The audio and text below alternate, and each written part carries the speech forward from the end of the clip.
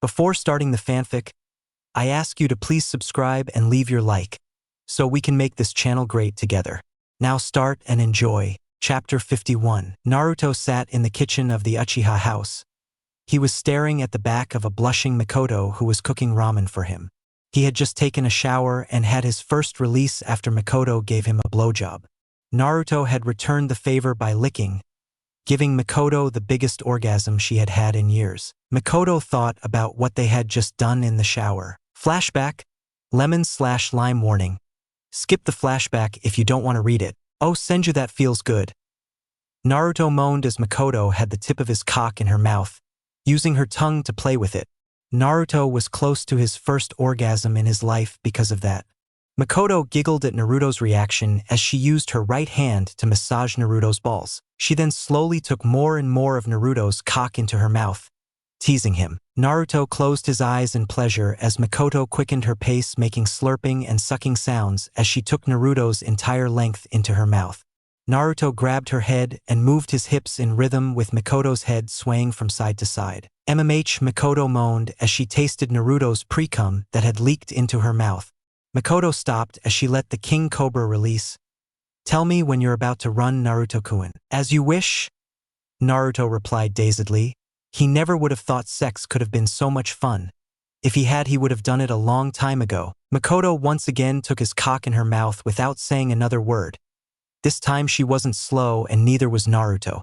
Mikoto did her best to try to take the entire length in her mouth as Naruto more or less face-fucked her with his movements and holding it around her head. That was all the inexperienced Naruto could handle as he almost screamed, I think I'm about to come, Databeo. Mikoto wanted Naruto to come somewhere other than her face or mouth and therefore had stopped sucking. Unfortunately for her, once he removed his cock from her mouth, he instantly came, showering her face with his sperm. It wasn't a small amount of sperm that the young Uzumaki had produced either.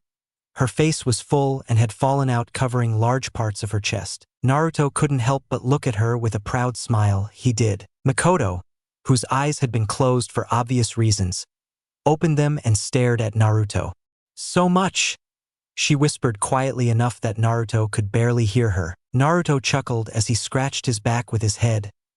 I'm sorry. Mikoto licked some of the cum off her face to prove not bad, she decided when Naruto surprised her. Mikoto, who was still sitting on the shower floor, screamed in surprise as Naruto spread his legs and looked at her womanhood. It seemed almost as if he was inspecting it. Without saying a word, Naruto reached out to taste her and then licked her sloppily. Mikoto could tell that this was her first time doing this, but when she thought about the whole situation they were in, she could help herself as she arrived within a minute. Here she was being licked by her best friend's son, who also happened to be her daughter's crush. He was also rumored to be the boyfriend of one of Konoha's beauties, Yuhi Kurenai.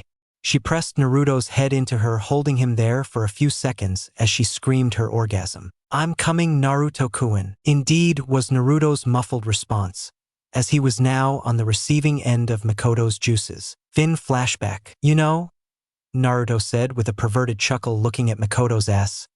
Uchiha women aren't that bad. Mikoto's eyebrow twitched at hearing that. I'm glad your opinion of our clan is changing. Naruto frowned. Don't get me wrong. I still hate the Uchiha clan. Mikoto, who had given him back all the time, turned to face him. How can you say that after doing that to me? And why do you keep coming here for food then? Naruto smiled. I have decided to make an exception for you, since you're sexy. Mikoto blushed and went back to the food. Besides, looking at it this way, after we've killed what's left of the Uchiha clan, I'll take you and Ujo as my grill friends, a bit like spoils of war. Naruto continued, then nodded that it made sense and he was sure his teacher Itama would approve. So you want me to become your girlfriend after you killed my children? Mikoto asked with a drop of sweat. How romantic. Naruto pouted. The Uchiha mother was making fun of him. Not that I would do it anyway, unless you give me reasons to. Mikoto placed a bowl of ramen in front of Naruto, who wasted no time as he dug in, devouring the bowl's contents. Another bowl had already been prepared, which Naruto devoured in the same manner. When Naruto finished eating, he said goodbye and thanked her. The last thing he said before leaving was, I hope we can do this again. Uchiha mother with a wink. It was then that Makoto realized that Naruto had not once called her by her name even though they had done all that. At the training grounds with Guy and the others, Guy and Lee now bonded with many more people at their team's training camps. This was because people were listening to Guy and Lee talking loudly about what Guy had planned after lunch. Guy was going to fight Naruto. This was something no one wanted to miss. Word spread around the village, and soon almost all of the ninja who had come into contact with Naruto were there. Tenten and Niji, who had shown up after lunch since doing their morning work on their own, were wondering what all the people in their training grounds were doing. Guy had explained that everyone was here to become youth disciples. Tsunade, Jiraiya, Hiruzen, and Kushina were there watching the training grounds from a distance so as not to make their presence known. All the rookie teams were present, including their teachers. This was a good opportunity for Tsunade to see Naruto in action. She knew that Guy never held back even in spars. When Naruto got there, he was as surprised as Niji and Tenten had been before. He was approached in a hug by Yamanaka Ino, who hadn't seen Naruto for a year. "Naruto-kun, you're back." Naruto hugged her and nodded as he looked at her face. "It's good to see you again, Ino-chan." Ino blushed in response and then backed away when she realized she had done it in front of all the people here. "Troublesome blondes," Shikamaru muttered, standing next to Chuji and Ino, who had joined their teammates again. Naruto hummed, walking towards him. Standing on his other side was Nara Shikaku, who was also interested in this fight and seeing Naruto again. Naruto narrowed his eyes as he looked at Shikamaru and Shikaku. He stopped at Shikaku and asked, "Aren't you Shika?" Shikaku smiled. "That's the right friend. We have to go out and have a couple of drinks sometime again." As troublesome as that may seem, Meihei was Shikamaru's fit laugh. "Dad, aren't you doing it again, or I'll tell Mom." Naruto's focus was now on Shikamaru as he again narrowed his eyes. "Is this your little brother?" Shikaku and Shikamaru's sweat dropped simultaneously. "No, that's my son Shikamaru," Shikaku replied. "Wait!" Naruto shouted as he looked at Shikaku in disbelief, pointing at him comically. "If that's Shikamaru, then who the hell are you?" Shikamaru was the one who answered, "Troublesome. That's my lazy father, Nara Shikaku." "Who are you calling lazy? Lazy brat?" Shikaku hit Shikamaru on the head with a clenched fist. Naruto's posture changed as his head fell towards the ground with sluggish shoulders. "My only friend is an old drunk," he thought sadly. "Taicho." Midori was the next to greet Naruto, who immediately forgot about his problems and smiled as he saw her. Right next to her was Hanabi, who bowed before him. "Naruto-sama." "Hello, Imuto-san." Naruto nodded to his former teammate, and then turned back to Midori Ujodano. Naruto knelt down as he bowed. "We humbly please you commoners with your presence, Tabeo." Hanabi growled while Midori was red-faced with shame and anger. "Stop, Taicho." "As you order." Ujo. Naruto stood up. "Anything else, Ujo?" "Aye. It's good to see you again." Midori snuck away before running away to hide behind Enko. All the attention had been on her and Naruto, which was a lot for her. "Naruto-sama." Hanabi was now standing right in front of him with her arms crossed over her chest. "I am happy to report that I have bled and can now bear your child." Naruto's entire body visibly shook like a scared cat. Not another, he thought in panic. Luckily, he was saved by no one other than Uchiha Sasuke. "You!" Sasuke growled at him as he walked. "I'll show you what it means to mess with an Uchiha." "Baka!" Sakura screamed as she ran towards Sasuke and tried to drag him back. "Don't bother, sensei. He doesn't have time for people like you," she spat. "Helmet, Sakura. This has nothing to do with you," Sasuke yelled at her. "Did you find out?" Naruto thought with wide eyes. Sasuke was angry because of what Kurenai had done to him in their training before the Chunin exams. According to Kurenai, she had done it on Naruto's orders. However, Naruto thought that Sasuke had discovered what Naruto and Makoto had done during lunchtime. "Your anger is justified." Naruto spoke slowly as Sasuke broke out of Sakura's death grip and walked towards Naruto again with a menacing glow. "HN." Sasuke replied. "So you want to challenge me to battle to restore your clan's honor?" Naruto acknowledged the Uchiha's motives. Sasuke backed away a little. "What? No," he shouted. "I just want to make it known that Uchiha Sasuke is not satisfied with what you have done." There was no way in hell Sasuke was going to challenge Naruto to a fight. He knew when he was outmatched. Naruto chuckled. Your mother was satisfied with what I did. Sasuke narrowed his eyes at Naruto. What did you say? Naruto had enough of Sasuke. He turned to Guy and asked him what he wanted since he got here. Eyebrows-sen. What's going on here? Guy was standing next to Lee shouting about youth. You are just in time, my young friend. Guy made the nice guy pose. You and I are going to have a little spar, and that is what has brought all these young viewers. Naruto looked at Team 8 that was united. When he saw Kurenai, he shivered a little. Kurenai noticed Naruto's strange behavior and glared at him. Naruto-kun, what have you done now? Naruto ignored the question instead. He smiled at Kurenai. I want to talk to you later, Kurenai. Then he stretched his muscles and cracked his knuckles. But for now I have a monster to beat up. YOSH. Guy clapped his hands. Let's begin. Naruto then implanted Guy's right foot into his face. Dynamite entry. The force of the kick was enough to send Naruto across the training grounds. Kakashi's sweat fell as he looked at Naruto, who had been kicked 20 meters with a single kick. Guy isn't holding back, he said to his partner Asuma, who frowned. I for one will enjoy watching the brat kick his ass. Naruto rubbed his head in pain. He wasn't ready for this. He was still wondering what exactly was going on. He unveiled his sword as he stood up and looked at Guy, who hadn't moved from the spot he had kicked Naruto from earlier. You're going to regret that, Tabeo? Naruto spoke slowly before grinning like a madman. Chapter 51. Naruto sat in the kitchen of the Uchiha house. He was staring at the back of a blushing Mikoto who was cooking ramen for him. He had just taken a shower and had his first release after Mikoto gave him a blowjob. Naruto had returned the favor by licking, giving Mikoto the biggest orgasm she had had in years. Mikoto thought about what they had just done in the shower. Flashback. Lemon/lime warning. Skip the flashback if you don't want to read it. Oh, Senju, that feels good. Naruto moaned as Mikoto had the tip of his cock in her mouth, using her tongue to play with it. Naruto was close to his first orgasm in his life because of that. Mikoto giggled at Naruto's reaction as she used her right hand to massage Naruto's balls. She then slowly took more and more of Naruto's cock into her mouth, teasing him. Naruto closed his eyes in pleasure as Mikoto quickened her pace, making slurping and sucking sounds as she took Naruto's entire length into her mouth. Naruto grabbed her head and moved his hips in rhythm with Mikoto's head swaying from side to side. Mikoto moaned as she tasted Naruto's pre-cum that had leaked into her mouth. Mikoto stopped as she let the King Cobra release. Tell me when you're about to run, Naruto-kun. As you wish, Naruto replied dazedly. He never would have thought sex could have been so much fun. If he had, he would have done it a long time ago. Mikoto once again took his cock in her mouth without saying another word.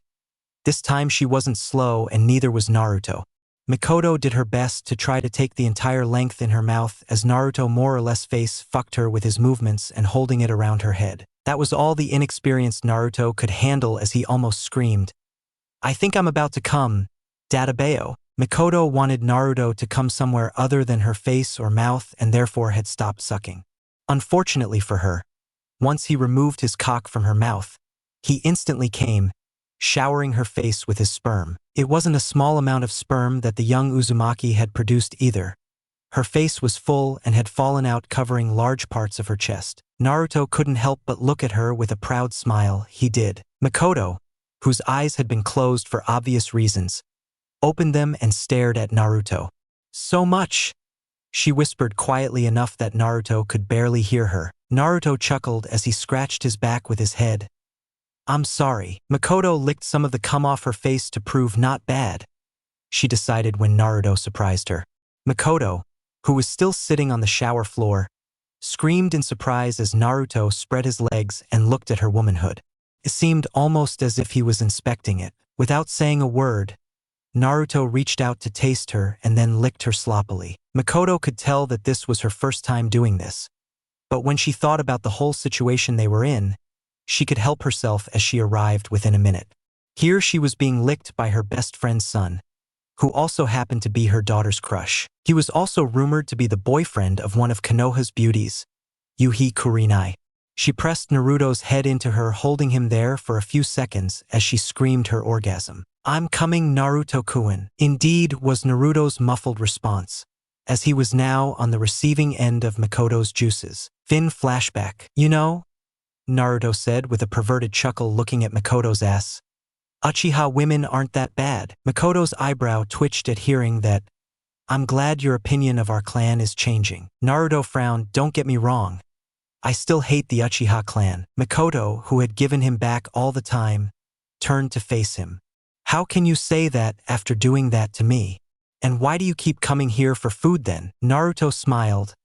I have decided to make an exception for you, since you're sexy. Makoto blushed and went back to the food. Besides looking at it this way, after we've killed what's left of the Uchiha clan, I'll take you and Ujo as my grill friends, a bit like spoils of war. Naruto continued, then nodded that it made sense and he was sure his teacher Itama would approve. So you want me to become your girlfriend after you killed my children? Makoto asked with a drop of sweat. How romantic. Naruto pouted. The Uchiha mother was making fun of him. Not that I would do it anyway, unless you give me reasons too. Makoto placed a bowl of ramen in front of Naruto, who wasted no time as he dug in, devouring the contents of the bowl. Another bowl had already been prepared which Naruto devoured in the same manner. When Naruto finished eating, he said goodbye and thanked her. The last thing he said before leaving was, I hope we can do this again. Uchiha mother with a wink. It was then that Makoto realized that Naruto had not once called her by her name even though they had done all that. At the training grounds with Guy and the others, Guy and Lee now bonded with many more people at their team's training camps. This was because people were listening to Guy and Lee talking loudly about what Guy had planned after lunch.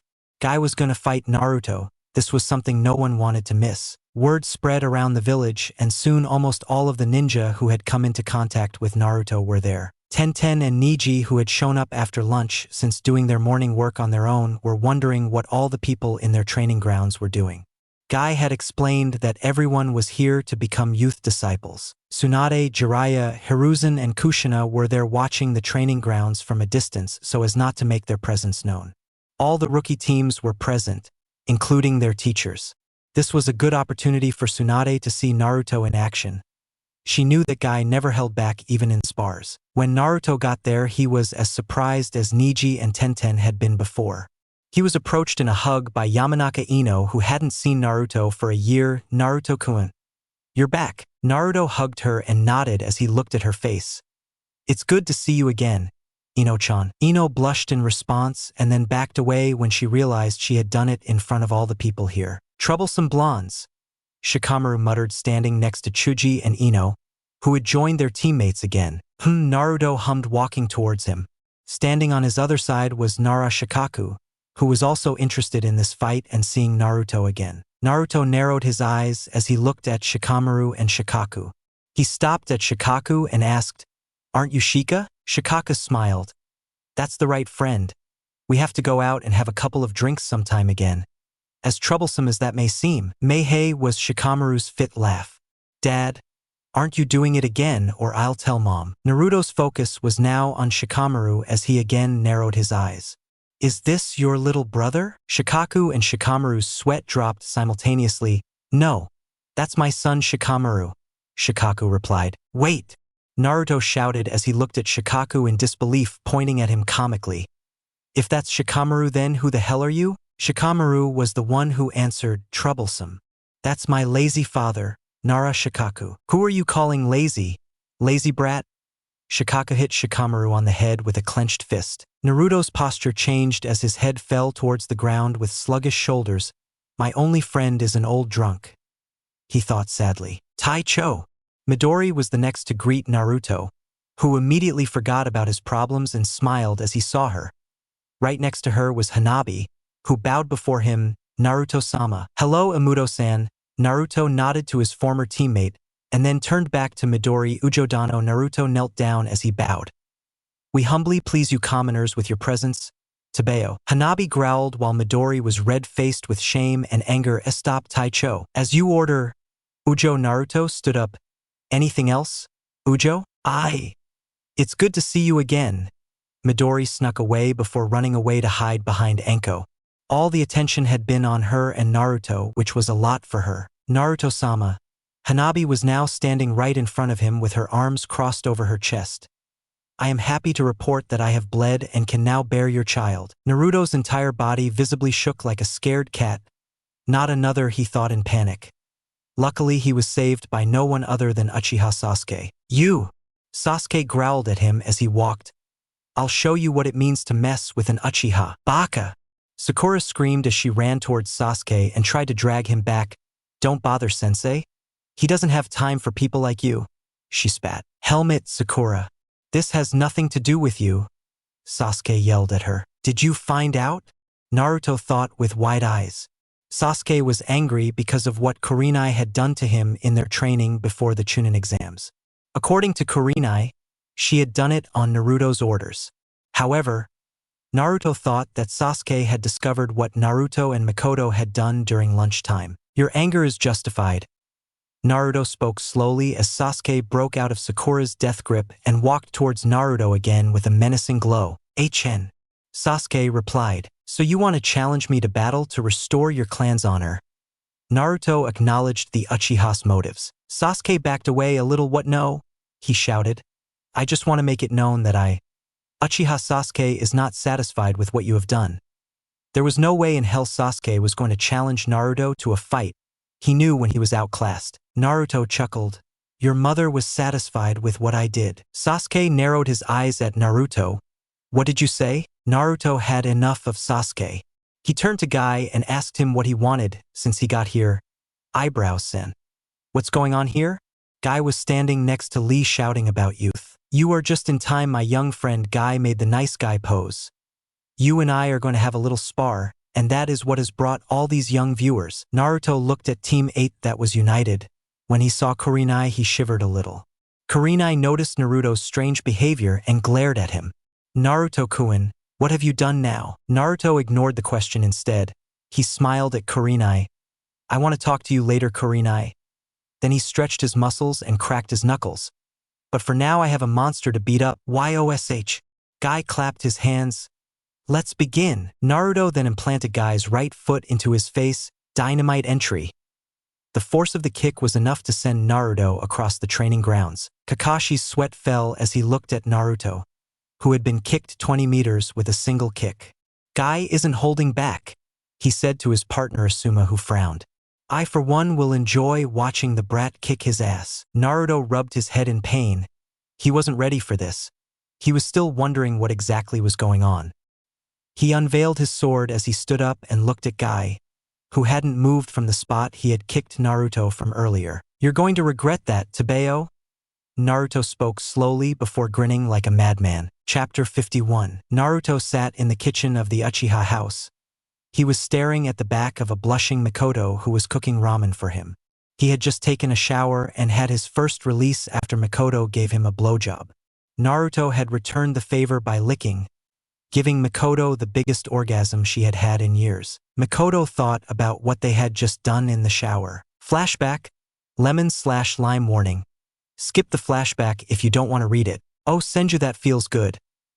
Naruto moaned as Mikoto had the tip of his cock in her mouth, using her tongue to play with it. Naruto was close to his first orgasm in his life because of that.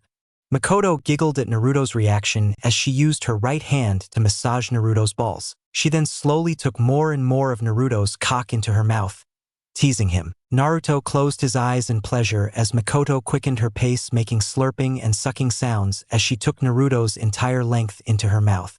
Naruto grabbed her head and moved his hips in rhythm with Mikoto's head swaying from side to side. Mikoto moaned as she tasted Naruto's pre-cum that had leaked into her mouth.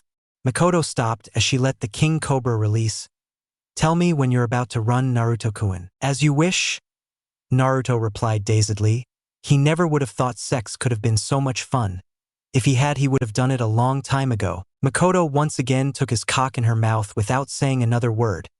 This time she wasn't slow and neither was Naruto.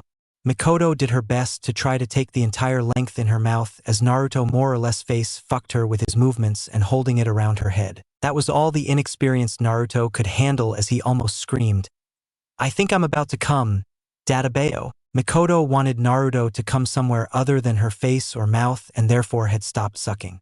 Unfortunately for her, once he removed his cock from her mouth, he instantly came, showering her face with his sperm. It wasn't a small amount of sperm that the young Uzumaki had produced either. Her face was full and had fallen out, covering large parts of her chest. Naruto couldn't help but look at her with a proud smile. He did. Makoto, whose eyes had been closed for obvious reasons, opened them and stared at Naruto. "So much," she whispered quietly enough that Naruto could barely hear her. Naruto chuckled as he scratched his back with his head. "I'm sorry." Makoto licked some of the cum off her face to prove not bad, she decided when Naruto surprised her. Makoto, who was still sitting on the shower floor, screamed in surprise as Naruto spread his legs and looked at her womanhood. It seemed almost as if he was inspecting it. Without saying a word, Naruto reached out to taste her and then licked her sloppily. Makoto could tell that this was her first time doing this, but when she thought about the whole situation they were in, she could help herself as she arrived within a minute. Here she was being licked by her best friend's son, who also happened to be her daughter's crush. He was also rumored to be the boyfriend of one of Konoha's beauties, Yuhi Kurenai. She pressed Naruto's head into her, holding him there for a few seconds as she screamed her orgasm. "I'm coming, Naruto-kun." Indeed, was Naruto's muffled response, as he was now on the receiving end of Makoto's juices. Thin flashback. "You know," Naruto said with a perverted chuckle, looking at Makoto's ass, "Uchiha women aren't that bad." Makoto's eyebrow twitched at hearing that. "I'm glad your opinion of our clan is changing." Naruto frowned. "Don't get me wrong, I still hate the Uchiha clan." Makoto, who had given him back all the time, turned to face him. "How can you say that after doing that to me? And why do you keep coming here for food then?" Naruto smiled. "I have decided to make an exception for you, since you're sexy." Makoto blushed and went back to the food. "Besides, looking at it this way, after we've killed what's left of the Uchiha clan, I'll take you and Ujo as my grill friends, a bit like spoils of war," Naruto continued, then nodded that it made sense and he was sure his teacher Itama would approve. "So you want me to become your girlfriend after you killed my children?" Makoto asked with a drop of sweat. "How romantic." Naruto pouted. The Uchiha mother was making fun of him. "Not that I would do it anyway, unless you give me reasons too." Makoto placed a bowl of ramen in front of Naruto, who wasted no time as he dug in, devouring the bowl's contents. Another bowl had already been prepared, which Naruto devoured in the same manner. When Naruto finished eating, he said goodbye and thanked her. The last thing he said before leaving was, "I hope we can do this again, Uchiha mother," with a wink. It was then that Makoto realized that Naruto had not once called her by her name, even though they had done all that. At the training grounds with Guy and the others, Guy and Lee now bonded with many more people at their team's training camps.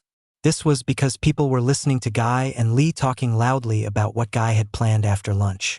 Guy was going to fight Naruto. This was something no one wanted to miss. Word spread around the village, and soon almost all of the ninja who had come into contact with Naruto were there. Tenten and Niji, who had shown up after lunch since doing their morning work on their own, were wondering what all the people in their training grounds were doing. Guy had explained that everyone was here to become youth disciples. Tsunade, Jiraiya, Hiruzen, and Kushina were there watching the training grounds from a distance so as not to make their presence known. All the rookie teams were present, including their teachers. This was a good opportunity for Tsunade to see Naruto in action. She knew that Guy never held back even in spars. When Naruto got there, he was as surprised as Niji and Tenten had been before. He was approached in a hug by Yamanaka Ino, who hadn't seen Naruto for a year. "Naruto-kun, you're back." Naruto hugged her and nodded as he looked at her face. "It's good to see you again, Ino-chan." Ino blushed in response and then backed away when she realized she had done it in front of all the people here. "Troublesome blondes," Shikamaru muttered, standing next to Chuji and Ino, who had joined their teammates again. Naruto hummed, walking towards him. Standing on his other side was Nara Shikaku, who was also interested in this fight and seeing Naruto again. Naruto narrowed his eyes as he looked at Shikamaru and Shikaku. He stopped at Shikaku and asked, "Aren't you Shika?" Shikaku smiled. "That's the right friend. We have to go out and have a couple of drinks sometime again. As troublesome as that may seem." Meihei was Shikamaru's fit laugh. "Dad, aren't you doing it again, or I'll tell Mom." Naruto's focus was now on Shikamaru as he again narrowed his eyes. "Is this your little brother?" Shikaku and Shikamaru's sweat dropped simultaneously. "No, that's my son Shikamaru," Shikaku replied. "Wait!" Naruto shouted as he looked at Shikaku in disbelief, pointing at him comically. If that's Shikamaru, then who the hell are you? Shikamaru was the one who answered, troublesome. That's my lazy father, Nara Shikaku. Who are you calling lazy? Lazy brat? Shikaku hit Shikamaru on the head with a clenched fist. Naruto's posture changed as his head fell towards the ground with sluggish shoulders. My only friend is an old drunk, he thought sadly. Taicho. Midori was the next to greet Naruto, who immediately forgot about his problems and smiled as he saw her. Right next to her was Hanabi, who bowed before him. Naruto-sama. Hello, Imuto-san. Naruto nodded to his former teammate, and then turned back to Midori Ujodano. Naruto knelt down as he bowed. We humbly please you commoners with your presence. Tabeo. Hanabi growled while Midori was red-faced with shame and anger. Stop, Taicho. As you order. Ujo. Naruto stood up. Anything else? Ujo? Aye. It's good to see you again. Midori snuck away before running away to hide behind Anko. All the attention had been on her and Naruto, which was a lot for her. Naruto-sama. Hanabi was now standing right in front of him with her arms crossed over her chest. I am happy to report that I have bled and can now bear your child. Naruto's entire body visibly shook like a scared cat. Not another, he thought in panic. Luckily, he was saved by no one other than Uchiha Sasuke. You! Sasuke growled at him as he walked. I'll show you what it means to mess with an Uchiha. Baka! Sakura screamed as she ran towards Sasuke and tried to drag him back. Don't bother, sensei. He doesn't have time for people like you. She spat. Helmet, Sakura. This has nothing to do with you. Sasuke yelled at her. Did you find out? Naruto thought with wide eyes. Sasuke was angry because of what Kurenai had done to him in their training before the Chunin exams. According to Kurenai, she had done it on Naruto's orders. However, Naruto thought that Sasuke had discovered what Naruto and Mikoto had done during lunchtime. Your anger is justified. Naruto spoke slowly as Sasuke broke out of Sakura's death hold and walked towards Naruto again with a menacing glow. HN. Sasuke replied, so you want to challenge me to battle to restore your clan's honor? Naruto acknowledged the Uchiha's motives. Sasuke backed away a little. What no? He shouted. I just want to make it known that Uchiha Sasuke is not satisfied with what you have done. There was no way in hell Sasuke was going to challenge Naruto to a fight. He knew when he was outmatched. Naruto chuckled. Your mother was satisfied with what I did. Sasuke narrowed his eyes at Naruto. What did you say? Naruto had enough of Sasuke. He turned to Guy and asked him what he wanted since he got here. Eyebrows, sen. What's going on here? Guy was standing next to Lee shouting about youth. You are just in time, my young friend. Guy made the nice guy pose. You and I are going to have a little spar, and that is what has brought all these young viewers. Naruto looked at Team 8 that was united. When he saw Kurenai, he shivered a little. Kurenai noticed Naruto's strange behavior and glared at him. Naruto-kun, what have you done now? Naruto ignored the question instead. He smiled at Kurenai. I want to talk to you later, Kurenai. Then he stretched his muscles and cracked his knuckles. But for now I have a monster to beat up. YOSH. Guy clapped his hands. Let's begin. Naruto then implanted Guy's right foot into his face. Dynamite entry. The force of the kick was enough to send Naruto across the training grounds. Kakashi's sweat fell as he looked at Naruto, who had been kicked 20 meters with a single kick. Guy isn't holding back, he said to his partner Asuma, who frowned. I for one will enjoy watching the brat kick his ass. Naruto rubbed his head in pain. He wasn't ready for this. He was still wondering what exactly was going on. He unveiled his sword as he stood up and looked at Guy, who hadn't moved from the spot he had kicked Naruto from earlier. You're going to regret that, Tabeo? Naruto spoke slowly before grinning like a madman. Chapter 54. How dare you? Kuratsuchi thought as she looked at the son of the Yondaime Hokage, fourth Hokage, who in return looked at her like she was some kind of idiot. Didn't he know why she was here? What had his evil father done in the Great Third Ninja War? Namikaze Minato himself was responsible for the deaths of thousands of IWA ninja during the Third Great Ninja War. One of them was Kuratsuchi's uncle that he never met. His grandfather Owanoki and father Kitsuchi had told him to forget the past so they could start Konoha anew with good relations between the villages. Kuratsuchi didn't agree with that. He wanted the spawn of the Yondaime Hokage to suffer. She hated him. What do you want? Naruto asked in a bored tone. Can't you see I'm busy? I was on a mission after all. This just made Kuratsuchi even angrier. Just a few days ago, this idiot had been the reason why they only slept a few hours the night they arrived in Konoha, since he kept bothering them in his drunken state. I want to kick your ass, you fucking moron. Kuratsuchi spat the words. I'm going to avenge all the Iwo shinobi and my uncle that your evil father, the Yondaime Hokage, killed during the war. Kuratsuchi didn't expect Naruto to smile at him, showing his teeth, and then laugh heartily until he was out of breath. When Naruto stopped laughing, a very irritated Kuratsuchi asked, "What's so funny?" Naruto raised an eyebrow in response. "I wasn't supposed to laugh? What's so funny about your father killing thousands of IWA ninjas?" Kuratsuchi yelled at him, face red with anger. Naruto waved his hands at her with a chuckle. "Stop. You're making me blush." Kuratsuchi had taken enough rubbish of this low life. Didn't he know who he was talking to? She was the Tsuchikige's granddaughter. "That's what I'm going to kill you, you blonde bastard." Kuratsuchi ran towards Naruto on top of the walls. Naruto raised his hands to stop her. Hey. He tried to calm her down. "Relax, man." Kurotuski had stopped running now in favor of giving Naruto a death glare. "Man?" she questioned. Naruto tried again. With a laugh he corrected himself. "Relax, boy. There's no need for us to fight." Even more red-faced than before, Kuratsuchi screamed so loud Naruto thought his eardrums would explode. "I'm a girl, asshole." When Naruto recovered from the loud scream, his eyebrows twitched in annoyance. Who was this person? Why was this person trying to trick him? He had already figured out how to differentiate between a boy and a girl. "Is that so?" Naruto asked, slowly approaching Kuratsuchi, who was only a meter away from him. He poked it in the chest with his index finger. He felt something soft and heard Kuratsuchi release a quiet moan from his mouth. "Well, fuck it," Naruto said in almost a whisper. He was fully aware of the danger he was in. Naruto didn't think it was possible to scream louder than Kuratsuchi did before. But he was wrong. "You're dead. You damn pervert." She screamed at the top of her lungs, chasing after Naruto, who had done the smart thing by running as fast as he could. Kuratsuchi was throwing kunai and shuriken at Naruto as they chased after him.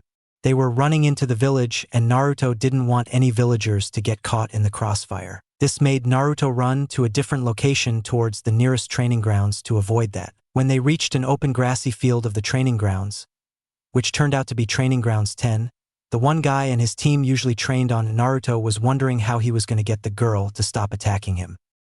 He had no intention of fighting her, as he had nothing to gain from it. In fact, it would only make him look bad. A Konoha jounin fighting a foreign kunoichi genin. Yeah, it would only mean trouble for him. Naruto recognized the training grounds, so he stopped and turned around to face Kuratsuchi. He couldn't go any further into the training grounds and risk encountering Guy and his strange spectacle. Kuratsuchi smiled at him and said, "I'm not going to run anymore?" Naruto chuckled. He had already formed a plan to get her to leave him alone. "Excuse me, miss, would you mind?" Naruto stopped talking as his entire body shook because someone else appeared in front of him. "Naruto, dare you finish that sentence?" It was Kurinai standing in front of him with her arms crossed under her chest. With a trembling eyebrow, Naruto asked, "What do you want, Anna?" Kurinai gave him a look that made Naruto break out in a sweat. "I mean, what can I help you with, Kurinai-heim?" "I've asked Tsunade-sama to borrow you for a few hours," Kurinai began. "While you help me, Kakashi will take your place on your patrol duty." "Right to patrol?" Naruto almost shouted. "It's a very important mission that only I can do. Good-for-nothing Uchiha will only ruin things." Kuratsuchi stomped to get between Kurinai and Naruto. With a glare he shouted, "Don't forget about me, you bastard." Kurinai frowned, moving towards Kuratsuchi. "Who is this?" he asked in an almost accusatory tone. Naruto shrugged. "I don't know." They were doing it again, ignoring her with a TCH. He formed a hand signal for a jutsu. "Take this," she screamed, but stopped when Kurinai turned to her with a mean look on her face. "You!" she snapped at Kuratsuchi, who responded with a calm and nervous, "Yes. What business do you have with my man?" Kurinai was tired of every woman going after Naruto. He had decided that he wasn't going to let it happen anymore. He would chase them with a stick if he had done it too. "I'm going to Kuratsuchi began. but stopped when she saw a dark aura surrounding Kurenai kiss. Kurenai muttered, "Get lost before you get hurt, bitch." Kuratsuchi backed away slowly. He had intended to say that he was going to kick Naruto's ass, but he didn't feel the need to explain that. She just wanted to get as far away from Kurenai as possible. "You're lucky your wife is here to save you. I'll get you next time." With that, Kuratsuchi disappeared in a shunshin. Naruto laughed that someone else had to experience the evil that was Kurenai. "What's so funny?" Kurenai asked. Fake Naruto coughed into his hand. "Nothing. What do you need me for?" "I need your help getting my things out of my apartment," Kurenai explained. Naruto nodded at that. He was expecting something much worse. "Are you moving?" asked. "Yes," Kurenai said simply, then smiled cutely at Naruto. "I'm moving in with you." Time seemed to stop after Kurenai said that. This was like a scene taken from one of his recurring nightmares. Naruto thought about what to do next. Should he run? Or should I fight her? No matter what, I couldn't let this happen. "Of course I do," Naruto said with a bright smile. "Let's go then." There was no point in fighting him. Just let it happen. As Naruto and Kurenai began walking towards their apartment, Naruto heard Kurama making spanking sounds and laughing at him. "Shut up, you." Naruto growled at him. 20 minutes later, Kushina was training Tayuya outside in her large backyard. The Chunin exams were due to start in 3 days, so Kushina wanted Tayuya to be fully prepared this time. As Tayuya was a student of Kushina along with 2 of the 3 Sanins, failure was not an option. Kushina had Tayuya try to meditate so she could communicate with the 3 tails she hadn't had much luck with before. So it was calm and quiet until he heard many sounds coming from his house. She heard the sound of glass breaking, making her think that maybe someone was foolish enough to try to break into her house. "Tayuya!" She spoke loudly as she shook her student back from his mindscape. "What is it?" a confused Tayuya asked. But before Kushina could answer, Tayuya also heard the sounds coming from her house. It seemed like 2 people were arguing. "I think someone is trying to break into our house," Kushina explained. "That?" Tayuya yelled. "Let's show why it's a bad idea to mess with ninjas." Kushina could nod her head as they ran back to her house. When they arrived, they were surprised to see 20 Naruto clones carrying cardboard boxes and bags to their room. Standing outside their room was Kurenai, who seemed to be instructing them. "You didn't have to break the window. We could only come in through the front door," Kurenai said to the real Naruto, who was inside her room unpacking all of Kurenai's things. "Stop complaining," Naruto complained. "We're in, right?" "Naruto, Kurenai, what's going on?" Kushina asked as Kurenai and Naruto turned to her and Tayuya as if they just realized they were here. "Hello, mother, Tayuya," Naruto said in a bored tone. "I'm just taking Kurenai's things to my room." Kurenai nodded. "We're going to live together from now on." "That?" Tayuya shouted as she turned to Kushina. "No way. Right, Kushina? Of course not." Kushina roared. "Why the hell didn't you ask me about this? This is my house," she demanded. "Kasama," Kurenai fumed while Naruto scowled at them. "Don't give me that," Kushina yelled at Kurenai. "I've never liked your and Naruto's relationship, and there's no way in hell I'm going to allow you 2 to live together under my roof." Tayuya laughed. "Serves you right, bitch." It might sound ruder than it was just how Tayuya expressed herself. "Naruto," Kurenai pleaded, waiting for him to say something. With a sigh, Naruto stopped unpacking his things. "What's the problem?" Naruto stood up and then walked next to Kurenai, pointed his thumb at her and asked, "Why don't you want the Ana to live here? Shithead, why are you with her? I thought you and I were together since we did it." Tayuya started before stopping due to embarrassment. Red-faced as he finished his sentence, "You know, we kissed." She lay down. Kurenai turned to Tayuya with a glow as Kushina looked at her in shock. Kushina had always thought that Naruto and Tayuya had more of a brother-sister relationship, if anything. "Don't tell me you like him too?" Kushina asked Tayuya, who raised an eyebrow in response.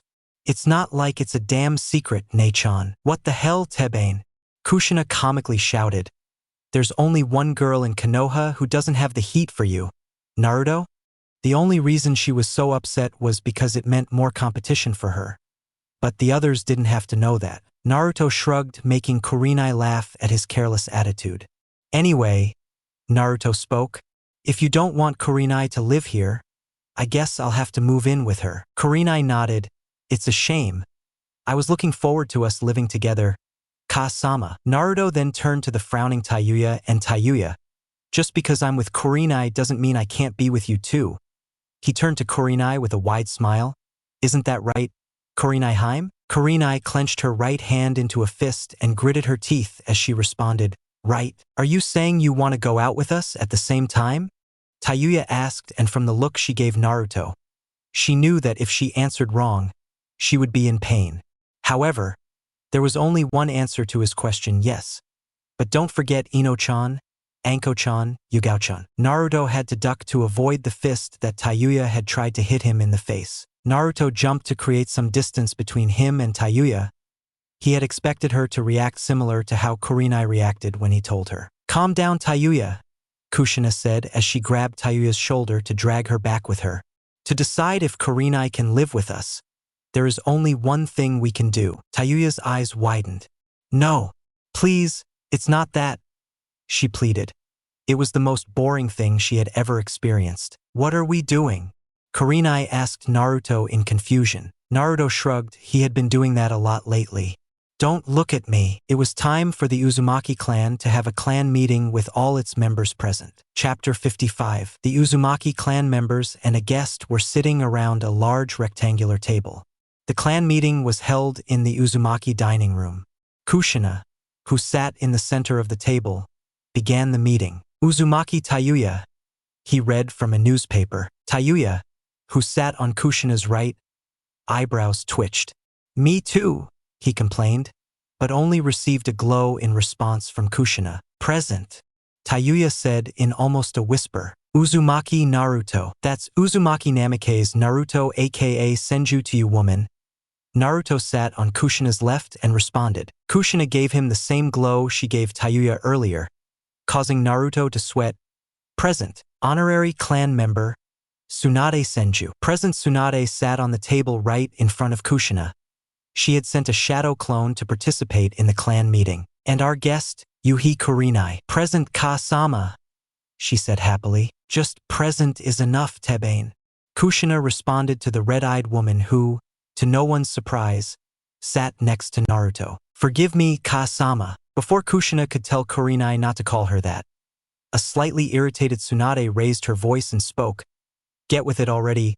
You know I hate this kind of thing. Okay, let's start with the less important matters before moving on to the reason I called this meeting, Kushina said, making Tayuya want to hit her head on the table. I'll start with a personal matter, Kushina continued. For a while, some of my newly purchased panties have been missing. I think we have a panty thief on the loose. Kurenai and Tsunade turned to Naruto and looked at him, pervert. They accused while Tayuya was looking at the table. Naruto pointed at himself in confusion. I'm not interested in taking any of her panties unless I'm removing them directly from her body. Databeo?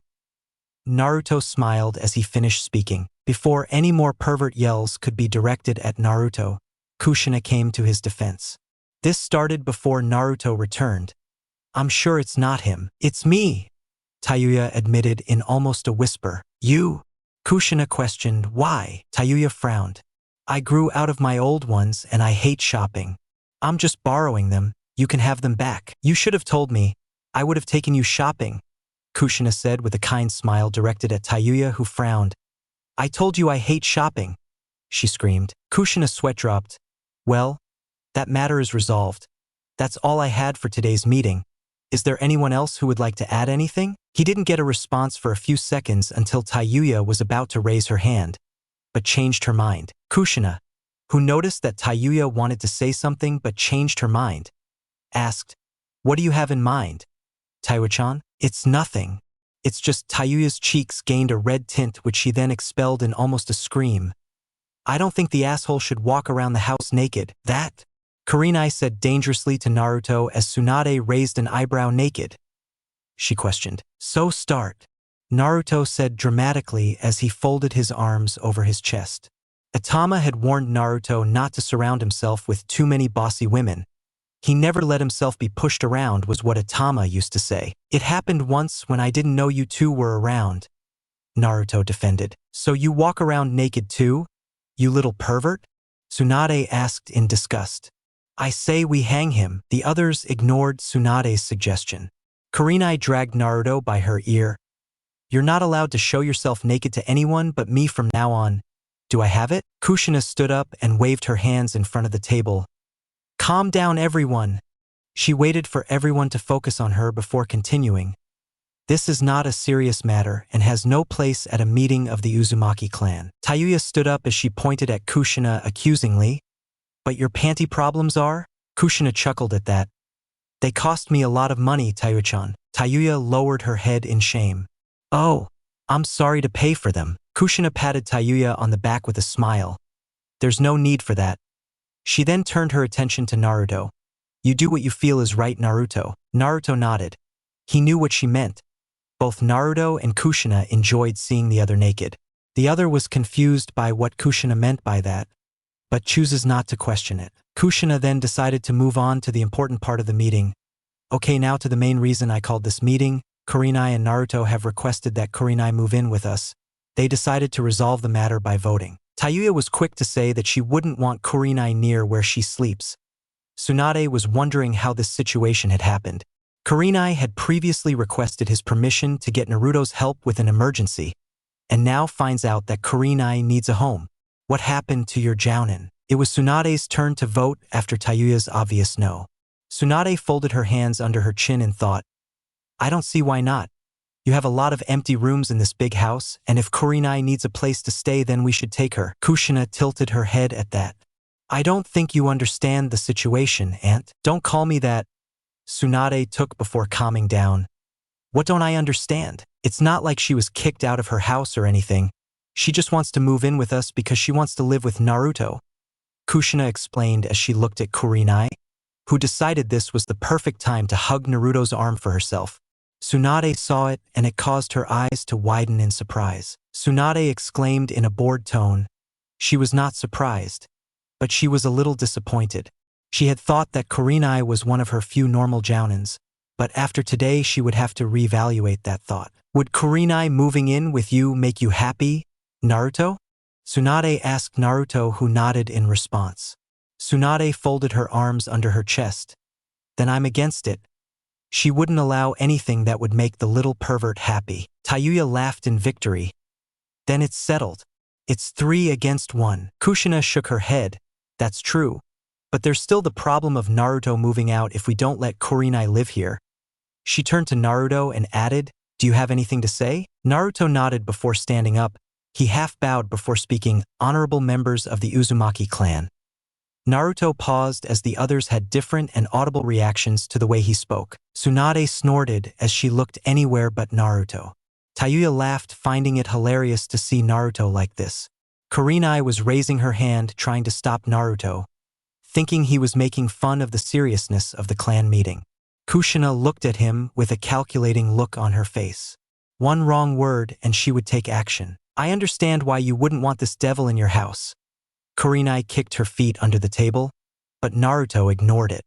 But before you make your decision, you need to know what Kurenai has to offer living with us. What does she have to offer? Kushina repeated, sounding a little curious. Yes, Naruto said with a wink. She asked to move in with me last year. Obviously I turned him down. Naruto explained as Kurenai lightly punched him on his arm. She offered to do my laundry, wash the dishes, and help with anything else around the house. Naruto then turned to Kushina dramatically, her face very close to his. Doesn't that sound good, Databeo? Tayuya snorted. As if that's going to change my mind. Just as Tayuya finished speaking, Kushina walked over to Kurenai's seat and hugged her. Welcome to the family, eh? Eni-chan? Tayuya screamed comically with her jaw dropping as Tsunade shook her head at her family's antics. I wasn't done. She has more to offer, Naruto said with a frown. She has nice long sexy legs, big round tits, a firm but also soft. Naruto stopped when he sensed the incoming danger that was his female company. He let them assault his face this time since he was happy and contented. His first wife now lived with him, now he just had to get the rest. Before they finished the meeting, they were in for another surprise. I think Shizune and I should move in with you too so we can help you. Tsunade began making the others' eyes widen in surprise. except Naruto, who weakly gave a thumbs up in approval. Tsunade explained her reasons for moving, which was, help Kushina take care of the house. She would be closer to her student Tayuya. She could raid Naruto's storage. And most importantly, make sure there is no funny business inside this house. Naruto is still just a kid, he finished. With different thoughts and feelings about how the meeting went, they returned to what they were doing before the meeting. Naruto and Kurenai had to move their things to one of the empty rooms. Kushina and Tayuya returned to their backyard for more training, while Tsunade's clone dissipated, returning the memories to the original. Later that night, Kurenai had settled into her new room, which was on the second floor with the others. Also, Tsunade and Shizen had received a room each as they had moved in on the same night.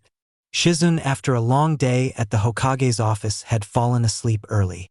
Tsunade had disappeared somewhere, probably at her old house drinking in her solitary. Kushina could be seen standing outside the door to Naruto's room, wearing only a bathrobe. He was standing guard to keep Kurenai, but also Tayuya, who he had discovered had shared a bed with Naruto on several occasions, out of his room.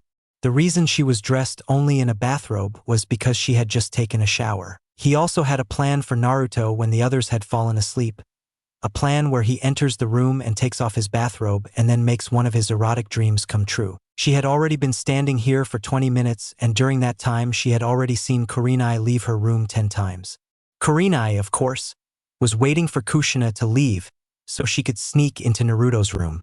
A sleepy Tayuya had attempted to simply walk past Kushina to Naruto's room, only to be dragged back to her room. It was an hour later when Kushina decided to act on her plan. Kurenai hadn't left her room for over 30 minutes, which meant she had either fallen asleep or given up. Kushina opened the door and let her bathrobe fall to the floor as she smiled towards the bed where she saw Tsunade. Kushina screamed loudly as she saw the back of a clothed Tsunade straddling shirtless Naruto's waist. Tsunade turned around and drawled, "What?" He then narrowed his eyes at Kushina. "Why are you naked? What are you doing in bed with my son?" Kushina responded. Through clenched teeth, Tsunade replied, "The little pervert used her ration to bring me to his room. Now he won't let me go." Tsunade tried to make it seem like the only reason she was straddling Naruto was because she was planning on punching his face until he let her go back to his room. Naruto smiled at his naked mother. "Hey mom," he then said. His smile quickly disappeared as Tsunade launched a chakra-covered punch directly into his face before standing up to face Kushina. Again, "Why are you naked?" Kushina scratched the back of her head with a weak laugh. "Hey, I dropped my bathrobe in surprise of seeing you in it," she tried. Tsunade stared at Kushina. "Kushina," was all she said as Kushina responded, "Yes, salt," she shouted, pointing to the door. Kushina grabbed her bathrobe before retreating to her own room, a little embarrassed at having been caught. But she was happy that it was Tsunade and no one else who caught her. At least she wouldn't judge her too much. With a shake of her head, Tsunade closed Naruto's door before returning to the bed, smiling at Naruto. "Now where were we?" she said before she threw her arms around Naruto and smashed his lips with hers. "When you play the Naruto game, you win or you die." Chapter 56. After the night Kurenai, Tsunade, and Shizen moved into the Uzumaki house, things went back to normal. Naruto had visited Sakura to give her some advice and show her some techniques to help her prepare for the Chunin exams. He had also paid a visit to the Nara family so he could deal with the ghost problem they had. Shikaku, who was preparing Shikamaru for the Chunin exams, had let Naruto into his house. Shikaku and Shikamaru were interested in finding out what Naruto had in store for Yoshino. Yoshino was in her kitchen cooking lunch for them when Naruto arrived. "Hey!" Naruto greeted as he entered the kitchen. Yoshino turned around with a raised eyebrow. "Hello," she said, a little unsure, wondering what he was doing here before seeing her husband and son behind him and thought he was with them. "Aren't you Kushina's boy? The one who did Chunin last year?" she asked. Naruto chuckled as he ignored the question. He walked towards her, shaking his head. "We can do this the hard way or the easy way." "That?" Yoshino had no idea what he meant, and neither did Shikaku and Shikamaru. Although Shikamaru was starting to get a little worried, Yoshino's eyes widened in surprise as she felt Naruto's arms around her as he hugged her. Naruto then sat down with Yoshino still trapped in his embrace. Naruto then picked her up by the waist and threw her over his shoulder. Her ass was now thrust into the air right in front of Naruto's face, while Yoshino was able to look at her husband and son behind them. Naruto then lightly slapped her, but with his hand receiving a shout from Yoshino. "What the hell do you think you're doing?" She received more and harder slaps on her ass in response. Meanwhile, Shikamaru had run away from his house faster than he had run before. He was sure he would be blamed for this when it was over since Naruto was his friend. Shikaku, to surprise himself by acting, could watch as Naruto spanked his wife with his jaw dropped, unable to form words. "Shikaku! Stop him!" Yoshino shouted even louder as she squirmed in Naruto's grip. Naruto slapped her 3 more times, harder each time, and for now Yoshino was quiet. The next time Naruto slapped her, she had stopped struggling completely and looked like she was enjoying it. As Naruto continued to spank Yoshino, he moaned between saying, "Shikaku-kun, is this your way of saying you want a threesome?" Unsure, Shikaku responded, "Do you want that?" For now, Naruto put Yoshino down, letting her sit in front of him. Yoshino was red from blushing due to the embarrassing situation she found herself in. She managed a weak wink. "If it's with this girl, then I'm all for it." Naruto stood up, ignoring the conversation between husband and wife.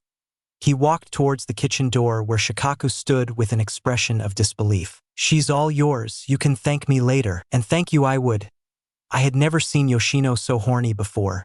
Shikaku had a very pleasant afternoon with his wife after that. After taking care of his business with Sakura and Shikaku, or the Shikagai as Naruto would put it, Naruto returned to his post outside the village on patrol duty. He spent 2 more days outside the village until he was asked to visit the Hokage's office. Tsunade had also asked Yugao and Kushina so she could give the 3 of them a new mission. Kushina and Yugao were to protect Tsunade for the rest of the Chunin exams. Naruto's new mission was to protect the former Hokage, Hiruzen.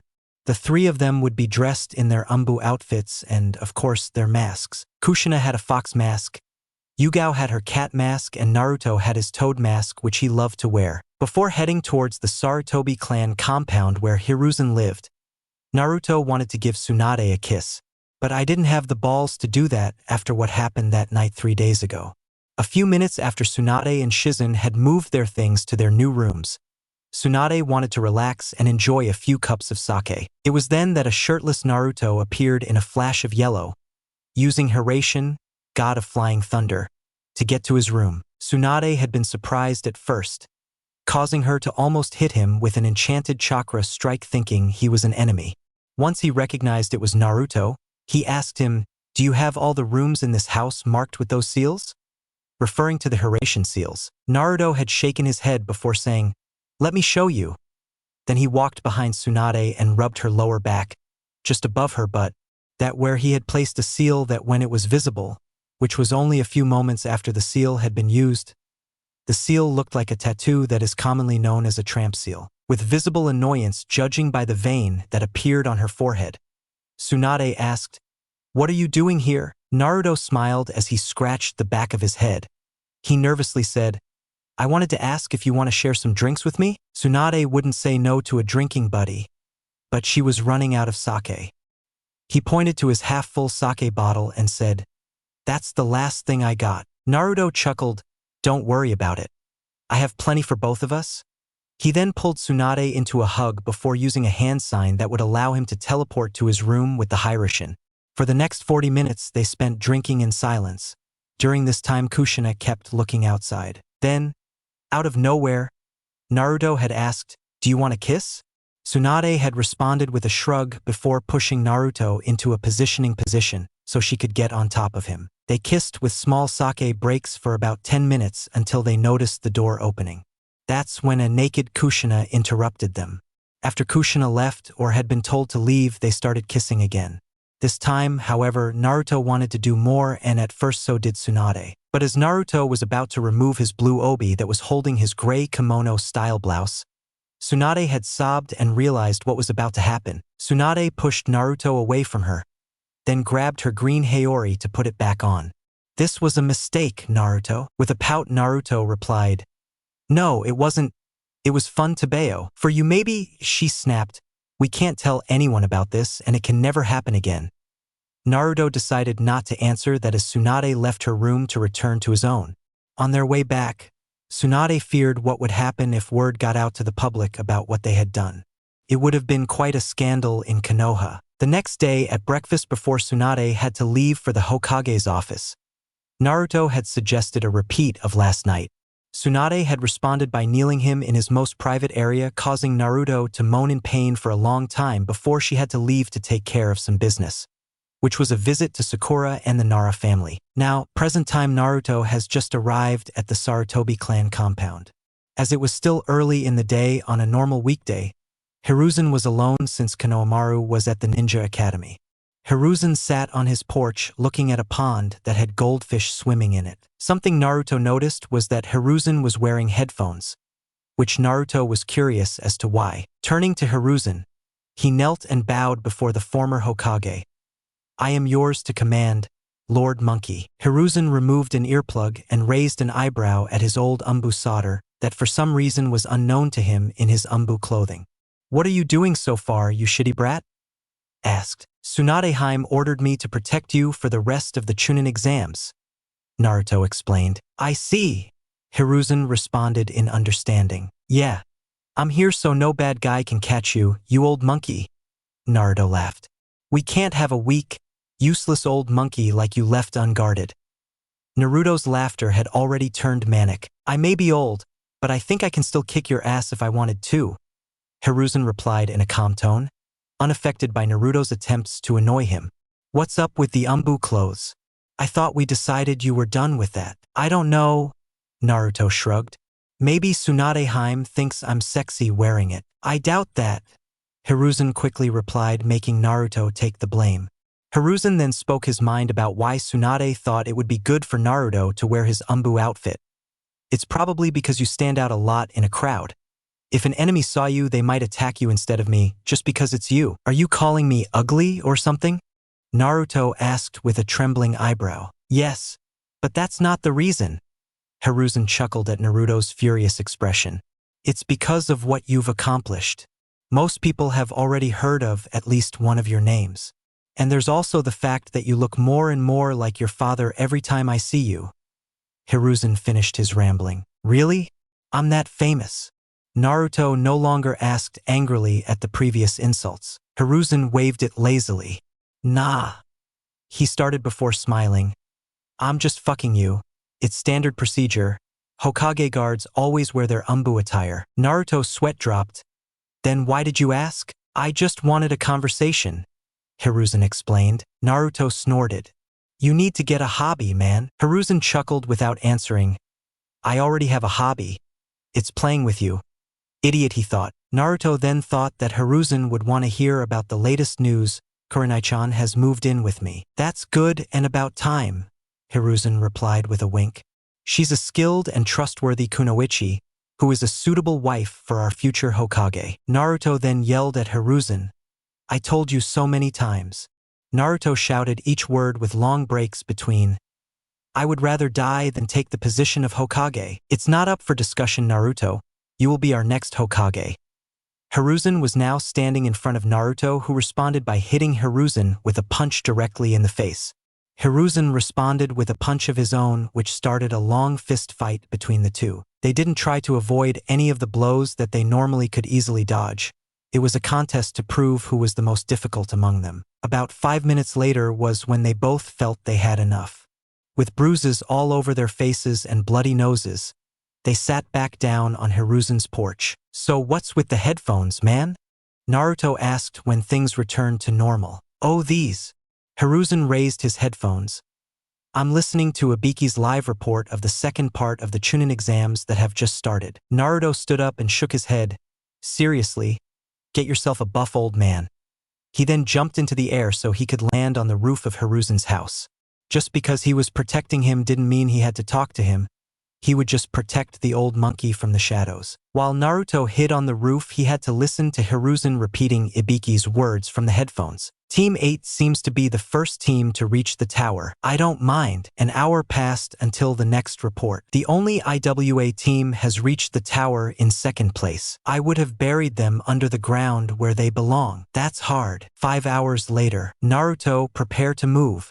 Team 7 with Tayuya, Sasuke and Sakura has been attacked by someone believed to be Orochimaru. Hiruzen said as he tossed his Hokage robe that he was still wearing over his regular battle gear. Naruto laughed maniacally. Senju, he whispered, grabbing his sword. With that, the former Hokage and the newly promoted Jounin headed towards the Forest of Death. Chapter 57. As Naruto and Hiruzen entered the Forest of Death, Hiruzen received another message from Ibiki through his headphones. His eyes widened when he heard it. We're moving faster. Anko has gone after Orochimaru. Both Naruto and Hiruzen were well aware of Anko's history with her former master. Hiruzen knew that Anko would stop at nothing to defeat Orochimaru, even if she was going to go with him. Anko-chan, you say? Naruto asked. Yes, was all Hiruzen managed to say before Naruto disappeared in a flash of yellow. With Orochimaru and Anko, Orochimaru had managed to do what he came to do, which was to mark Sasuke with his cursed seal of heaven. While fighting Team 7, he had also managed to injure Haruno Sakura, who had proven to be much stronger than the information Orochimaru had on her would indicate. Sakura had surprised him and almost took his head off as soon as she made her presence known. But being a Sannin, Orochimaru had more than one way out of such situations. He also had more than one way to deal with a sword-wielding genin. Orochimaru had used his own sword, Kusanagi, to give him a near-lethal wound.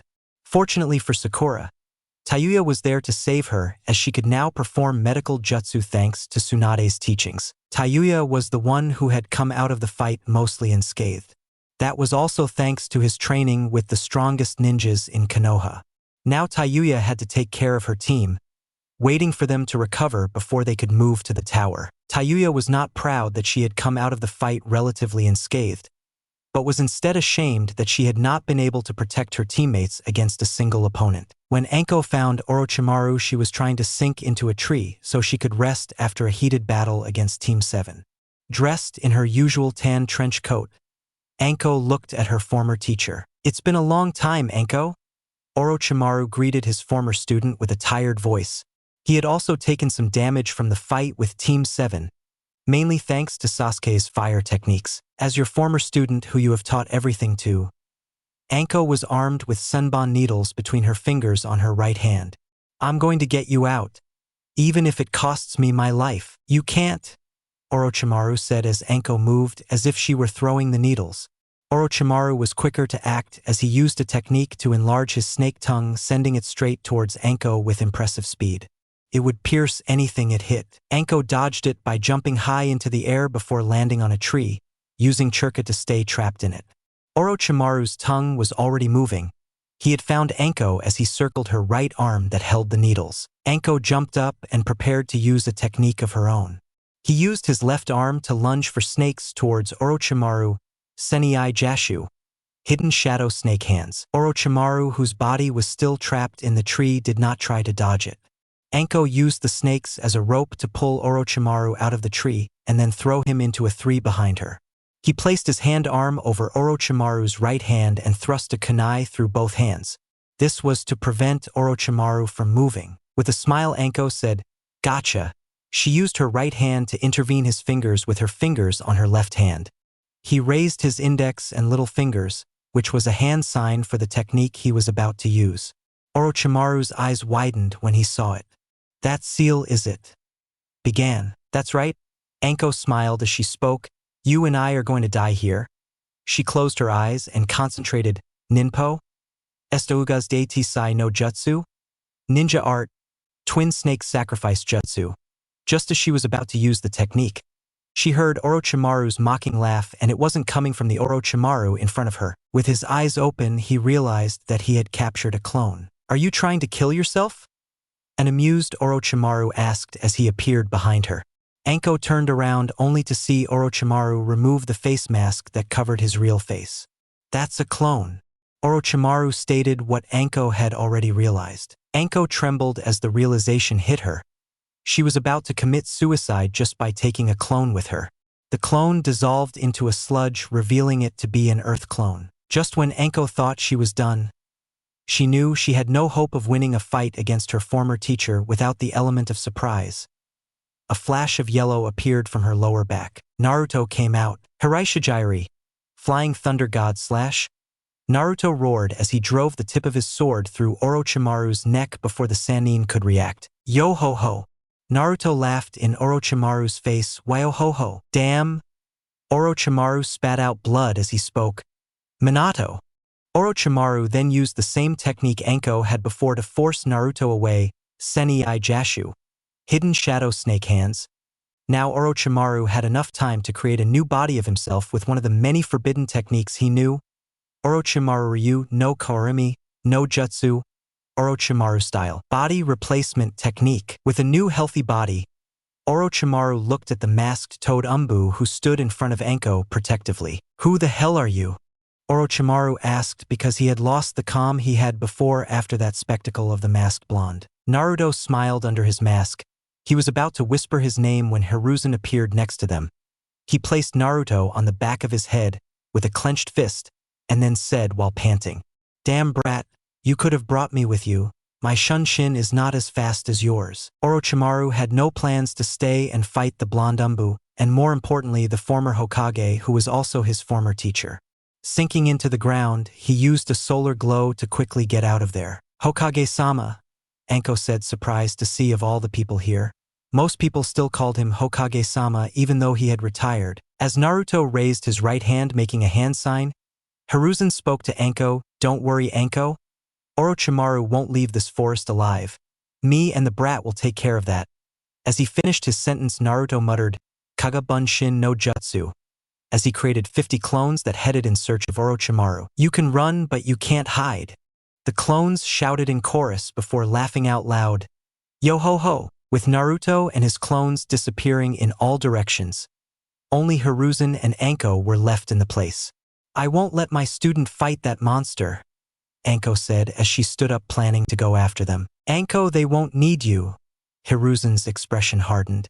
"It's time to show Orochimaru and everyone why I was chosen as the third Hokage." His chakra erupted around him as he spoke. His chakra was so massive that Anko was having trouble standing up as she fell to the ground on her butt. "Confront the tower and help Ibiki and the others," Hiruzen said before disappearing with speed he had never shown before. Anko breathed a sigh of relief as Hiruzen disappeared from her sight.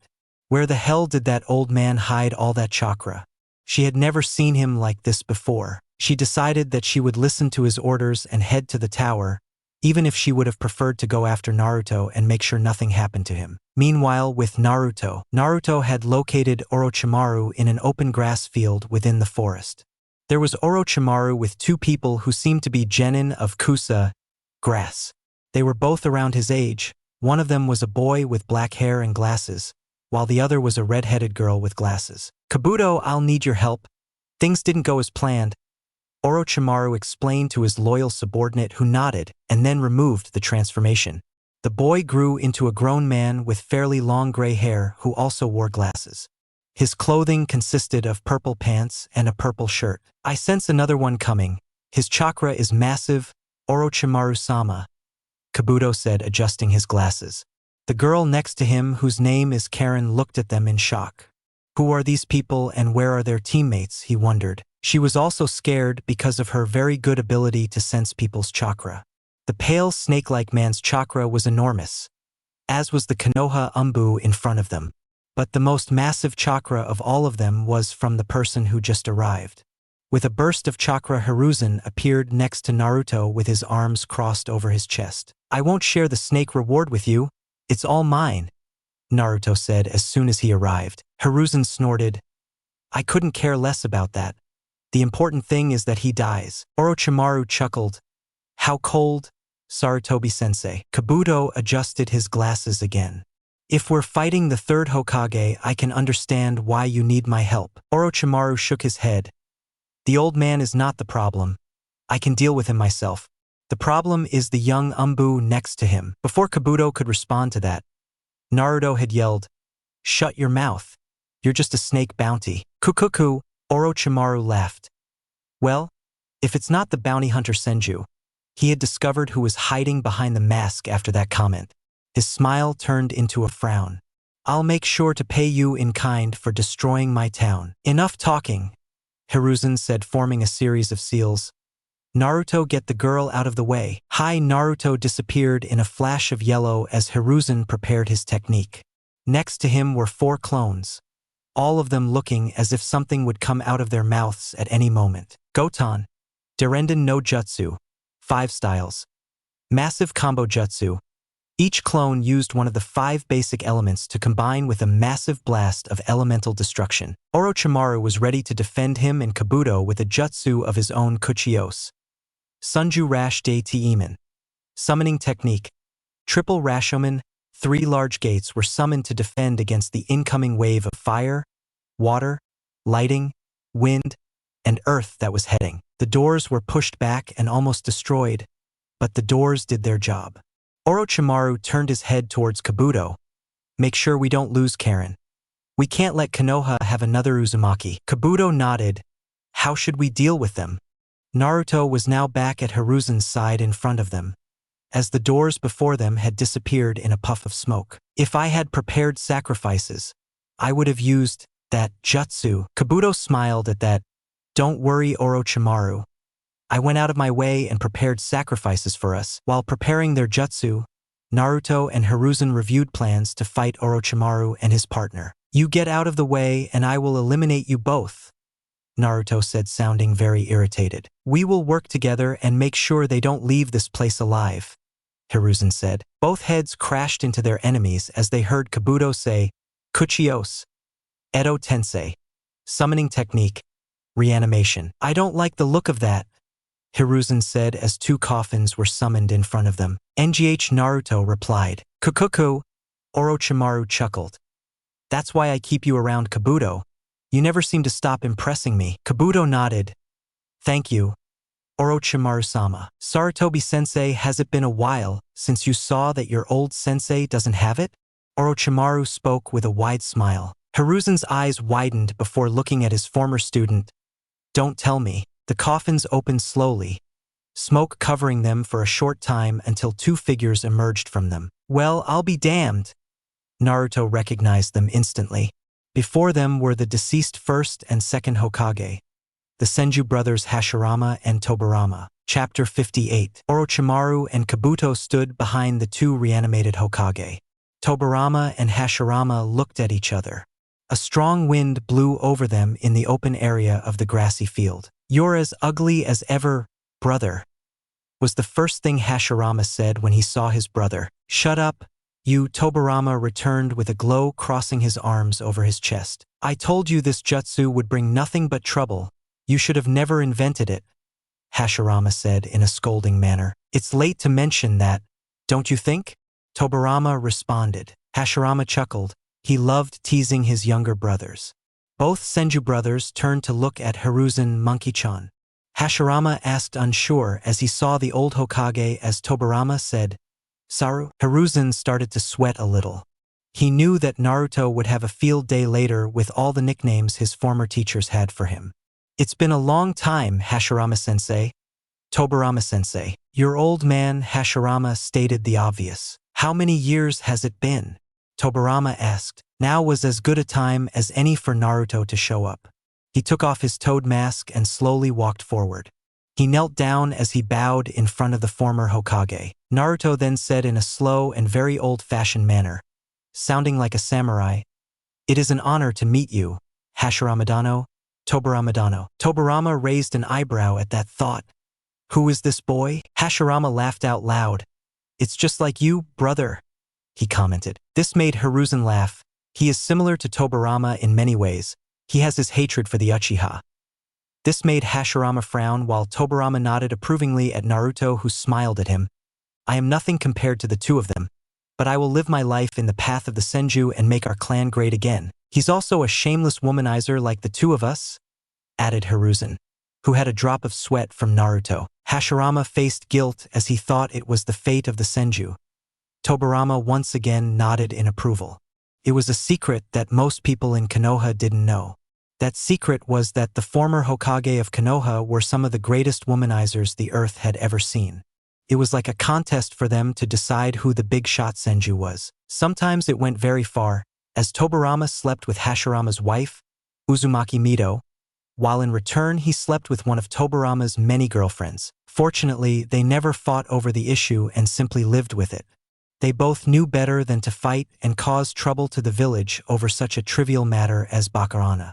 While they both had their fair share of sleeping with various kunoichi, they were still nowhere near Naruto-sensei, Itama Senju. Itama Senju made it his life goal to party and sleep with as many women as he could throughout his life. And Naruto was now following in his footsteps. He is also a very skilled swordsman, something he learned from your brother, Itama Senju. Hiruzen continued, which had Hashirama and Tobirama looking at him in confusion. Itama died a long time ago, Saru, Tobirama explained. It's not possible, Hashirama nodded. He died long before Konoha was formed. Naruto shook his head. Itama faked his death, so he could get away from ninja life and the war between the Senju clan and the Uchiha. Tobirama turned to Hashirama. It's not impossible. Itama was always a sneaky bastard. Hashirama frowned. He was cunning, but I find it hard to believe that he could fool the two of us and our father. However, Hiruzen began a few years ago. Naruto, who grew up in the village, was kidnapped by two of our foolish chunin. They left him to die somewhere far from the village where his dead brother found him and trained him in the way of the Senju. The brothers found it hard to believe, but decided not to question him further. What's your name, boy? Tobirama asked the still bowing Naruto. Uzumaki Naruto, he said proudly. Hashirama's eyes widened. He had already discovered that Naruto was a Jinchuriki like his wife Mito was. Another Uzumaki Jinchuriki, and this one was trained by a Senju. He could also sense some chakra within Naruto that was similar to his own. If trained correctly, this boy could become a ninja even stronger than him. I like it, said Tobirama. It will bring more greatness to our clan. Hashirama nodded, that's right. Then asked him something he had been wondering for a while since seeing Hiruzen. Who's the Hokage you? He asked Hiruzen, who shook his head. He smiled as he responded, your granddaughter and my former student. Tsunade Senju is the 5th Hokage. Hey! Hashirama turned pale when he imagined his cute, but also very troublesome granddaughter. She had picked up most of his bad habits, like betting, is the town okay? He wondered as Tobirama laughed heartily hearing that. Tobirama was also proud of his great niece and happy that the village was led by another Senju. Hiruzen smiled. Rest assured that the village is in good hands. Tsunade-chan is known as the strongest kunoichi that Konoha has ever fostered. Kukuku, Orochimaru laughed between them as he held up 2 papers with stamps on them. I'm sorry for ruining your family reunion. It's time for you two to do what I brought you here for. He placed the stamps on the backs of the 2 Senju brothers. This seal was made so that Orochimaru could control them more easily, and also to remove the personalities of those summoned with Edo Tensei. Who are you? Tobirama demanded. Both Orochimaru and Kabuto had been of no interest to him and his brother until he spoke. He is my former student who became a traitor. Today I will end his life, Hiruzen said with a hard look directed at his former student. No matter what time and age, there is always war, Hashirama stated sadly as the seal began to appear. Soon they would be nothing more than mindless zombies who could only follow Orochimaru's orders. Saru, young Senju, prepare yourselves, Tobirama warned, already feeling controlled. Normally it wouldn't be easy for Orochimaru to control 2 shinobi of this level. But Orochimaru had not yet perfected the technique, so he could only summon them at about 50% of their actual strength. This is bad, Naruto. Hiruzen spoke to his young ally. We have no choice but to fight my former masters. Naruto nodded slowly. The situation took him a little, but at the same time he found it difficult to hide his excitement. Still in the sitting position, he asked, do you have a plan? We'll keep this simple. I'll keep Hashirama-sensei and Tobirama-sensei busy while you go after Orochimaru and Kabuto. Hopefully, if you can defeat them, their control over the reanimated will stop. Sounds good, Naruto said as he stood up making a hand sign. He was about to get out of the way as the 2nd Hokage, Tobirama, prepared a jutsu. But Hiruzen was the first to perform. Kuchios no Jutsu. Summoning technique, said as she slammed her hand on the ground to summon the Monkey King, Enma. Naruto looked at the two next to him and shook his head. He was confident that the old monkey was going senile. Stupid monkey. The jutsu is called Kage Bunshin no Jutsu, he thought. I will enjoy watching the former Hokage take your life before destroying Konoha. Sarutobi-sensei. Orochimaru shouted. Your precious village will be destroyed today. With that, Tobirama launched a huge spiraling vortex of water towards Naruto and Hiruzen, Suetun. Suishu and Aicha. Water style. Water shockwave. Naruto got out of the way using Hiraishin. He had already left a kunai near Orochimaru and Kabuto earlier when he pushed Karen out of the way. He had taken Karen to safety. She was now accompanying Tsunade in the Hokage's office. Naruto teleported alongside Orochimaru and Kabuto as Hiruzen used an earth technique to defend himself against the incoming wave of water. Doton, Dorihuhiki, Earth Liberation, Earth-style wall. A clay wall stood in the way of the water, keeping it away from him and Enma. In Naruto's path was Hashirama, who also made a one-handed sign preparing a technique would release. Kunai Shadow Clone Technique, throwing a single wooden kunai towards Naruto which multiplied into thousands as soon as he approached it. Naruto chose not to stray from the path. He wouldn't be defeated by some wood. Armed with his sword, he parried and blocked all the kunai that would hit him. Hiruzen had created a shadow clone armed with Enma that had transformed into a large adamantine staff. The clone quickly made it to Naruto and Hashirama to keep Hashirama busy. Come on! Hiruzen ordered, to which Naruto nodded before using Hiraishin again to approach Orochimaru. Naruto grabbed one of his special Hiraishin kunai and threw it towards Orochimaru. It multiplied into Thusansa the same way Hashirama's jutsu did before. Ninpo, Kunai Kage Bunshin no Jutsu, Kunai Shadow Clone Technique. Naruto was not surprised to see that both Orochimaru and Kabuto easily managed to deal with the shuriken. But these kunai have served another purpose. Naruto prepared his next move. With his sword in his hand, he jumped towards the Sannin. Itoryu Iai, Shurshur Sun Sun, one sword style. Draw and resheath technique. Lion Song, trying to cut the snake-like man in half with great force. The sword had connected and managed to cut the target in half, only for Orochimaru to dissolve into mud as he used another earth clone. But now Naruto had them exactly where he wanted. Creating a single shadow clone that would deal with Kabuto, he prepared for his next move, giving Orochimaru as little time as possible to counter him. Itoryu, Daishinken, one sword style. Great Dragon Shock. Both Naruto and his clone took off towards their targets by swinging the sword from the top down towards their shoulders. Both teacher and student jumped far back to avoid him, causing Naruto to laugh in a way that even gave Orochimaru chills. Now you're dead, Snake Bounty. Naruto cackled as two shadow clones appeared beside him, only to instantly teleport away using Hiraishin. One kunai each placed behind Orochimaru and Kabuto. Simultaneously, the clones used the jutsu that the Uzumaki clan was famous for, Kong with Fusa, Damantine sealing chains, trapping both of them with their chains. Naruto created two more clones that ran towards them. Both had formed a Rasengan in their right hand. Meanwhile, Hiruzen was fighting the Senju brothers. Even at his best, he would struggle against them as opponents. He was well aware of the fact that they were nowhere near full strength after fighting them for a while.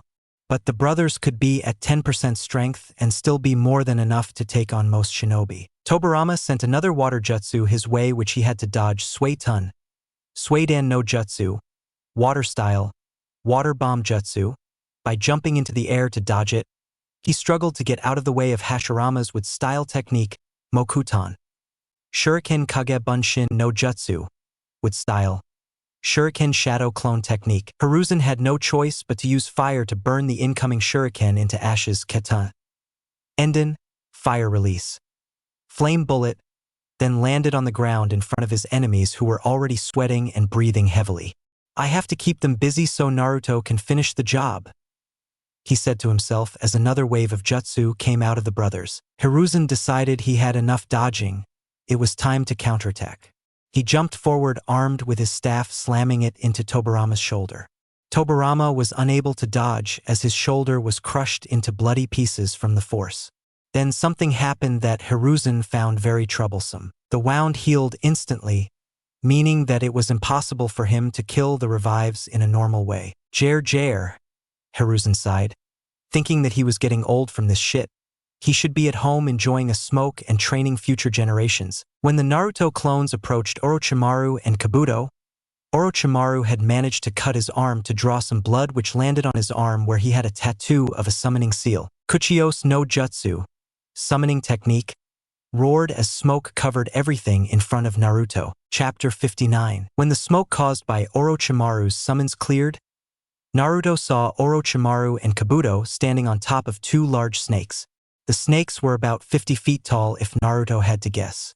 Summoning the snakes had helped them break out of their chakra chains that had ruined their plan to quickly end the fight. But if they wanted to fight the summons, Naruto was all for that.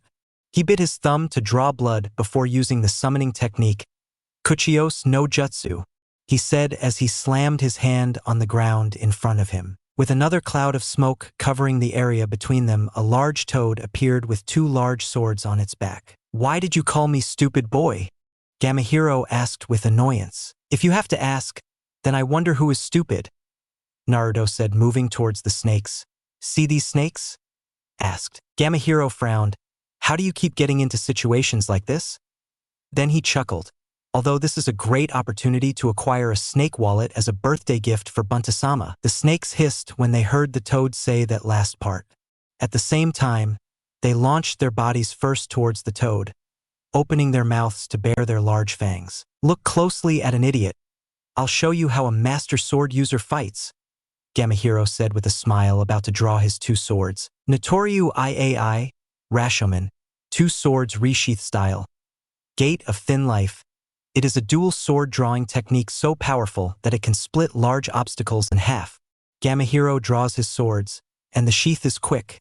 When their swords are sheathed, they see the snakes whose bodies had been cut in half fall to their deaths in front of them. "Good luck, Baka," Gamahiro said before a puff of smoke disappeared.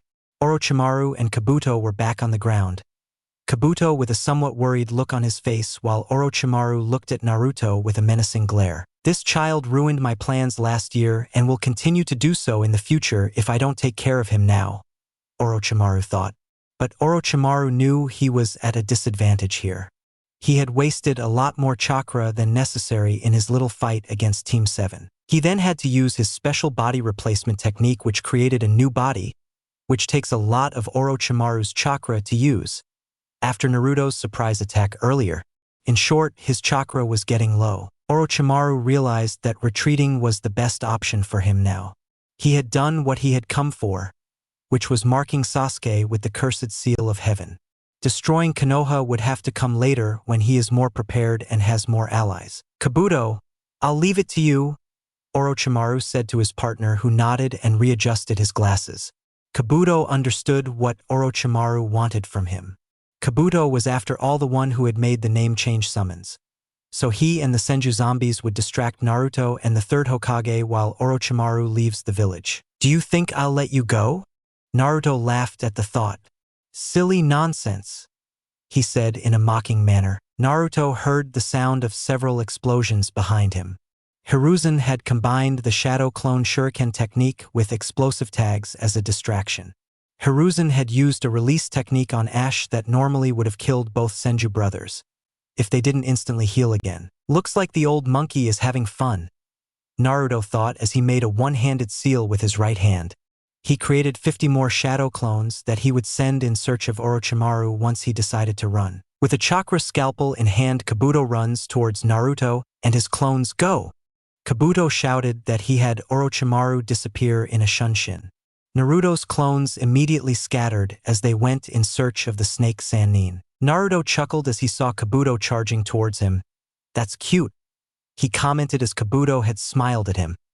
"This guy is underestimating me. That will be the death of him," he thought. Naruto tilted his head as Kabuto approached him. Once Kabuto was close enough to attack him with Naruto's scalpel activated Biju mode, which had his entire body covered in yellow chakra. With a sealless teleportation, as quickly as the Hiraishin appeared behind Kabuto with an Odama Rasengan in hand. Kabuto didn't have time to dodge it, so he had to take the full force of the Rasengan from behind. Snorting at the weak shinobi beneath him, Naruto was about to leave to join his clones in search of Orochimaru. It was then that Kabuto stood up, covered in cuts and bruises that were slowly healing. "Ha ha ha!" Kabuto laughed. "You'll have to do more than that. I'm afraid, Naruto-kun. You should have stayed down," Naruto said, simply moving forward before quickly disappearing location. Hanayuda Sancho. Naruto reappeared behind Kabuto, wrapping his sword, Yahazugiri. One sword style. 3-verse humming. Arrow notch slash. An explosion of blood shot from Kabuto's torso as a vertical wound appeared from his waist to his shoulder. Kabuto was forced into a sitting position by the damage, breathing heavily. Naruto was behind Kabuto. Kabuto saw a vision of Naruto drawing his sword, Senju. He whispered before cutting off Kabuto's head, ending his life.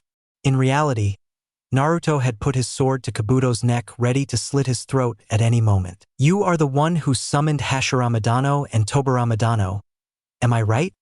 Naruto asked. Kabuto responded with a weak yes. "How do I stop them? Is there a way to kill them?" Naruto questioned. Kabuto chuckled. "Why should I tell you that? It's simple. Either you tell me or I'll kill you." Naruto threatened without hesitation. If Kabuto were a mindless follower of Orochimaru like Kimimaro, he would have gladly given up his life if he had helped his master. But Kabuto had his own dreams and plans for the ninja world. "How about we make a deal? I cancel the summons, and in exchange you let me and Orochimaru-sama go." Kabuto tried to negotiate his way out of this. "Okay," Naruto replied and removed the sword from Kabuto's neck. As they talked, Hashirama covered the open grassy field with large trees using his Mokutan ability. Tobirama was sending a huge tidal wave towards Hiruzen. Kabuto stood up and concentrated, then made a series of hand seals which were rat, ox, monkey, tiger, dragon, and wild boar. "Kai! Release!"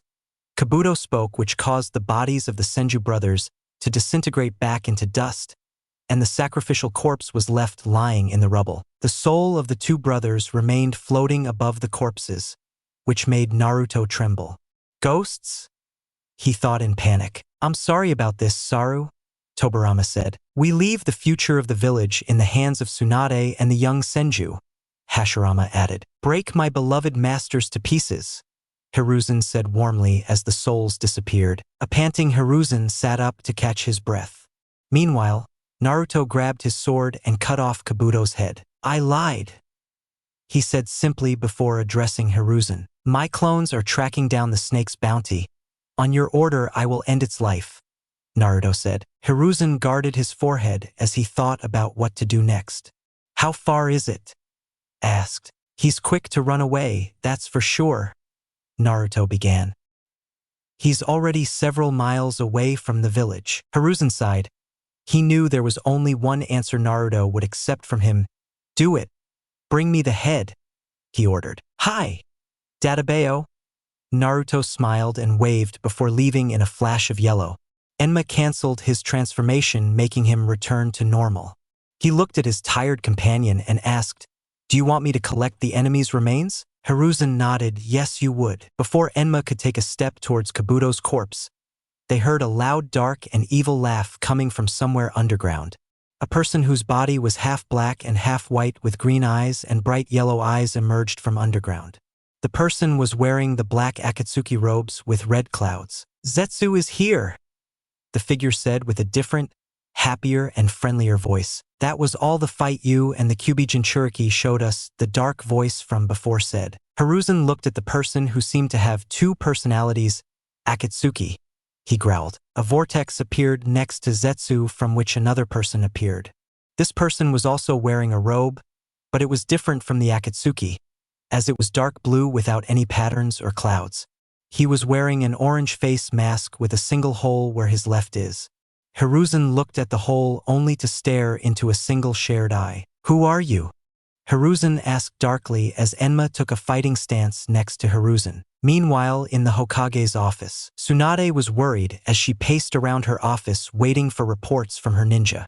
As soon as he received news about Naruto and Sarutobi-sensei entering the forest to go after Orochimaru, he had sent help. The ones he had sent were Kakashi, Guy and Asuma, three of his strongest jounin. In a chair in front of his desk sat Akusa Genin, Karen, who had been brought here by Naruto without any explanation. Calm down, Tsunade-sama, Shizen said worriedly, but Tsunade seemed to ignore him as she continued pacing back and forth in the office. Karen had told him a little about what had happened to her. His teammates had somehow disappeared and been replaced by who must have been Orochimaru and the former spy, Kabuto. Kushina, who was in the shadows of the office, hiding as Tsunade's guard, had already discovered that Karen is an Uzumaki.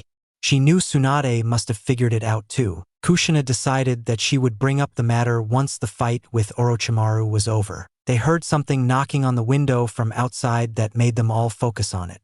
Still at the window, they saw a small orange toad that had a scroll in its mouth. Tsunade opened the window to let the toad in. The toad jumped on Tsunade's desk and then saluted, "Yo, I'm Gamakichi. Naruto told me to deliver this to the Hokage." "Thank you," Tsunade said as she grabbed the scroll.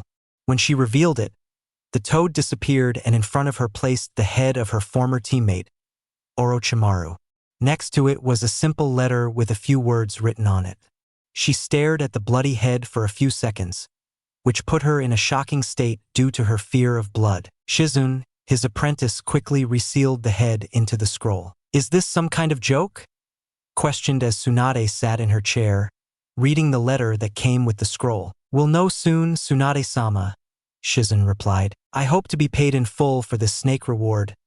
Monkey-sama. Tsunade read the words on the letter that made her believe that this scroll was meant for Hiruzen and not her. Back with Hiruzen in the Forest of Death. The figure with the shared eye, wearing the dark blue robes, pointed to himself. "Me?" he asked happily. "I'm Toby. I'm a good boy," he presented. Meanwhile, Zetsu walked towards Kabuto's corpse, an unknown Uchiha working with the Akatsuki. Hiruzen then stated as his expression hardened, "So it was you." Hiruzen seemed to have put it all together quickly. This Uchiha had to be responsible for the attack 14 years ago, where the Kyuubi was expelled from Kushina while she was giving birth to Naruto. He was the cause of the Kyuubi attack and all the deaths that came with it that night. He was the reason Naruto was an orphan. He was the reason his beloved wife, Biwako, died. Toby nodded happily, "Aha!" as Zetsu sealed Kabuto's severed head and body into a scroll before disappearing into the ground. Toby's voice then became a more mature one as he senses more Konoha ninja approaching them. "Don't worry, Sandaime Hokage.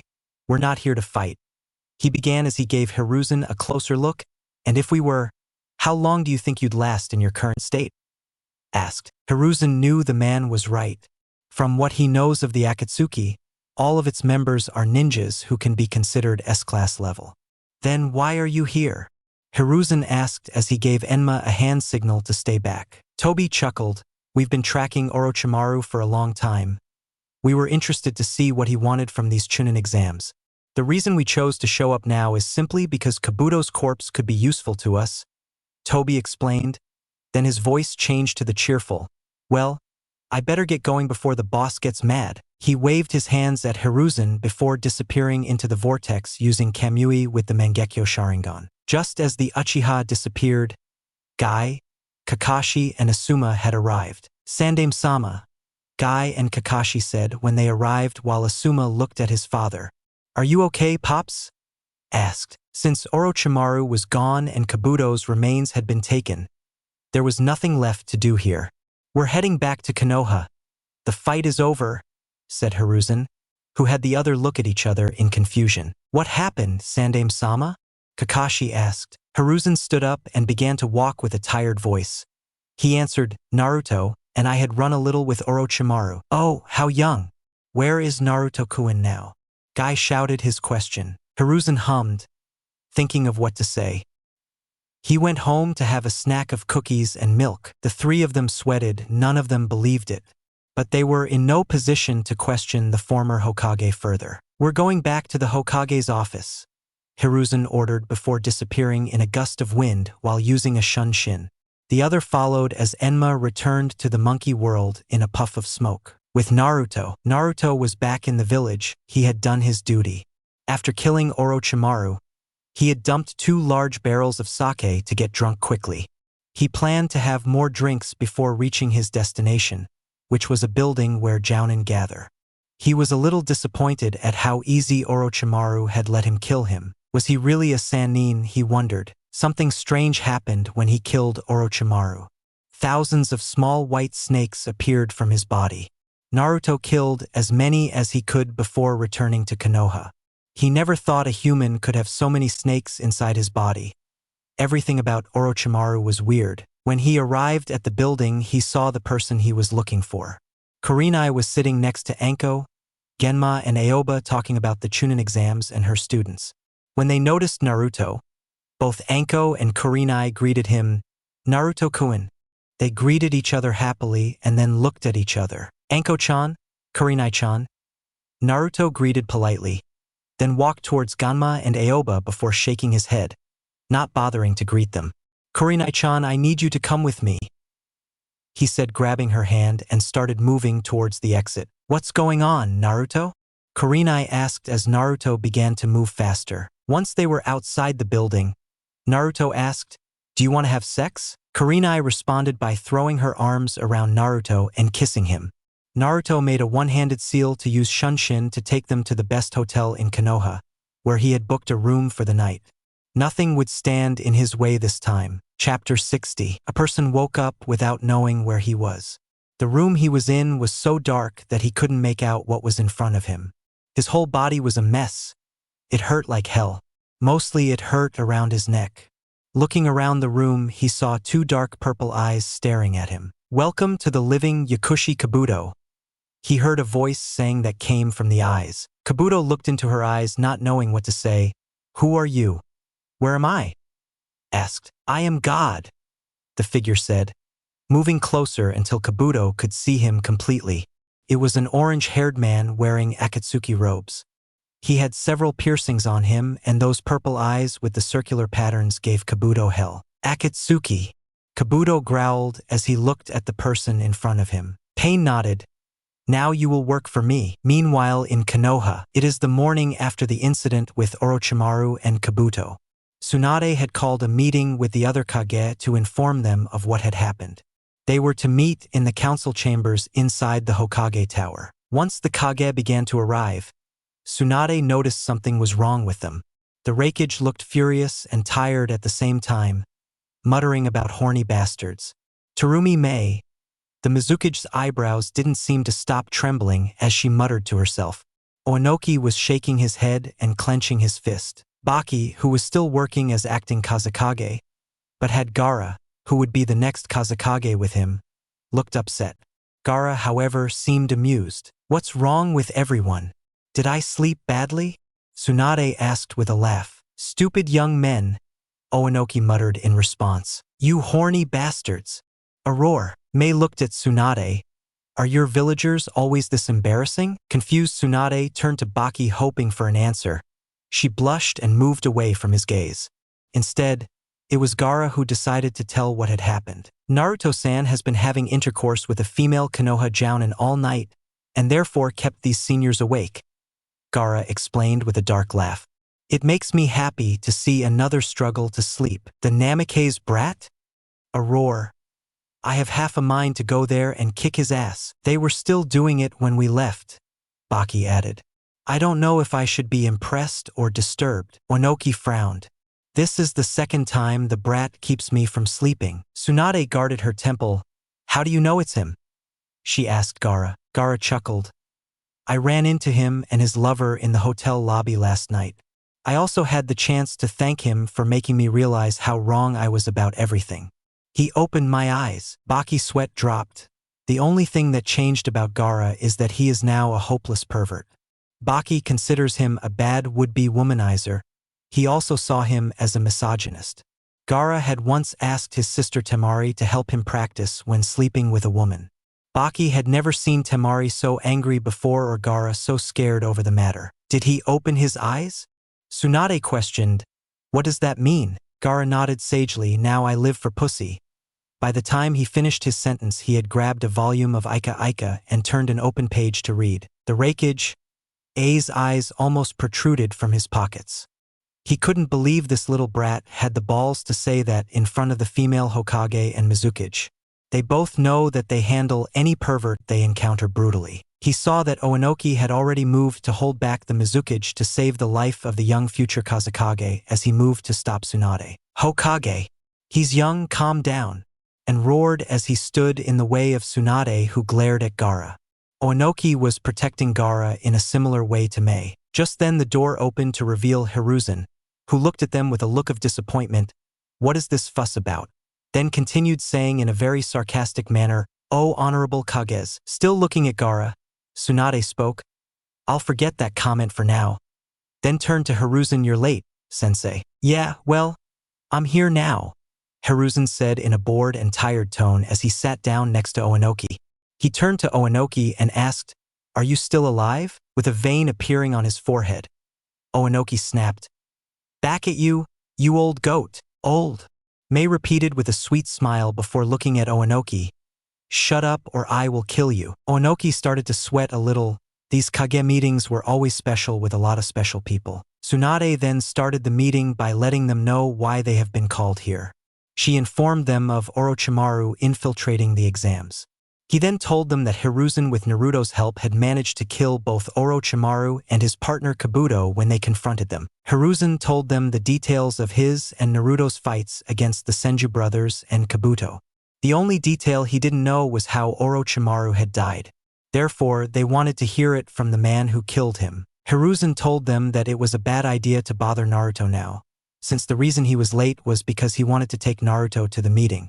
When he did, he almost lost his life thanks to Naruto's sword, and Kurenai had threatened to put him in a genjutsu where he had to analyze Guy and Kakashi kissing and declaring their love for each other. Needless to say, I wasn't going to try my luck at bringing him back here anytime soon. I think it's best to let Naruto be for now. We can listen to what he has to say tomorrow, Hiruzen suggested. There are still a few days before the second part of the Chunin exams ends. After that, we will have a month to prepare for the finals.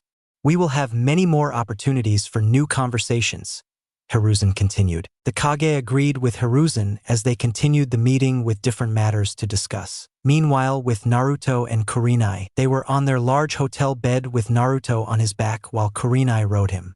They were both sweaty and tired from their night of lovemaking. They were just starting to get a handle on this now after the disaster that was the first time last night. They promised never to speak of it again. They were both virgins last night and didn't know what they were doing. It had been a very embarrassing test where Naruto had started off trying to figure out where King Cobra should go. Naruto being inexperienced and in his drunken state, that was not an easy matter. Then there was the matter of limbs everywhere, they were in the way. It was difficult for him to do anything. Once he finally found where to put it, it only lasted about a minute. This caused Naruto to sit with his back towards Kurenai with a pout, muttering about how his ancestors would make fun of him. Kurenai was also a little disappointed. This wasn't what she had imagined after hearing everyone talk about sex, but she thought they needed practice and expressed that. That was the beginning of their night of lovemaking. It didn't take them long to go to the second round. The second time was much better than the first. Before trying a third time, they tried some foreplay. They were both interested in exploring each other's bodies more closely. And they were also interested in trying oral sex, Kurenai more than Naruto since Naruto had already tried it once. Once the morning came, Kurenai had lost count of how many times they had come. It was as if Naruto had transformed from an inexperienced virgin into a sex god overnight, with her help. She didn't seem to get tired either, and although Kurenai was a little tired, she didn't want to stop anytime soon. "I'm close," Naruto exclaimed. "Me too," Murinai moaned as Naruto suddenly stood up and pushed Kurenai off of him, which had Kurenai screaming. Naruto moved behind her and grabbed her waist so he could fuck her from behind. In the doggy-style position, Naruto used the last of his energy to pound Kurenai with quick thrusts. It wasn't long before Kurenai had another orgasm. She bit down on a pillow in front of her and screamed her orgasm. Naruto joined her seconds later by filling Kurenai's belly with his cum another time. Falling on top of her, Kurenai held her close, both of them breathless. "That was amazing," Kurenai said between breaths. "Yes," Naruto said with a smile that closed his eyes. "We'll have to continue tomorrow. I need to get some rest." He was exhausted now, as he still hadn't rested after the fight with the constant creation of love. Kurenai had no complaints. She was tired and comfortable. She closed her eyes and felt like she could fall asleep instantly. The next day, Naruto was back at the Sarutobi clan compass, guarding the former Hokage. Hiruzen continued to tell him everything that happened in the second part of the exam since yesterday, even though Naruto repeatedly told him that he wasn't interested. 3 days later marked the end of the second part of the exams. Konoha had been very successful, but due to the large number of teams passing through, they were forced to hold preliminary matches today. This annoyed Naruto to no end, as Hiruzen would give him constant updates on how the matches went. He first told him that all of last year's rookie teams from Konoha and Team Guy had passed the second exam. Apart from them, only the IWA team passed. That made a total of 6 teams through, meaning there would be 9 preliminary matches with 9 genins moving on to the finals next month. When Hiruzen reported the matches, Naruto decided to scribble a summary of what he reported. Preliminary matches. Sakura vs. Bell. Winner, Sakura. Bell was one of Kuratsuchi's teammates. Tayuya vs. Endo. Winner, Tayuya. Endo was Kuratsuchi's third teammate. Kuratsuchi vs. Tenten. Ganador, Kuratsuchi. Sasuke vs. Chuji. Ganador, Sasuke. Shikamaru vs. Sai. Ganador, Shikamaru. Ino vs. Hinata. Winner, Ino. Hanabi vs. Niji. Ganador, Niji. Midori vs. Kiba. Ganador, Midori. Lee vs. Shino. Winner, Lee. Due to the unequal number of people in the finals, 2 genins would have to go against one opponent more than the others. The final support turned out like this once it was decided. First round, Lee vs. Shikamaru. The rest go to the second round. Second round, Tayuya vs. Niji. Sasuke vs. Midori. Sakura vs. Kuratsuchi. Ino vs. the winner of Lee and Shikamaru. Once Naruto had written down everything Hiruzen had told him, he chuckled. I think I know who I'm going to train for the month. Oh, Hiruzen asked curiously, are you continuing your training with Sakura? Of course, she is my student after all. But there is someone else I must train as well, Naruto explained. Who? Hiruzen asked. Naruto laughed. Why Ujo? Of course, it would be a shame if my former teammate lost to the Uchiha clan runt. Hiruzen hummed in thought. But isn't she like Sasuke? An Uchiha you hate? No. Naruto shook his head. I've decided that I like the women of the Uchiha clan. Hiruzen snorted at that. It sounded different a year ago when I wanted to assign her to your team. Would you like me to hate you all again? Naruto asked with a raised eyebrow. Hiruzen shook it. No, I guess it's a good thing after all. Hiruzen then thought about his thumb on his chin. I guess it would also help Mikoto-san. That way she can focus solely on Sasuke while you train Midori. What about the fake Uchiha? Isn't he the master of the race? Naruto asked. Hiruzen nodded. I guess he's another one who could train Sasuke. If that's the case, both you and Mikoto can focus on Midori. Exactly, Naruto said in a cheerful tone. While Midori trains, Uchiha's mother and I can have oral sex or even more than that. Naruto finished the sentence with a perverted laugh. That? Hiruzen questioned out loud. Are you chasing her too? What are you yelling about your old monkey? Naruto said as he cleaned his ear due to Hiruzen's loud scream. He's already sucked my cock once. Hiruzen looked at him in disbelief before shaking his head slowly. This could end very badly. If all the women in Naruto's life found out, especially Kushina, Hiruzen shuddered at the thought of Kushina finding out.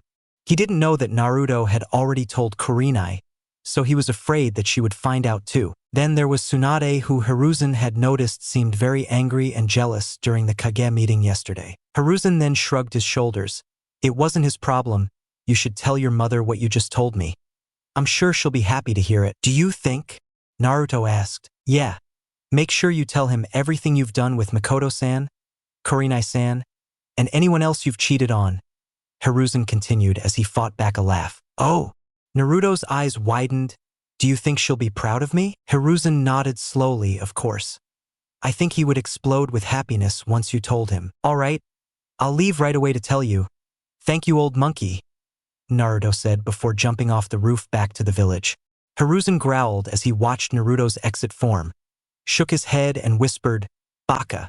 Chapter 61. 9-year-old Naruto sat outside the academy on a swing under a tree. He watched as his classmates played with each other, classmates who he knew had told him to stay away from him. Naruto was about to leave the swing so he could get to his favorite place, which was a forest outside the village. There he could train without anyone interfering or bothering him.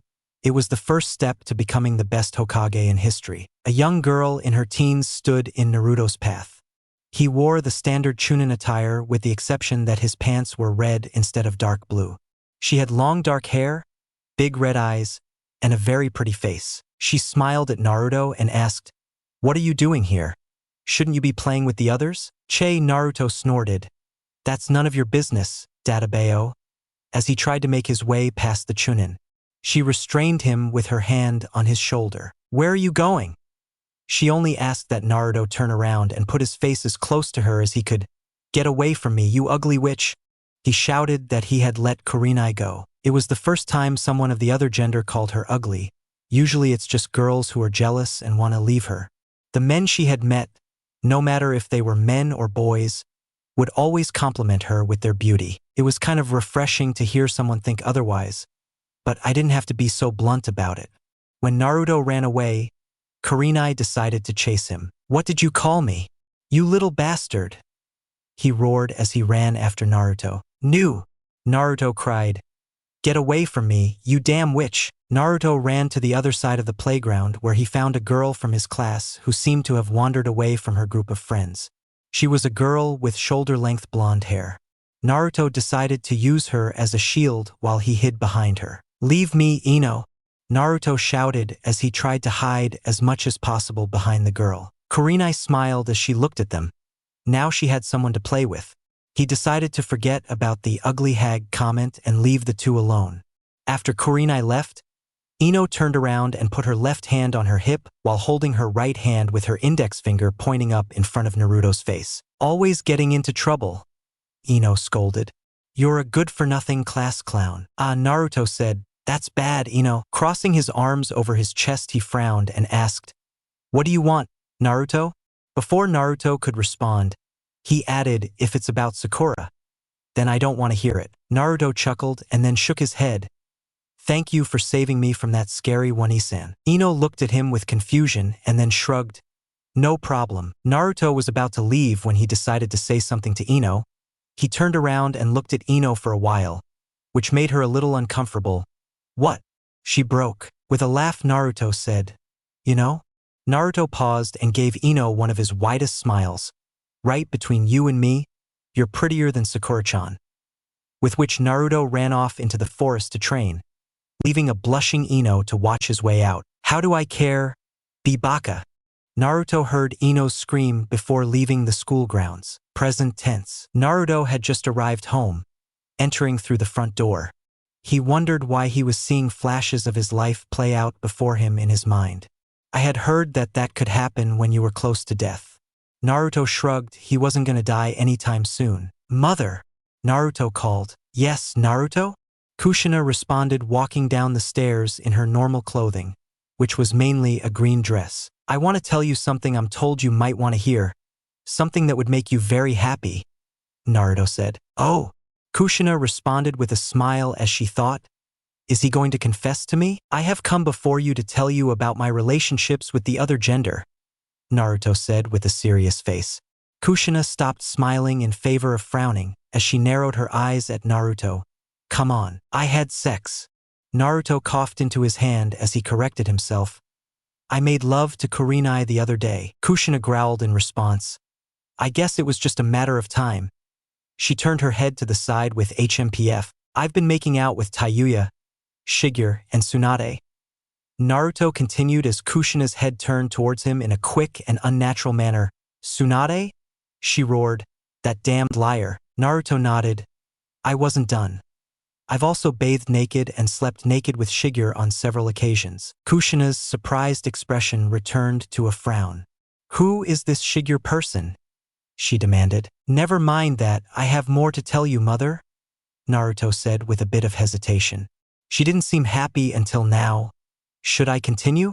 he wondered. "Me and the Uchiha's mother had oral sex the last time I visited for lunch. When Naruto finished speaking, he jumped as far away as he could while he was inside due to Kushina's explosion. Her hair rose above her in the shape of 9 tails and had somehow gained a dark aura surrounding her. "With Makoto?" she screamed. "Why did you do all that with her instead of me? I'm your mother, not her." She was jealous for 2 reasons. 1, Naruto had gone to Makoto for lunch. 2, she wanted to have oral sex with Naruto. Naruto started to sweat. Maybe he should run now before something bad happens. "Aren't you happy, mother?" he questioned. "Hell no, I'm not happy," he shouted in response while shaking with anger. She calmed down as Naruto looked at her in fear. The dark aura disappeared and her hair returned to normal. "Is it serious to have multiple girlfriends?" Kushina asked. Unsure, Naruto nodded with wide eyes. He was ready to disappear at any moment. "Yes, mother." Kushina's entire posture changed as she put her fingers together, looking at the ground. Red-faced and with a trembling voice, he asked, "What about me?" Naruto tilted his head and uttered, as he narrowed his eyes at Kushina. Kushina then screamed as loud as she could with her fists clenched. "I want to be your girlfriend too, Tebane." Kushina, still red-faced due to embarrassment, waited for Naruto to respond. It felt like forever before Naruto laughed. "That's great, mother," he said happily. "Of course, I want you to be one of my girlfriends." But Kushina stammered, not expecting Naruto to quickly accept it. "I'm your MO." She was interrupted when Naruto put a hand on her shoulder and looked at her face. "Right. You are my mother, and therefore you belong to me and no one else." Kushina smiled and nodded slowly. Realizing that Naruto had never found out why it was considered wrong for close family members to get together. Or maybe he did and didn't care. Kushina was fine either way. Kushina threw her arms around Naruto and hugged him, while Naruto hugged her in return. She leaned into his ear and whispered, "Do you want to go upstairs?" Naruto smiled at him. "Do you want to fuck?" asked. "Yes," Kushina replied as the embarrassment returned. "I'm sorry," Naruto said, breaking the hug. Scratching the back of his head, he continued, "I have to get permission first." "Permission?" Kushina questioned. "Whose?" Naruto chuckled. "From Kurenai, of course." Naruto then explained that he and Kurenai had come to a compromise for this whole Naruto harem thing. She accepted that Naruto would have other girlfriends, but only if Kurenai approved of them and gave him permission to court them. Kushina looked at him in disbelief. "Okay, Naruto. Go ask your girlfriend for permission to fuck your mother." Naruto greeted her, "As you wish, mother," then turned to leave the house. When Naruto left, Kushina was standing in the same spot, staring into empty space for a few minutes. I couldn't believe this conversation had actually happened and the way it turned out. Deciding not to dwell on it anymore, he raised his arm in victory. "Fuck yeah, Tebane," she cheered. Later that night, Naruto had forgotten to ask Kurenai for permission once he had found her. They had spent the last few hours having sex themselves. It always happened after the first time. As soon as they saw each other, they couldn't keep their hands off each other. It didn't matter if they were in the Hokage Tower, at home, outdoors, or in someone else's house. They always found a place to hide and do it. After saying goodbye to Kurenai with the promise of seeing her home later, Naruto was on his way to see his student. The total disappointment of a student. In her quest to find Haruno Sakura, had encountered Nara Shikamaru. "Shika, you're late," Naruto had greeted. "Hey, Naruto," Shika waved lazily. "Yeah, I'm staying away from home. Mom's been acting weird since you visited us." "Oh." Naruto raised an eyebrow. "Is she being harsh on you?" Shikamaru shook his head. "No, she's the complete opposite of before, acting all nice and stuff." Shikamaru trembled. "She scares me to death." Naruto sweated. "I see. And for some reason he wants you to visit again. It's really troublesome," Shikamaru continued. "Tell him I'll come visit soon. In the meantime, I need your help." "My help?" Shikamaru asked, pointing to his chest. "With what?" Naruto scratched the back of his head. "Well, I'm trying to find my student, but I don't know where he lives." "Your student? Do you have a student?" Shikamaru questioned. Naruto nodded. "Yeah, you know, the flat-chested one." Shikamaru looked at him with a bored expression. "Can you be a little more specific?" There were plenty of flat-chested girls his age after all.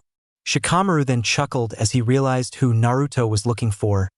"You're looking for Sakura, right?" "See, Shika, Naruto patted him on the back. That's why you're the smart one. Mihi, Shikamaru chuckled. I don't know where she lives though. She's just an old classmate, not a close friend or anything. Oh. Naruto put his hand on his chin and thought, do you want to help me find her? Troublesome. Shikamaru responded with his eyes closed. Why don't you ask Ino? She and Sakura used to be best friends. Good idea. Shika. Naruto slammed his hand against Shikamaru's back once again, making him open his eyes with a frown. Can you stop that? Naruto chuckled as he headed towards what he thought was the direction of Ino's house. Good job making it to the finals of the Chunin exams. Shika. Naruto laughed as he finished speaking as if he had just told a funny joke. Thank you, Shika responded in a bored tone. Ino's house is the other way around. Naruto, now with a bottle of whiskey in hand, staggered towards the other direction. Pointing at Shikamaru, right, he said, and was on his way. Shikamaru was left alone with his thoughts. He had regretted leaving before seeing what Naruto had done that day he visited. But he had his reasons. He thought there was a chance that Naruto would unleash the monster that was his mother.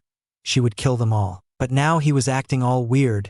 He had become nice and stopped bothering him about everything.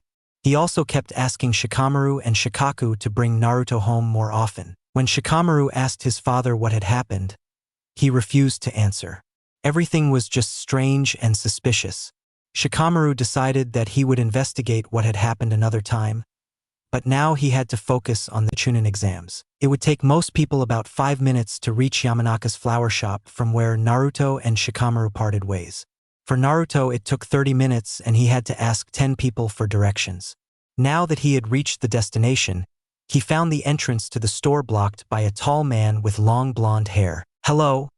Uzumaki. Naruto, Yamanaka and Inoichi greeted in a not-so-friendly manner. Out of my way, Asen, Naruto ordered, taking a chug of his whiskey from the bottle. Inoichi crossed his arms over his chest. I don't think so, brat. Huh. Naruto responded by putting his face in hers. How dare he stop me from seeing Ino-chan, Naruto thought as he looked at the old man. Two shadows appeared behind Inoichi as Naruto was about to draw his sword. Chapter 62. Itoriu Iai.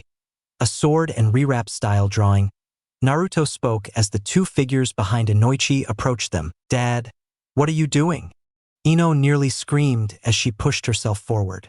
Right next to Ino was Sakura, the one Naruto had been looking for. Naruto stopped drawing his sword when he saw Ino as she was about to cut the old man in front of him in half. Ino, go back inside. Let me deal with this drunk pervert.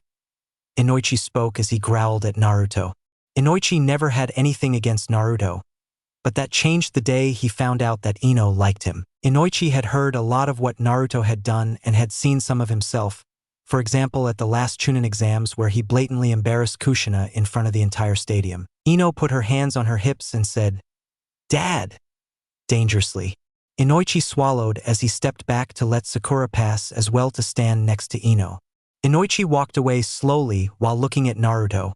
If I find out that you have done something to my daughter, I will kill you. Naruto, who had just realized that the old man was in fact Ino's father, decided not to answer that, fearing that anything he said would make it worse. Instead, he tried to push Sakura off of him when she had thrown herself at him. She hugged him and greeted him happily.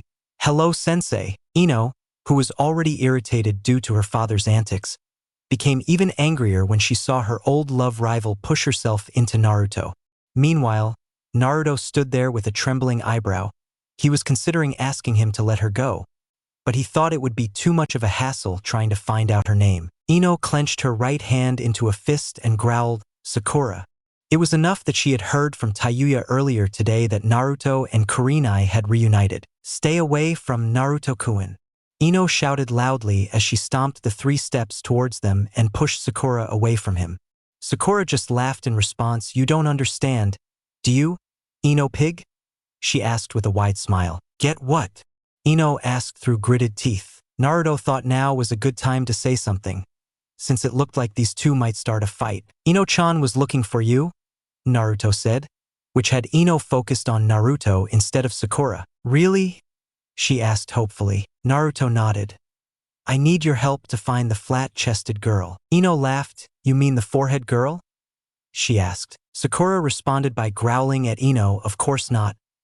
I'm here, Baka Pig. Naruto looked at Ino for a while questionably before turning to Sakura and focusing his eyes on her. Naruto thought it might have been a bad idea to face the shit before he decided to find his student. He narrowed his eyes as he looked at her for almost half a minute. "Oh, there you are," he said as he recognized her. Ino laughed out loud at that while Sakura had a mark on her forehead. Sensei. She spoke in a quiet, irritated tone. "What do you want with the forehead girl anyway?" Ino asked Naruto, who looked at her in question again, confused by Ino's nickname for Sakura. Sakura smiled as she spoke before Naruto had a chance as well. "Isn't it obvious? He obviously wants to spend his time with a beautiful, fit kunoichi instead of a fat pig." Sakura threw herself at Naruto and hugged her arm. "Right, sensei?" she asked, smiling cutely at him. Ino was beyond angry now as she gained the infamous and fearful dark aura surrounding her as she gathered chakra. "What was that?" Ino screamed. Naruto coughed into his other hand to try to get his attention. "I just wanted to let you know that I will be helping Ujo with his training, since he will be fighting a race." "Ujo? That's Midori-san, right?" Sakura asked to wait for a response from Naruto, who looked at her for a while before bowing his head. "Ujo is the youngest woman of the despicable Uchiha clan," Naruto explained. Sakura, happy with the way Naruto talked about the Uchiha clan, nodded. "Yes, that's Midori Baka." Naruto let out a long sigh. "Yes. So what about me, sensei?" Sakura asked. "I was thinking I could train them both at the same time," Naruto explained, causing Sakura to strike a thinking pose. She hummed before speaking. "That's great actually, since I was planning to ask Ino to train with her. But Ino and I are on the same side of the bracket, while Midori-san and I won't have to fight each other unless we both reach the finals." Naruto didn't really hear what Sakura said, but he nodded happily anyway. "Right, so the only thing left to do is for you to go to the Uchiha house and inform Ujo and the Uchiha mother of this." "I?" Sakura questioned, pointing her thumb at herself. "Why can't you tell them?" "Well," Naruto began as he began to sweat a little, not liking the question. "If word got out that I visited the Uchiha house late at night, Kurenai would kill me," he answered truthfully. Sakura smiled. "I understand, sensei," then set off with a spring in her step. "I'll let you know, sensei." When Sakura was out of Naruto and Ino's line of sight, they were left alone. Ino was still as irritated as before when she tapped her foot in front of Naruto. "Do you know what Tayuya told me earlier?" she asked in an angry tone. Naruto shook his head, causing Ino to continue. "He told me he wanted to castrate you, and I'm starting to think that's not a bad idea." "Huh?" Naruto responded, confused, before asking, "What the hell did I do?" Ino snorted as she crossed her arms over her chest and turned her head to the side. "If you don't know, you're an idiot." Naruto frowned. He knew why she was upset. It was the same reason why most of the girls he knew were upset with him lately. "This is about me and Kurenai?" Naruto asked. Ino, without looking at him, nodded slowly, still as annoyed as before. "Ino, I want to ask you something," Naruto said as he approached her. So he stood in front of her with no space between them. "What is it?" Ino asked. "Will you go on a date with me?" Naruto asked, giving him a wide smile. "That?" Ino asked in an unsteady tone. "Aren't you dating Kurenai-sensei already?" "Yeah." Naruto began before explaining to Ino the deal he had made with Kurenai about allowing her to have more than one girlfriend. When Naruto finished, Ino looked at him with a trembling eyebrow. "You're an idiot, you know that, right?" Naruto tilted his head in confusion, causing Ino to sigh at his antics. "I've noticed for a while now that you would be surrounded by girls, and the possibility of you dating more than one girl is also something I considered." Naruto smiled again. "So you're okay with that?" "No," Ino quickly replied. "I want some time to think about this." Then she smiled weakly. "However, I will accept that date." Naruto was happy with that. "Great. How was Friday?" Ino shook her head. "No. It will have to be after the Chunin exams. I want to focus on my training." Naruto nodded in understanding. "If we don't see each other until the exams, I want to wish you good luck." He gave Ino a quick peck on her cheek, which made Ino start to blush and look at him with wide eyes as he turned to leave. Naruto stopped and turned around, then said, "I still think you're pretty." Then he disappeared in a shunshin before Ino could respond. Ino was left embarrassed and confused after that last comment and the kiss on the cheek. He stood there thinking about what Naruto had said earlier before deciding to call it a night. In the Uzumaki house, it was an hour until midnight when Naruto arrived home. After crashing into the house, destroying a window next to the front door, he had heard people chatting. Naruto had expected that most of them were already asleep like they usually were. Naruto headed towards the room where the voices were coming from, which turned out to be his dining room, the same room where the Uzumaki clan meeting had been held. As he entered the rather large room, he saw what appeared to be another clan meeting as all the members sat around the rectangular table, including Kurenai and Shizune. There was one more person sitting around the table, a red-headed girl with glasses. It was the same girl that Naruto had teleported from the battle with Orochimaru to Tsunade's office to get her out of the way. Naruto, however, had forgotten all about that. When Naruto entered the room, all eyes were on him. Karen did not recognize him without his toad mask, but she did recognize his chakra thanks to his great ability to sense a person's chakra. Thanks to that ability, she was sure that Naruto was the person she had encountered yesterday. "Welcome home, Naruto-kun," Kurenai and Kushina said at the same time, which Kushina turned to Kurenai and gave her a look which Kurenai ignored. "Have another meeting?" Naruto asked as he revealed a beer bottle from a scroll. Then he staggered closer to the table. Everyone in the room could see and smell that he had already had a lot to drink. "No," Tsunade was the one who answered. "We are introducing another member of the Uzumaki clan." Then she directed her right hand towards Karen. "This is Karen, who we just discovered is part of the Uzumaki clan." Karen lowered her head slowly, as if to bow, and greeted Naruto politely. "Greetings." Naruto frowned as he looked at her.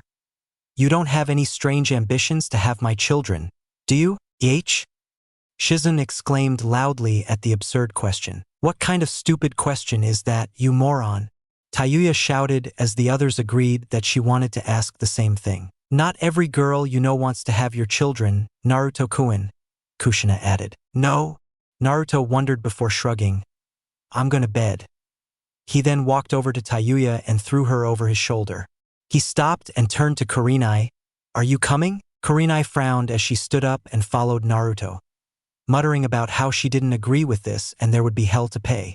Naruto seemed to ignore him as the three walked up the stairs, Tayuya struggling to free herself. That left Tsunade, Shizune, Kushina, and Karen on the ground floor. Tsunade let out a long sigh. "I guess I'll be the one who has to stop this." She didn't agree with these sleeping arrangements. "It wasn't good," Kushina responded, smiling weakly. "There's no way to stop him, Auntie." Tsunade raised an eyebrow at her.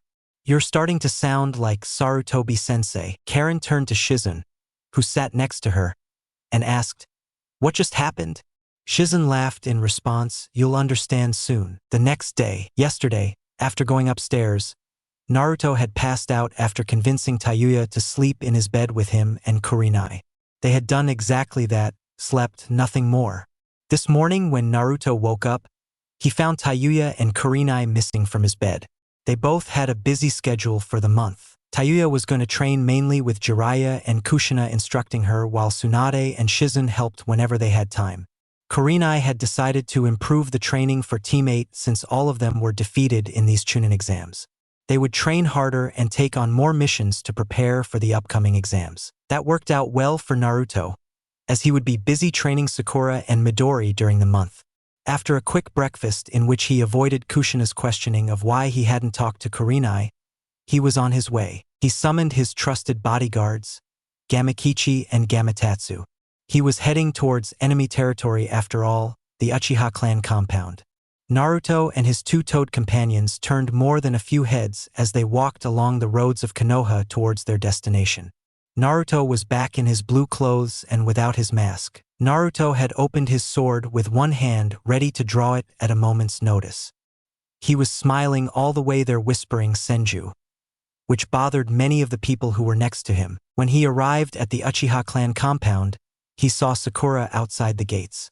She wasn't ready for battle like he was. "Draw your sword, young Senju," Naruto greeted his student. Sakura looked at him confused for a while. "Young man?" she thought. They were born the same year, and Sakura was sure she remembered that she had been born before Naruto, making her actually older than him. Still, she decided to go with it. "Hi, sensei." he said, dropping his sword the same way Naruto always did with a scroll he had kept in his shirt pocket. Report your missions, Naruto continued. Hi. Sakura greeted. The Uchiha agreed to train with us. But that was after Makoto-san told me that she wasn't happy that I showed up at her house so late. Goo! Naruto was about to say when Sakura interrupted him. I'm not done. Midori Baka told me not to come back here, since she still thinks I have interest in her brother, the Trick as they had nicknamed him. Naruto scratched the back of his head with a trembling eyebrow so. He then began to wait a few seconds before continuing. Are we free to enter? Sakura nodded. Big guy, Naruto said in a bored tone as he walked through the doors. Be on your guard.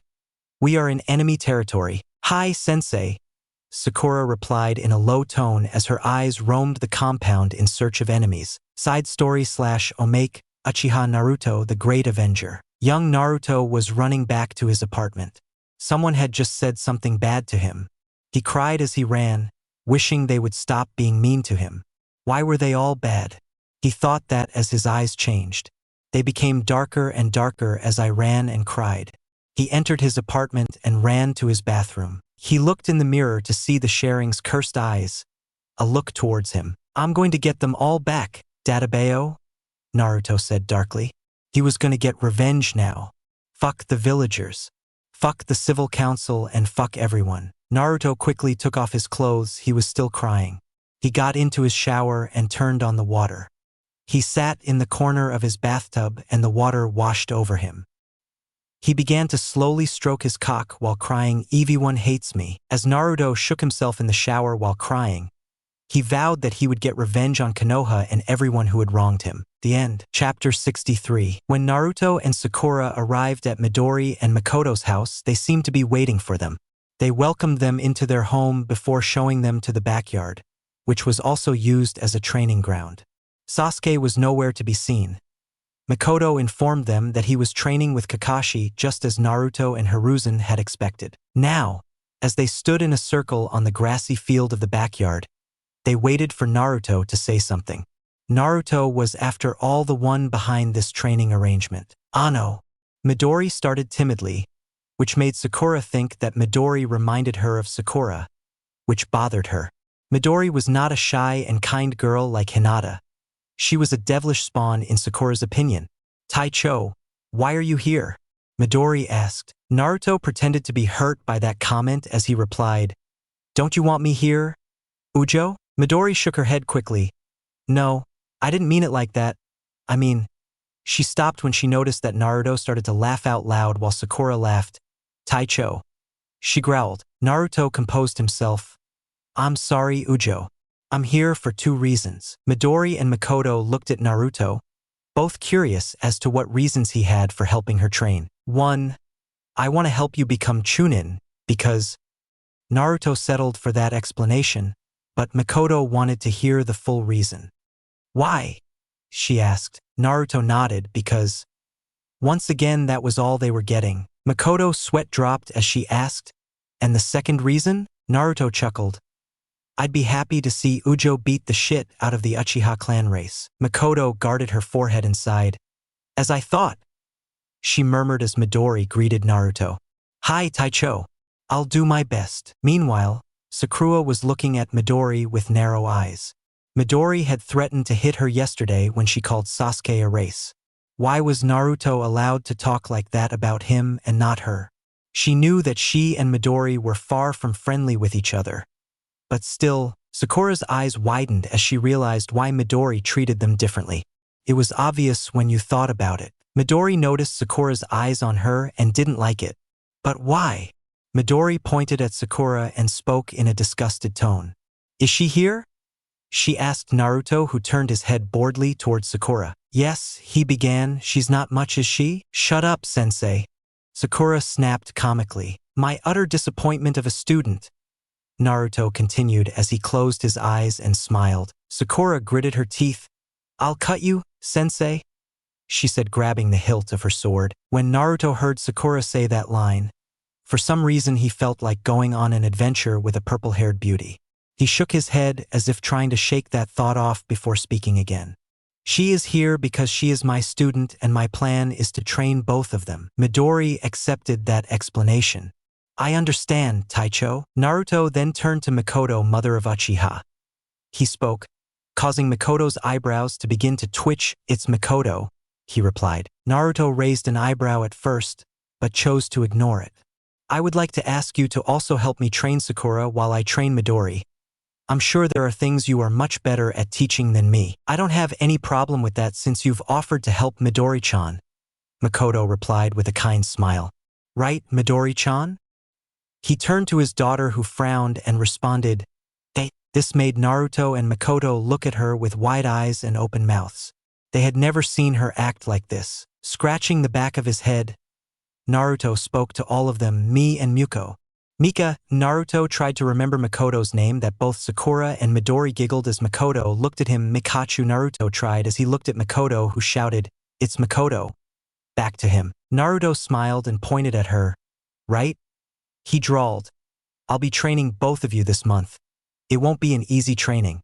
At the end of each day after we've trained you to your limits, you'll face off in a match where I want both of you to go out. If you get hurt, I'll heal you. Naruto smiled in a way that scared everyone. Then you can get back to it. Both Midori and Sakura shuddered as they realized how difficult this training would prove to be. Mikoto noticed how their expressions changed and knew a little bit what they were thinking. She smiled as she spoke, so it settled. Should we start with a spar to see where both of you are from now on?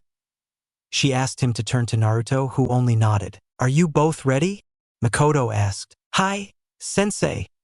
Both Midori and Sakura responded as they jumped apart from each other to look at each other from a distance. That was the beginning of his month of training before the Chunin exams. 1 month later, an hour passed before the games began. Naruto was in the stadium standing next to Hiruzen on a box-like balcony high on the roof of the stadium.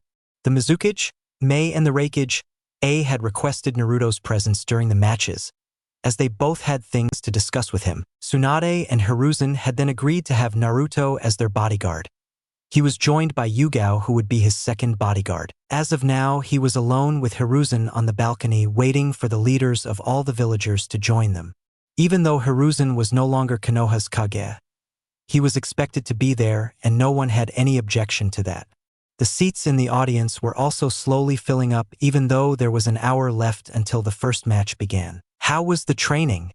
Hiruzen asked as he sat in a chair that was in the middle of the others. Naruto took his position standing behind Hiruzen's chair and the one next to where Tsunade would sit once she had arrived. Much better than I had anticipated. I have to admit I'm a little impressed by them, Naruto replied in an unusually serious tone. Hiruzen nodded. Midori-chan has always been a great talent. I'm not surprised. Yes. Ujo showed me last year that she had what it took to be strong. Naruto began and then chuckled. But she's not the one who impressed me. Oh. Hiruzen responded curiously. Haruno Sakura. I don't think anyone who shows up to watch these matches has any expectations for her. Most of them have probably completely overlooked her. Naruto spoke up, making Hiruzen nod in agreement.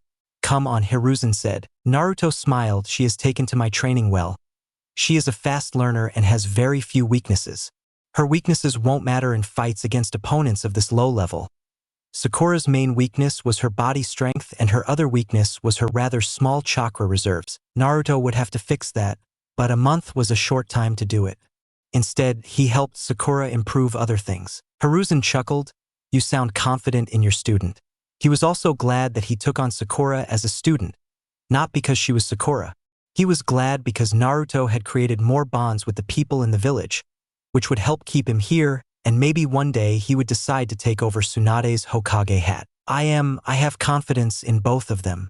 I wouldn't be surprised if they end up facing each other in the final match, Naruto explained. That's good to hear, but first they have to get past their first opponent. Both of their opponents are favorites to win it all, Hiruzen began. How do you think Midori will do against her brother Sasuke? Naruto chuckled as he remembered the day he decided to go spy on Kakashi and Sasuke. Flashback. It was the second day of training when Naruto had decided to go spy on Kakashi and Sasuke. Naruto wasn't really interested in learning about her abilities.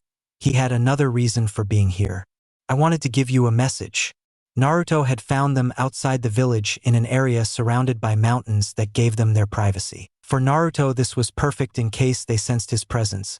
If they did, he would just have to get rid of them without witnesses. In one of the large stone walls of the mountain, there were some holes that had probably been caused by a jutsu that Sasuke had trained in. Kakashi was currently instructing Sasuke how to wield and use a sword. Naruto laughed at how bad Sasuke was and thought that maybe Kakashi was preparing Sasuke to fight someone other than Midori, someone who was known for his swordplay. Naruto couldn't help it as he laughed out loud at the thought of the Uchiha training to fight him in their art. This caused both Kakashi and Sasuke to turn their attention to where he hid. Naruto thought he had been discovered and made his presence known as he showed himself. He greeted them and then approached them slowly as they looked at him. Sasuke took a fighting stance when he saw Naruto while Kakashi looked at Naruto in mild amusement. "I guess I've been discovered, huh, Uchihas?" Naruto said with a laugh. "Well, you didn't do much to hide your presence," Kakashi said with an eye smile. "I want to ask, why are you here spying on us from the looks of things?" "You don't need to know," Naruto replied as he smiled widely, a smile that Kakashi recognized as his entire body tensed. "Sasuke, back off," he ordered. Sasuke nodded as he grabbed a kunai. "Yo-ho-ho." Naruto laughed as he stopped walking. He unrolled his sword from a scroll and then unsheathed it from its scabbard. He looked them in the eyes as he spoke in a threatening tone. "There is no Hokage here to save you now." As Kakashi and Sasuke stared into his blue eyes, they watched as the black irises changed for a split second as they turned into slits. Naruto had learned to control this power that forced whoever was looking into his eyes to see a vision of a future that Naruto would give them if they so desired. It was a power that Naruto had received from Kurama. At first he had no control over it, but now, as they worked together for the same purpose, Kurama had helped him control it. It wasn't a Jujutsu like the Sharingan. It was simply a genjutsu that Naruto could only use on people who had less chakra than him.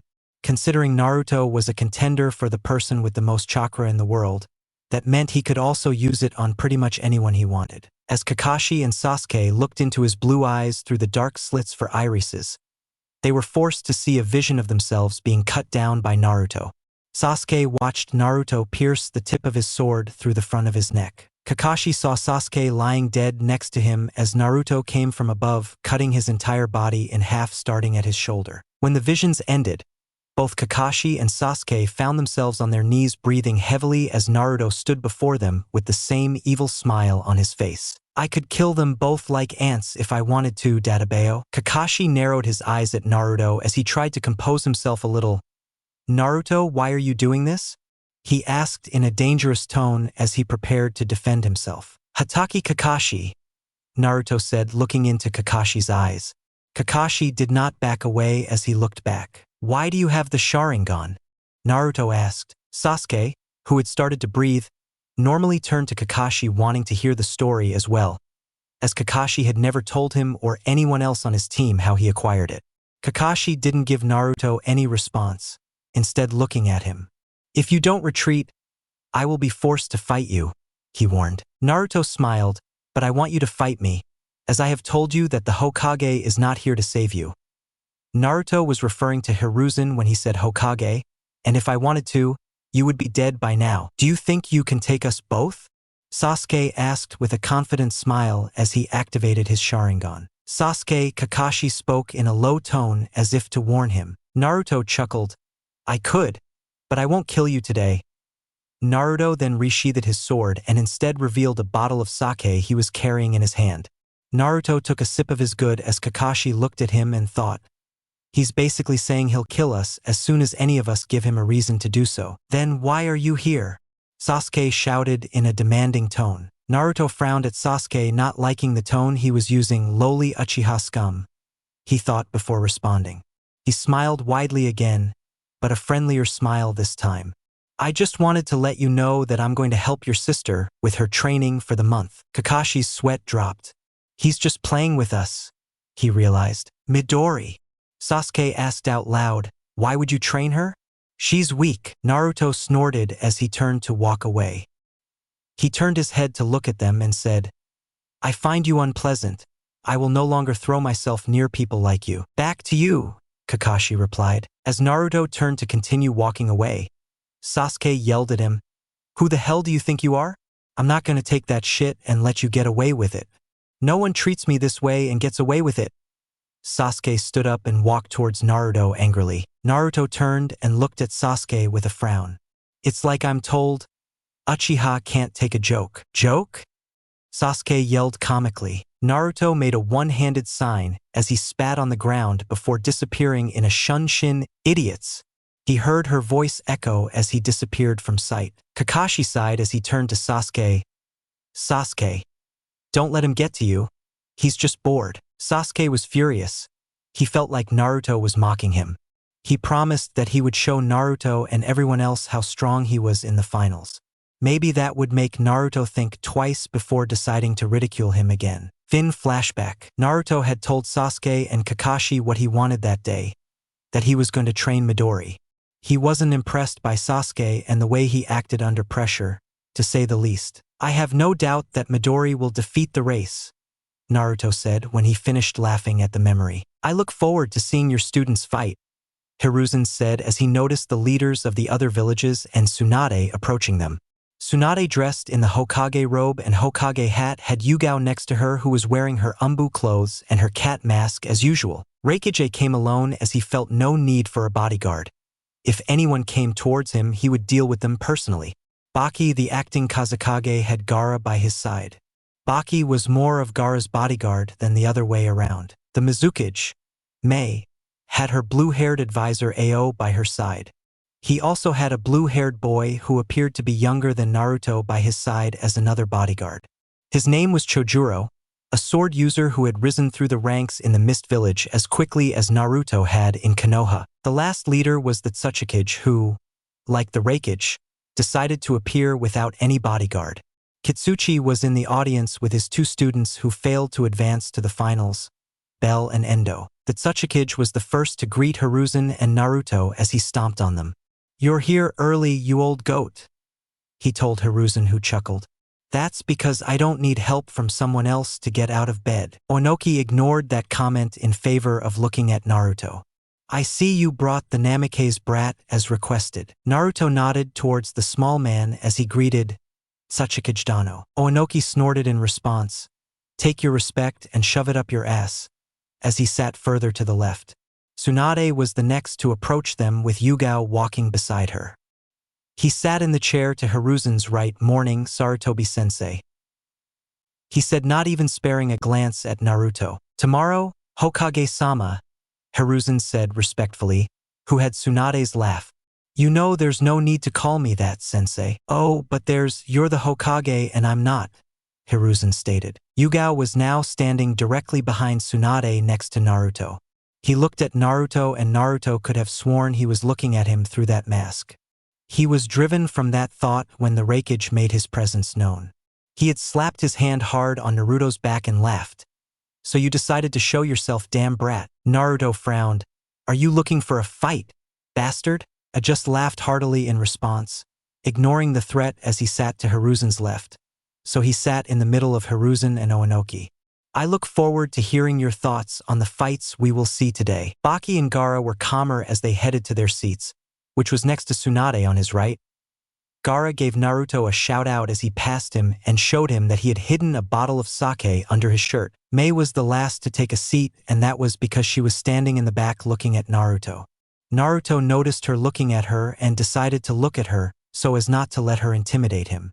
Mei smiled as she walked closer to him until she was standing in front of him. "You will," she declared before passing him to go to her seat to Gaara's right. "Ha!" Naruto responded in confusion. All he got in response was Mei laughing at him, which made Naruto think, this is going to be a long day. Already regretting agreeing to accompany Hiruzen and Tsunade in the Kage box. Once all the Kage were seated, it was almost time for the first match to begin. The first match was between two Konoha genins, Rock Lee and Nara Shikamaru. Chapter 64. The first match between Rock Lee and Nara Shikamaru had just ended. Shikamaru had shown great skill in how to avoid fighting. He had dodged Rock Lee's punches and kicks until he had enough time to form a plan to trap Lee with his clan's shadow binding technique. Once Lee was trapped, He had opened the first inner door, making Shikamaru realize that he wouldn't be able to contain Lee for long. Therefore, Shikamaru gave up before he ended up getting beaten up. After the match, both Lee and the spectators had been confused, but soon Lee was celebrating as the audience cheered him on. Shikamaru was slowly heading towards the stairs that would take him to the audience so he could dose while the others could fight. In the cage box, Naruto was looking at Shikamaru with a trembling eyebrow while Hiruzen was explaining to the others why he was impressed by Shikamaru even though he had lost. Naruto ignored Hiruzen's explanation in favor of snapping. "You should have let me kill that beast when I asked for permission.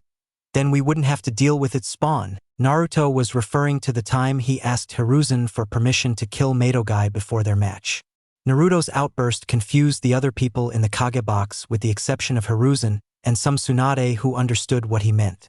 However, Tsunade was not happy with his little outburst. He turned his body around and faced Naruto with a glow. "Don't speak out of turn again," he said in a warning tone. Naruto frowned, but remained quiet when told that Tsunade returned his focus to the arena. The next fight is the exaggerated one between the Uchiha brothers, if I remember correctly. The Raikage scared with a smile. Like most people in the stadium, I was looking forward to seeing this match between two of the last members of the famous Uchiha clan. Hiruzen was the one who answered, "No, Raikage Dano. There is a match between two Janinos from Konoha before that." The Raikage almost snorted a laugh. "I doubt it would be an interesting fight if I forgot about their match." "I think you might have to eat those words," Tsunade said, looking at because my student Uzumaki Tayuya. When I heard this, her eyes widened. "They will face Hyuga Niji." "A Hyuga against the Hokage's student?" A saying with interest. "Well, damn. Now this match has my full attention." "So the famous slug princess has faced a student.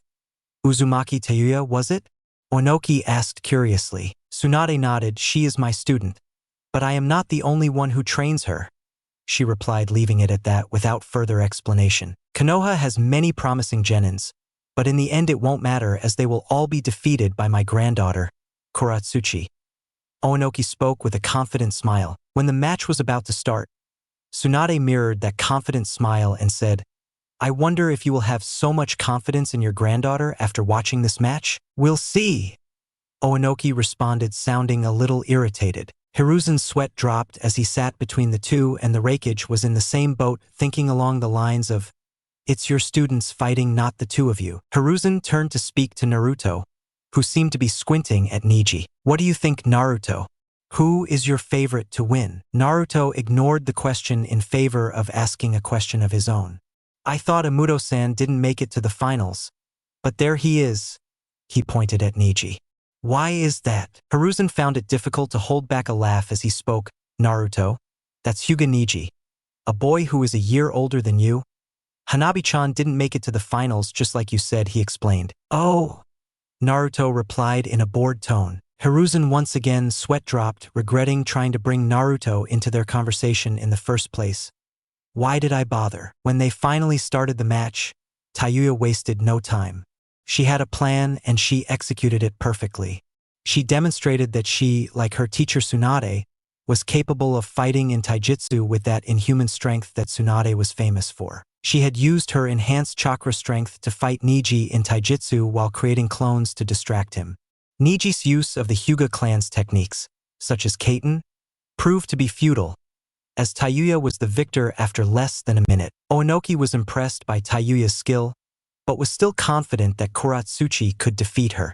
Kuratsuchi was a unique kunoichi genius who only appeared once in a generation. She was a natural talent that he and his son, Kitsuchi, had trained from an early age. If it weren't for his short-fused temperament and playful personality, he would have been the model of a perfect kunoichi. Naruto smiled as he looked at the cheering Tayuya, who was overwhelmed by the audience's applause. He hadn't shown much of what he was capable of at all, but he had shown that he was much stronger than the rank he currently held, Genin. He expected to see her fight Midori or Sakura, knowing that her two students would force Tayuya to show more than that. "That's impressive, spoke almost wordlessly after the fight. "I expected a lot from her after hearing that she was your student, Hokage. But this?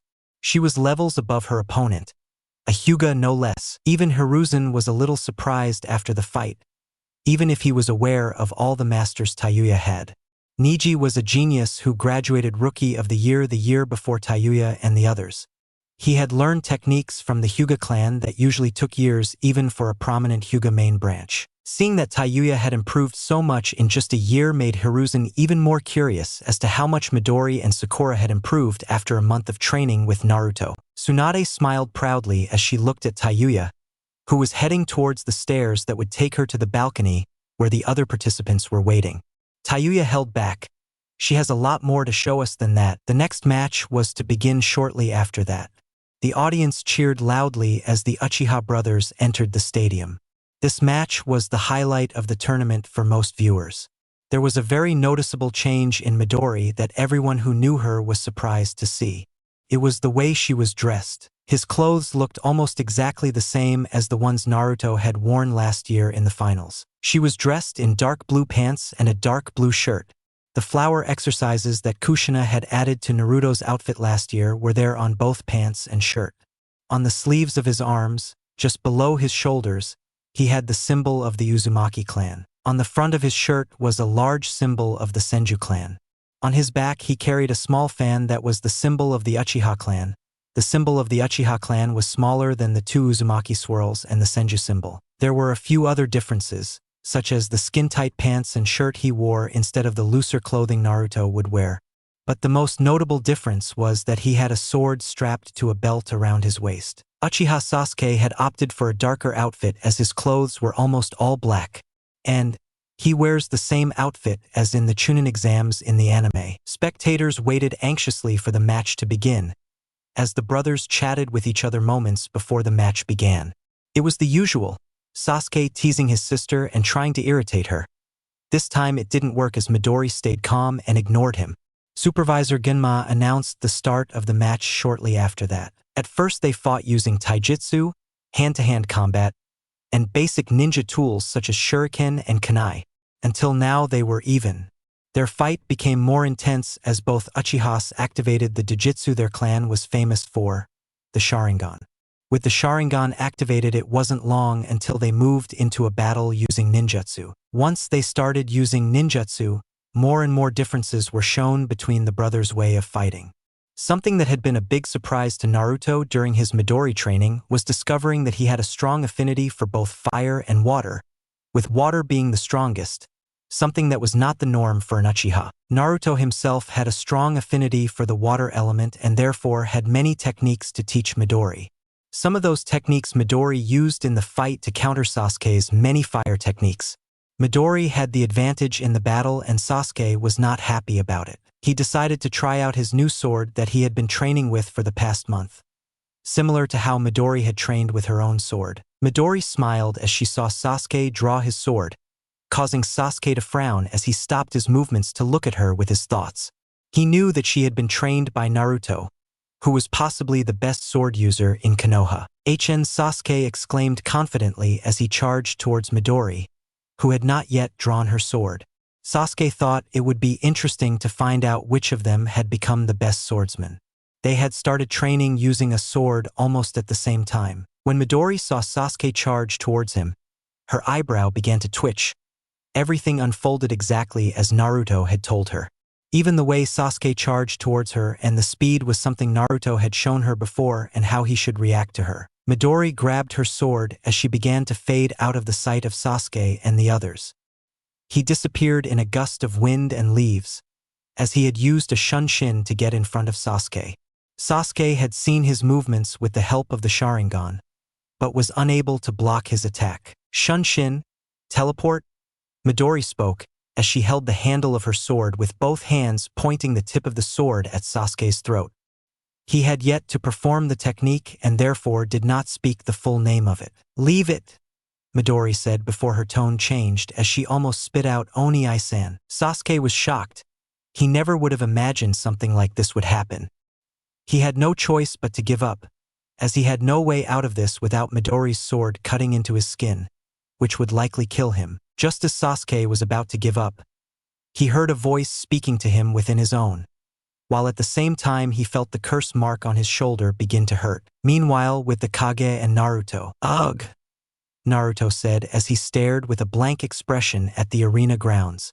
I knew Ujo would win, but I thought the race had more fight in him than that. The runt. The Raikage questioned, You mean Uchiha Sasuke? Naruto nodded. The execution of the Uchiha clan. Never mind, replied as sweat fell. But I agree. I also expected more from him. Don't forget that the girl is also an Uchiha and fought without problems. I wonder how Konoha has managed to raise so many strong geniuses from the same generation.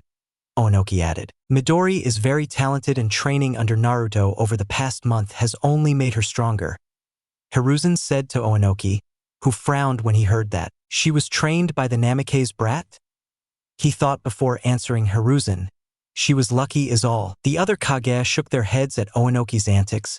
He had praised Midori before learning that she had been trained by Naruto. While Mei and Tsunade were expressing their opinions on the fight, the supervisor, Genma, was about to call her. Naruto narrowed his eyes as he saw some changes happening to Sasuke. At first he had noticed his chakra changing. He then saw Sasuke holding his shoulder as if in pain. Focusing his eyes on Sasuke's shoulder, he saw that his skin was covered in black marks. In Sasuke's other hand, lightning began to shine. Kan Midori, why Sasuke? Midori had also noticed that something was wrong. She was aware of the high-pitched sounds that the blue electricity in Sasuke's right hand was making.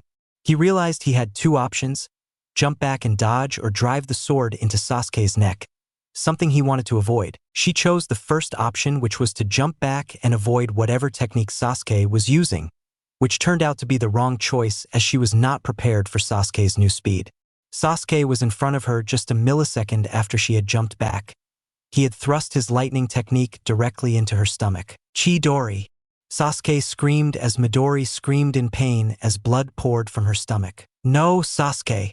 Makoto's scream from her spot in the audience was heard by everyone in the stadium as she watched her son see things kill her daughter. A second later, Hatake Kakashi appeared next to Sasuke using a shunshin, looking furious.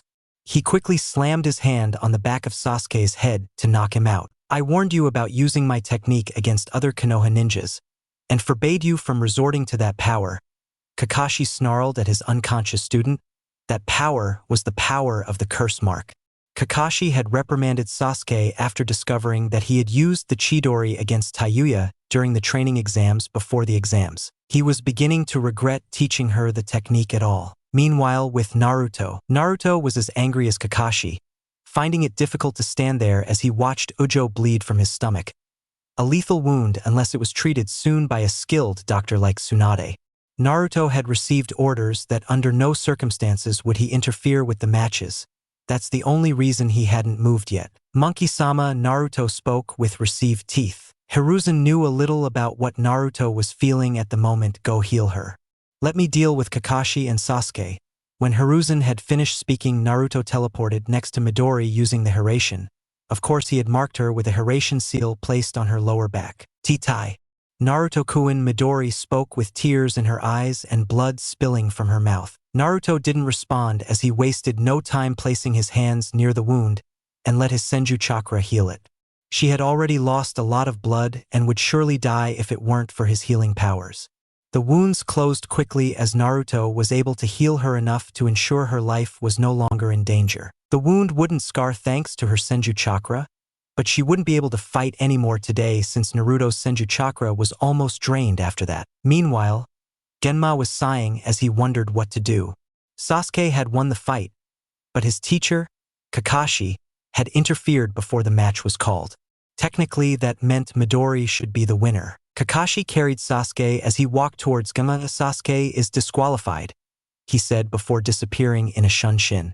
That made Genma's decision easier. Winner, Uchiha Midori, he announced to the very calm and surprised crowd. Chapter 65. The next to arrive at the arena was Shizune, accompanied by 4 doctors carrying a stretcher. Shizune thanked Naruto for his help with healing Midori.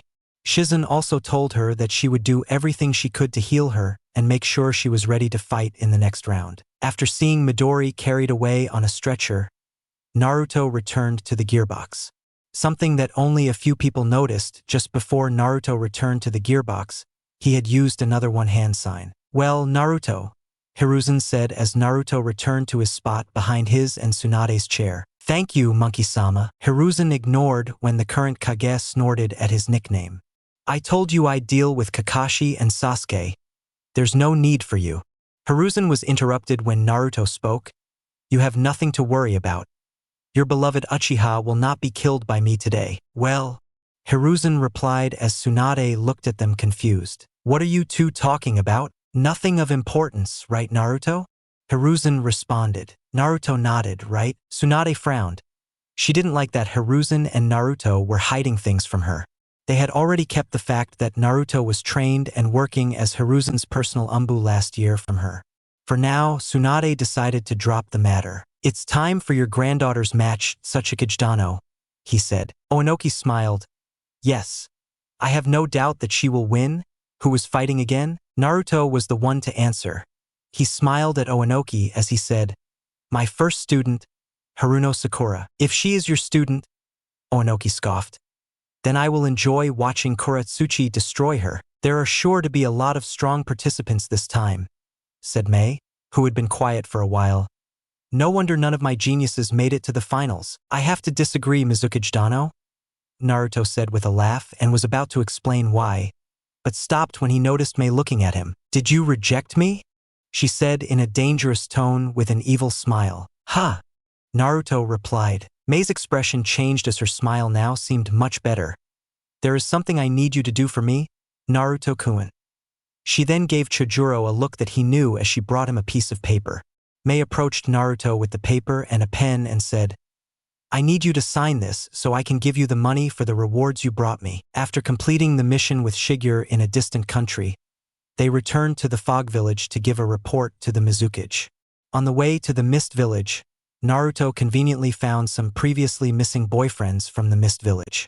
He brought their corpses with him so he could collect their rewards. Naruto nodded as he grabbed the pen and paper only for Tsunade to snatch the paper from his hands. Naruto looked at Tsunade in confusion as she glanced at the newspaper quickly. She hummed before saying, "Go ahead and sign it," then handed the newspaper back to Naruto only for Hiruzen to snatch it away in the same manner as Tsunade. Hiruzen didn't have to read much before burning him with a fire technique. "What the hell, monkey?" Naruto yelled. "That's my money you just burned, Databeo." Hiruzen crossed his arms over his chest and muttered. "There was nothing written about any reward on that paper." "Oh," Hiruzen nodded. "It was a marriage contract between you and the Mizukage, not to mention the other things, like you becoming a ninja under his command and having to move to the Mist Village." Naruto's eyebrows twitched in annoyance as he turned to Mei, who was still at his side. "You tricked me," he said in an apologetic tone. Mei stuck out her tongue and made the peace sign with her right hand and then returned to her seat, leaving an irritated glow of Naruto on her back. Tsunade snorted, "You should have signed it. That way there would be one less pervert to deal with in Konoha." "Your words hurt me so much, Harem," Naruto said as he leaned close to Tsunade to whisper. "You've been so cold to me lately, Harem." Tsunade shivered as Naruto spoke. "Is it because I haven't been paying attention to you lately?" Naruto continued while smiling. He reached his arms around her and began fondling her breasts through her clothing. Mei looked at Tsunade as she watched him while Hiruzen, Baki, and Ina watched with their mouths open, their jaws dropping and their eyes popping out of their pockets. They all had similar thoughts. "You've got balls, boy." Gaara gave them a look before nodding and closing his eyes. "Masterful. Senju-kun," he thought. "Harem, your tits." Naruto screamed as he was interrupted by Tsunade, who stood up and threw Naruto on top of her, as she threw him out of the gearbox and into the sand. Tsunade wanted to yell at him, but stopped as she didn't want the attention of the people in audience on them.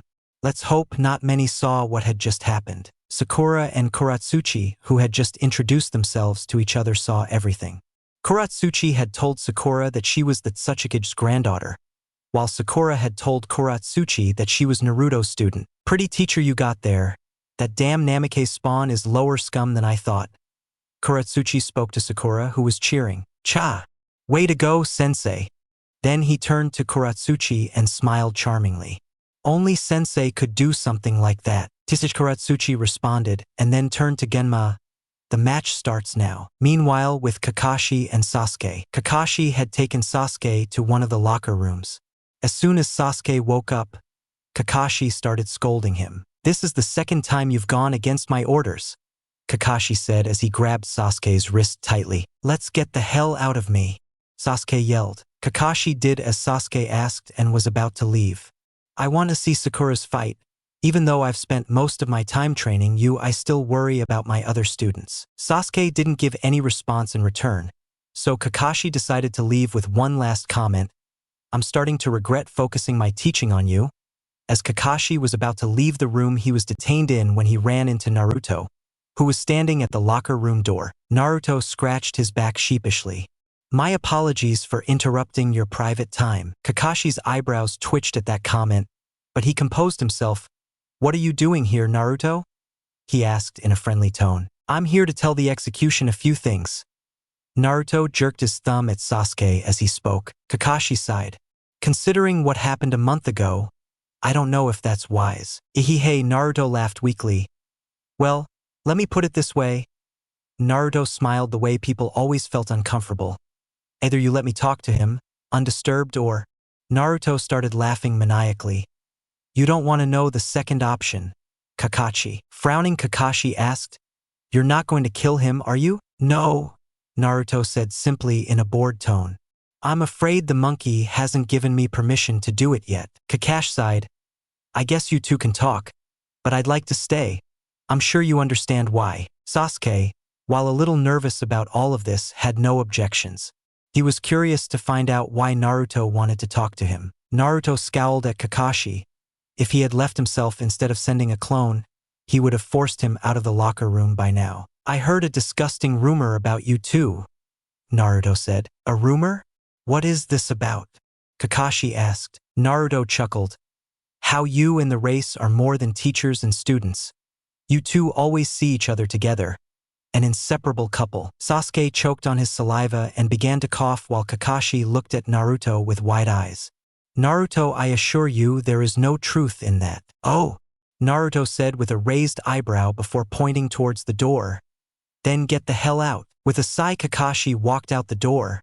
"Just don't do anything stupid." With Kakashi out of the room, Naruto turned to Sasuke, who looked at Naruto with trembling eyebrows. "I'm not gay." "I don't care," Naruto replied as he sat next to Sasuke. He smiled widely as he brought his hand and placed it on Sasuke's head. Sasuke looked at Naruto with fear and confusion. "What are you going to do to me?" "Don't fight," Naruto responded with a loud evil laugh, as Sasuke feared what would happen to his butt. Moments later, they were taken to Naruto's mindscape. Naruto had taken him to one of the dark, narrow paths of the sewer where Kurama rested. They were still far enough away from Kurama that Sasuke couldn't see him, however, he could feel his chakra. That only served to scare him more than he already was. Sasuke squeezed his buttocks and shouted, "I don't like this kind of thing." Naruto's sweat dropped. "What are you talking about?"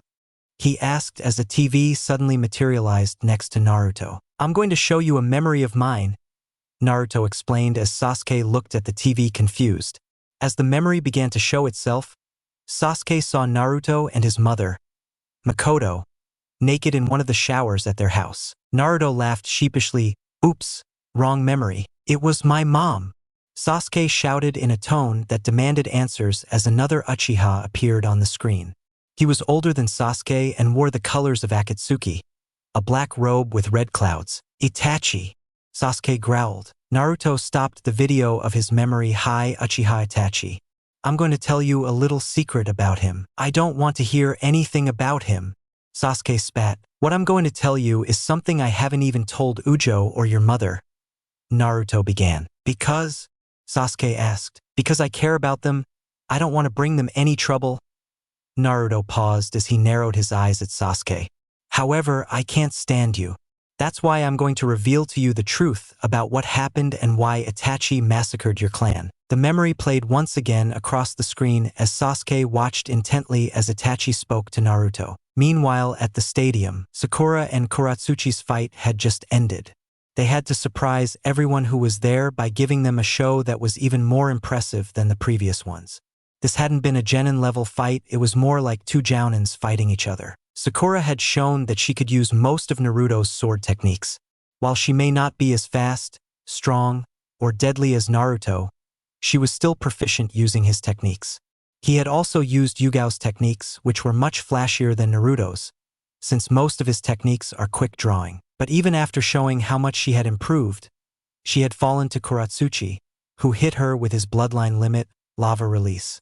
Before using lava release, he had shown that he could use at least 3 of the basic elemental types, which were fire, earth, and water. While both were exhausted after the fight, fortunately neither of them were seriously injured.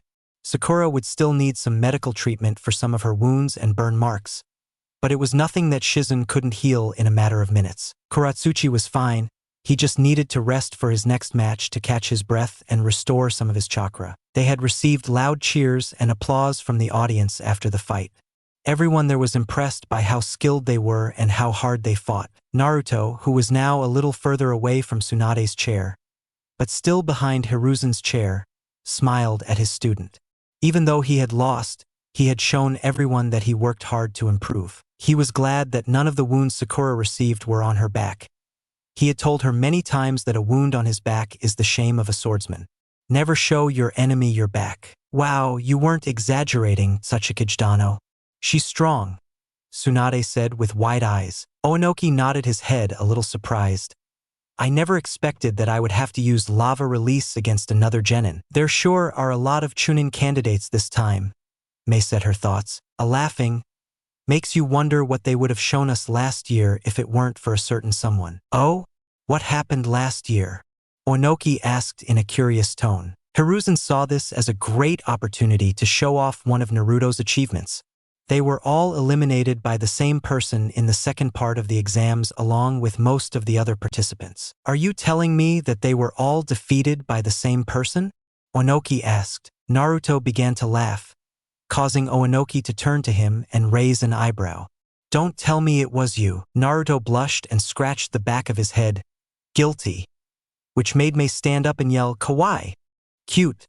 Before running towards Naruto and launching into a hug. I've heard enough about last year, Onoki said with a snort. Tsunade agreeing as she nodded slowly while looking at Mei and Naruto with a frown. It's almost time for the next match to start, Hiruzen said, ignoring what happened behind him. Hiruzen knew that some hussies were expected to throw themselves at Naruto, Kage or not. It's time for Rock Lee to fight again. I look forward to seeing what else he can do, said Baki, who chooses to ignore Mei's antics just like Hiruzen. With the clone of Naruto and Sasuke. Sasuke had been shown the entire memory of Itachi telling Naruto everything about the Uchiha massacre. Itachi had said who had ordered it and why it was ordered in the first place. Itachi had also mentioned that another Uchiha who was not part of the village had helped him. To this. I can't believe this, Sasuke said in disbelief. You're just making this up, aren't you? He said in an accusatory tone. If I had to make something up, Naruto said in an annoyed tone. Surely hell wouldn't make an Uchiha the hero of the story. Sasuke's eyes widened in realization. That made sense. But then, maybe what Naruto had shown him was the truth after all. Is this really what happened? Asked. It is. Naruto spoke with his eyes closed before opening them and looking down at Sasuke. Now listen well, runt. Naruto told Sasuke that he had already told the same story to Tayuya, who knew everything. Aside from Tayuya, he hadn't told anyone else about this yet. He forbade Sasuke to tell anyone else about this and that he must wait to take any action against the elders. Naruto would find him and then give him orders. After Naruto's explanation, they found themselves back in the real world in the locker room. Before I go, there is something that needs to be said, Naruto said to Sasuke, who sat quietly thinking about everything he had been told today. Naruto was about to draw his sword and pointed at Sasuke as he would threaten him. But Sasuke spoke first. Is this about what I did to Midori? Naruto nodded, causing Sasuke to continue. I'm going to apologize to her. Yes, you will, Naruto interrupted her. You will kneel and lick the shoes clean. She will expect nothing less than the princess of the powerful Uchiha clan. Naruto then roared with laughter and finally walked out of that disgusting locker room. Senju kidding? Sasuke heard Naruto shout through laughter. Chapter 66. After talking to Sasuke, Naruto decided to check on Midori and see how she was doing. Shizune, assisted by some nurses, was working hard to heal Midori, so she would be ready to fight in the semi-final against Tayuya. No visitors were allowed, so they politely told Naruto to leave. Midori had another visitor who was, of course, her mother, Mikoto. Mikoto thanked Naruto with a long hug before Naruto's clone dissipated and returned the memories to the original. The next fight had begun in the stadium. Yamanaka Ino faced Rock Lee, a match that turned out to be very unfavorable for her. Lee was stronger and faster than her, which proved to be enough to prevent Ino's attempts to enter his mind with her clan techniques. But Ino was not someone to give up easily. He tried for more than 5 minutes to catch Lee, who was able to avoid everything. The fight ended with Lee appearing in front of Ino with his in front of Ino's face, asking her to surrender to avoid hitting her. Lee wasn't a fan of attacking girls. Ino couldn't believe her luck, but thought she was hit and gave the victory to Lee. Naruto was upset, but at the same time he was thinking that the mini-beast might not be such a bad guy after all since he had won without even touching Ino. After Genma announced Lee as the winner to the audience, he also announced that there would be a 10-minute break before the first semi-final match began. This was a planned break, not something they decided to give Midori more time to recover. Speaking of Midori, she was back in the competition box along with the other 3 who were still in the tournament. Midori will fight in the first semi-final against Tayuya. The second semi-final is between the last 2 competitors, Kuratsuchi and Lee. As the break began, Naruto began to feel a little uncomfortable. He had felt Kurenai's glow on him for a while. Why the hell was the devil unhappy now? I hadn't done anything to deserve his wrath. Was it that he sensed Tsunade? No, that was to be expected of him. It had to be something else, maybe Mei is flirting. Naruto thought about what might have made her angry with a thumb to the chin, as the Kage had some comments to say about the last match and the upcoming matches. That guy Lee sure has taken well in Mato Guy's training. The Raikage spoke. Yeah, he looks too much like Guy-san for my liking, Tsunade said with a drop of sweat. Another contender to win the tournament. No doubt, Hiruzen added. Even Oenoki was impressed by Lee and was a little worried about how Kuratsuchi would do against him. His speed and skill in taijutsu is very impressive for a genin. The next match should be interesting, said the Hokage student against the younger Uchiha brother who defeated her older brother. Mei said with a smile waiting for the spectacle. While they were talking, Midori had returned to the competition box. There she was immediately greeted by a cheerful Rock Lee. Yash! The flames of Midori-san's youth are burning brightly. I hope you have recovered well, he said, giving him the nice guy pose. Midori almost jumped from the shock of that image. She calmed down and gave him a fake smile and said with a trembling eyebrow, "Thank you. No need to worry, Lee-san." Tayuya turned to Midori with a confident smile. That's damn good to hear. I hope you give me a good fight then, bitch. Midori chuckled. I also look forward to our fight, Tayuya-chan. Tayuya's eyebrows twitched. Don't call me Chan, she screamed. Good luck to you too, Tayuya-chan. Lee roared before giving her the same nice guy pose, irritating Tayuya even more. Meanwhile, Tsunade had to hold back a growl after listening to the other Kages talk about the upcoming match. He had yet to say something about it, as he found it difficult not to be biased. She wanted nothing more than for Tayuya to beat up the little Uchiha girl and show her her place. While Tsunade had never told anyone or shown her hatred for the Uchiha clan, she hated them very much. The reason he had shown no signs of hating them before was because his own clan was close to being eliminated from the world while the Uchiha clan remained strong. That all changed a few years ago thanks to Itachi. Tsunade was looking at Tayuya, who seemed to notice her stares. Tayuya had seen that look on Tsunade before and knew what it meant. He was not allowed to lose his match or he would have to endure a full day of combat against Tsunade. You should just take off your clothes so we can be the judges of who has the sexiest body, Naruto said with a wink as Kage's face was criticized. The winner of the fight might as well be decided by who has the biggest tits. Naruto nodded again. It seemed like a better way for women to fight than hurting each other. Tsunade and even Mei looked at him as Yugao floated behind him with a dark aura surrounding her. Hiruzen seemed to have moved his chair away from Naruto while he looked at Naruto in disbelief. How can you say something like that? I can't believe someone like you is popular with the ladies, said before jumping in her chair as Yugao slammed her fist into Naruto's head. Yes, even the Raikage feared the wrath of an angry woman. I told you this would happen. You're the one who wanted him here in the first place. Tsunade shouted. That damn misogynistic pervert. Damn it, Yugao. That hurts. Naruto said as he nursed the back of her head. Well, was all Yugao said, smiling behind her mask. Hiruzen's sweat fell. Naruto, I think it would be best if you leave. As you command, Monkey-sama, Naruto said with a salute before disappearing in a shunshin. Onoki blinked as he couldn't believe what he just saw. Is he an idiot or something? Asked Tsunade. Hiruzen and Yugao nodded at the same time. That he is. Little did they know that Naruto had wanted to get away from there. Kurenai's looks were a lot and she had figured out what it was about. So when he used Shunshin earlier to escape, he teleported to where Kurenai sat in the audience, who happened to be next to Kushina, Karen, Anko, and Makoto, who had returned a few moments ago. Naruto, Kushina said with a kind smile as she saw it, which was because she hadn't seen anything that had happened in the Kage box. Shouldn't you be keeping an eye on the old monkey? She asked. Naruto shook his head. I was released from my duty, he replied before walking over to Kurenai and putting his head close to hers. Kurenai frowned with her eyes closed as she had her arms crossed over her chest. What has you so angry, Kurenai-chan? Don't think I didn't see what you did before, he said dangerously. Naruto's eyebrow raised. Oh, is that it? Then he leaned closer to whisper something in her ear. After that, Kurenai's mood changed as she smiled and got out of her chair. She asked Naruto to sit down, which he did.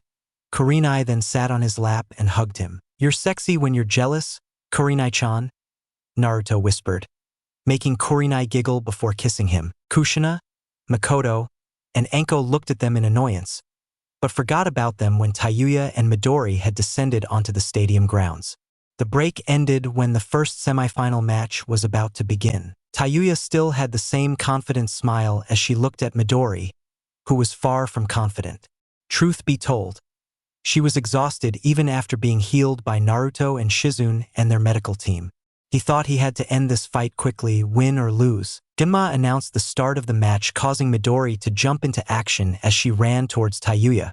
Midori made a series of hand signs as Tayuya created a mass of shadow clones that filled the side of the arena where she stood. Katan, Gokakyu no Jutsu, fire release, great fireball technique.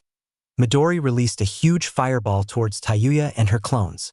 Some of the clones were trapped in it, but most of them along with the real Tayuya were able to get out of the fire. Midori had expected nothing less, but she was ready to take Tayuya by surprise this time when she launched a ninja steel cable towards her. Tayuya, who had limited vision due to the fireball being trapped in her. Midori had, with the help of her sharing, already been able to tell which Tayuya was the real one. Katan Hozenka no. Midori was cut off as Tayuya used her strength to pull Midori towards herself with the steel cables that must have trapped her. Midori was already feeling tired and had pain in her stomach just because of this little one. When Tayuya dragged Midori towards her, and then slammed her fist into her face, Midori coughed before managing to utter the words, I surrender. Winner Uzumaki Tayuya, Genma announced as the audience gave him their applause. Most had expected more of a fight, but at the same time they had to cut Midori some slack after seeing her almost die earlier. After the match, Tayuya returned to the competition box to watch the final semifinal match.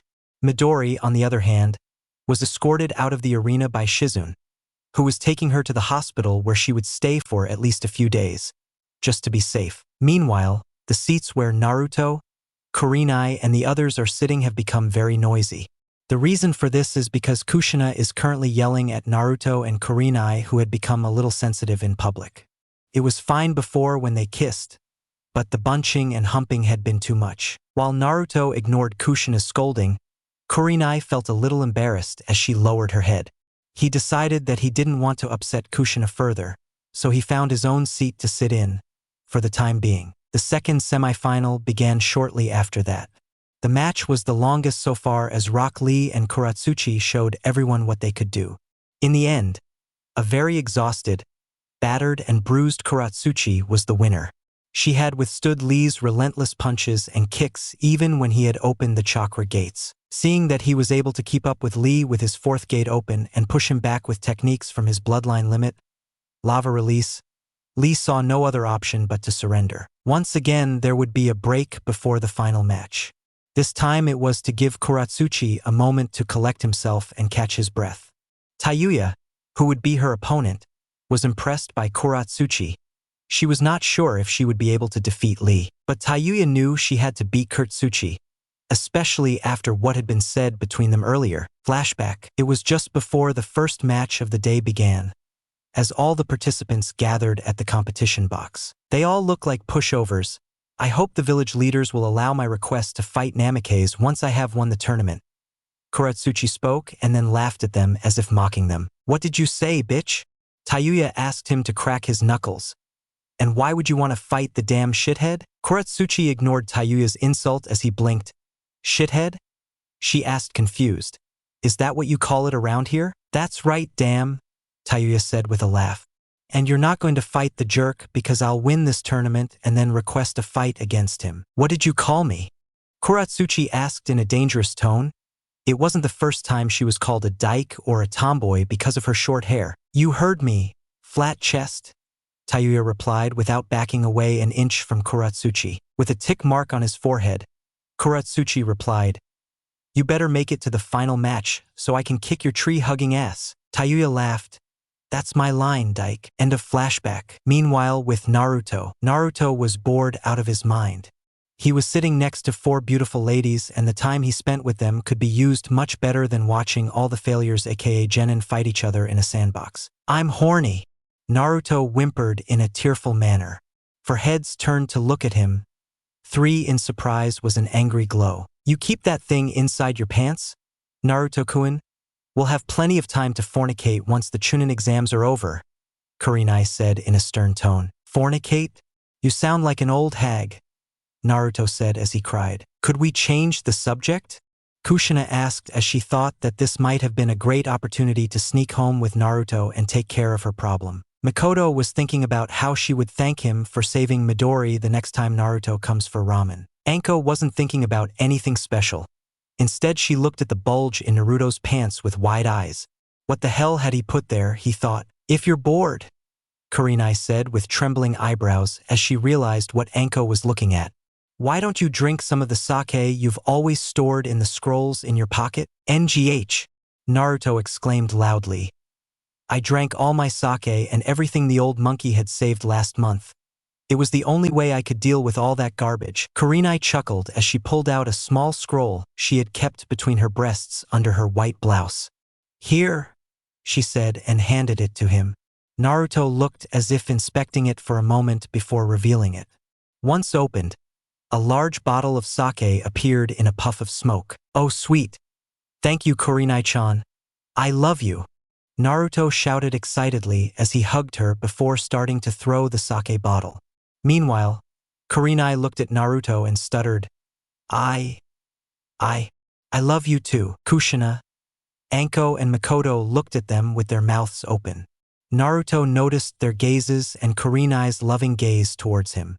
Naruto hadn't heard Kurenai's stuttering response before and didn't really realize what he himself had said. Having enough looks and silly faces, he said, I know I'm irresistible, but there's no need to make stupid faces. At the same time, Naruto said that Genma announced the start of the final match. Chapter 67. The final match was long just like the previous match between Kuratsuchi and Lee. Just the fact that Kuratsuchi was able to fight another long fight right after the last one was impressive in itself. He even forced Tayuya to use the chakra of the Sanbai, 3-tailed turtles. For a long time, a fight took place where Tayuya and Kuratsuchi put on an impressive display. Tayuya showed off her abilities using shadow clones, her inhuman strength, and her ability to use Uzumaki chakra chains. Kuratsuchi performed a mass of release techniques mainly from earth and lava.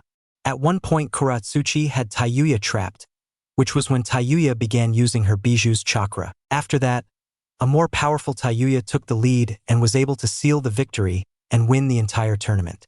Genma announced Tayuya as the winner of the match and the entire tournament to the crowd. People cheered her loudly, but she chose to focus on something else. She had remembered what she and Kuratsuchi had talked about earlier. That's why he is now healing Kuratsuchi using medical jutsu so that he can help when they both fight Naruto, if the Kage agrees. Tayuya knows that she won't be able to defeat Naruto alone. After healing Kuratsuchi for a minute or two, he helped the girl to her feet. "You fight well for a dam," Tayuya complimented. "Back to you," Kuratsuchi said as he smiled. "If I'm going to stand a chance against the jerk, I'm going to need your help," Tayuya said with a smile. Kuratsuchi mirrored him with a playful smile.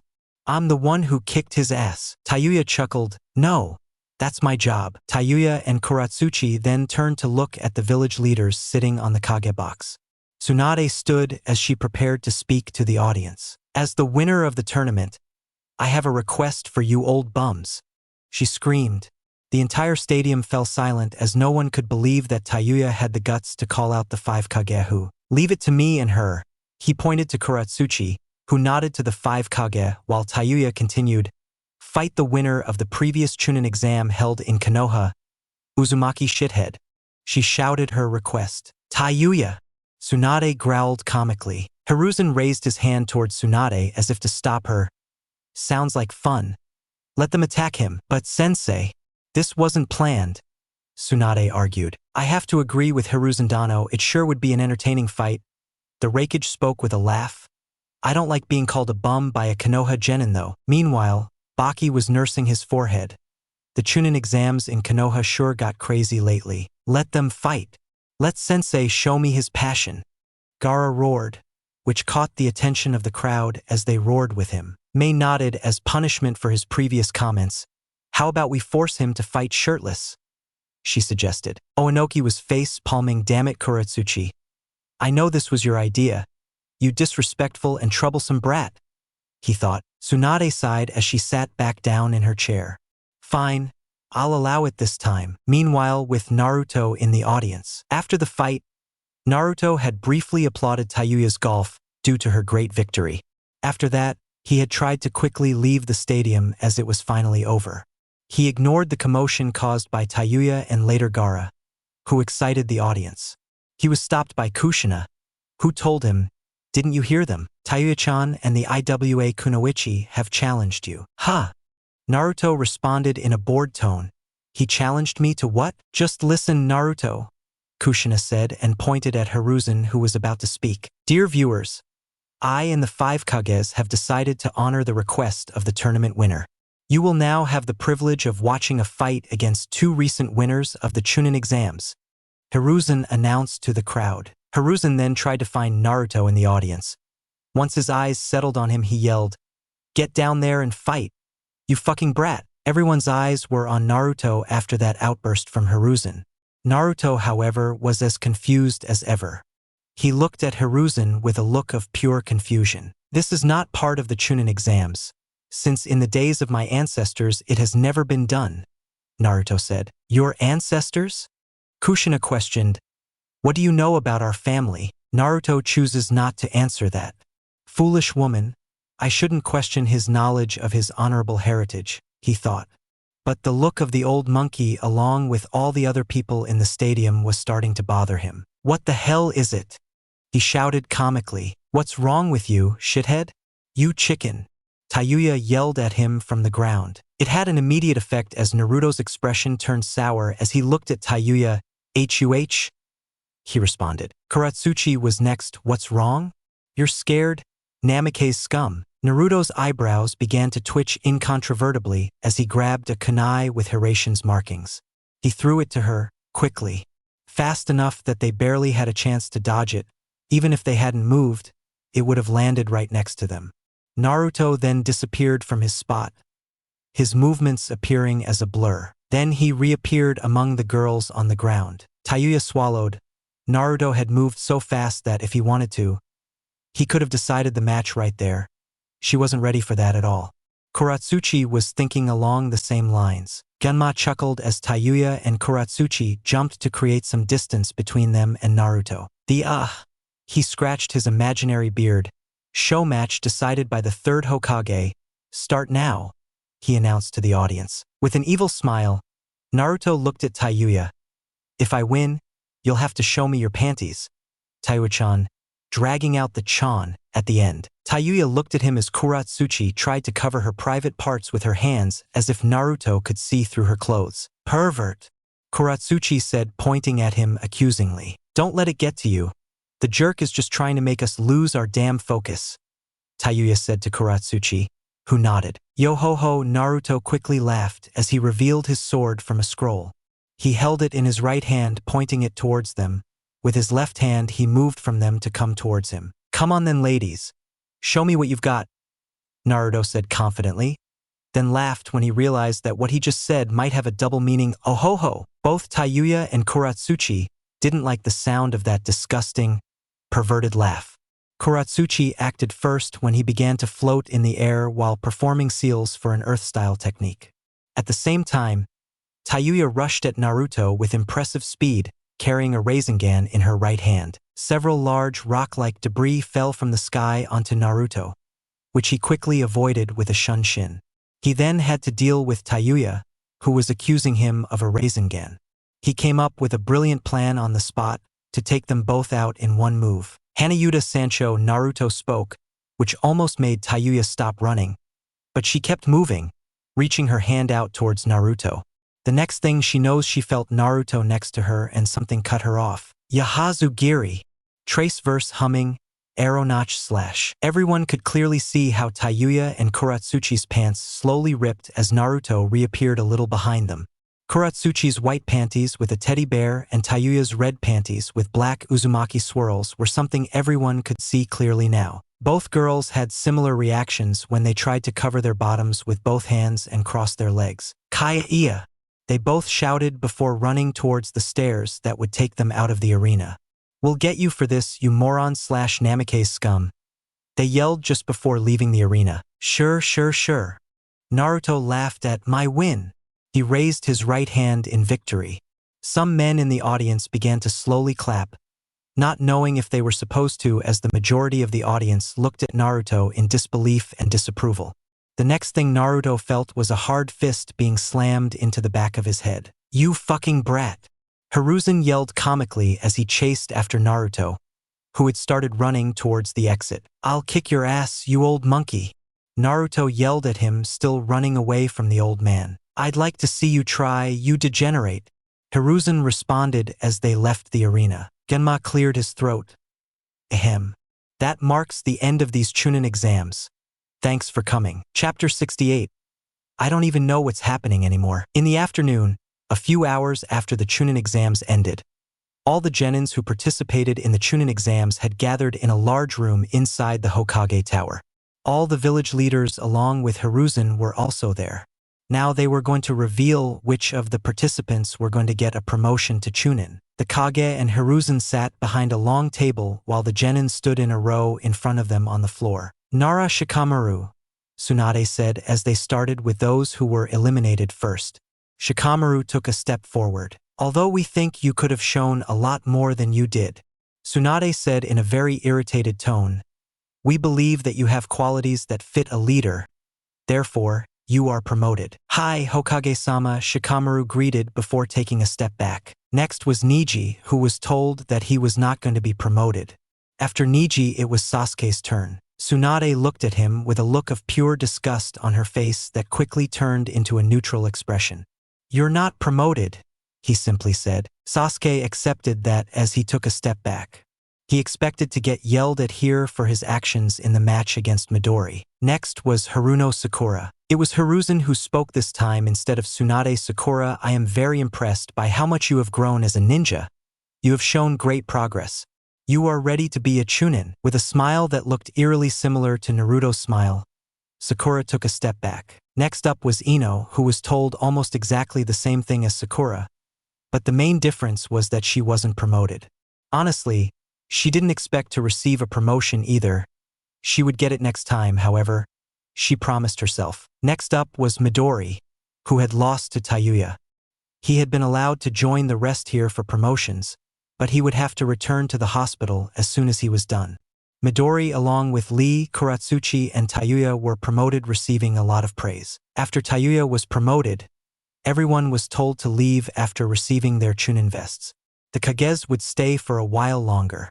They had something to discuss with their next guest, Uzumaki Naruto. Now he stood alone before the Kage when the genin were gone. "We have a mission for you, Naruto," Hiruzen began. Naruto smiled. Finally, he thought before asking, "Who do you want me to kill?" "You're not killing anyone, Naruto," Tsunade said as she smiled a little. A rare sight when Naruto was around. Just that if Naruto had become a little suspicious, why was he smiling? "This is a mission that only you can do," Reikage said. "It's a mission that only someone with his experience could hope to complete," Onoki added. "As they said, it's a mission that only you can do," Mei said with a wide smile. Now Naruto was confused. To him it sounded like an assassination mission, but he had been told it wasn't. "So what is this mission that only I can do?" Naruto asked. Hiruzen held up a map of a portion of the elemental nations to Naruto. On the map I could clearly see Konoha marked and some neighboring towns. Hiruzen pointed to a place right next to one of the neighboring villages. "Here you can find an ancient castle that has been abandoned for hundreds of years. We have recently received reports of people visiting the castle being attacked by an unknown person or people. You must search the castle for these people or any clues that may lead you to them," Hiruzen explained. "It will be classified as an A-rank mission," Tsunade added. Naruto scratched the back of his head thinking, "Don't you have something better? Something more exciting?" Hiruzen ignored Naruto's question. Instead, he held up a photo of an old man. "This is Jin. He lives in the town closest to the castle. Find him, and he will tell you more information about the castle and the recent attacks." Naruto frowned, but walked over to Hiruzen and took the old man's photo. "Dismissed," Hiruzen said as Naruto disappeared in a burst of wind while using a shunshin. 2 hours later, Naruto had arrived at the neighboring town. He was now talking to Jin. Jin was pretty easy to find, since he was the only bald person in the entire town. Naruto found it amusing. "So you're Jin?" Naruto asked, receiving a wink in response. "I'm told you can tell me more about the castle near here," Naruto continued. "Yes, there is a lot to tell about that castle." Jin began to scratch his goatee. "There are many stories told about it, and it is history in several towns in the area. Most of the stories are the same. There is something there that is not alive. It is a haunted castle, but there has never been any proof that it is haunted, until recently when the attack started. For several months we have had different groups of people returning from a visit to the castle, bruised and terrified." A pale-looking Naruto was staring at Jin with his mouth open. He had stopped listening as soon as Jin told him the castle was haunted. "You say there are ghosts in that castle, Tabeo?" Naruto stuttered, sounding terrified. Jin chuckled at Naruto's terrified expression. "That's what the stories say, but I have no proof of it myself." Naruto turned around, his mouth widening his eyes. "Thanks for telling me this, old man." "No problem," Jin said, then blinked as Naruto had disappeared into a blur. Naruto quickly used the Hiraishin to return to Konoha. "I needed to order a backup or a replacement. Yes, a replacement would be better." He couldn't ask the old monkey or Haim-sama about a replacement for fear of being mocked for not having the balls to search the castle alone. No, he would have to find a replacement himself. He immediately thought of Kurenai. She was the best person to deal with ghosts, as she would probably scare them more than they would scare her. But he knew that if he came to her with this, she would find out about his fears and mock him. He thought of several other people before thinking of Kiba. Kiba was the perfect choice. He was a gullible idiot who wouldn't question the objective of the mission as soon as he heard it was an A rank. With that thought, he headed towards Kiba's house within the Inuzuka clan compound. He knocked on the door of his house and was lucky to see that Kiba was the one who opened it. "Hey Naruto, Hana's not home if you're here to look at her, but..." Kiba greeted him. Naruto shook his head. "No. I'm here to ask you to join me on a mission. It's classified." "Ooh." Kiba responded in an interested tone. "I'll come, man. Let me get my things." Naruto laughed in an evil manner as he waited for Kiba to prepare to travel. Shortly after they left Konoha and headed towards the castle. Once they arrived, Naruto stopped a safe distance away and told Kiba to enter the castle and search the entire building for anything suspicious. Half an hour later, Kiba returned with a bored look on his face. "I didn't find anything at all, Captain," Kiba reported. Naruto nodded. "When we're done here, and was about to turn around to leave the place. "Wait, I think you should take a look just in case," Kiba said, sounding a little shocked. "I've missed something." Naruto looked at Kiba with a raised eyebrow. "Are you saying you don't trust your own abilities to search the castle?" Genin asked. It was also a reminder that Naruto was a Jounin and Kiba was a Genin. But most importantly, Naruto had to get away from this castle without Kiba finding out that he was terrified of it. "Yeah, that's it. I'm not good enough for that. You should take a look, Captain," Kiba said, sounding a little irritated. But Naruto again tried to get away from him. "No, I trust your abilities, Kiba. Let's go back." "No, I insist, Captain. Take a look." They argued like this for another 20 minutes until Naruto found himself alone inside that castle. "Deception, Kiba," he said as he walked down a narrow hallway inside the castle. Even though the sun was still out, it was dark enough that Naruto had to use a torch to see anything inside the castle. After walking further down that hallway, he heard a noise as if someone was walking behind him. Turning around quickly, he shouted, "Who's going there?" He saw no one and received no response. He was already getting chills, but he kept moving. Just a few more steps after the first noise, he heard what sounded like a small child, probably a girl, singing. The singing voice came from the same place where he had heard the footsteps from before. He turned around once more and screamed much louder this time. "Anyone there?" But once again he received no response. Naruto's skin was paler than Orochimaru's as he continued walking down that hallway, his hands shaking, barely holding the torch. "I hate ghosts," he said out loud, only to hear what sounded like the girl laughing. She was close to him, just a few steps behind him. Slowly, this time he turned around to see just what he had heard.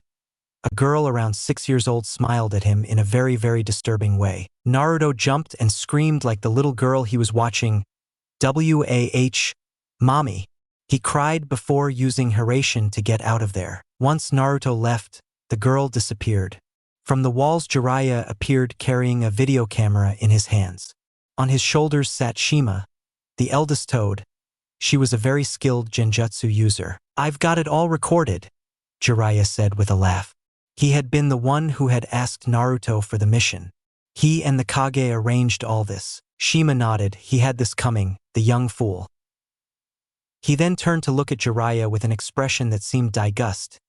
"You are next, you embarrassing pervert."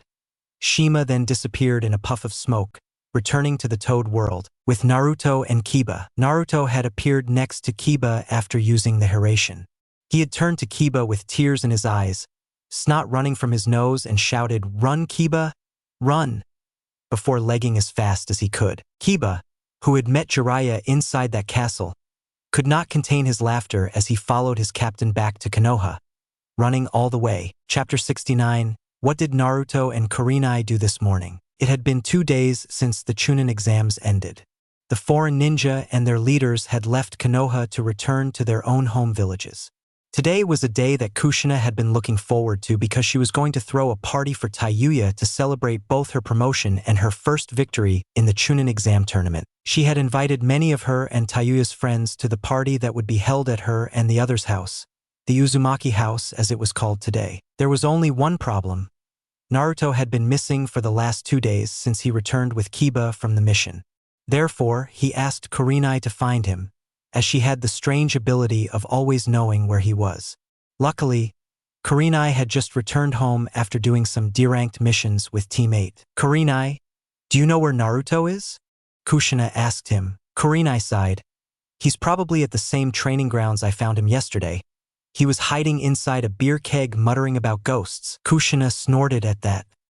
"He's being silly." "Yes, it is," Kurenai agreed. "Could you go get him for me? I want him to be here for the party," Kushina asked. "Of course, Okasama," Kurenai responded with a greeting. As Kurenai walked out the front door, she heard Kushina's irritated response, "Don't call me that." With Naruto. Naruto had spent the last 2 days either drinking or sleeping. He had built a shrine of empty sake bottles at the training grounds where he stayed. It was the same training ground he had used as a base before Hiruzen told him he still had his apartment a year ago. It was his way of cleansing himself, of getting rid of all the evil spirits that persecuted him. As Naruto was praying at the shrine he had built, he felt a hand touch his shoulder. almost making him jump. He turned his head to see Shikamaru looking at him. Unfortunately for Kurenai, Shikamaru had found Naruto first. Shikamaru wasn't really bothered by the fact that Naruto had his sake bottles littering an entire training ground or that it reeked of alcohol. He was here to ask Naruto for advice. "Ha, Shika?" Naruto asked as he looked at the younger version of Shikamaru. "Hey, Naruto." Shikamaru started hesitantly. He already knew he was going to regret asking Naruto about this later. "Can I ask you something?" Naruto looked at Shikamaru in confusion. Didn't he see that Naruto was busy trying to clean himself? He still had 2 more weeks of prayer to the sacred shrine he had created before him. He was also confused by the fact that the man who usually has all the answers was coming to him for advice. "What is it?" Naruto asked. Shikamaru seemed unsure and nervous as he spoke. "Well, this is problematic. During my training, I met an older woman who I spent some time with. I would like to get to know her better, maybe ask her out." Shikamaru explained. The only reason he asks Naruto about this is because everyone knows he is dating an older woman in Kurenai. Naruto smiled widely. "An older woman, huh?" he asked before slapping Shikamaru on the back. "I hope it's not one of my girls." Shikamaru's sweat dropped. "I doubt you've met her," Shikamaru sighed. "I'm only asking because I have no experience asking a girl out.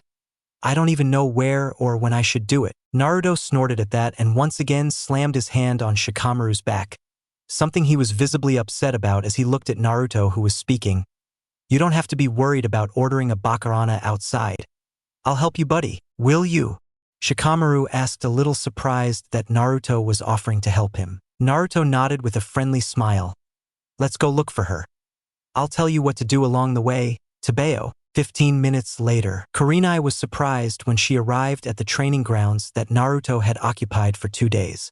He wasn't there anymore. She had tried many times to get him to leave the training grounds over the past 2 days. But Kurenai was not one to give up. Her next stop was Ichiraku Ramen. Meanwhile, Shikamaru had taken Naruto to the same place where he had met the woman. It was in a park where he liked to eat at lunchtime. Both Shikamaru and Naruto were in a place where they could see her, but she hadn't noticed them yet. Shikamaru nodded towards her to tell Naruto that this was the woman he was referring to. When Naruto saw her, he thought she looked familiar somehow, but he was also sure he had no idea who she was. She was a light-skinned woman with shoulder-length blonde hair with a single bang falling in her face.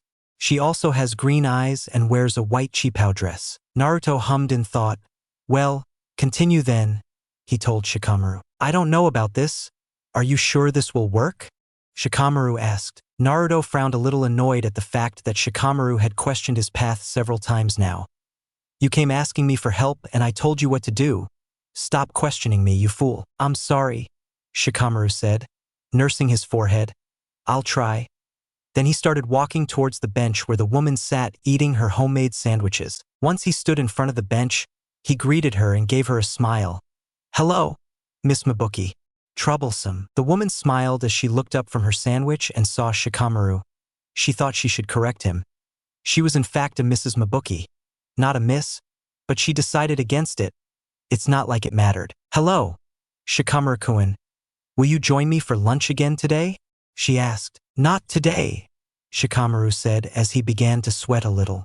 He turned his head to look at Naruto as if trying to get confirmation to move on, which he got from Naruto's goofy smile and a thumbs up. "Miss Mabuki," Shikamaru shouted as he bowed his back as if to beg. "It's troublesome to ask, but would you mind showing me your panties?" Shikamaru shouted. Luckily for him and Mabuki, it was just them and Naruto hiding in the park. Mabuki responded by standing up and then stomped towards Shikamaru and hit him in the face with an open palm. He then stomped through the work muttering, "I thought better than Shikamaru. You pervert." Shikamaru looked at Mabuki's exit form sadly. Why the hell had Naruto told him to do this? He wondered. Naruto appeared next to Shikamaru with a smile.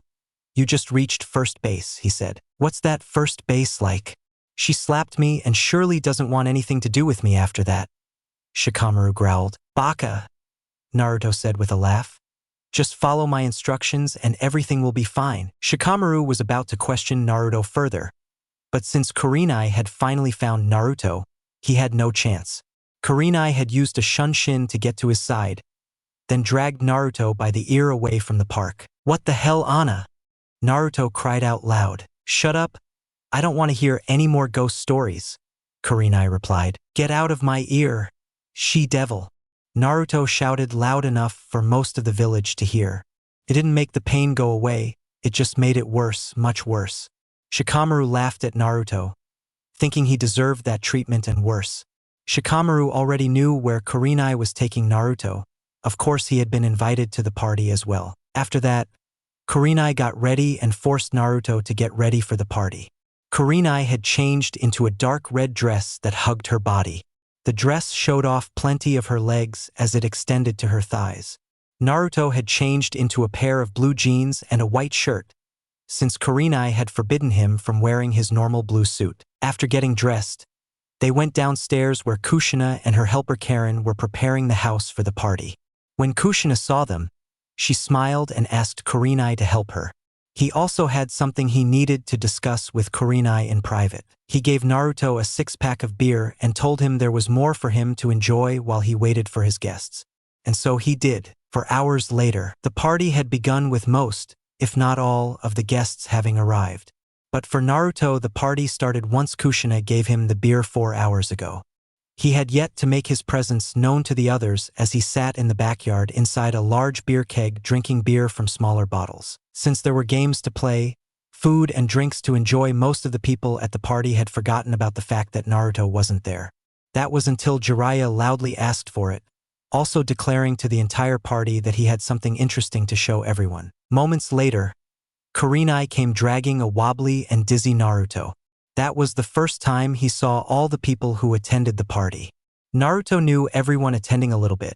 The people at the party are Kushina, Kurenai, Tayuya, Karen, Tsunade, Shizun, Makoto, Midori, Sasuke, Kiba, Akamaru, Hana, Sum, Shikamaru, Shikaku, Yoshino, Sakura, Ino, Tenten, Hanabi, Hinata, Sai, Chuji, Shino, Anko, Kakashi, Asuma, Niji, Lee, Guy, Jiraiya, Hiruzen, Konohamaru, Udon, Moegi, Irika, Ayam and Tuchi.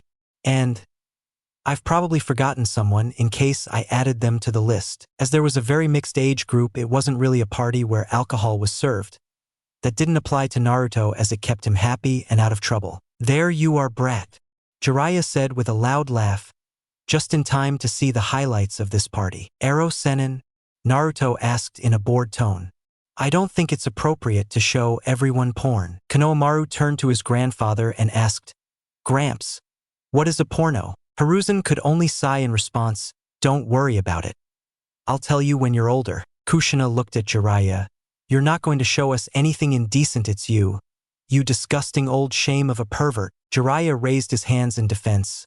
Hey, that's just the brat assuming things.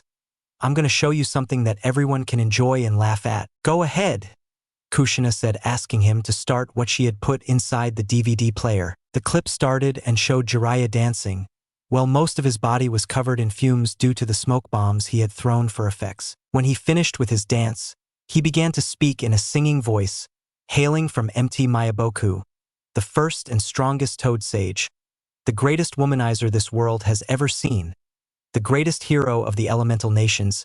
It is I, Jiraiya Samata. Almost everyone had the same reaction, which was staring at the screen in disbelief. Naruto, however, was pointing at Jiraiya accusingly. "Toads like me more than you. I'm also stronger than you. That makes me the strongest toad sage." "Ha!" Jiraiya responded in a mocking tone. You're not even wise, you damn brat. I will have your head, Ero Senin." Naruto shouted, reaching for his sword before remembering that he didn't have it on him after changing his clothes. "Wait," Jiraiya said, holding a hand to stop Naruto. "The good part is about to begin." Now the screen showed Jiraiya up close with Shima. The older woman sitting on his shoulder said. It was clear that he was inside an old-looking building built a long time ago. "What I'm going to show everyone is what happens when you disrespect your elders. Thanks for the help of all the Kage and my old sensei, I was able to set all this up without further explanation." The scene changed to a dark hallway. Naruto walked into camera view looking like he had seen better days. Naruto was alone in the hallway when he suddenly heard a noise.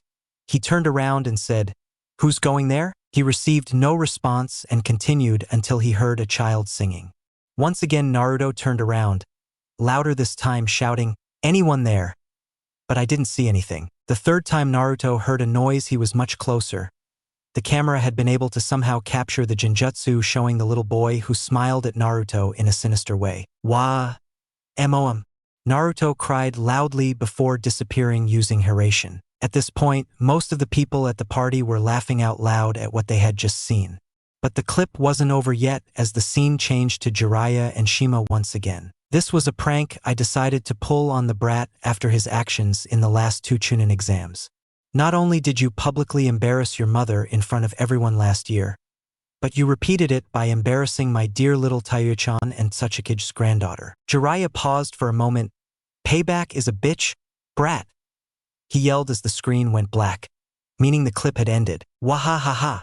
Shikamaru laughed in a very uncharacteristic way for him, pointing at the screen. "Shithead, that was so lame." Tayuya snarled at Naruto, who was looking red as everyone was doing what he hated the most. They made fun of him. Everyone looked at Naruto waiting for him to say something. The only thing that came out of his mouth was a quiet whisper, "Senju," before his entire body began to glow a bright orange-yellow. Will Jiraiya die? What did Kushina want to say to Kurenai in private? Will Konohamaru ever find out what porn is? Find out next time in Naruto Rodriguez, Senju, Uzumaki von Namikaze. Chapter 70. Naruto had an evil smile as he used the power of Kurama's chakra cloak to teleport to his room to grab his sword and other ninja tools. He then teleported down the stairs next to Jiraiya. Everything happened in 3 seconds. He grabbed Jiraiya by the throat to teleport them both to the backyard. Once there, he threw Jiraiya away from him. "It's been a long time, Erosenin. You are a dead man." Jiraiya coughed, the brat having nearly crushed the bones in his throat just from that. "I was expecting you to react this way," Jiraiya says as he stood up, dusting himself off. "We shouldn't be doing this now, this is a party." Naruto responded, grabbing a 3-pronged kunai. By now, everyone attending the party was outside watching them. No one dared to take a step, knowing that it would be almost impossible to stop them once they got going. Naruto may seem like he is out of control and wants revenge on Jiraiya, but that is only half the truth. He would make sure to get revenge, but he wasn't really angry. The reason he wasn't angry is the same reason he hadn't tried to kill Jiraiya for the past year. Naruto had collected information that Jiraiya never wanted to see or bring out in public. The best part about this information is that it doesn't just revolve around Jiraiya. No, his partner in crime, Kiba, would also be affected by this information. Naruto smiled as he threw the kunai towards Jiraiya, knowing he would easily dodge it.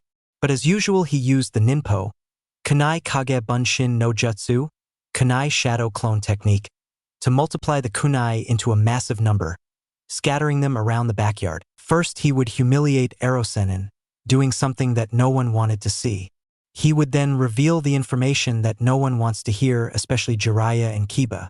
Naruto still hadn't moved from his spot, making Jiraiya look at him in thought. What was the point of that if you're not going to wear your flashy Harem, brat? Jiraiya asked. 16 years ago, the powerful super pervert finally slept with a Konoha Kunoichi. Naruto spoke, ignoring Jiraiya's question. Jiraiya at first looked at Naruto the same way as before, in confusion, not understanding what he is getting. A year after that was the second time he slept with the same woman, Naruto continued. Now Jiraiya started to remember things, but he couldn't understand how Naruto knew it or how it was relevant to this fight. The spectators were as confused as Jiraiya by what Naruto said. "What are you talking about?" Tayuya asked Kushina, who shrugged. Most people thought what Tayuya asked, although there were 2 people who had different reactions. And Inuzuka Tsume was starting to panic as she knew she could very well be the one Naruto spoke of. Hiruzen was sweating as he remembered telling Naruto about this one night when they were drunk. Poor Jiraiya, who had trusted him with this information. "If I had to write every time I went to bed, I'd have material for a whole book, kid," Jiraiya said. Naruto smiled widely, finding it difficult to contain himself any longer. "That's the last clue you have, Erosenin?" he shouted before grabbing his sword. Jiraiya smiled in return. Is he finally going to move? Brat? Hiruzen approached Kurenai and whispered, I need you to use a genjutsu on the young ones. What Naruto is about to do won't be pretty. I can tell you that. Kurenai nodded. Hi, Sandame-sama, she said before making some hand signs as she prepared a harmless genjutsu that would only affect Konohamaru, Moji, Udon, and the genin who couldn't tell when he was under an illusion. Moments later, Kurenai saw that Hiruzen was right. Naruto had moved towards Jiraiya in a hurry using his sword technique, Itoryu Iai, Shurshur Sun Sun, one sword style, draw and resheath technique, Lion Song. From his point of view, it seemed like Jiraiya dodged it easily. But judging by his pants and underwear on the floor, meaning that Jiraiya's lower body was now completely naked for everyone to see, which was probably Naruto's goal all along. Hey, Jiraiya said looking down. When he noticed his lack of clothing, he crossed his legs and put his hands between his legs to cover his private parts. What the damn brat? Naruto laughed as he pointed at Jiraiya. Yes, Naruto hit him. Get your naked ass out of here, Aro Sennin. Naruto shouted as he laughed out loud as expected. My King Cobra is beyond compare, he thought. Damn pervert. Tsunade growled with the rest of the adult women following her lead. You never learn, do you, Jiraiya? Kushina said, breaking her knuckles. Yoshino had already armed himself with a frying pan. That's the last time he'll show us or anyone else these perverted displays. Worm, he shouted as he carried Jiraiya swinging the frying pan. Wait, Naruto said, moving between Yoshino and Jiraiya as if to protect him. I'm not done yet. He then turned and looked at Jiraiya with a smug smile. 16 years ago you beat Inuzuka Tsum. 9 months later Inuzuka Hana was born. When Naruto finished speaking, Jiraiya's eyes widened. He had already found all the escape routes before when Tsunade had yelled at him. He was about to give him his legs, but that's when Naruto spoke again. The same thing happened a few months later. Then another 9 months and Inuzuka Kiba came out. Naruto pointed to Kiba, who was standing next to his sister and mother. Inuzuka Tsum had buried her face in her arms as she listened to Naruto speak. Hana pushed her mom? She asked. Kiba looked at Tsum in disbelief. Is it true? Asked. Tsum nodded as she wiped away some tears. It's true. I'm sorry I didn't tell you about this sooner. Both Kiba and Hana turned to Jiraiya, their half-naked father known as the biggest pervert in the elemental nations. Of course he was known for more things like that, but that was his most common title in Konoha. Dad, Kiba said unsure. Father. Hana followed him. Meanwhile Naruto was lying on the ground laughing uncontrollably. Yo-ho-ho, shit. Jiraiya muttered as he looked at Naruto. I'll get you for this, you damn brat. Before disappearing using a wind shunshin. If ghosts were Naruto's greatest fear, finding out that you had fathered children was Jiraiya's greatest fear. After that, Kurenai and Kushina had to drag Naruto inside as he was still laughing out of control. As soon as a bottle of sake was placed in his hand, he returned to normal. While that was happening, Tsum had taken Kiba and Hana home so she could explain to them why she never told them about Jiraiya. It turned out that Tsum knew that he was the father all along, but she never told Jiraiya because she didn't want to spend her life with him or have him help her raise her children. The party continued after that with a little less crowd as the younger guests had been taken home. The Ichiraku had returned to their tent, and some of the rookies had gone home as well. There were still enough people there to keep the party going for a few hours at least. One of them was Nara Shikaku, who was sitting next to Naruto on a couch, both with rosy cheeks and goofy smiles on their faces as they drank sake. You know, Naruto, I have something. Shikaku started to sound unsure as he spoke. Kinda weird to ask you. Shikaku continued. Oh ho. Naruto replied that he wasn't really interested in hearing what she had to say. He had a good view of Kurenai's back from where he was currently sitting, and that was his focus. People can go home so I can take that Anna to bed, he thought with a silly smile. Shikaku scratched the side of his head as he looked at something other than Naruto. Have you ever been in a threesome? Naruto's head snapped to his side to stare at Shikaku with his mouth open. Huh, he responded comically. Shikaku's sweat dropped and he expected a response like that. Do you know what I mean by a threesome? Naruto nodded as he looked at Shikaku in suspicion. Yeah. 3 people having sex, right? Yes. The day after you spanked my wife last month, Yoshino and I had a small talk where the idea of a threesome was something we both found interesting. Shikaka spoke in a low tone as he looked around to make sure no one was around and listening to them. Naruto patted Shikaku on the shoulder. Good for you, Shika. Naruto took another sip of his sake before asking with a smile. So whose girl do you have in mind to join you? Shikaku muttered something incoherent. What was that? Naruto asked. I said, Yoshino wants to have a threesome with you. Shikaku spoke much more clearly, but still in a very low tone so only Naruto could hear him. Oh, Naruto drawled the O. I'll have to ask Mom. Naruto corrected himself. I'm referring to Kurenai-chan about that. I'm not sure if she's up for it. Shikaku began to mutter again and cleared his throat, causing Naruto to once again ask, What was that? What I'm asking you is if you want to join me and Yoshino in a threesome? Naruto looked at Shikaku for about 20 seconds before he began to lean away from Shikaku as he looked at him in pure disgust. He waved his hands at Shikaku and said, That's disgusting, Databeo. I only sleep with women. Troublesome. Let me explain. First, let me make it perfectly clear that I do not want to have sex with you. When Shikaku said, Naruto stopped leaning back and returned to a normal sitting position, but a safe distance from Shikaku. However, I wouldn't mind watching you have sex with my wife, and I know for a fact that she wouldn't mind either, Shikaku said with a sigh. Troublesome, he murmured. Naruto placed his right hand on his cheek before asking, Are you asking me to have sex with your wife? Yes, Naruto, that's what I ask of you, Shikaka spoke, his cheeks pinker than before. Naruto scratched the back of his head. I'll have to ask Kurenai-chan about this. And they were back where they started. Meanwhile, at the clan meeting table, the seats around this table were occupied by an older female generation which were Kushina, Kurenai, Anko, Makoto, Tsunade, Shizune, Yoshino, Yugao who had been led into the house, and Ino who had decided to join them as she wanted to hear any new gossip. They hadn't talked about anything that was of interest to Ino until Shizune asked Kurenai, So, what's it like dating Naruto-kun? Kurenai smiled brightly. It's wonderful.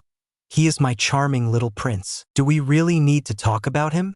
Tsunade asked him to wrinkle his nose. Auntie, are you saying that because you don't want people to find out that you made out with him? Kushina snapped. Tsunade's eyebrows twitched. At least I don't walk into my children's room naked, she responded. You did what? Kurenai said in a dangerous tone that was directed at both of them. He didn't care if one of them was the Hokage and the other known as one of the strongest kunoichi to ever appear in the leaf. Anko laughed out loud, really enjoying the moment. You all need to relax and enjoy your time with him because it's only a matter of time before Naruto-kun comes to his senses and chooses me to be his girlfriend. You too? Ino questioned in disbelief, and I promised to go on a date with him, she murmured. Shizune blushed as she spoke. I wouldn't mind going on a date with him either. I begged my husband to ask Naruto if he could join us for a threesome, Yoshino added, pointing her thumb towards the living room where they were both sitting. Yugao smiled. I plan to take Naruto on a long adventure. She paused for a moment. A sexual adventure. Kushina turned to Makoto and asked, Don't you have anything to add? Makoto's eyes widened. Does he know?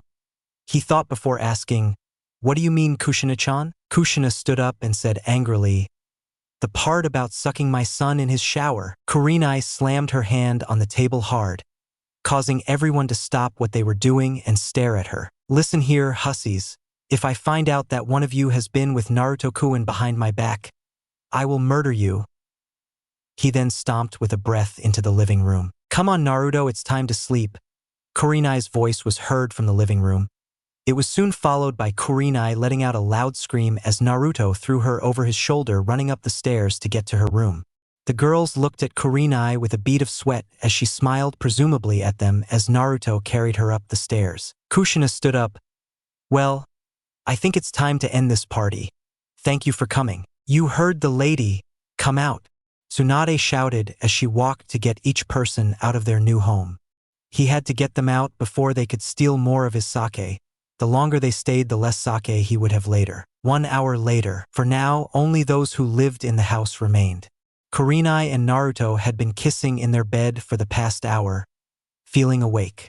If Naruto was in charge, He would have made sure Kurenai had already leaned over so he could take her from behind, but she insisted on kissing for now. Suddenly Kurenai stood up and said, "Naruto-kun, I want you to close your eyes for a minute. You're not going to tie me up, are you?" Naruto asked in suspicion. Kurenai chuckled, "Not at all. I'm sure you'll like what I'm going to do," he assured. "Okay then, but there is no fun business. I'll be right back," Kurenai said, and then Naruto heard her leave the room as the door closed behind her.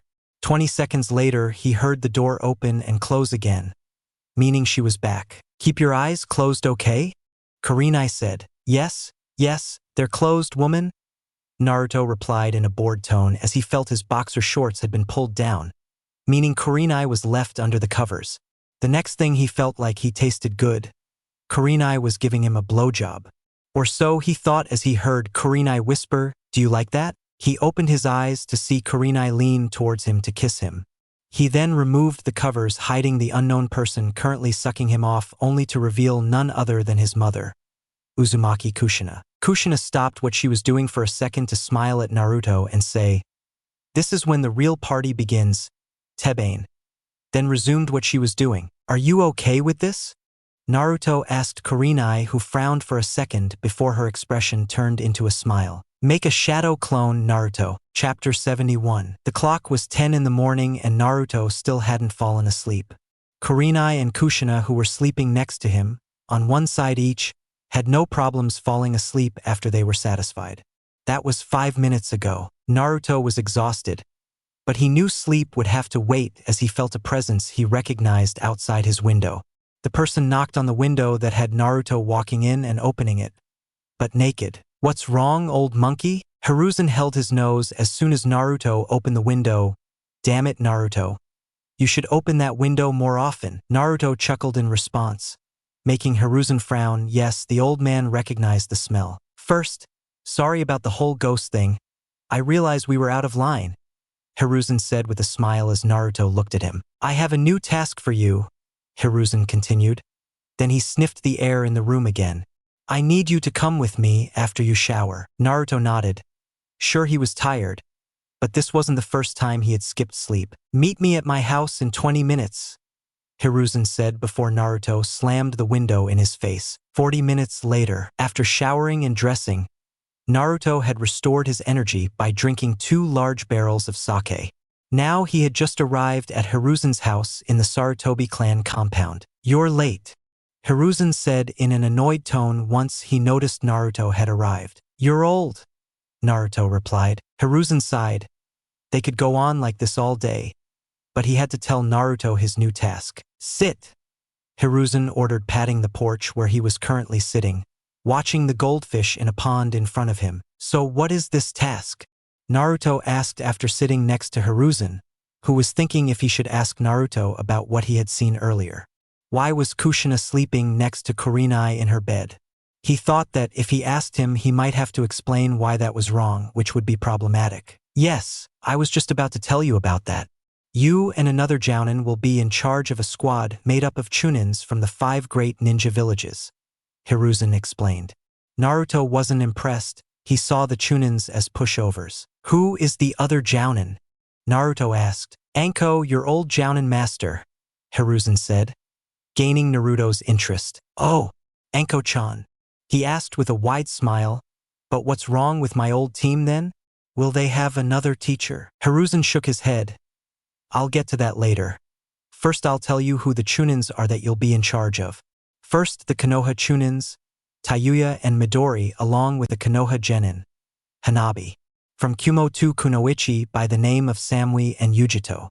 From Suna, the Kazekage's future older sister, Tamari. From Iwa, Tsuchikige's granddaughter, Kuratsuchi, and, lastly, from Kiri, his old partner in crime, Shigeru. Naruto imagined what it would be like to go on missions with this group of people. Midori and Hanabi fighting like always, Samui flirting with him nonstop, Yujito looking at Samui, Kuratsuchi challenging him to a fight, Anko being sexy for her own good, Tamari looking at him lovingly while holding a newspaper with an article about him. Tayuya yells at him as if it's all his fault, while Shigeru threatens to kill anyone who comes near him. Naruto stood up and started walking away. "I'm out of here," He muttered only to feel Hiruzen's hand hold him back. This is important, Naruto. Be serious for once. You're crazy? Naruto yelled comically. Hiruzen sighed as he scratched his goatee. If you do this, Naruto, and you do it well, let's say I owe you one. Naruto smiled as he saw a vision of Hiruzen cleaning his bathroom just like Hiruzen had made Naruto do as punishment after a prank. I do. Hiruzen paying his bill at the liquor store was also an option. Well, about your old team. Temporarily disbanded while this team is active, Sai has been sent to Team 7 to replace Tayuya, Hiruzen explained, then continued, it will take at least a week until all of the squad members have arrived in Konoha. But until then you have the Konoha Chunins plus Kuratsuchi who are still available in the village. Anko is currently gathering them and is heading towards the north gate. Go meet them and let Anko explain. The details of the mission. I see. I just have one question, Naruto said and then asked, what about my student Sakura? Or the Shika guy or the mini beast for that matter? They all made Chunin. Hiruzen sighed before answering, go ask your Hokage about that. I don't make all the decisions anymore. Both Sakura and Lee would stay on their genin teams for now. In the event that Naruto and Anko's squad needed a replacement, it would be the top priority. Shikamaru would also stay, but he was also going to participate in higher-ranking missions with other Chunin and Jounin as a team leader. They wanted to condition him into a leader since they see him becoming as good as his father, Shikaku. Naruto looked at Hiruzen with a dumb expression. Hiruzen realized his mistake. Ask Tsunade about it. Whatever your old monkey. Naruto greeted the former Hokage, and then left to join Anko and the others. At the north door a few minutes later, Anko had already gathered Hanabi, Tayuya, and Kuratsuchi. Midori would have to skip this mission since the doctors still wanted her to rest. They've been standing here waiting for Naruto to arrive for about 20 minutes. When does the last person arrive? Kuratsuchi asked in an annoyed tone. She just like Tayuya and Hanabi didn't know that her second squad leader was Naruto. Anko smiled as she replied, any second now. Just as she finished her sentence, everyone felt a breeze pass by them as Naruto appeared right behind Anko, using the Wanderer's seal with his Hiraishin to get there. Hello, Anko-chan, Naruto said with a smile. Shithead, Tayuya asked before Anko could greet him. Don't tell me he's our second squad leader. Kuratsuchi screamed as Hanabi lunged at Naruto, hugging herself. Naruto-sama. Oh, thank you for showing up.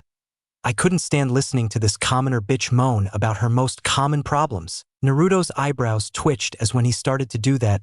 Come on, Imuto-san, he said in the nicest way he could muster. Anko pulled Hanabi away from Naruto. You heard it. She then threw herself at Naruto and hugged her arm to get a different reaction from Naruto. Oh ho ho, not now Anko-chan, Naruto said with a perverted Leo as he looked directly at Anko's chest. Let's get off of him, bitch. Tayuya screamed red in the face of anger. Kuratsuchi looked at them shaking his head. Are these the people I'm going to work with for a year? She thought. Let's hope the rest of the group is different. So what's the mission, Anko-chan? Naruto asked as Anko let him go, having taunted Tayuya and Hanabi enough. It's a B-rated mission. A group of bandits have been terrorizing villages in the northern part of the Land of Rivers. They most likely have former shinobi working with them. Our mission is to deal with them, either stopping them or eliminating them, Anko explained. Naruto nodded slowly. How boring, he thought. Let's go out then. Hi, Taicho, Anko said with a greeting that made Naruto snap his head at her. That? He asked. He had never expected Anko of all people to call him that. I like that name for you.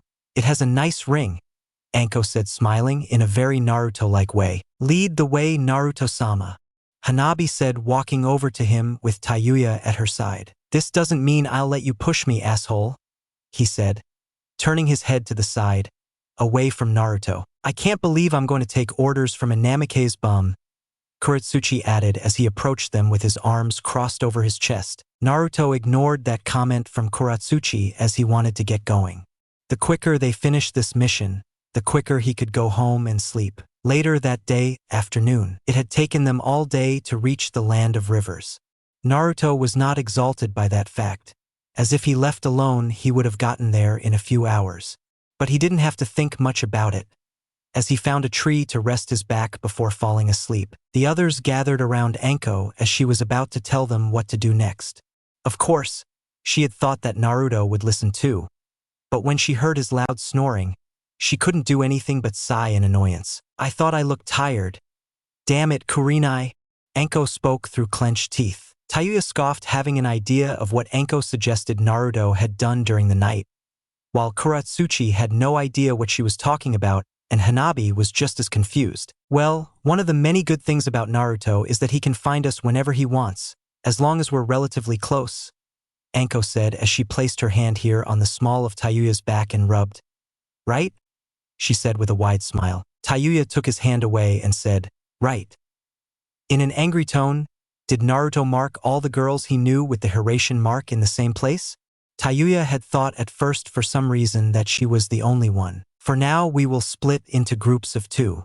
Tayuya and Kuratsuchi will head west and look for anything that could lead us to this group of bandits. Hanabi and I will head east, Anko explained as the squad listened. Anko then gave Tayuya and Kuratsuchi a kunai with Naruto's Harem mark on them. Kuratsuchi grabbed the kunai with an audible tch, as she was not elated at holding one of the kunai that her most hated person was famous for wielding. Anko then explained what the kunai was for. If they ever find themselves in a dangerous situation, channel chakra into that kunai. Naruto will be there shortly after. They nodded affirmatively before they headed in opposite directions. About an hour later, Anko and Hanabi had yet to find anything that could lead them to the bandit meeting place. However, they only found one person who pointed them in the direction where Tayuya and Kuratsuchi were heading. So they headed west to find Tayuya and Kuratsuchi to see if they had found anything. Tayuya and Kuratsuchi had found what they were looking for. They are currently hiding, watching what appears to be the bandits who had set up a small camp. It seems like they are celebrating something, perhaps their latest crime, as they are drinking, eating, and generally in a merry mood. There is one person who stands out more than the others. He is dressed in black with a face mask similar to the one Momochi Zabusa wore when he was alive. But what makes him stand out the most is the kunai sheath attached to his right leg. Kunai are generally ninja weapons, meaning there's a good chance it's a ninja. But since he doesn't seem to be wearing a forehead protector, he could still be a common kunai-wielding bandit. Overall, the number of people in the camp reached around 20. That was a number that Tayuya and Kuratsuchi could easily deal with themselves in their opinion. Dike, come on, Tayuya said before jumping out from hiding, doing a single hand sign for the Kaga Bunshin no Jutsu. Don't tell me what to do, Kuratsuchi snapped. But the red head remains nonetheless. The bandits were unaware that they were being charged by the incoming Chunins, except for the masked person in the black clothing. He grabbed a kunai and threw it at Tayuya, who at the same time created around 30 clones. This caused the bandits to stop what they were doing and turn their attention towards the many Tayuya and the only Kuratsuchi who stayed further behind. Oh, what is this? A bandit said with a smile. This is great. The only thing this party was missing was a couple of pretty girls. A large man with an even bigger belly said as he looked at the 2 kunoichi. The other bandits laughed along with him. Both Tayuya and Kuratsuchi looked at them with hatred in their eyes. Everywhere they went there were perverts, but these were nothing like the harmless ones like Jiraiya. These were criminal scum that he had already raped and had no problem doing it again. While they may not like what the bandits had planned for them, they were not afraid. They were trained ninja and had fought bandits before. Bandits like these could only prey on the weak. Having lost any kind of will to hold back against the bandits, Tayuya sent out her clones. Tayuya's clones confronted the retreating bandits using swords, axes, and daggers. Tayuya's clones had the advantage until the masked person made his move. He used what appeared as a series of shunshin to approach each clone and quickly take them all out by slashing them with a kunai in hand. I'm afraid you'll have to do better than a few copies of yourself to beat us, the masked man said with a laugh. Oh, we finally get to see Ichigo in action, the big fat man said with a loud boisterous laugh. And this Ichigo has nothing to do with the one from Bleach. His name turns out to be Ichigo. Tayuya charged a Rasengan in her right hand. Let's find out if I can do better, faggot. Kuratsuchi jumped next to Tayuya and made a series of hand signals. She was going to give him a chance to charge and defeat the masked man with the Rasengan. Doton, Kaido Shda Akutsu, Earth Release. Opening Earth Rising Excavation, Kuratsuchi spoke as several large pillars of earth appeared beneath the ground, erupting like a volcano expelling the bandits. Ichigo had been able to dodge it, but had a harder time dodging Kuratsuchi's follow-up. And Dat Eaton, Kaisukefu no Jutsu, Lava Release, Ash Stone Seal Technique. Kuratsuchi spews thick ash that wraps around Ichigo, disabling his moves. Tayuya wasted no time after that as she ran with her Rasengan and slammed it into Ichigo's stomach. Neither Tayuya nor Kuratsuchi were out of breath from this fight. They had the same thought and expressed it to each other. This was easy, they said at the same time. The fucking good thing fell asleep. Otherwise he would have complained about it for sure, Tayuya said while crying. Kuratsuchi leaned next to Ichigo so he could search for his belongings. He found a Suna headgear with a large cut, meaning that he had abandoned his village. A lost boy from Suna. A Chunin, perhaps? Kuratsuchi thought out loud. We were supposed to take them into custody. How do you suppose we transport them? Tayuya asked. Kuratsuchi smiled at Tayuya as he spoke. Why don't we let that idiot take care of it? She grabbed the kunai from her kunai sheath and then focused the chakra on it. A few seconds later Naruto appeared. He looked like he had just woken up as he stood up looking at Tayuya with tired eyes. Time to wake up, moron. Naruto leaned towards Tayuya to bring his face closer to hers, which made her blush slightly. W? She asked. Ugly. Naruto shouted loudly, earning him a hard slap on the cheek from Tayuya. Damn it.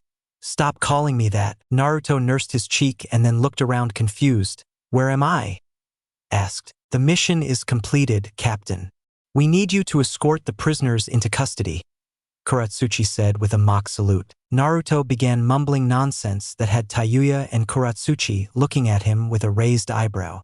Just then Anko and Hanabi had found them. What happened here? Anko asked. Before anyone could answer her, Naruto shrugged. I'll enjoy watching you clean my bathroom, damn monkey. He shouted the last part before biting his thumb. Ninpo, Kuchios no Jutsu, ninja art, invocation technique. He called Gamaken and said, I need your help to take these casualties to the nearest police department. 2 barrels, Gamaken replied. Naruto pointed at him with a twitch of his eyebrow that had Gamaken sighing, A barrel. Naruto smiled. You've got a deal. Naruto then turned to his squad members. Take them and then let's get out of here. He really wanted to get back quick so he could sleep. Did they give you any problems? Anko asked Tayuya, who shook her head. No. They had a ninja among them. But me and the Dike had no problem defeating him. Anko nodded with a smile and patted Tayuya on the shoulder. Good job, Tayuya-chan. Tayuya blushed. Your praise doesn't make me happy or anything, she said as she walked away from Anko. All I'm saying is, where's the fun if there are no panties to take off in the first place? Naruto's loud voice was heard as he rode on top of Gamaken's head. Narutogaki, I may be a little unpleasant, but it saves me a lot of time not having to deal with the mess humans call panties. You're an idiot, Gamaken, Naruto said with a frown. Ditto, Gamaken replied. So what's the latest dirt on Gamahiro and Chief Bunta? Gamaken chuckled. Crack open a beer for me and I'll tell you. Meanwhile, the girls had charged up all the bandits and Ichigo into the back of Gamaken. They now sat next to Naruto on top of Gamaken's head, listening to their conversation with different reactions to it. Tayuya was looking at Naruto's back with a twitch on her forehead. Anko was sweating as Kuratsuchi ignored them in favor of looking through one of the bingo books she had received from Tsunade earlier. She was trying to find Ichigo in it. Hanabi hugged Naruto's arm to herself again as she sat on his right, enjoying the banter between Naruto-sama and his old friend Toad. After that, Gamaken got going. They went about 200 meters before stopping when the person stood in front of them. He was wearing Akatsuki robes and a straw hat, both covering most of his face but not his eyes. His Sharingan eyes. Uchiha Itachi. Anko almost screamed in surprise. Naruto raised an eyebrow as he looked at Itachi. I didn't expect to see you so soon, you lousy Uchiha. We need to talk. Itachi spoke in a calm, emotionless tone that turned into an almost playful one. You drink Senju trash. Chapter 72. Naruto was guarding his forehead as he looked at Itachi. Naruto had told Anko to let him talk to Itachi in private. assuring him that he would be fine. Anko did as Naruto wished after seeing the serious look on her face. But Naruto knew she would have questions when she returned to Konoha later. Naruto was currently nursing his forehead as he thought about what Itachi had just told him. Are you saying that the Akatsuki leader has discovered that you've been giving me information? Itachi nodded slowly. I don't know how he did it, but I have enough reason to believe that he found out. Naruto sighed. So what is your next course of action? I won't do anything. If the day comes that Toby or Pain confronts me, I will fight them to protect our people. Itachi spoke in an emotionless tone. Naruto frowned. If you were strong enough to face them on your own, you would have done it already. Do you have a better suggestion? This made Naruto do a thinking pose. He thought back to the night almost half a year ago when he met Itachi for the first time. Flashback. Naruto was walking down a dirt road in a forest in the eastern parts of Fire Country, near the borders of Rain Country. He had just completed a mission that Lord Monkey had given him and was now returning to Konoha. He was enjoying a drink as he walked with a bottle of beer in his hand and his two bodyguards, Gamakichi and Gamatatsu, walking at his feet next to him. Hey Naruto, I don't think it's a good idea to visit Tenzaki guy in your state. You're already wasted, Gamakichi said with a final laugh as Naruto staggered next to them. That's a very good idea, Databeo. It's a great place to visit a strip club where I'm still a safe distance from the devil, Naruto said, throwing away the last of his beer before throwing the bottle to the ground. Of course, a new one found itself in his hand moments later. Gamakichi shook his head at what he had just heard while Gamatatsu laughed at the way Naruto was acting. I think it would be best if you used that new jutsu that allows you to fast travel, to return to the old monkey's treehouse to sleep, Gamakichi continued. Naruto frowned as he looked at his toad friend, or the frog, as Naruto would say it. He noticed that they both stopped moving, looking ahead at the road with open eyes and a surprised expression on their faces. Naruto looked in front of him to see what made them stop moving, only to see a man in Akatsuki robes and a straw hat staring just a meter in front of him. To Naruto, he looked like some kind of aspiring wizard wearing those clothes. Did you forget your staff or something? Naruto said, laughing at his own joke. You should consider listening to your toad friends, Uzumaki Naruto. Uchiha Itachi spoke in an emotionless tone. He was referring to Naruto walking around in a state that made him an easy target. You never know who you might run into, Itachi continued. Ha! Naruto said as he stuck his face close to Itachi, looking for a fight. Punk? Itachi didn't respond, giving Naruto time to stare at him. He just noticed that the mage-like robes he was wearing were the robes of the Akatsuki. And when Itachi activated his Sharingan eyes, he had a pretty good idea of who the man standing in front of him was. Uzumaki Naruto, you are coming with me? Itachi spoke in the same emotionless tone. Naruto laughed out loud as he threw his beer bottle on the ground, grimacing as he watched the beer spill out of it. What a waste, he thought. Lucky me. Running into an Uchiha I'm allowed to kill. And it's not even my birthday, Naruto said when he finished laughing. 3 days later, Naruto and Itachi could be found not far from the place where they had met. They were covered in wounds and bruises, their clothes almost destroyed from their 3-day fight. They were currently standing exchanging blows to the face with their last remaining energy. Just die already, Uchiha.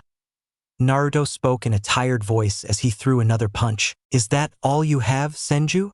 Itachi responded with a punch of his own. They kept this up for a few more minutes, but soon found themselves lying on their backs staring at the clouds as they reached their limit. Naruto opened 2 beers. If he was going to die, he could at least enjoy a beer before doing so. Naruto didn't know why he did it, but he also threw a beer at Itachi. With a beer, each sat drinking in silence, slowly recovering from their fight. You know, I never intended to fight you, Itachi spoke, breaking the silence. It doesn't matter, Naruto replied, slowly sipping his beer. You're an Uchiha and I'm a Senju. We would have fought soon enough anyway. Itachi nodded. What I meant was that the reason I showed myself to you was because I wanted to test you. Try me? Naruto asked with his eyebrow raised. Did I pass the test? Itachi chuckled. Yes. Now I can live knowing that our village is in good hands. Naruto's eyebrows were still raised when he asked, our village? You still call it that after killing most of that disgrace of a clan? Itachi sighed before getting a rather sad expression. I did it for the village. Itachi then explained to Naruto in detail what had happened that night and why it had to happen. Itachi and Naruto, after their fight, had gained respect for each other. That respect was the reason they began working together for the same purpose, to protect Konoha. Fin flashback. There are other options, Uchiha, Naruto said. Such as? Itachi asked. The first option is to do what you said. Return to Akatsuki and die like a good Uchiha, Naruto said with a laugh that made Itachi frown at him. Or instead of dying for no good reason, you could do what I did before returning to Konoha, work alone as a bounty hunter. Itachi was about to speak, but Naruto interrupted him. Then there is the third option, which I personally think is the best. You could work for Konoha again as an Umbu. Your identity would only be known to me and the old monkey. Of course, you would have to change some things about your appearance, like that ugly dark Uchiha hair, Naruto explained. Are you really calling Sandaime-sama, third Hokage, an old monkey? Itachi asked in disbelief. He's a monkey? Naruto replied simply. So which option will you choose? Itachi took off his Akatsuki robe and threw it on the ground. For now, I will go with option 2. If I can manage to do this without meeting the Akatsuki members for a period of time, I will reconsider option 3, Itachi replied. Naruto nodded. Well, then smiled. So do I have any new information for me? You need to find a girl named Fu. She is a Jinchuriki like you. She is the first Jinchuriki the Akatsuki will target, Itachi said as he prepared a simple fire technique to burn his former Akatsuki robes. And in what town will I find her? IWA? Naruto asked the last part in disgust. Itachi chuckled. No. She lives in Takigakure, hidden village of Waterfall. Itachi then gained a more serious expression. I don't expect them to start moving for another year. I will send a crow your way when it is time for you to arrive in Takigakure. Naruto nodded before grabbing one of his 3 Hiraishin-marked kunai. At first he thought about giving Itachi a wanderer's seal, but the thought of it disgusted him. Take this. Do you know what it's right for? Itachi nodded. I doubt I'll ever have to trust you, Senju. Talking to you has made me sick. Get out of here before I cut you to pieces. Uchiha, Naruto said with a scowl, Itachi returning Naruto's scowl with one of his own. They then walked away from each other in opposite directions. Scum Senju of no kind, nasty cockroach Uchiha, they muttered to themselves as they separated. The next day, Naruto and the others had returned to Konoha yesterday safely and completed their B-rank mission.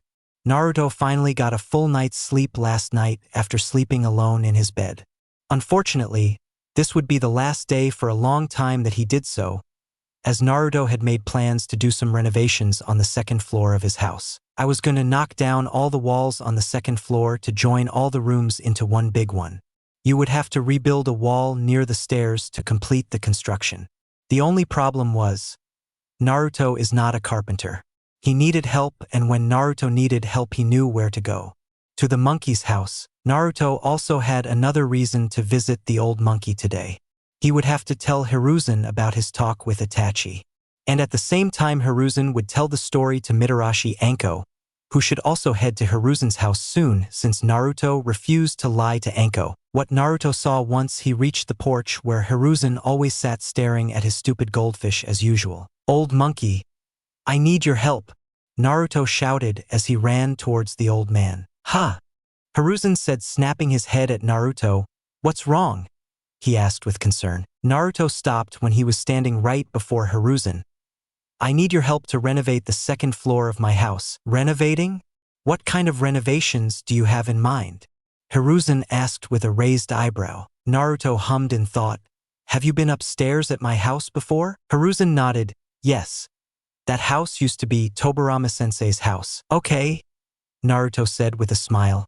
So what I plan to do is cut out all the walls except the outer walls to create one large room out of the entire floor. Because?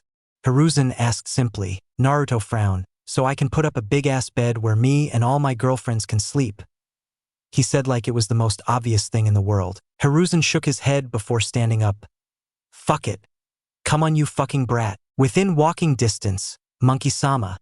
Naruto greeted the old man before they began walking with slow steps towards Naruto's house. Chapter 73. It has been 5 days since Naruto and Hiruzen, with the help of an Umbu named Yamato, completed the renovations on the second floor of Naruto's house.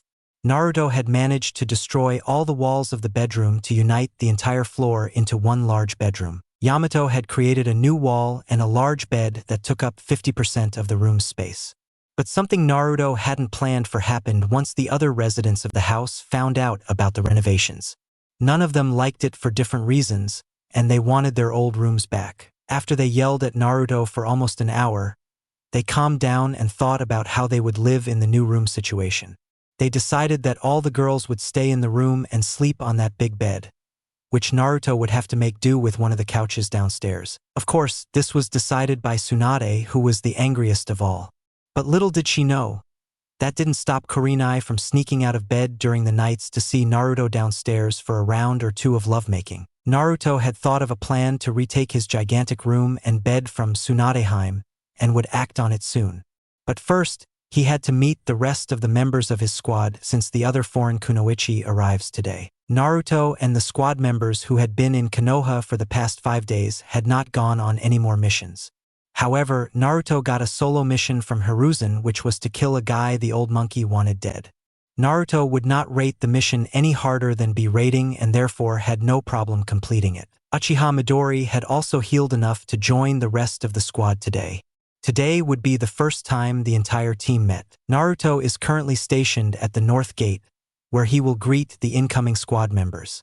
He will then take them to a training ground that will belong to their squad for as long as the squad exists. He saw 3 of them walking towards the door from a distance. First, he saw the girl who gave him chills, Samui from Kumo, who was walking towards the door with her arms crossed under her chest, and a very visible frown on her face.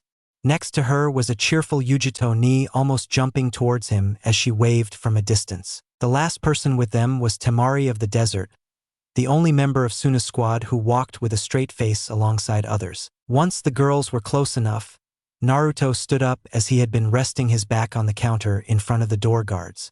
He nodded his head in greeting. "I see everyone is here." Naruto could have sworn he heard a snort coming from Samui in response, while Yujito greeted him with a smile. "Long time no see, Naruto-kun." "Yeah," Naruto said as he looked at Yujito as he tried to figure out her name. Once he gave up, he spoke. "The others are waiting for our arrival. Follow me." Naruto turned around and started walking, leading the group. Kotetsu, one of the gate guards, yelled at Naruto, "You forgot one, Naruto-san.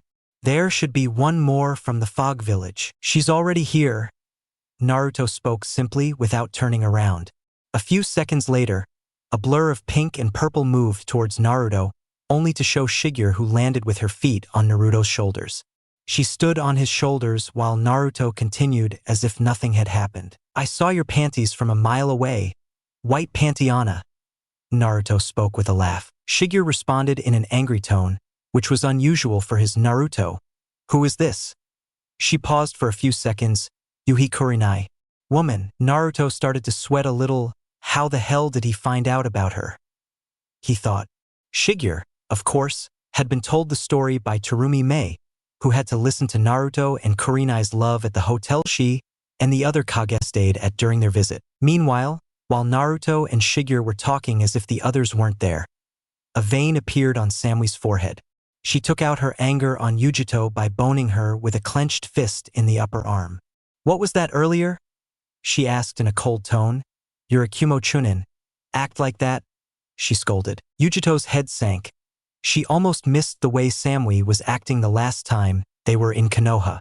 Samui had changed a lot over the past year, becoming cold towards everyone. Naruto answered Shigeru's question as they approached the training grounds where the others were waiting for them. "Kurenai is fine. She's the damn devil." Shigeru hummed in thought. "So you sleep with the devil?" she asked. Naruto looked up directly at Shigeru's panties and spoke. "I forgot to mention that she is beautiful. She has a nice rack and the sexiest legs in all of Konoha Tabeo." Shigeru frowned. He would have to face this Kurenai woman and find out what kind of person she was. He could also kill her and hide her body since he decided to steal her property. Her property was of course Naruto. Moments later, they found themselves on the training grounds with the others. Shigeru had been forced to get off Naruto after Tayuya had thrown a kunai at him. "Well, we're all here now," Anko spoke with a smile. Let's have introductions with first, she continued. Naruto, why don't you start giving them an example? Enko suggested. Naruto nodded. I'm Senju. Naruto paused for over 10 seconds as the other waited for him to continue. That's it. Naruto finished loudly. Hanabi, Midori, Tayuya, and even Kuratsuchi laughed as they listened to Naruto's introduction, while the others sweat dropped except for Samui. Samui was frowning like before. The only visible difference was that another vein appeared on her forehead. I should have expected that, Anko thought as she finished sweating. I'll go next. I'm Mitarashi Anko, a Jounin from Konoha, and I'll be in charge of this team, along with the Jounin Uzumaki Namikaze Naruto, or Senju, as he likes to call himself. As you can probably tell, my title is the sexiest Jounin in Konoha. Anko finished with a wink and a smile as Naruto raised a hand to add something, to which Anko replied. Breaking quiet, Naruto. Hi! Naruto complained. 10 minutes later, everyone had introduced themselves. Samui now had more veins on his forehead. He was about to reach his limit. Another vein appeared when Anko explained the reason why this squad was formed.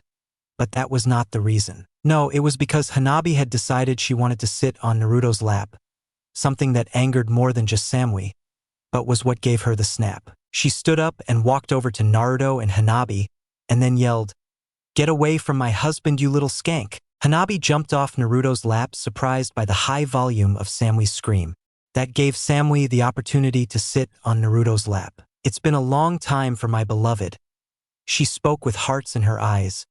But it's great that we can make up for lost time tonight. Samui? Yujito yelled comically. A year ago, he wouldn't be surprised if Samui acted this way towards Naruto and only Naruto.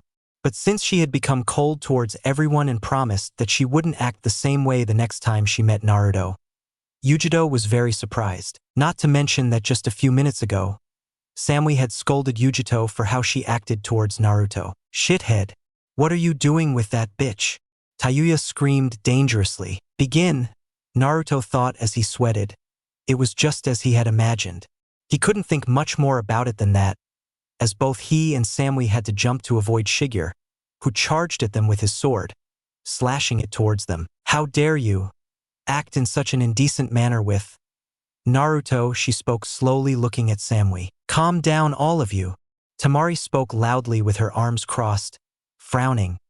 You guys are making fools of yourselves, she continued. Tayuya, Shigeru, Samui, and Hanabi looked at the ground in silence. They knew Tamari was right. Senjukuin like strong professional acting girls.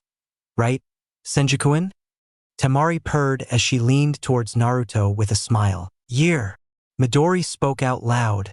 I would like to add that since I am a future bride of the Senju, to all of you stay away from Taicho, she sputtered. Future bride? What kind of nonsense is that, commoner? Hanabi broke into Midori. It's true, right, Taicho? That's why you gave me this outfit. She pointed to his shirt. He was wearing the same clothes that Naruto had given him to wear to the Chunin exams. Naruto nodded slowly with a bored expression. Shithead, you're dead. Tayuya looked at him with murder in her eyes. Why does he always blame me for this shit? Naruto thinks as he raised his hands. What the fuck did I do? Asked. That's enough for all of you. Anko spoke with authority that made them all calm down and listen to Anko as she continued. There is only one way to resolve this, and it is for one of us who has known Naruto the longest to become his woman. In other words, me. Anko laughed in a mocking manner at them. Come, Naruto-kun. Anko raised her hands for a hug that had Naruto's eyebrow. Listen, Bakaranas. Naruto started out loud. They all have good and bad points, but the most important thing is that I'm sure they all look good naked. This had all the girls dazzling Naruto who didn't notice. So naturally you all can become my girlfriends, Tebeo. After that, Naruto was forced to run away from all of his squad members who chased after him throwing kunai and other angry things. After that, Anko told everyone that they had the rest of the day free. But he also told them that they would start going on missions tomorrow. He then took the newcomers to a house where they would stay as long as they lived in Konoha, a house where Kuratsuchi already lived. Later that day, Naruto was sitting at his base of operations, also known as the couch he had slept on last week. It was time for him to get his room and his bed back. That meant he had to deal with Tsunade somehow, which was easier said than done. He had thought of different ways to deal with her, but he could only think of one thing that would lead to him getting what he wanted. He had to challenge her to a duel in order to defeat her in combat. Moments later, Tsunade had returned along with Shizune as they finished work in the Hokage's office for the night. "Tsunade Harem," Naruto said loudly, walking towards them. With a look of pure disgust on her face, Tsunade replied, "What do you want?" Naruto smiled as he spoke. "How about a little bet between you and me?" Tsunade's eyebrows rose. "I'm listening. The bet is that if I can defeat you in a spar, you will give me back my fucking room, my bed and my women," Naruto shouted. Tsunade's eyebrows twitched. "You little pervert." She paused for a moment. "Okay, I'll take that bet, but if I win you'll have to break up with Kurenai and whoever else you're dating, and you won't be allowed to date again until your 18th birthday. Naruto didn't like the sound of that, but it didn't matter, he wouldn't lose. "Agreement," Naruto said, extending his hand, which Tsunade imitated as they shook hands. "I'll meet you outside in 10 minutes, Databeo." Naruto then disappeared with a loud laugh using a wind shunshin. Chapter 74. While Naruto waited for Tsunade at the Uzumaki's personal training grounds, which was, of course, his absurdly large backyard, Naruto was reflecting on a certain Akatsuki member. Not long ago, Itachi gave him files with information and a picture of each and every member of Akatsuki. Of course, the image was taken by Itachi using the transformation technique on himself, since the Akatsuki members probably wouldn't be up for a photo shoot. She was the only female member in Akatsuki that got stuck in Naruto's mind. He had a feeling he might have met this person, but he wasn't so sure. He struggled to remember, giving himself a headache as he began to remember something that happened over a year ago. The event he remembered occurred just hours after the mission where his mother, Kushina, was revived. The mission where he defeated the imposter or false Senju, Keitaro, Gato's son. After the mission, Naruto had gotten lost and wandered deeper into the land of rain. Flashback. Naruto didn't think his day could get any better. First he had defeated a Keitaro and his henchmen. Then he had found a liquor store, a store he didn't remember having been there on his way here. Naruto refilled his storage of sake that Tayuya had emptied the day before, unbeknownst to Naruto, and headed back. He soon found himself in a place that made his day even better. It was an outdoor hot spring. The hot spring was created by nature and no one was using it. Now Naruto could bathe and enjoy its good at the same time. Naruto stripped naked and stepped into the hot water, of course, with a bottle of sake in each hand. He was only able to enjoy the peace and quiet in the hot springs outside the door for about 5 minutes until another person showed up to bathe as well. It was a woman, older than Naruto, wearing only a white towel approaching the hot springs. The woman was quite tall. She had short blue hair with something resembling an origami flower hair clip in her hair. Naruto noticed her and frowned that he was enjoying his bath alone in the wild. Any other man would probably jump for a chance with this woman as she was very easy on the eyes. However, Naruto thought otherwise. The woman whose name is Konan entered the bathroom and sat still with the towel on the opposite end of the bathroom, further away from Naruto. Naruto stood up and marched towards her, his cock standing and swinging as he walked. "I was here first. Come out, Anna," Naruto shouted. Konan turned to look at Naruto if she noticed. He looked down and saw King Cobra up close for a second before looking back at Naruto's face. Konan then looked at King Cobra again, longer this time. "Hello? Are you listening?" Naruto spoke in a demanding, almost childish manner. Konan stood up and faced Naruto, causing her towel to fall off of her. She was now as naked as Naruto was looking into her eyes. "You're coming with me?" he said calmly. She had recognized who she was sharing a bathroom with. It was Senju, the former bounty hunter, or what was mainly referred to in Akatsuki, Kyuubi Jinchuriki, Uzumaki Naruto. Naruto paused for a second to take in Konan's entire body before answering. He swallowed his saliva. "What are you saying?" he asked in a fearful tone. "Does this woman want to rape me?" He thought he was slowly retreating. "I won't go down without a fight," Naruto warned, but he was still slowly moving away from her. But Konan was also slowly approaching him, so the distance between them didn't change. "Did you discover what I'm looking for?" Konan asked again in a calm tone. Naruto's mouth opened wide, taking the shape of a circle as he stared in disbelief at the blue-haired woman. She's really going to rape me. Stop being so damned and go take that woman as your own. Damn it, brat. Kurama roared inside Naruto's mind. No! Naruto screamed as a drop of tear fell from his right eye. He quickly left the hot springs, grabbed his clothes and then ran as fast as he could without any care that he was completely naked for anyone to see.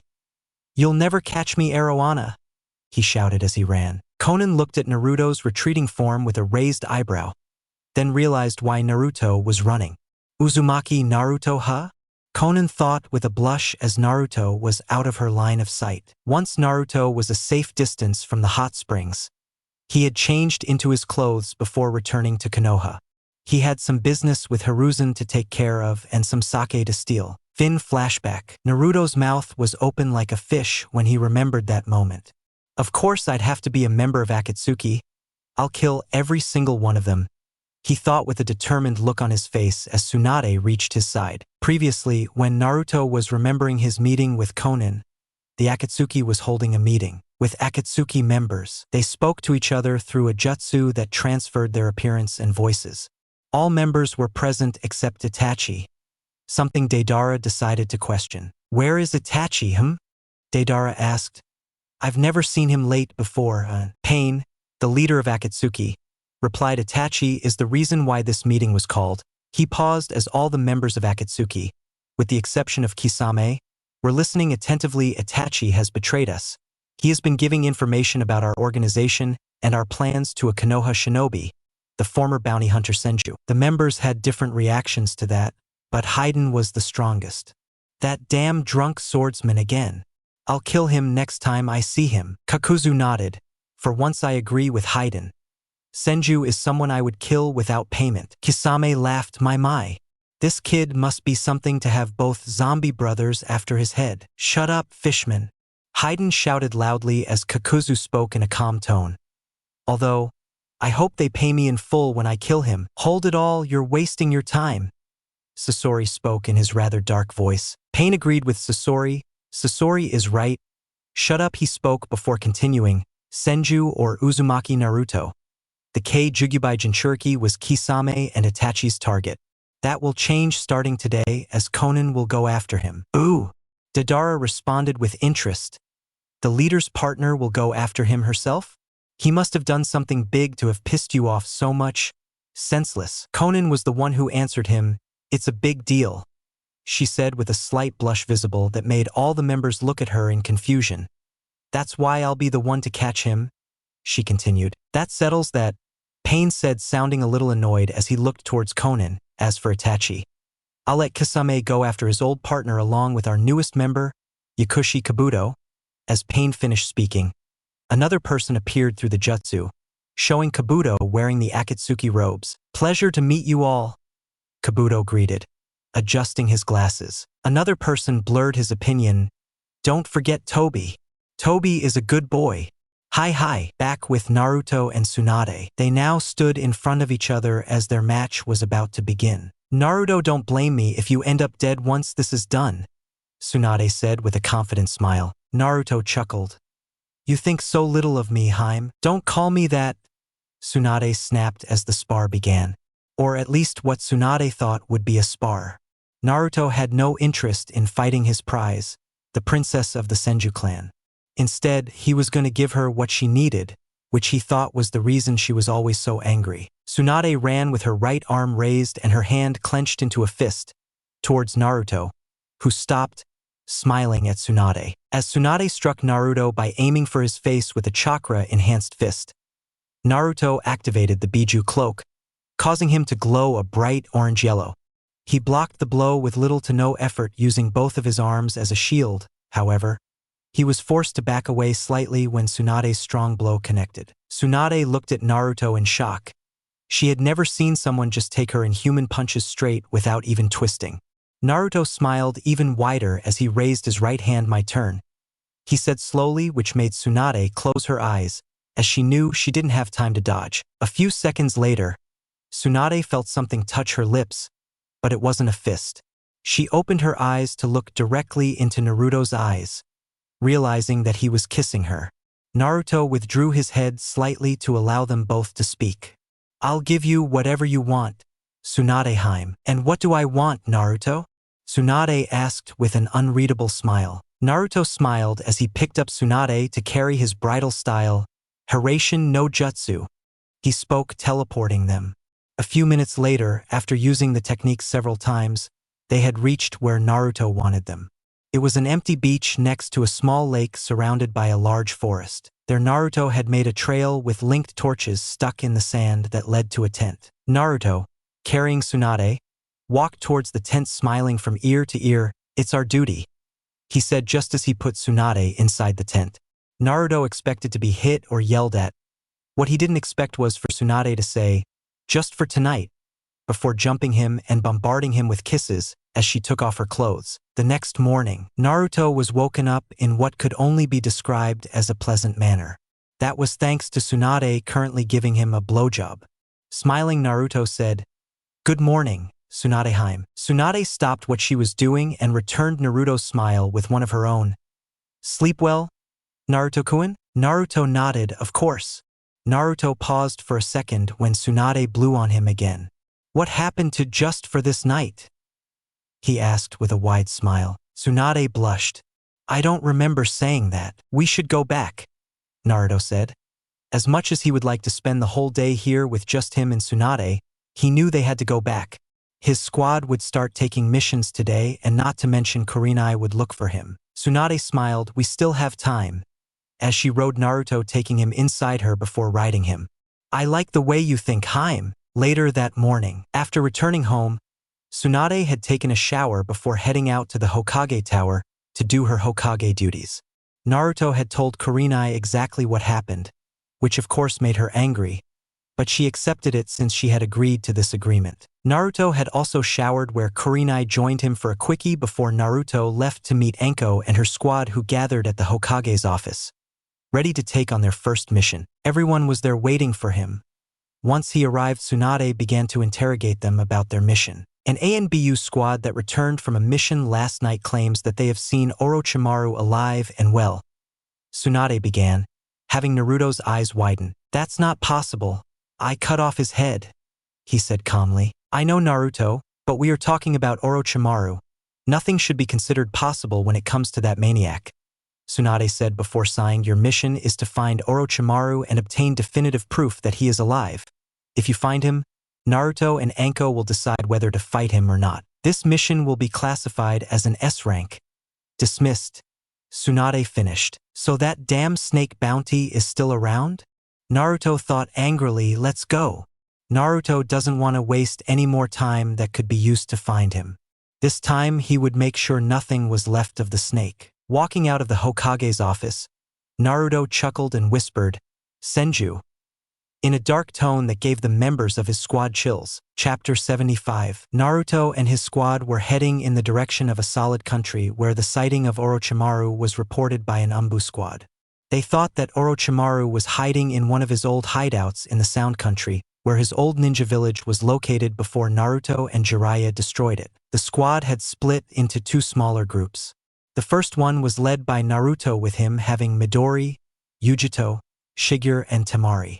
Anko had received the rest, who she herself referred to as the problem children since they were always arguing. Anko's group consisted of Tayuya, Kuratsuchi, Hanabi, and Samui. She had also wanted Shigeru in her group, but Naruto requested her as he believes they work well as a team. Similar to the mission a week ago, they took off in opposite directions to gather information or find anything that could lead them to Orochimaru. 10 minutes after Naruto's group separated from the others, he stopped his team by raising a hand. Naruto then bit his thumb to draw blood to use for the summoning technique, Ninpo, Kuchios no Jutsu, ninja art. Summoning technique. Naruto summoned what had to be over 100 small toads where Gamakichi and Gamaken stood in front of the group. Snake reward again, boss? Gamakichi asked. Naruto nodded. I need you to help me find any place he can hide. Report any abandoned buildings and caves he can run into. Hi! The toads that could speak said how they all greeted. Scatter! Naruto ordered all the toads to jump in different directions. Once he sent out his toad scouts, he turned to look at his team. Shigeru, I need you to take over for a while I go out exploring too. Yes. Naruto, Shigeru said without hesitation. Follow Shigeru's order. Stay in a group, and if you find anything, report to me immediately, Naruto continued. Hi, Taicho. Midori, Yujito, and Tamari said with a wink as Naruto disappeared from their view while using a shunshin. Let's do this, Kurama. Naruto spoke loudly as he activated his Biju cloak. Kurama's only response was a perverted laugh. He was a very happy and proud fox these days. 12 hours later, the entire squad had gathered again as day had turned into night. They had no luck finding clues about the Orochimaru themselves. Naruto's toad summons found 2 people who had caught Naruto's interest.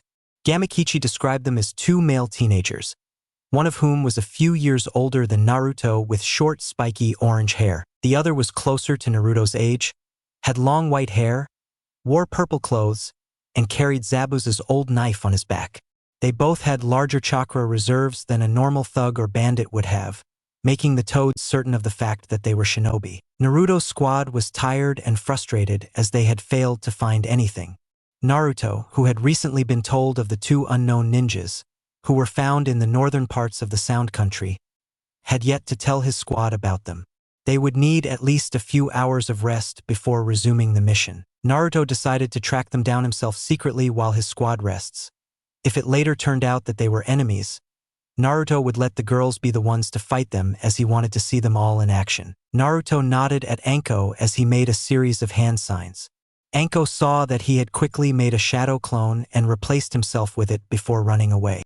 Anko's eyebrows twitched in annoyance. We'll be camping here and rest for a few hours, Anko told her squad as she gave the Naruto clone a look that said, "Explain now." Naruto and his clones walked away from the others so they could explain the situation to Anko. Anko decided that she wanted to participate in this follow-up mission, so she had Naruto create another clone that used the transformation technique to transform into Anko. With 2 clones left behind to protect the squad that was preparing to sleep, Naruto and Anko headed off to go after the 2 unknown shinobi that their call to the toad had seen. About an hour later, Naruto and Anko had caught up to the 2 male teenagers they were tracking. They were still in the northwestern parts of the rice country, heading towards the waterfall country from the looks of things. They walked calmly at the same pace as before. There was nothing suspicious about them except the fact that they had larger chakra reserves than a normal civilian. That would prove to change as they walked down an underground staircase in the middle of the forest. Anko grabbed a scroll from the pocket of her trench coat and opened it to reveal a map of the area. "This is a confirmed former hideout of Orochimaru. It has been searched by me and a team of Umbu," he told Naruto. Naruto hummed, but didn't say anything for a while as he thought. After a minute of silence, he said, "They probably went in there to rest. It will give us time for the others to be here and ready to face them in the morning." Anko agreed and showed that by nodding as Naruto continued. "They may be working for Orochimaru. They were the ones who showed themselves to the Umbu squad yesterday as Orochimaru. They used a transformation technique or a genjutsu most likely." "Yes, but why would they do that?" Anko asked. "A trap? A distraction?" Naruto thought out loud. Anko frowned as she spoke. "If it were a trap, they would have attacked us as soon as we entered the country. A distraction seems more likely." Naruto nodded his head. "I agree," then sighed. "And it seems they were successful since both you and I are here." "What do you mean?" Anko asked. "You're the one who knows the most when it comes to Orochimaru, while I was the one who killed him. Or at least I thought I did," Naruto explained as he stopped to look at Anko, who seemed to have realized where Naruto was going with this. "Orochimaru probably hasn't left the place where I fought him. He's been resting, regaining his strength. As soon as we, or I prefer, enter this country, chances are he's gotten as far away from the fire country as possible within that time." Anko guarded her brow. "That sounds like the worst-case scenario. They could be shinobi from an allied village taking refuge in that old lair. We won't know for sure until tomorrow." Naruto nodded. "You should go back to the others. I will stay here along with the frogs to make sure they don't escape during the night." "Toads," Anko corrected, which made Naruto look at her with a raised eyebrow. With a sigh, Anko asked, "What about you? Don't you need to rest?" Naruto gave her a wide smile as he revealed a large bottle of sake. This is resting, Anko-chan. Anko shook her head before turning around to run towards the others who were already asleep. In the morning, it had been 6 hours since Anko returned to the others, but she and the others had joined Naruto an hour ago. They were hiding, waiting for the two shinobi to come out of the building. Once they did, they looked directly at where Naruto and his squad were hiding. "Do we have company, Yugo?" The shorter one with long white hair asked. The taller male with spiky orange hair nodded. "It's Konoha." The shorter one, whose name is Hozuki Suigetsu, smiled as expected. "I guess this is as good a time as any to test out my new sword." Anko jumped out from her hiding place, standing in front of them with a kunai in her hand. Tayuya, Shigeru, Samui appeared next to his left. Yujito, Midori, Temari, and Kuratsuchi appeared to his right, all of them standing a little distance apart as they surrounded Suigetsu and Yugo. "What is this?" Suigetsu asked with a chuckle. "Kunoichi's allied force?" Naruto, who had not shown himself yet, was reaching for his sword, as he didn't like that comment at all. "Calm down, Naruto-sama," whispered Hanabi, who sat next to him. Hanabi had been ordered to sit him down. "I'll cut off his head." Naruto spoke through clenched teeth. "Stupid long-haired swordsman wannabe. This is my squad. It's the manliest squad the elemental nations have ever seen," Naruto thought as Hanabi tried to calm him down again. The fight ended almost as soon as it began. Anko had given orders to the girls during the fight, first ordering Tayuya and Shigeru to enter. Both Tayuya and Shigeru had managed to hurt Yugo and Suigetsu. Next up was Kuratsuchi and Samui, who went for what seemed to be the killing blow. As soon as the fight ended, the two corpses had been covered by a small cloud of smoke. Once the smoke cleared, the bodies had become two different people. What they saw before them now were two corpses of two Konoha Chunins. Orochimaru had used a bastardized version of Pain's Shoten no Jutsu impersonation technique, the main difference being that Orochimaru's version of this technique was not able to fight. It was only useful as a distraction. Hanabi seemed to know one of them as she ran towards the long-haired Hyuga. "Keisuke-sen." "No!" she screamed with tears in her eyes. Kr-Isuke was the brother of KTR, both members of the main families of the Hyuga branch of the clans. KTR was assigned to be a sort of bodyguard for Hinata while she was in the village, while Kr-Isuke was Hanabi's bodyguard. Naruto approached the corpses and looked at them with visible anger. He was so fucking angry as his chakra erupted around him. With every step he took, the ground nearly crashed beneath him. He had been tricked. This was all just a distraction created by Orochimaru. There was nothing Naruto didn't like more than being tricked. Naruto took out two scrolls with nothing written on them and gave them to Tayuya. "Set them on these. We will give them a burial in Konoha." Tayuya nodded a little nervously. She hadn't seen Naruto so angry before. "I'll do it as soon as," he said, nodding to Hanabi, who was still crying over losing her bodyguard. Naruto frowned at the scene before turning around. "We return to Konoha. The mission is completed." The mission would be marked as a success since they had managed to find out if Orochimaru was in Rice's country or not. It was clear that he was not, since he had probably already fled towards the end of the world. For Naruto, this was a failure, however. He would not be happy until Orochimaru is dead, and until then his mission would not be completed. Chapter 76. On the way back to Konoha, Naruto was leading the team, walking a bit in front of the rest of the group. No one had approached Naruto as he found it difficult to do so. He wasn't acting like his usual self at all. To make matters worse for him, Kuratsuchi decided to remind him of something horrible while talking to Tayuya. "Hey, slut!" Kuratsuchi said to get Tayuya's attention. "Slut?" Tayuya asked with a growl. "What do you want? Dyke? Did you hear what the guy with the huge sword was calling us?" Kuratsuchi asked. Tayuya smiled. "Yes. Kunoichi's allied force. He already has a good ring." And everyone except Tayuya and Kuratsuchi had stopped walking in favor of staring at Naruto with wide eyes. Naruto had also stopped walking. He was slowly turning around to face them. "Right?" Kuratsuchi replied happily. "I think we should." Kuratsuchi was interrupted when Naruto shoved his face into hers. His eyes were shooting out of their sockets.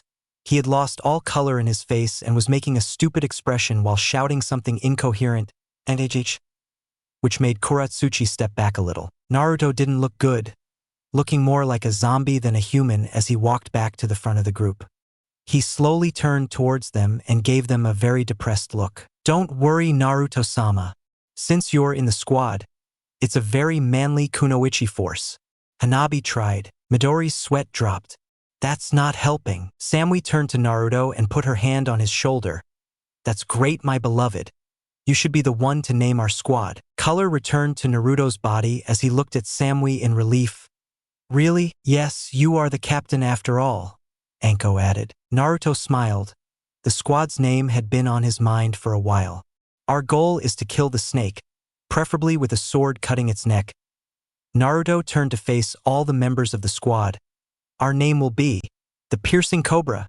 Naruto roared as he raised his swords above his head. I like it, Anko smiled, joined by Midori and Hanabi, who agreed with their sensei. No complaints here, Kuratsuchi added. Nah. Are you? Shigeru spoke slowly with a tick mark on his forehead. Hi, Naruto asked a little nervously. You named the squad after the King Cobra? Shigeru asked as he looked at Naruto with narrow eyes. That? Tayuya shouted loudly. Damn it. You perverted moron. Tayuya yelled before running towards Naruto, who started running only once he noticed it. What's wrong with him? Naruto shouted in question. Death. Stupid pervert. Tayuya shouted as she threw shuriken at him. Tayuya-chan, I told you there's no reason to be afraid of him. Shut up, shithead. Tayuya wasn't listening to his excuses. The others looked at their exit forms in confusion, except for Shigeru, who could somewhat understand Tayuya's reaction. I didn't know Naruto owned a cobra. Did you give it to him, sensei? Midori asked Anko, who chuckled before answering no. But I intend to get that cobra for myself. That only confused the girls even more, except Shigeru once again. Shigeru narrowed his eyes at Anko as they slowly walked side by side. Why are you making such a big deal out of a snake? Hanabi asked. I'm also curious to find out, Temari added. Everyone is wrong. Shigeru spoke slowly. Can you explain then? What's going on? Yujito asked. The King Cobra. Shigeru began as he looked at them with a serious expression. It's not a snake, he finished slowly. So what is it? Samui asked, sounding a little annoyed. She, along with the others, were getting sick of how slow Shigeru spoke. Shigeru drew his sword and shouted, Do you want me to say that here, you scoundrel? No one missed to notice that Shigeru was now blushing profusely. Anko laughed. Girls. She spoke loudly, gaining his attention. I'm pretty sure the King Cobra is what Naruto calls his larger-than-normal cock. That? Midori screamed. Is that true, Shigeru? Kuratsuchi asked the sword user, who nodded in response, still blushing. Needless to say, Kuratsuchi was no longer a fan of the name Naruto had created. You're dead? Namikaze. She shouted before running after Naruto and Tayuya to join Tayuya on her mission to beat up the pervert. She was soon followed by the rest of the squad, with Naruto and Anko in the Hokage's office some time later. Naruto had returned safely. He had enjoyed running away from the angry girls in his squad. He was proud of the fact that he was fast enough to escape from an angry mob of female kunoichi. Currently, Naruto and mostly Anko had just given their mission report to Tsunade. Once Anko finished, Tsunade spoke. This confirms what I suspected. Orochimaru is still alive and well and has now fled to who knows where. Naruto frowned as he spoke. I have a request. Harem. Shizen laughed at Naruto's nickname for herself. Tsunade didn't bother anymore. What is it? I want a mission to assassinate the Sannin, Orochimaru, Naruto replied. Tsunade took care of her forehead. I'm sorry, Naruto, but at the moment that is not possible. Because? Naruto shouted. Tsunade had expected this response from him. Because your squad is needed for other missions that don't involve hunting down that old snake. I'm sure he'll go into hiding for a while, but we'll deal with him when the time is right, which I assure you, Tsunade explained. Preferably me and Jiraiya will be the ones to take him out, she continued. You're misunderstanding, Harem, Naruto said with a serious face. I'm not asking for our squad to get the mission. I'm asking you to send me alone to collect that reward. My answer remains the same, Naruto. Tsunade raised her voice, responding in almost a shout. But I promise you, if we have any more clues about their current whereabouts, I will tell you personally as soon as I hear about them. So what now? Naruto began. Still frowning, are you sending us to defeat another group of bandits? Tsunade smiled. I could. And if I do, you'll do a damn good job defeating them. Naruto shook his head. I never understood why I was chosen for this position. He turned out to leave the office. My job is to kill.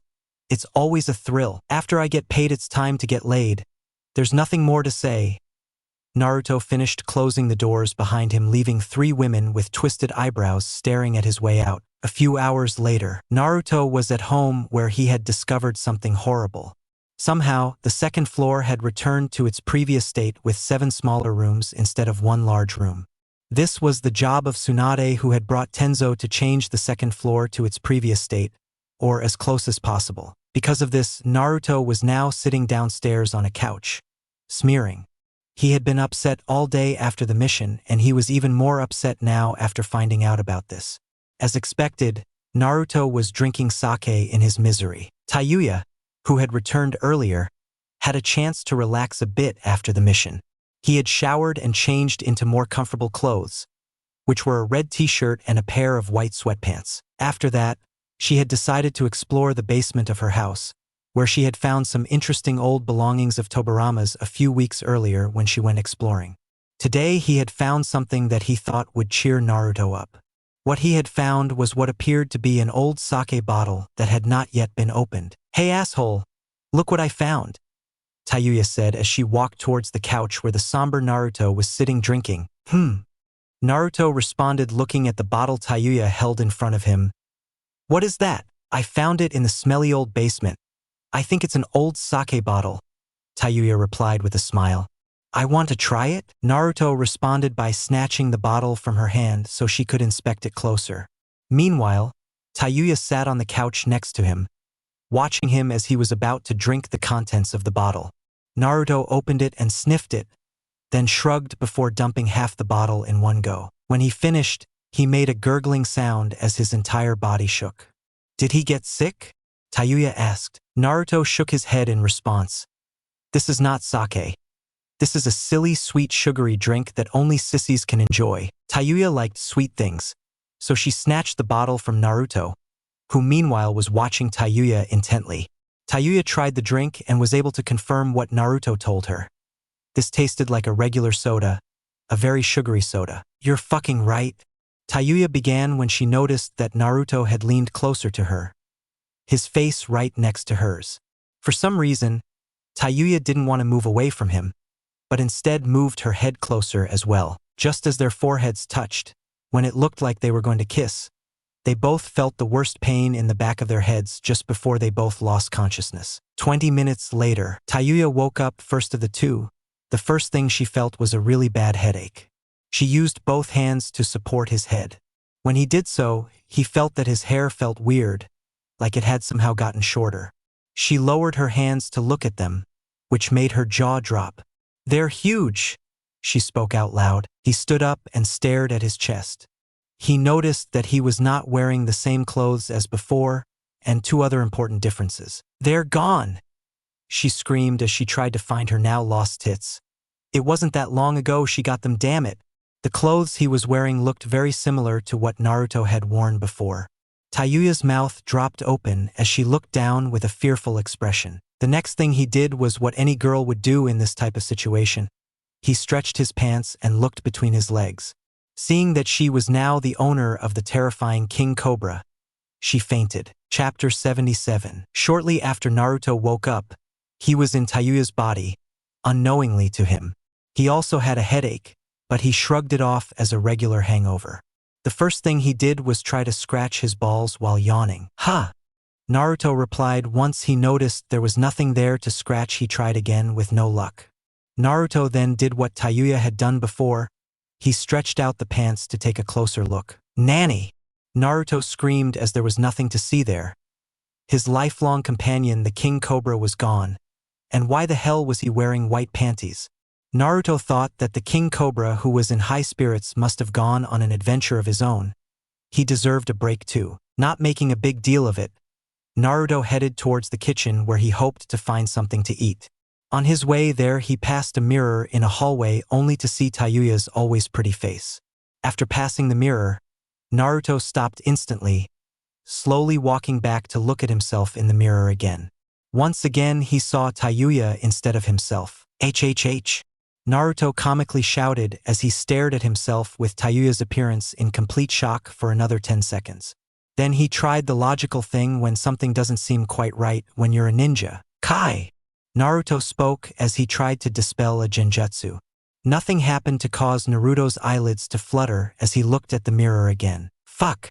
It's still there. Naruto heard someone scream, which sounded very similar to his own voice, but a little more feminine than usual.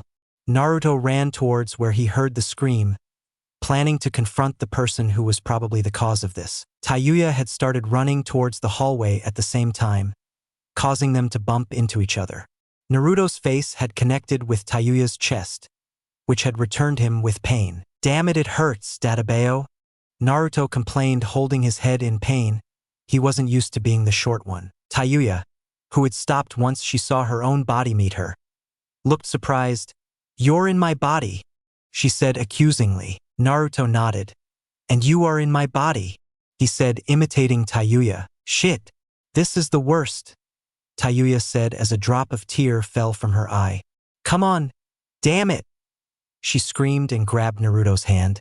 She led them up the stairs before taking them to Naruto's room, his now very normal-sized room. Remembering this, Naruto immediately became depressed as his shoulders slumped, and he looked at the ground with a gray and depressing aura surrounding him. This is not the time to be moping about your stupid room, asshole, Tayuya yelled as she slapped Naruto on the chin. We have to find a way to reverse this. You're right, Naruto said when he returned to normal. But Tayuya, be careful with what you just did. I don't want you slapping anyone while you're in my body. I have a reputation to uphold. Tayuya chuckled. Don't be a bitch, Naruto. Naruto pointed at her and snorted in response, causing Tayuya to yell, shut up, comically. They both calmed down as they sat on the floor and thought about what had just happened to them. They agreed that the drink they shared from the old bottle must have been the reason they have swapped bodies. I remember right before I passed out, I really wanted to kiss you, like my body was moving on its own, Naruto said. Tayuya nodded. I remember the same thing. Do you think a kiss could reverse it? Naruto asked. It's worth a try, Tayuya replied. They tried to kiss, a very quick kiss that neither of them enjoyed. And it didn't help his problem either. That was strange. Naruto spoke with a displeased expression. Not only had he kissed himself, but he had kissed a guy. Tayuya shared her thoughts. Yeah, let's not do that again. Naruto nodded. Should we try sex? He suggested. No! Tayuya screamed, crushing Naruto on the top of the head with a closed fist. I don't want my first time to be as a man. Oh yeah, I forgot, Naruto said with a laugh, and then took care of his head where Tayuya had just hit him. But seriously, Tayuya, don't do that. It hurts like hell. Stop being a jerk. Jerk? Tayuya spoke with a laugh, but realized that Naruto wasn't listening to her. Instead, he was now standing in front of a rather large mirror that was placed on one wall of the room. Tayuya joined him at his side, looking at the mirror. This is horrible, Tayuya complained, but Naruto didn't listen. Instead, he stared at himself before his eyebrows moved up and down. Naruto quickly lifted the t-shirt so he could take a look at the goodies. Damn! Naruto screamed when he saw that there was a bra in the way. He was about to rip it off when Tayuya pulled down the shirt, yelling, Don't look, asshole. But why? Naruto said in a tearful tone. They've gotten so big. They've gone from clementinas to oranges. Damn pervert, Tayuya shouted, sounding extremely amused as she spoke in Naruto's voice. You're a dead moron. Naruto didn't want to be hit once again by Tayuya's blows. The blows combined with his own body strength and his chakra-enhanced blows, take one to many of them and would be deadly. Naruto did the only thing he could think of in this situation. He grabbed a scroll that had his sword sealed in the pocket of his former body's shirts, then ran as fast as he could. As expected, Tayuya followed him as he ran out of the house towards a road in the village. Calm, Naruto pleaded. I won't look, I swear. I don't believe you. You'll take a look at the first chance, you damn pervert, Tayuya shouted. There were onlookers now that if Naruto started sweating, his reputation would definitely take a hit from this. He had to do something about it, stop it from ruining his image further. Naruto opened his sword and moved quickly towards Tayuya, who was still running towards him with a raised fist and a face red with anger. Naruto cut the blue pants and underwear Tayuya was wearing off his own body. That should do it, Naruto thought as he nodded proudly towards the King Cobra. The spectators screamed in delight and horror. Tayuya cried out loud, "No, take it out!" as he held his hands in front of his eyes, not wanting to look at the thing. Naruto looked with a trembling eyebrow at Tayuya, who had left, and the situation was even worse. A civilian woman in her 20s approached Tayuya and said, "Are you scared, Naruto-kun? I can take care of him for you." Tayuya responded, "Can you?" she asked, unsure. "Hey, I saw him first." Another civilian woman approached Naruto as he looked at the first one. Tayuya was starting to get angry as she got just what those two women were asking her. "Grab!" Naruto shouted as he threw Tayuya over his shoulder and ran as fast as he could. "You're heavy," Naruto complained when Tayuya looked at him from behind. "At least let me put your fucking pants on shit." "Don't worry, you have extras sealed in a scroll that you should take," Naruto assured as he led her to the nearest training grounds. Once there, he helped Tayuya find the scroll that had his extra pants sealed. Once he put them on, Tayuya asked, "What are we going to do, asshole?" "I don't know," Naruto replied. "Hopefully we'll get back to normal soon." "But what happens if we don't?" Tayuya said in a plaintive tone. "I don't want to stay like this forever." Naruto frowned.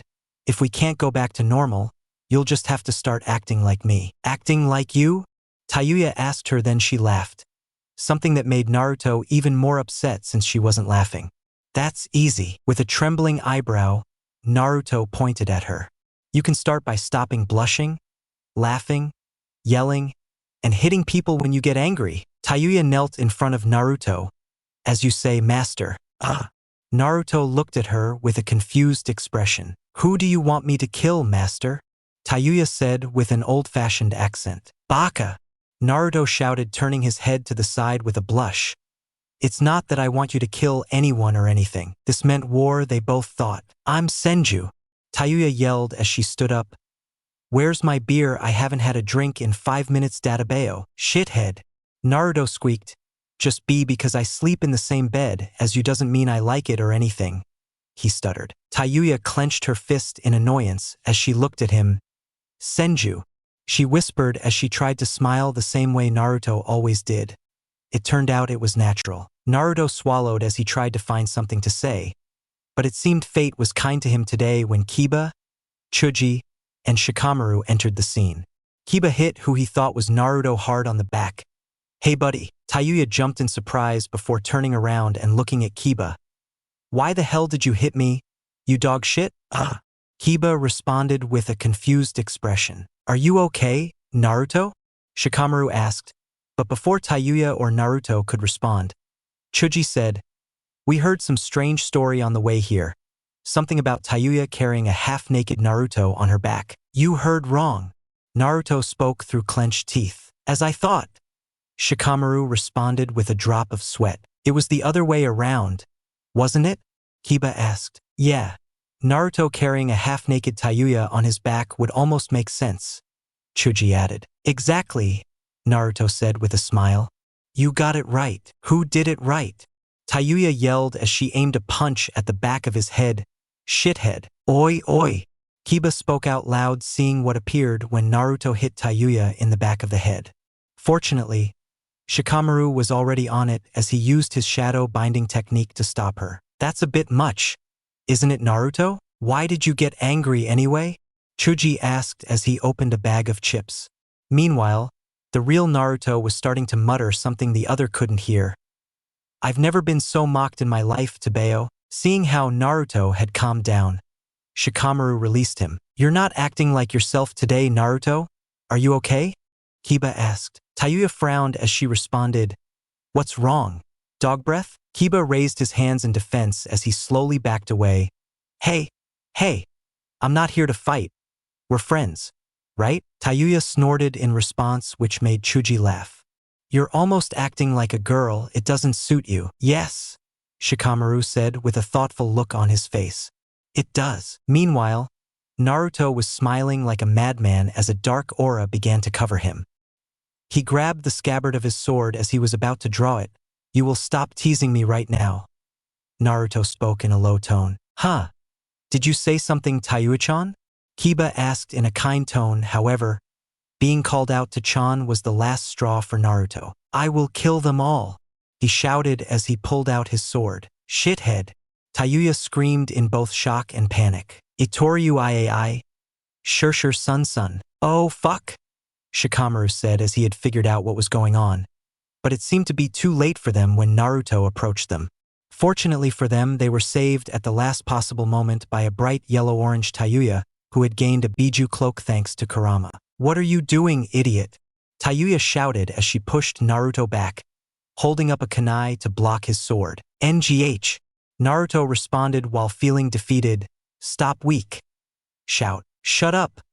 Tayuya snapped when she realized he was calling her weak. Naruto, Tayuya, stop for a second, Shikamaru said as he stepped between them. Senju! Naruto whispered as he gave Shikamaru a deadly smile. Shikamaru pointed at Naruto. You're actually Tayuya, right? HMPF.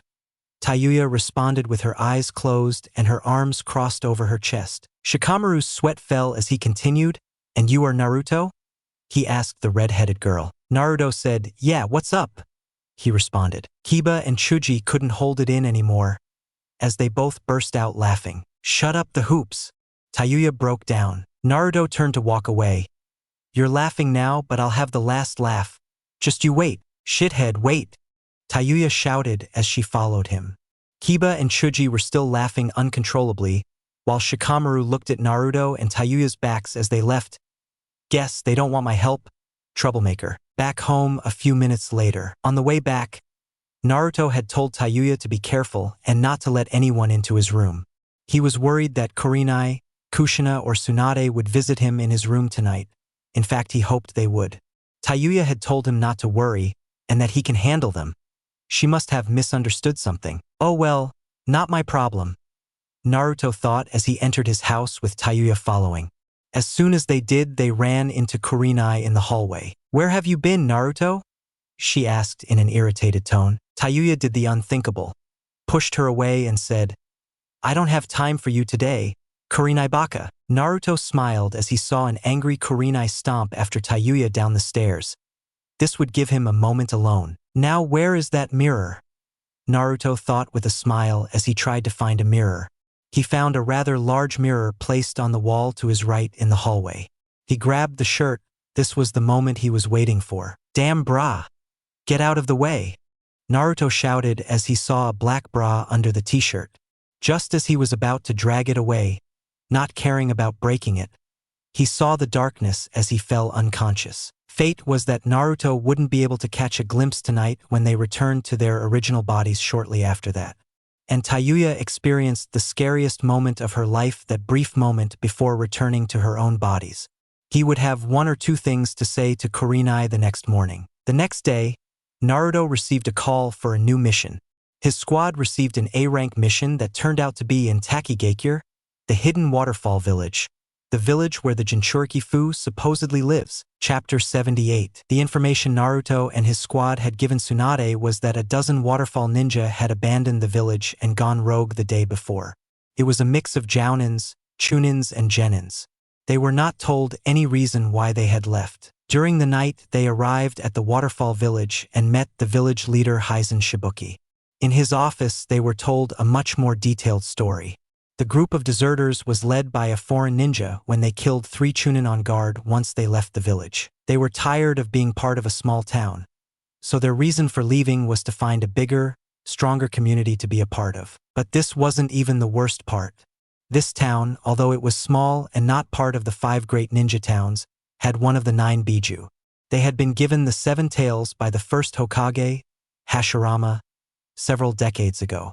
That Biju's Jinchuriki Fu had been part of the group that left the town. Shibuki told them about Fu's life, growing up in the village. It wasn't a good story. It reminded Naruto of his own childhood growing up in Konoha, Except Fu had it worse.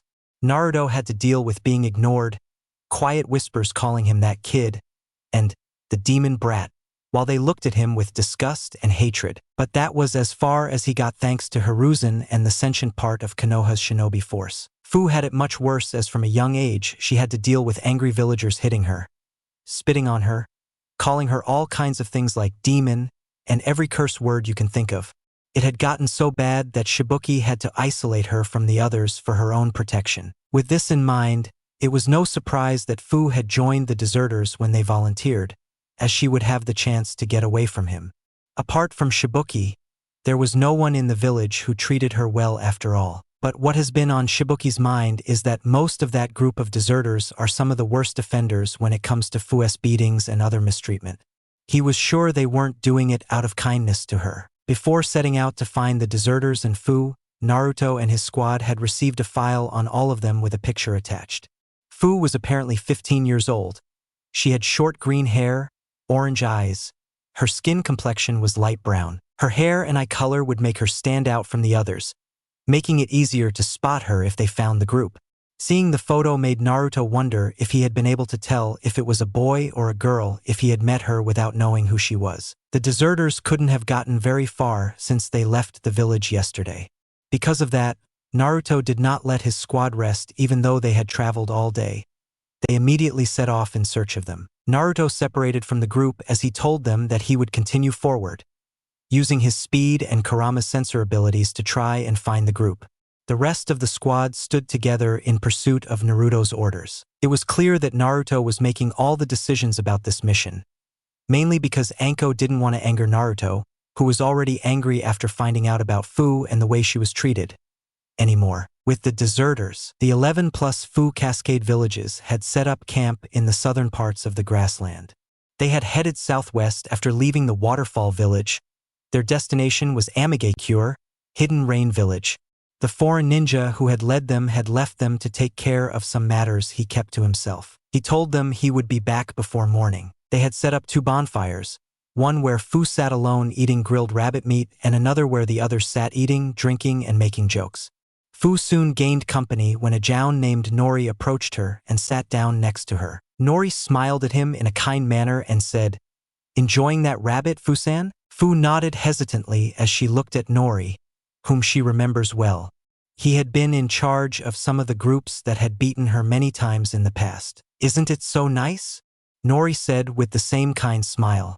Just then, Fu noticed that the rest of the group had addressed them, now standing in a circle around the two. "Fu-san, it's not fair if you're the only one having fun," said a fat chunin named Shirori with an evil smile. "You can have it," Fu said in an emotionless tone as she held the bone with the rabbit meat towards the chunin.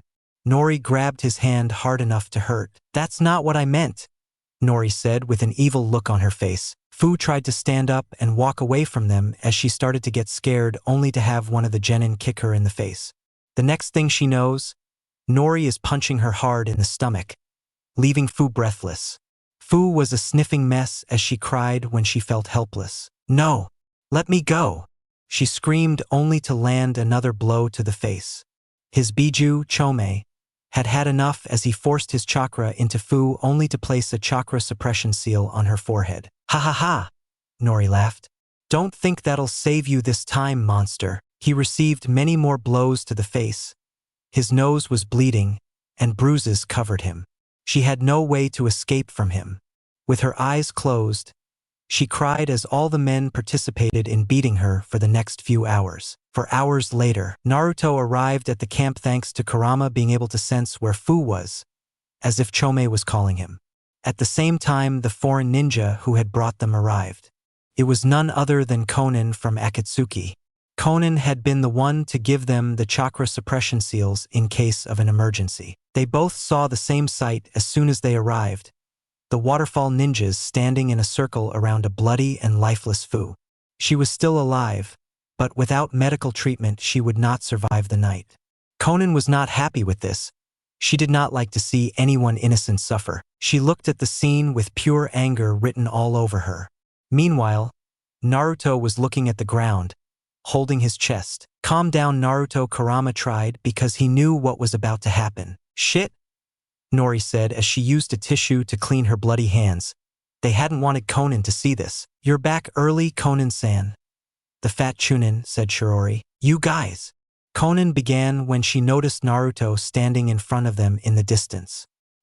He was looking at the grass beneath his feet.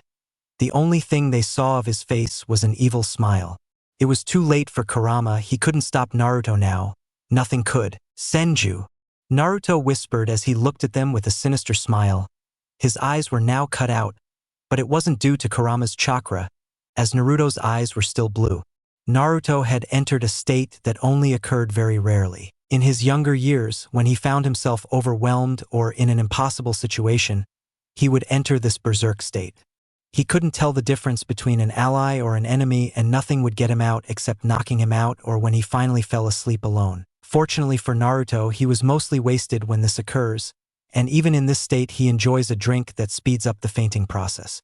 The only person alive who had seen Naruto like this was Shigeru, who saw him once during his mission in the distant country. Hopefully she managed to knock out Naruto before he killed her like he had done to all the nearby enemies. Aside from what had happened to Fu, everything had gone according to Conan's plan. Naruto had appeared to return Fu to the waterfall, which would give him a chance to capture him. Knowing that Konoha were close allies with the waterfall, they would send some of their best ninja to help them. And it was already well known that Naruto was one of the deadliest jounins in Konoha. Conan watches with wide eyes as Naruto hurriedly ran towards her, almost as fast as if he were using a shunshin. Go for the strongest first? Conan thought Naruto was standing behind her with a finger pointing towards the back of her head. Senju. Naruto whispered before launching a rather large water bullet at her. Mizudepo no Jutsu. Water gun technique. Conan created an origami wall to block paper shield before using a paper shunshin to appear next to Fu's lifeless form. She picked up the girl and carried her before using another shunshin to escape. Something's going on with him, she thought with a frown as she created more and more distance between them. A few minutes later, he lowered Fu so he could cover the body here with his own Akatsuki cloak. He then sat down, waiting for Naruto to finally appear once he was done. She had no doubt that Naruto would do her job for her, killing every single one of them. Meanwhile, Naruto was smiling at the 11 deserters who were looking at him with confident smiles. Do you think you can get us all out? Nori screamed. He's just a brat. Let's get him out quickly and follow Conan-san, Shirori added. They all stared at him, their blue eyes cut just as they saw a vision of Naruto moving faster than they thought possible, cutting them all off. Some of the genin fell to the ground just from that, while the rest stood on shaky legs as Naruto slowly walked towards them, his hand on the scabbard of his sword. Hanayuda Sancho, Naruto spoke as his movement accelerated. He ran towards them like a rocket firing from a cannon. He bounced between them before appearing behind them. Yahazu Giri. Trace verse humming. Arrow notch slash. 7 loud screams of pain were heard as each chunin and genin were cut from their upper to lower torso with wounds deep enough to kill them in a few seconds. The 3 jounins and Shirori had managed to save themselves when they turned to look at Naruto. Who the hell are you? Shirori screamed in fear. Senju. Naruto whispered with the same smile, walking towards them slowly again with his hands on the scabbard of his sword. Ha! Nori said with a confident smile. Get your shit together, Shirori. It doesn't matter if it can kill the cannon fodder. Shirori looked at Nori with a frown.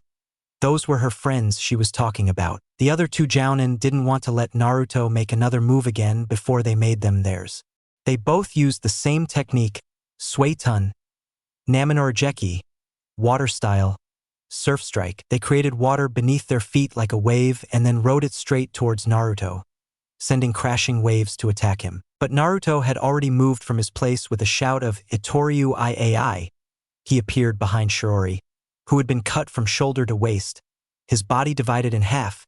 He did not even manage to shout before dying. Daishinken, one sword style, Great Dragon Shock. Naruto turned around to see both jounins coming at him again, riding the wave of water. At the same time, Nori was using a jutsu of his own. Raitun, Sanda, lightning release, scattering drops, He was flicking his wrist towards Naruto, sending small sparks of electricity towards him. If he was hit with it along with the water the other two road jounin are in, it would kill him if he were a normal human. Naruto moved out of the way, heading straight for the incoming jounin so fast it seemed like he was teleporting. Hiraishijiri, flying thunder god slash. Naruto spoke as his sword pierced the neck of the one on the left. At the same time, Nori launched his lightning sparks into the water, which both the jounin and Naruto mounted one. All of them were hit by a massive jolt of electricity. The jounin who had been cut had died earlier, while the other screamed in pain as he died due to the shock to his body from the electricity. Naruto, however, was in the middle of it all.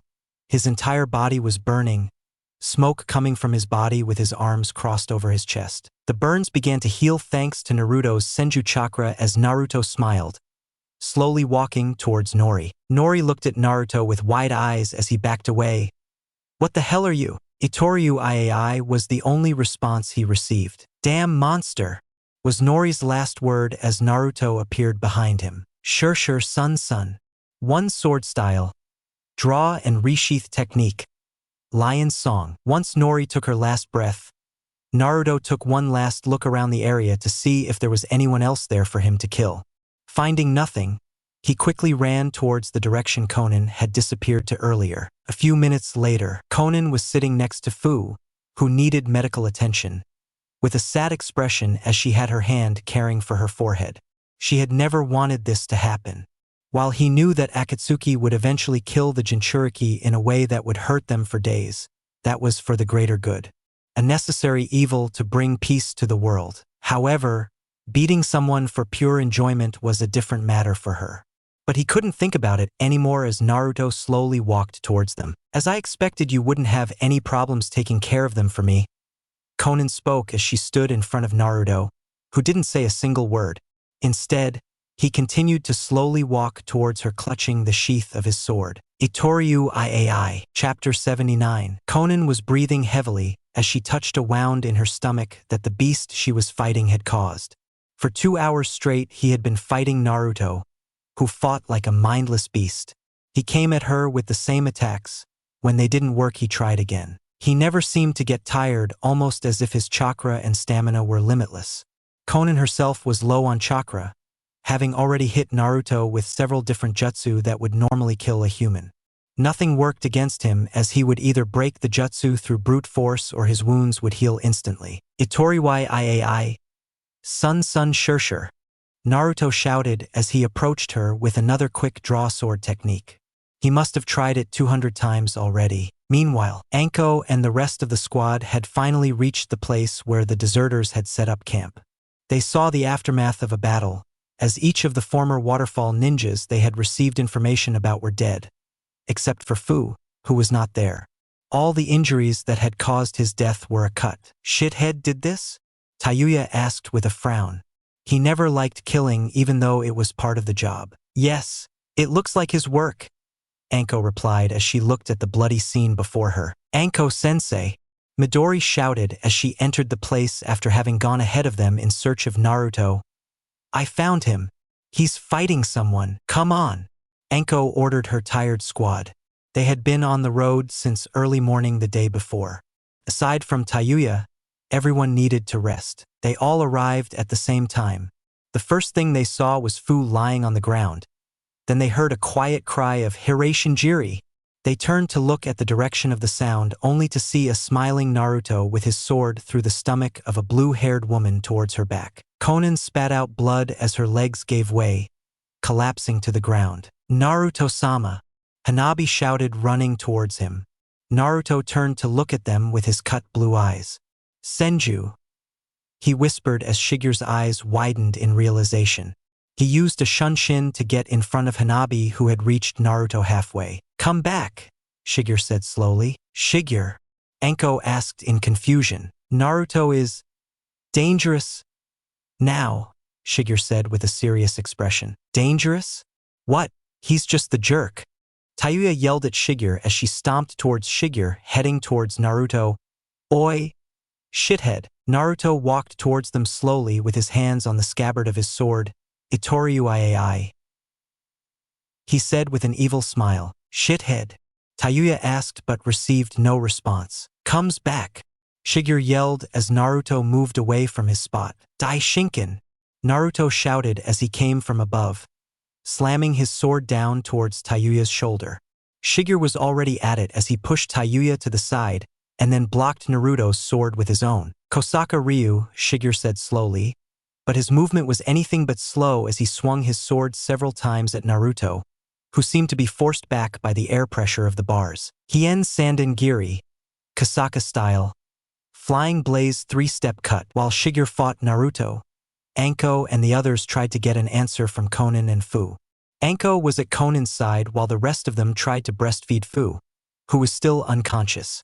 Konan was still awake and breathing heavily as she touched the wound on her stomach. That black Akatsuki cloak, it's yours, right?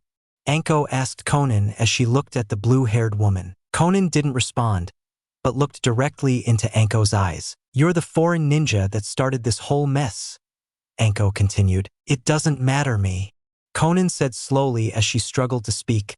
Fu, the girl, she needs a doctor immediately. Anko frowned as she looked at Konan one last time before turning to Tayuya, who was standing in the same spot as before.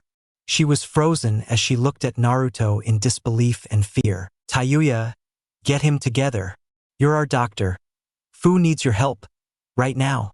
Anko screamed. Tayuya heard her, shaking her head to clear her mind before running to Fu and beginning to heal her with medical ninjutsu. While Tayuya treated Fu, Anko tied Konan's hands with rope, planning to take her prisoner if she survived the trip back to Konoha. Shigeru had a plan to stop Naruto to get him back to normal. After this happened last time, where he barely survived with his life before stopping him, he came up with this plan. She opened a bottle. In it was the strongest alcoholic drink that was sold legally in all the elemental nations. Drink too much and you'd go blind. He opened the bottle and set it down before taking a few steps back. Naruto sniffed the air like a dog before seeing the bottle. He grabbed it, looked at it, then sniffed it before throwing it all away at once. Naruto burped when he finished. He then tried to walk slowly towards Shigeru to finish his work, but lost his balance. He began to stagger in circles, muttering to himself before passing out in front of Shigeru, his head resting on his feet. Before fainting, he whispered, "Showing your back to your opponent is the shame of a swordsman."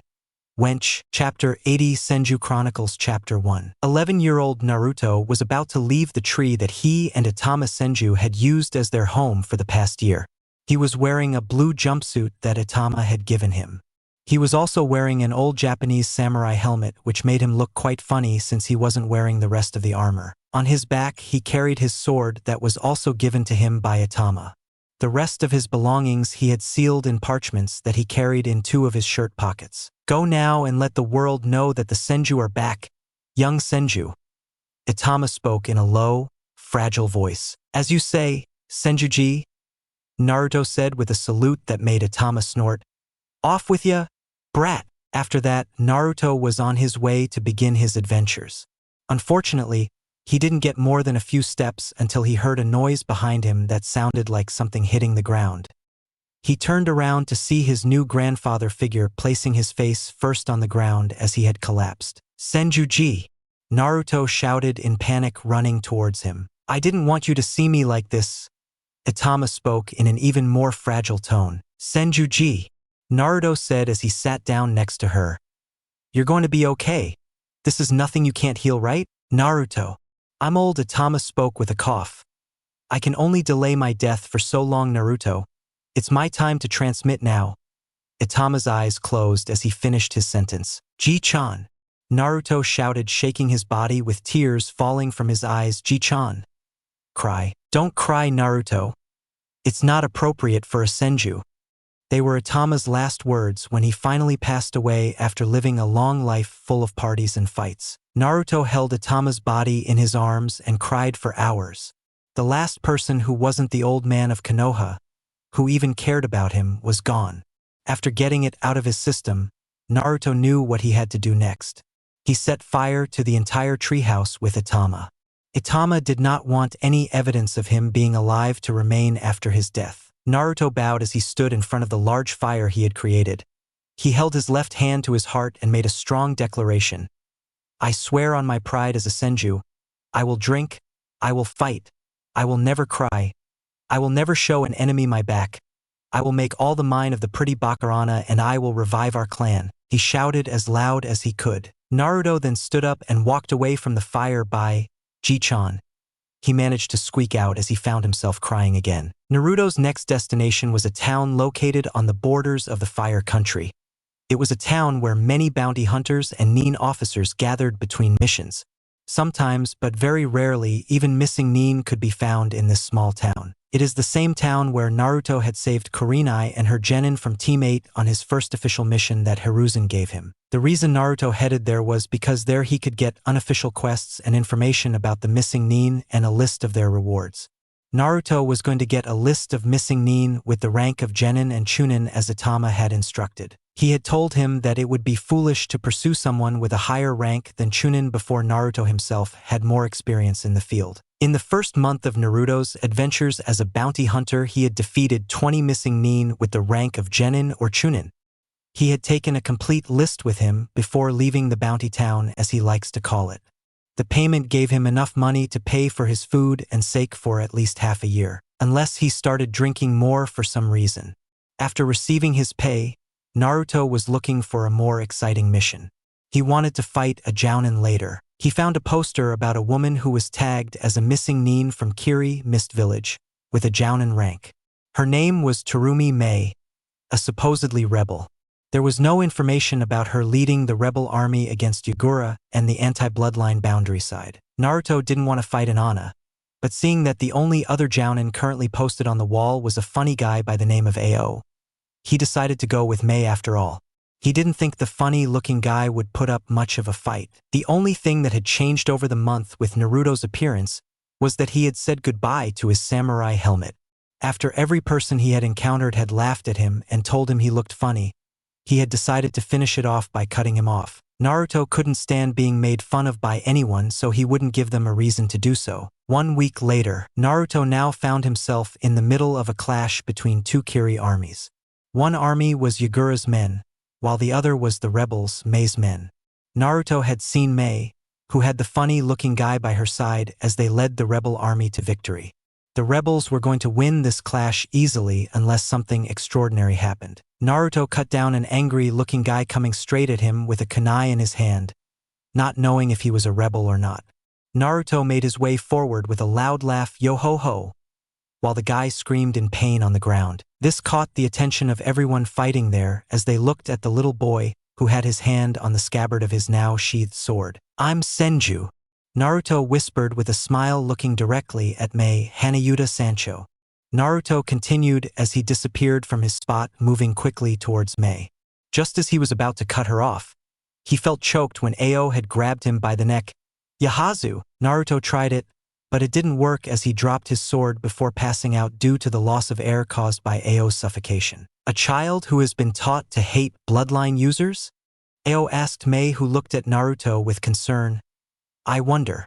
It was clear that the young blonde with a mustache was not an official ninja yet, as she had no forehead protector. Have him brought to our base. I want to talk to him later. Hi, Mei-sama. A few hours later, Naruto woke up with his arms tied around his back. I was in a fairly large tent that had a large bed, mirrors, and a large table. Are you awake? Mei asked Naruto with a smile as she sat on the bed sharpening a kunai. Naruto frowned as he shouted an order. Take me this instant. Which? Mei stood up with a tick mark on her forehead. Which? She questioned as she slowly walked towards Naruto.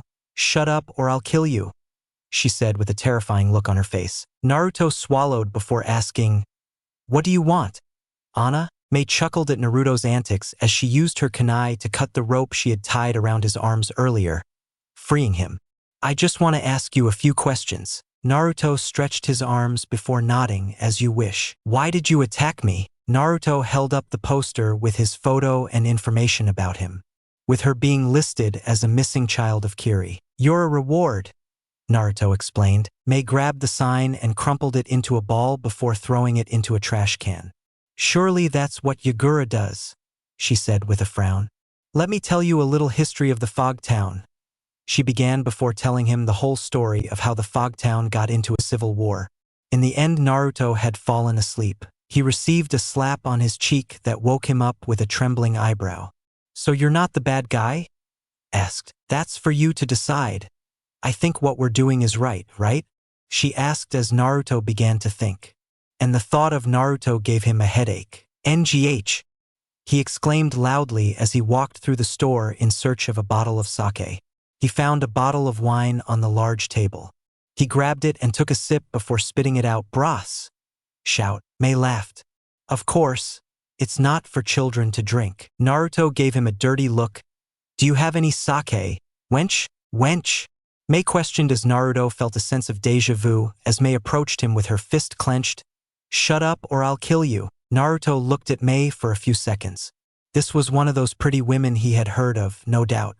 He drank a large chunk of wine from the bottle, which made him shiver with disgust. Naruto breathed heavily as he said, "I've decided that you're the good guy." May smiled as she flipped Naruto's hair.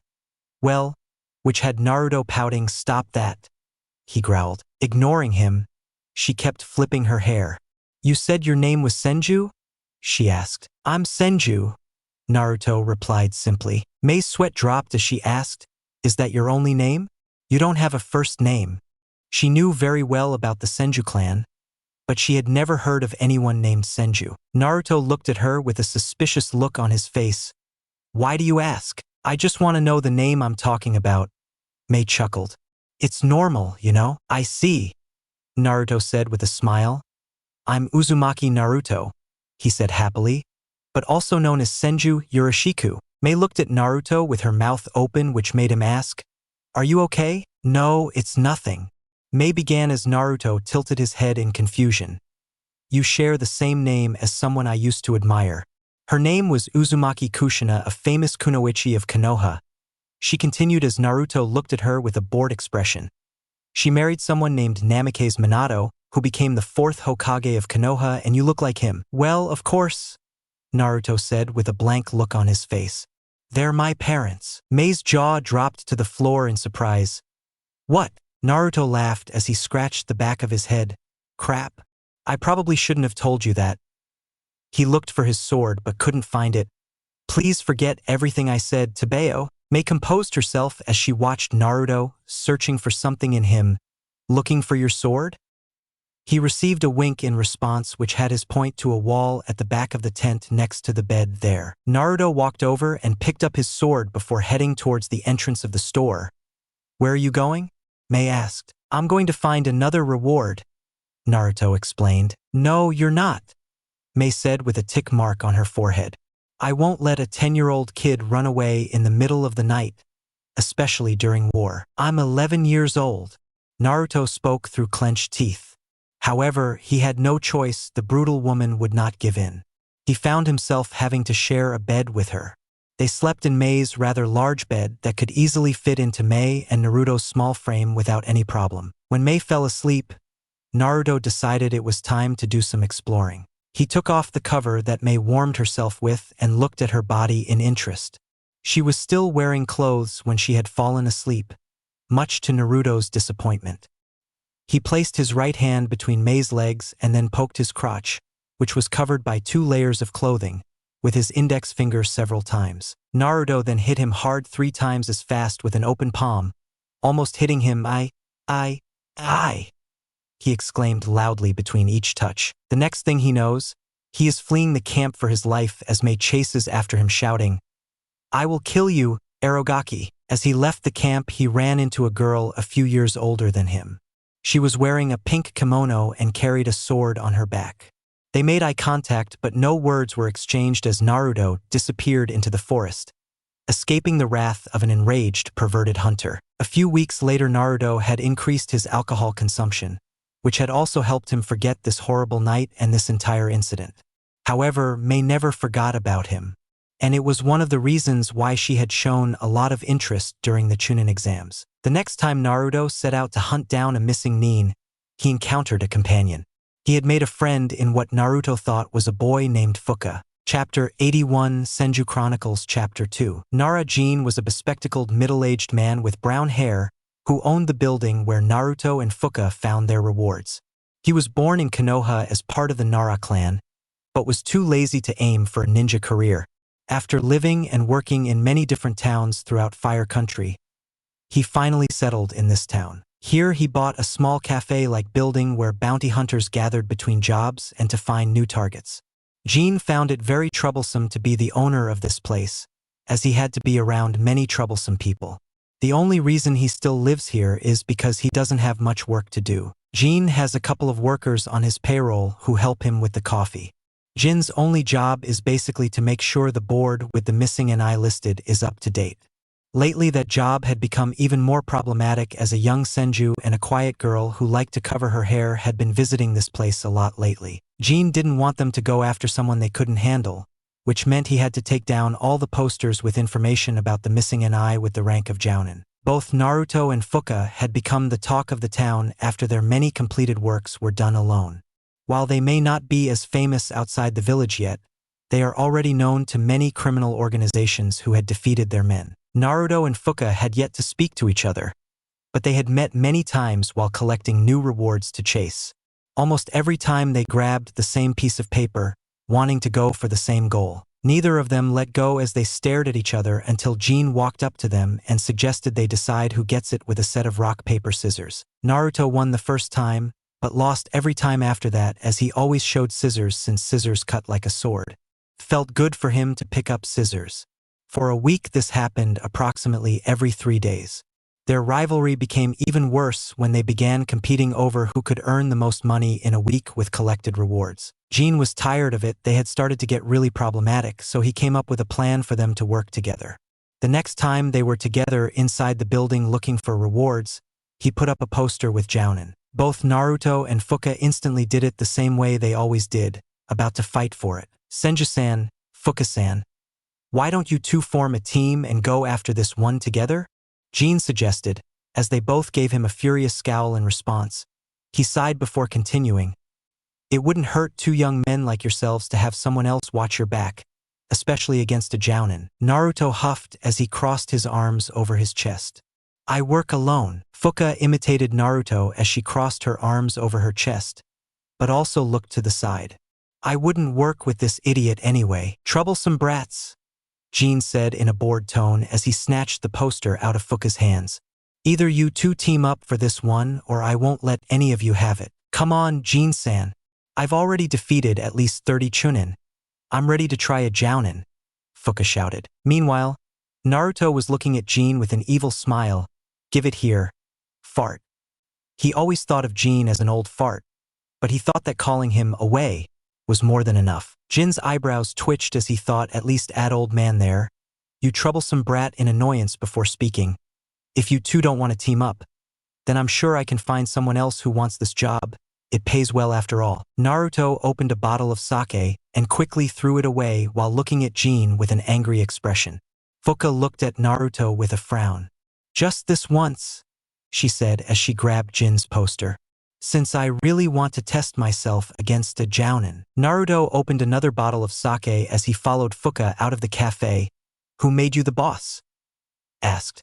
Jean, the workers, and the cafe's customers smiled and laughed as they watched the famous rookie bounty hunters leave the cafe together. Let's find this guy and defeat him quickly and go our separate ways, Senju. Senju, Naruto whispered in an angry tone as he followed Fuka, looking at her with trembling eyebrows. They traveled towards the border of the Wind Country where their target Mitsuhira was last seen. Mitsuhira was a former Sand Village Jounin who was marked as a missing nin after killing 3 Chunin and a Jounin who had seen him in contact with Orochimaru. Mitsuhira was a man with short brown hair. His height was average with a slim body build. He specialized in taijutsu, hand-to-hand combat, and was one of the best taijutsu users in the Sand Village before going rogue. They found him in a small town a week after going out in search of him. This town didn't have many people living in it, and the ones that did all showed up since they didn't have much money. They were wearing dirty clothes with cuts everywhere and looked malnourished. That was not the case for Mitsuhira and his friends, as Tai had made the only restaurant in town his base. He was partying all the time, surrounded by friends and his few followers. His followers were not ninja and would fight to defeat a genin. When Naruto and Fuka entered that restaurant, they found him sitting in a corner of the restaurant with a woman leaning on him from each side. He was drinking and laughing until one of his followers shouted, "Get out of here, you little shits!" as he had noticed from Naruto and Fuka. With a TCH from Fuka and a bored glow from Naruto, they both send him flying into the wall with a punch. The rest of Mitsuhira's followers stood up and prepared to fight the rats, which made Mitsuhira laugh even harder. "Calm down, you idiots," he said before addressing Naruto and Fuka. "Did you two brats lose or something?" asked. Naruto looked at him with a trembling eyebrow, not liking the snotty comments. "We're looking for a bounty named Weasel Twin Monk." Mitsuhira chuckled as Fuka looked at Naruto in disbelief. "Idiot. The one we're looking for is him." Mitsuhira. Mitsuhira stopped laughing as she looked at them with an irritated expression while Naruto asked Fuka, "Are you sure about that? I remember his name was Monk something." Mitsuhira began to laugh darkly before Fuka could respond before landing a hard punch on a wall next to her, punching a hole through it. "You mean you two brats are after my reward?" Fuka swallowed as she looked at the destroyed wall, thinking that taking one of those hits would probably break her bones instantly. However, Naruto laughed even harder than Mitsuhira, which turned into a full-on laugh. "Yo-ho-ho!" He laughed as he pulled out his sword. "Shut your mouth, reward!" he shouted, jumping towards him with his sword drawn. "Idiot!" Fuka shouted in warning as Mitsuhira sent Naruto flying through another wall outside the bar. Fuka ran over to Naruto to see him standing ready to fight when Mitsuhira came out through the hole in the wall as well. The fight had just started and would last another hour, with Mitsuhira almost toying with them. Naruto and Fuka tried everything they knew, but they refused to work together. It wasn't until the end, where Fuka told Naruto that they should work together, that things turned in their favor. Fuka launched a series of attacks using a kunai as a distraction. Back then, he still didn't have much confidence in his sword skills. He managed to distract Mitsuhira long enough for Naruto to finish the fight with his deadliest technique, Itoryu Iai. Sure, son. Just like many times before, Naruto's opponent had been cut in half from shoulder to foot, lying dead before him and Fuka. Naruto cut off Mitsuhira's head and sealed it in a scroll before returning to Bounty's village. On their way back, both Naruto and Fuka agreed that a temporary partnership would be good for both of them. They began working together for every job, growing closer until they could call each other best friends. After working with each other for about 4 months, Naruto had learned a lot about Fuka, except that she is a girl, of course. She had quite a tragic story. His parents and most of the villagers in his home village had been murdered before his eyes by a group of missing nin and bandits when he was only 7 years old. This had made Fuka hate criminals so much that she would do anything for a chance to get to that particular group of criminals that attacked her village. This hatred of criminals began to change Fuka more and more. Soon he only wanted more power, to ensure that he would never be as powerless as he had been when his village was attacked. She began taking on jobs secretly from Naruto. These jobs were shady jobs that were not listed in Jin's bar.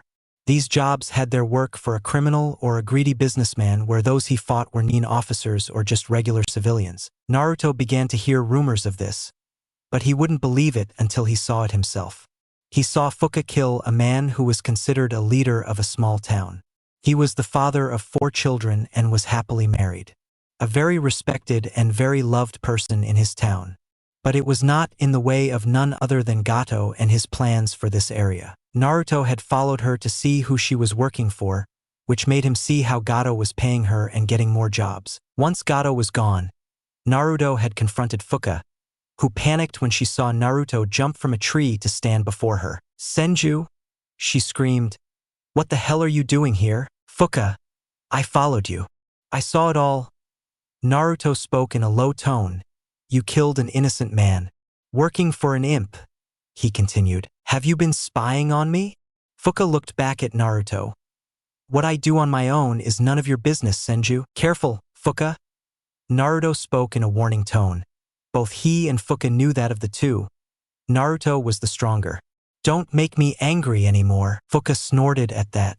"You don't understand, Senju. I don't care what missions I have to take on, as long as it helps me get stronger and closer to getting revenge on those who killed my parents." She shouted the last part. Naruto looked furious when he finished speaking, He put his hand on his sword scabbard. "Are you going to kill me?" he asked with a straight face, no fear or surprise in his voice. Naruto looked at her one last time as he turned around. "Don't show yourself to me anymore, Fuka," he said before leaving, cutting all ties with his former partner and best friend that he had worked with for several months. He didn't have it in him to kill her or him, since Naruto still thought he was a boy. Naruto didn't notice when Fuka looked at his exit form with tears in her eyes. "That's my line, you fucking idiot," she yelled before running in the opposite direction. The next time they met was 2 years later, when Naruto saved Sakura from Fuka. That same night, Naruto headed towards what would be his favorite place in the entire world. He would spend countless nights here the next year, partying, drinking, and ogling a certain Busta Blonde and her apprentice. It was also this night that he met Jiraiya for the first time and stole the Toad summoning contract from him, after Jiraiya had gotten Naruto to see Tsunade. Now he found himself with a whole new set of problems, the larger being trying to keep Jiraiya away from him. Jiraiya continued to follow him wherever he went, yelling nonsense about becoming his student and returning to Konoha. Naruto hated Erosenin. It made him look bad in front of the Senju Harem after all. Therefore, he would always reject him before trying to escape while Jiraiya held him back. This always resulted in fights, brutal fights that looked more like two jounin trying to kill each other than a 50-year-old godfather fighting his now 12-year-old godson. Most of the time Jiraiya would win without much trouble, capturing him and taking him with him. But even though he had toads sitting on him or tied him to a post with rope, Naruto always managed to escape somehow. And that was mainly thanks to the toads. They just liked Naruto better than Jiraiya, so they would help him escape. But this was just the beginning of Naruto's journey as a bounty hunter. The last year before returning to Konoha was when he really started to make a name for himself as the bounty hunter Senju. Chapter 82, Senju Chronicles Chapter 3. It had been about a month since Naruto first encountered Jiraiya and became a toad summoner. Now he was back in the village of bounties looking over the board with the list of missing nin. Jin was standing next to him. "Senju-san, something happened a few weeks ago that worries you." Naruto looked at Senju with a raised eyebrow, which Jin took as a sign to continue speaking. "Or at least I think it was about you. Your real name is Naruto, am I right?" Jin already knew that his real name was Uzumaki Naruto because of who it was that visited him. "Yes," Naruto replied simply. Jin nodded before explaining 3 weeks ago. 3 of Konoha's most well-known jounin visited this village asking about you. They even came to me asking questions, showing us a photo of you. They wanted to know if anyone had seen you in the village or had any information about your whereabouts. "I see," Naruto said in a bored tone. "Don't worry about it, Jin-san.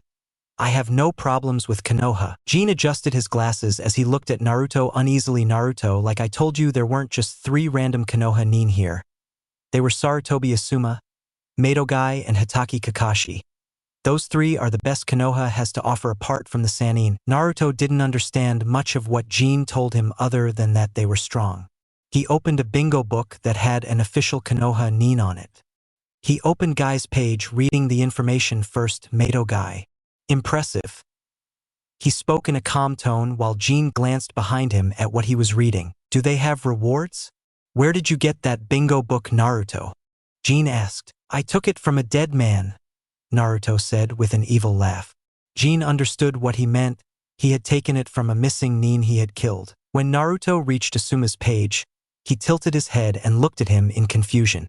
"Saru? Monkey," murmured. Jin growled at that as Naruto flipped to Kakashi's page. "Hitaki Kakashi, the imitator ninja who can use more than 1,000 techniques. He possesses the Uchiha clan's bloodline, Sharingan." As Naruto read the last part, he closed the bingo book with an angry look on his face. "Hawaraki Makashi. In the name of Senju, I swear that I will kill you," he spoke in a calm tone. Jin walked away from Naruto with slight fear. "Calm down, Senju-san." An Uchiha, Naruto spat as he grabbed 3 posters with information about the missing nin from the board before leaving the small cafe. "They are our natural enemies," he whispered before closing the door behind him.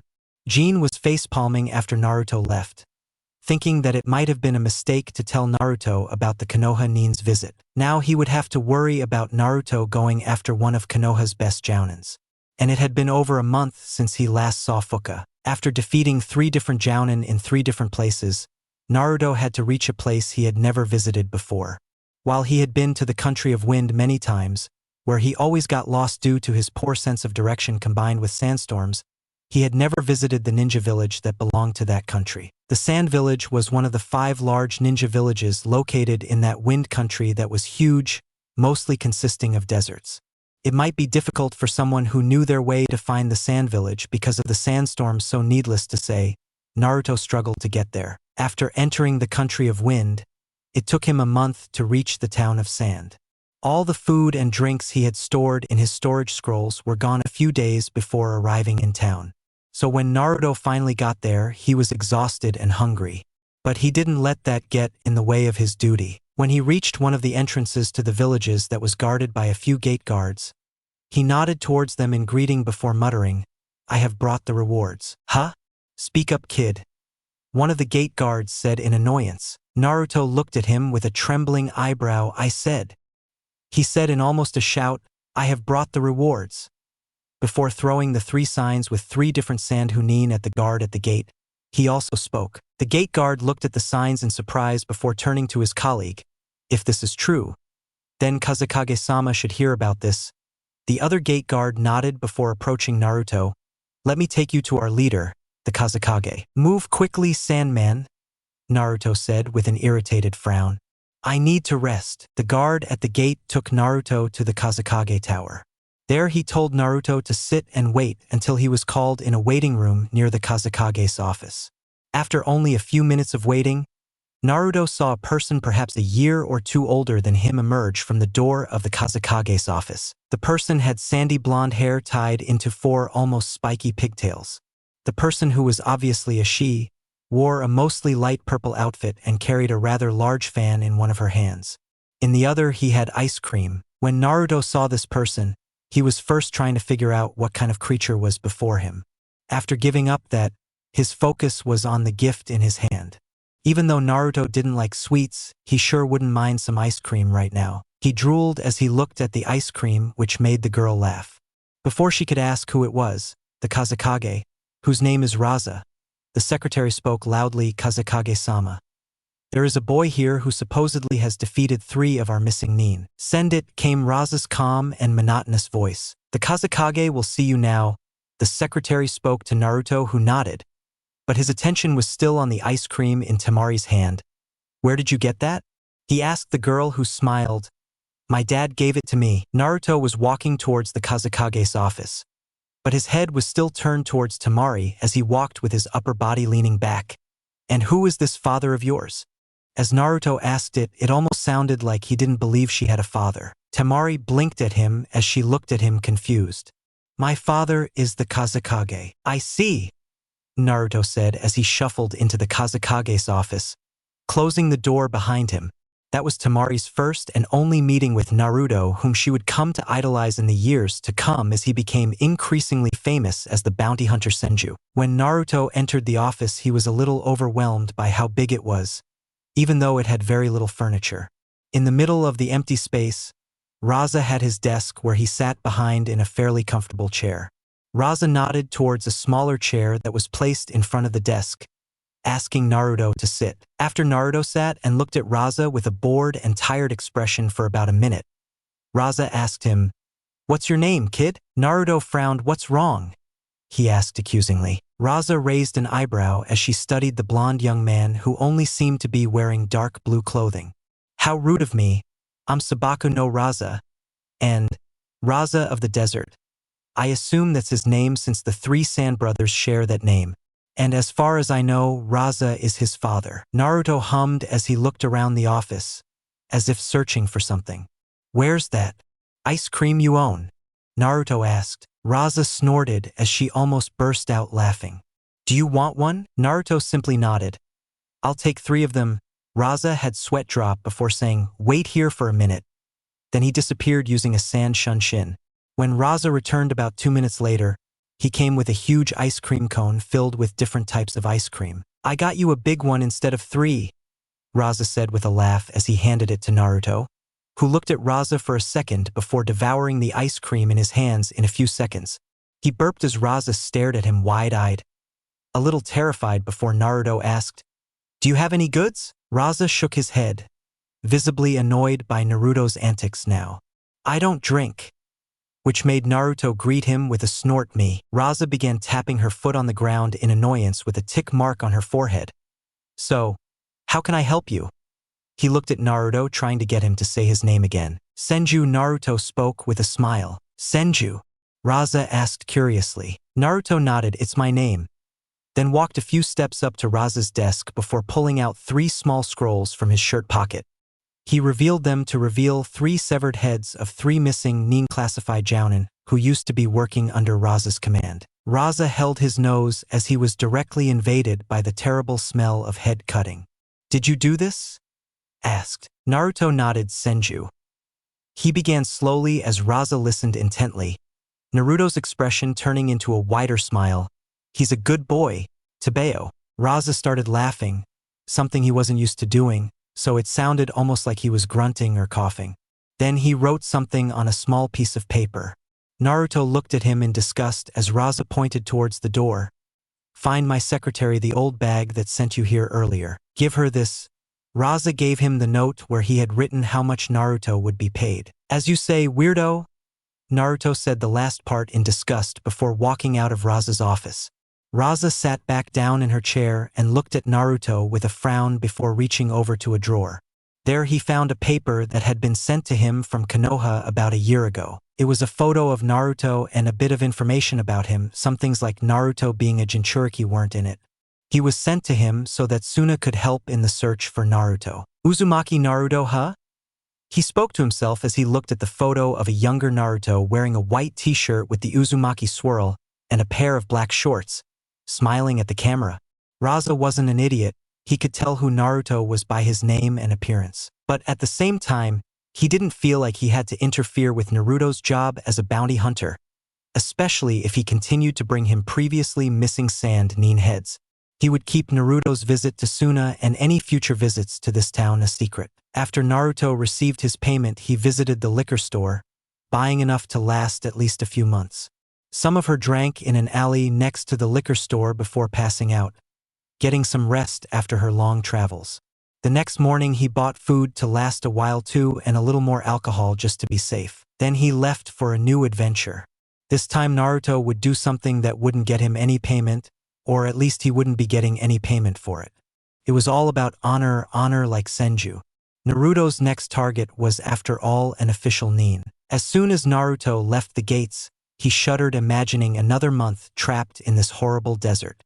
That gave him an idea. He remembered seeing Erosenin summoning toads, or frogs as Naruto called them, that were almost as big as Erosenin himself. He thought that if he used a lot of chakra, maybe he could summon a large frog. He bit his thumb before saying the name of the technique: Ninpo, Kuchios no Jutsu, ninja art, summoning technique. Slammed his hand on the ground as smoke began to cover a huge area in front of him. What he had summoned must have been great, he thought.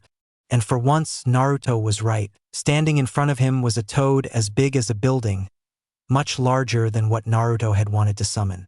He carried 2 large spiked iron clubs on his back. "Forgive me. I can be a little clumsy," the toad spoke as Naruto looked at the toad with a big smile. The guards at the gate and some of the villagers in nearby Suna were staring at the toad with their jaws dropped. "Hey frog," Naruto shouted. "Can you take me back to Fire Country, Databeo?" Gamaken turned to Naruto, looking at him slowly. "So this is Minato's brat?" he thought. He and the other toads had been told about his new summoner as soon as he signed the contract. He told them none other than Shima, the elder toad who was the only toad Naruto had ever met who had not been summoned by Jiraiya. Flashback: 2 weeks after Naruto stole the toad summoning contract. After Naruto had lost Jiraiya, he had returned to Tenzaki Gai. He wanted to see if he could find Tsuhime there again. She was his prize after all. Naruto had discovered that the 2 men with the large testicles on their chests were in fact women, one of which was Tsunade Senju. He found her in a place similar to the first time Tsunade and Shizune bathed in a hot spring. Her nostrils flared as she simpered with a perverted smile, sitting on top of a tree watching them. That goofy smile turned into a shocked expression as he yelled, "We!" as something had hit him with a steering wheel on the back of his head. "You scoundrel!" Naruto heard an old voice shouting at him as he searched for the culprit. Once he finally saw the old-looking little female toad, his eyebrows began to twitch. "Why did you do that, you damn frog?" Shout. By now, both Tsunade and Shizen had heard them. They had covered themselves in towels before heading towards the three-seated Narutos. They stood below him, Tsunade looking at Naruto with her fist clenched while Shizen seemed to laugh at the whole situation. "Don't curse," Shima began calmly before his eyes widened. "Go down there and apologize, you lousy pervert." Shima screamed before punching him again, this time onto his back, hard enough to send him flying downwards. Naruto landed on his feet. He is a quick spin back to his feet before bowing down. "The pleasure is mine, Tsuheim," he said. "Ha!" Tsunade responded with a tick mark on her forehead. "You didn't get enough of a beating last time, you perverted brat." "Yes," Naruto said, standing up to face Tsunade. "You don't have to impress me anymore, Haim," he winked suggestively. The next thing he knows, he has a fist coming straight at him, only to be stopped by Shima, who stopped it with his steering wheel. "Tsunade-chan, leave it to me." Tsunade looked at Shima surprised for a moment. "Shima-sama?" He had fought alongside this old toad several times, when he was on a team with Jiraiya and Orochimaru. He then smiled before returning to the hot springs, knowing that Naruto would be in good hands with Shima watching after him. "Damn it," Naruto complained, receiving another hard slap to the back of his head, causing him to snap his head at Shima. "Can you stop that, Databeo?" It seemed like Shima was creasing his nose before speaking. "Come down, just like your mother," he said before slowly walking next to Naruto. Getting in front of him, "Come," he ordered. Naruto thought he would do what the frog asked. Maybe that would make it stop hitting him, as he followed the old toad with a trembling eyebrow. "Jiraiya-chan told us about you after he signed the contract with us toads." Shima began to speak as he led Naruto to other hot springs. "Jiraiya what?" Naruto asked, not remembering ever meeting a person with that name. Shima chuckled. "The old pervert." Naruto frowned when he heard that. "There are a lot of old perverts out there, old frog." Shima ignored the old comment, but would remind Naruto not to call her before saying, "He's an old man with long white hair who lives his life as a perverted old sage.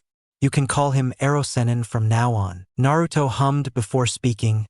"I don't remember meeting this Erosenin." "That's not important, but if you meet him again, remember that his name is Erosenin," Shima continued. Naruto nodded his head. "Erosenin. Yes, yes." Shima then entered the hot prices with Naruto following her. She made her presence known as she jumped onto the counter and threw down enough money to pay for both of them. He then took Naruto to a small bathroom where he presented Naruto with soap. "Where the hell are you touching yourself?" Naruto shouted as Shima was sitting on top of his head pulling on his ears. "We have to make sure we clean behind his ears, Naruto," she screamed. After the bath, Naruto had another surprise when 4 large plastic bags appeared in a puff of smoke. Shima picked up a pair of underwear that was in one of the bags. "I got you new clothes." The underwear had different colors, but other than that, they all looked the same, boxer shorts with little toads on them. He then opened another bag which showed that it was full of different colored socks. In the next 2 bags, he had 10 blue shirts and 10 blue pants, which he showed him. "I heard you liked blue." Naruto didn't respond. Instead, he looked at her confused, wondering why she was giving him free stuff. "So Naruto, now that I've brought all this to you, you don't have anything to tell me?" Shima asked with a kind smile. Naruto nodded. "I'll pay you someday, old frog," he said with a light bow. Shima's eyebrows twitched. "Just say thank you, Naruto-chan." "Oh," Naruto replied as he smiled at the frog. "Thank you, Shima-ba," he said happily, which had Shima nodding in approval. "I'll bring you more clothes next time.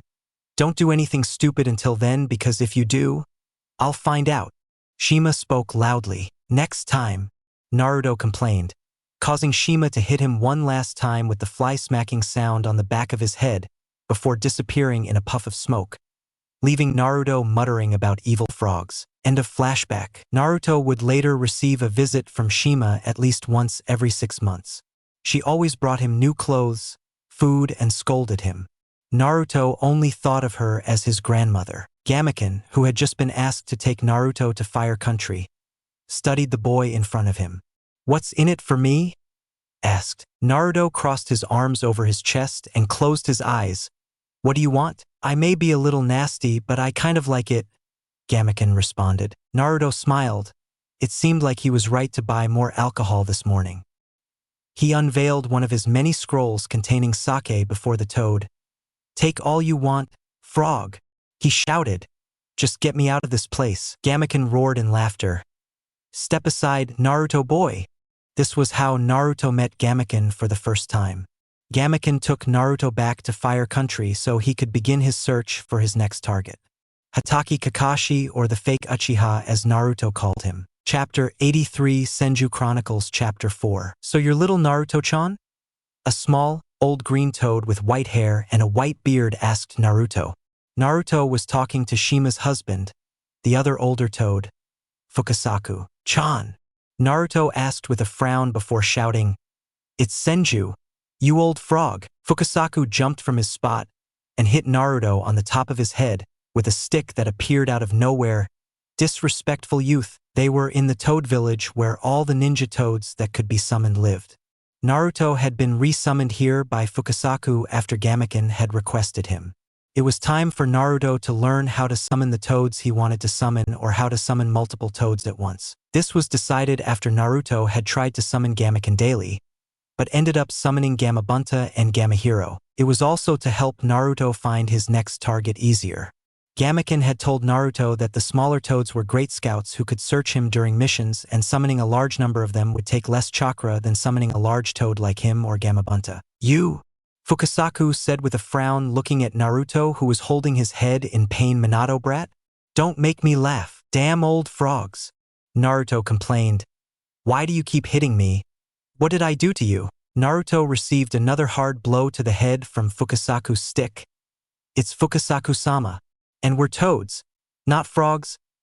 Naruto snorted as he looked to the side with a pout.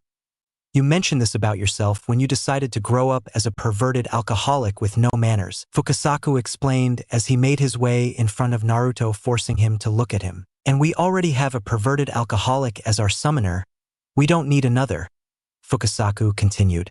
And considering that you are the son of our former summoner, one we respect very much, we would like to see you grow up to be a knight. You're talking out of your ass, Toad. Naruto growled as Fukasaku punched once more. Disrespectful youths. Shout. When Naruto was summoned back to his own world later that night, he had gained several large hits to his head, but also the knowledge on how to summon a certain toad or several toads at once. During his stay in Toad Village, he also came up with something of a plan on how to deal with Kakashi. First, he had to change his clothes, hair color, and make sure to cover at least half of his face to make sure he hid his mustache like birthmarks. So all he needed to do was find Kakashi somewhere outside of Konoha, preferably just so there were no witnesses. He would then cut it up and send it back to his old home in pieces. After leaving Toad Village, Naruto returned to Bounty's village. There she bought hairspray to temporarily change her hair color, a face mask similar to the ones Kakashi wore, and a full set of new clothes. He had bought a pair of black pants, black boots, a white button-down shirt, and a green haramaki. And think about Roronoa Zoro's outfit before time-skipping, but it would be a while before Naruto could find use for these clothes. That was because he chose to stay in the village of Bounties for another week before leaving. He spent the week getting drunk, chasing girls in bars, demanding to see their panties, and if they didn't comply, he would slap their asses. He also fought with other drunks and participated in every drinking competition that took place in the various bars he visited.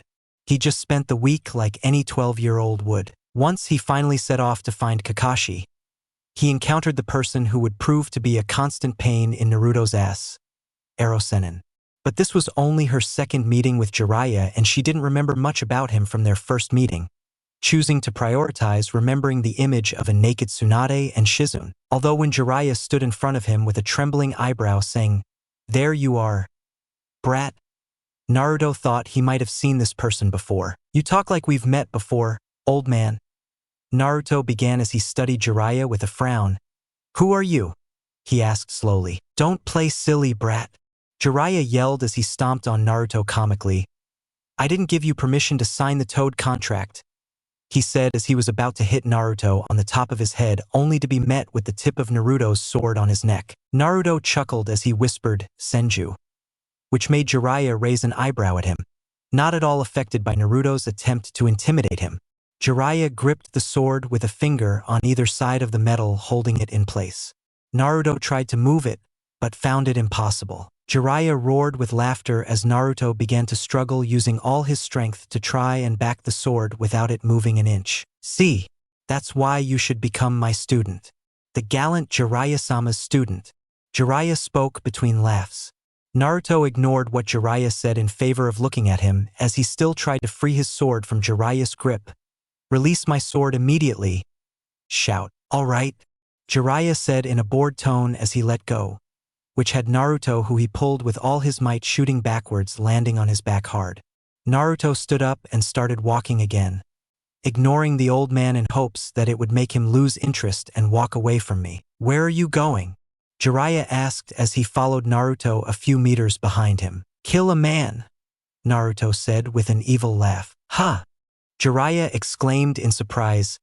Kill who? Naruto stopped walking and turned to look at Jiraiya with a smile. If you are a ninja, you may have heard of him after all. He is a famous jounin from Konoha. He is a man called Karataka Madatachi. Nanny? Jiraiya asked with a drop of sweat. Could you repeat that name again? I said his name is Tataki Hakashu. No. Jiraiya spoke quickly. You changed the name, try again. Naruto's eyebrows began to tremble as he clenched his fist in anger. His name is not important. What is important is that he is a dead man, Databeo. Jiraiya sighed as he approached Naruto. I understand. But what has this man done to make the great bounty hunter Senju come after his head? Naruto turned around and started walking as he frowned. He's an Uchiha. As a Senju, it's my duty to see him die, he explained. An Uchiha? Jiraiya thought in confusion. Last time he heard that the entire clan had been wiped out by Uchiha Itachi, except for his younger brother Sasuke. And Sasuke wasn't old enough to graduate from the academy yet. Never mind be a jounin. This made Jiraiya interested in which person Naruto was going to. Hey Naruto. Naruto replied, uninterested. Do you mind if I come with you? Just to see. I won't interfere with your fight. Naruto sighed, if you like. He began to look at Jiraiya. After looking at him for a while, trying to get Jiraiya to introduce himself, he asked him, your name? The only reason Naruto agreed to this was because he knew the old man had to be incredibly strong. A strong ninja most likely, who may be able to teach him more ninjutsu, a skill he was lacking. Jiraiya flashed a smile, doing a little dance. Why, thanks for asking. Naruto looked at him in disgust as Jiraiya jumped on the leg in front of him, launching a smoke bomb into the ground. I am the wise toad from Mount Mayuboku, the man in every woman's mind, the handsome and gallant Jiraiya-sama. Jiraiya's head turned abnormally as he finished his introduction. Ta! Naruto stared at him for what had to be a full minute when Jiraiya began to move into his hand. You weren't impressed? Ero Sennin? Naruto asked with a raised eyebrow, ignoring Jiraiya's question. Jiraiya faces the guilt of that. What kind of silly nickname is that? Shout. You said wise toad, yes? Naruto asked, which one had Jiraiya nod. That's me. Pointing to himself, giving Naruto a wide smile. Yes, Naruto drawled. The old frog, Shimaba, told me to call you Ero Sennin. She also told me that you're an old pervert. Shimaba did it? Jiraiya asked with a bead of sweat before smiling. You're wrong about me being a pervert, kid. That's what they told me. Naruto started only for Jiraiya to stick his head close to Naruto and shout. I'm a super pervert. Naruto grabbed the sheath of his sword in anger. Itoryu. He spoke as Jiraiya raised his hands. Hey, let's go after that damn Uchiha. Naruto hummed as he looked at Jiraiya suspiciously. Right? Let's kill an Uchiha. Jiraiya tried again. Naruto took his hand off his sword and turned to start walking again. Very well. Jiraiya shook his head in disbelief before following his godson in his search for this Uchiha mystery. They walked slowly along dirt roads in the forest. Drinking beer and sake, they walked slowly towards the direction of Kumo. Where the hell are we going, brat? A drunk Jiraiya asked. Wherever my nose points to, Naruto replied by simply opening another large barrel of sake. Jiraiya shook his head. Sounds like a plan. The next day, early in the morning, they had reached the ocean north of Kumo. Jiraiya was now fed up with Naruto's plan of moving forward and hoping for the best. What the hell, brat? Jiraiya said questionably. Where the hell are we going? Naruto chuckled. I don't know about you, Ero-senin, but I'm probably celebrating the death of an Uchiha almost now. Huh? What are you talking about? Naruto's giggles turned into full-blown laughter. I never thought a clone could last this long. Even if I used more chakra than usual while creating it. Jiraiya's eyes widened. So that's why you've been treating me all night. Getting me drunk and losing my focus. Naruto turned to Jiraiya. Next time I see you, you old pervert, I'll have your head. Before disappearing in a puff of smoke. Jiraiya snorted, in both anger and embarrassment. The boy did it good this time. Meanwhile, with the real Naruto, he had dressed in his new outfit with the face mask covering the lower part of his face. She had sprayed hairspray, a green color to match her new clothes. He was pretty close to Konoha, a couple of kilometers away, circling around the village trying to find the Uchiha. He spent weeks camping outside Konoha trying to find the guy. But Naruto will soon discover that if Hatake Kakashi didn't want to be found, then he wouldn't be found. However, it had an interesting run with 3 female jounin returning from a mission. It was Kurenai, Anko, and Yugao who literally jumped at Naruto. Kurenai and Anko were carrying an injured Yugao, running back to the village when they collided with Naruto, who sat on a branch in a tree, looking for the Uchiha. Everyone fell to the ground. Kurenai managed to prevent Yugao from taking any more damage from the fall, as she landed on her back, holding Yugao in front of her. My apologies, Kurenai said as she stood up with Yugao in her arms. That was when Naruto saw Yugao's injuries for the first time. He had a large cut on his stomach and a smaller cut on his cheek on the left side of his face. Stupid brat, watch where you're going, Anko yelled as she took off her dirty trench coat. Naruto frowned at her. That's my line, wench. He spoke out loud. What was that, Gaki? Anko said in a dangerous tone. Kurenai sighed. I don't want to be rude, but we have to go. Our teammate needs treatment. Anko was looking at the now green-haired boy, but refrained from attacking him because she knew Kurenai was right. Anna, says Naruto in a calm tone, looking at Kurenai. Yeah. Kurenai spoke a little irritated with the way he had addressed her. Naruto didn't say anything. Instead, he walked over to her and placed a finger near the cut on Yugao's stomach. He was inspecting the wound. As he did so, he unknowingly began to heal her with his Senju chakra. This was done by an amateur, Naruto thought as he shook his head. I would have killed her in one slash. What are you? Kurenai started to ask as Naruto turned around and walked away. Kurenai, look, Anko said, pointing to Yugao's stomach. Kurenai to look to see what Anko was shouting, and that was when she noticed that both the wound on her stomach and her face had completely healed without leaving any scars. They then looked at Naruto, who was about 50 meters away from them now, riding Gamekin, or what they saw as a huge toad that only Jiraiya should be able to summon. What's your name, Gaki? Anko screamed as loud as she could. Senju. Naruto shouted at him with a wide smile, yo-ho-ho-ho. He laughed as he rode on Gamekin's head to the reward village. All of these events helped Naruto earn his name as the Senju bounty hunter. But it was also his visits to many different bars and various towns that helped spread his name. Most of his enemies weren't alive to tell anyone about him. Dad, when I grow up, I want to be like the bounty hunter Senju. No, you don't. He's great. A master swordsman who fights evil and saves everyone in need. That's not all he does. What, Dad? What else does he do? A 30-year-old man looked at his 6-year-old daughter when his wife entered the room. He remembered the time he had run into Senju a few months ago at the bar alone in town. He and his wife were celebrating along with the rest of the village as Senju had defeated a criminal group that had terrorized their village for years. During the Senju party, around 1 or 20 beers a lot to drink. He had asked all the women, regardless of age, if they could show him their panties. Most of them, including his wife, had let him see them. Those who hadn't had received a hard slap on the ass. And just to make sure no one felt left out, Naruto had also spanked those who showed him their panties. He had then left the party with a loud laugh of yo-ho-ho, since he finished his work. Are you talking about Senju-kun? His wife asked with hearts in her eyes. Let me tell the story again.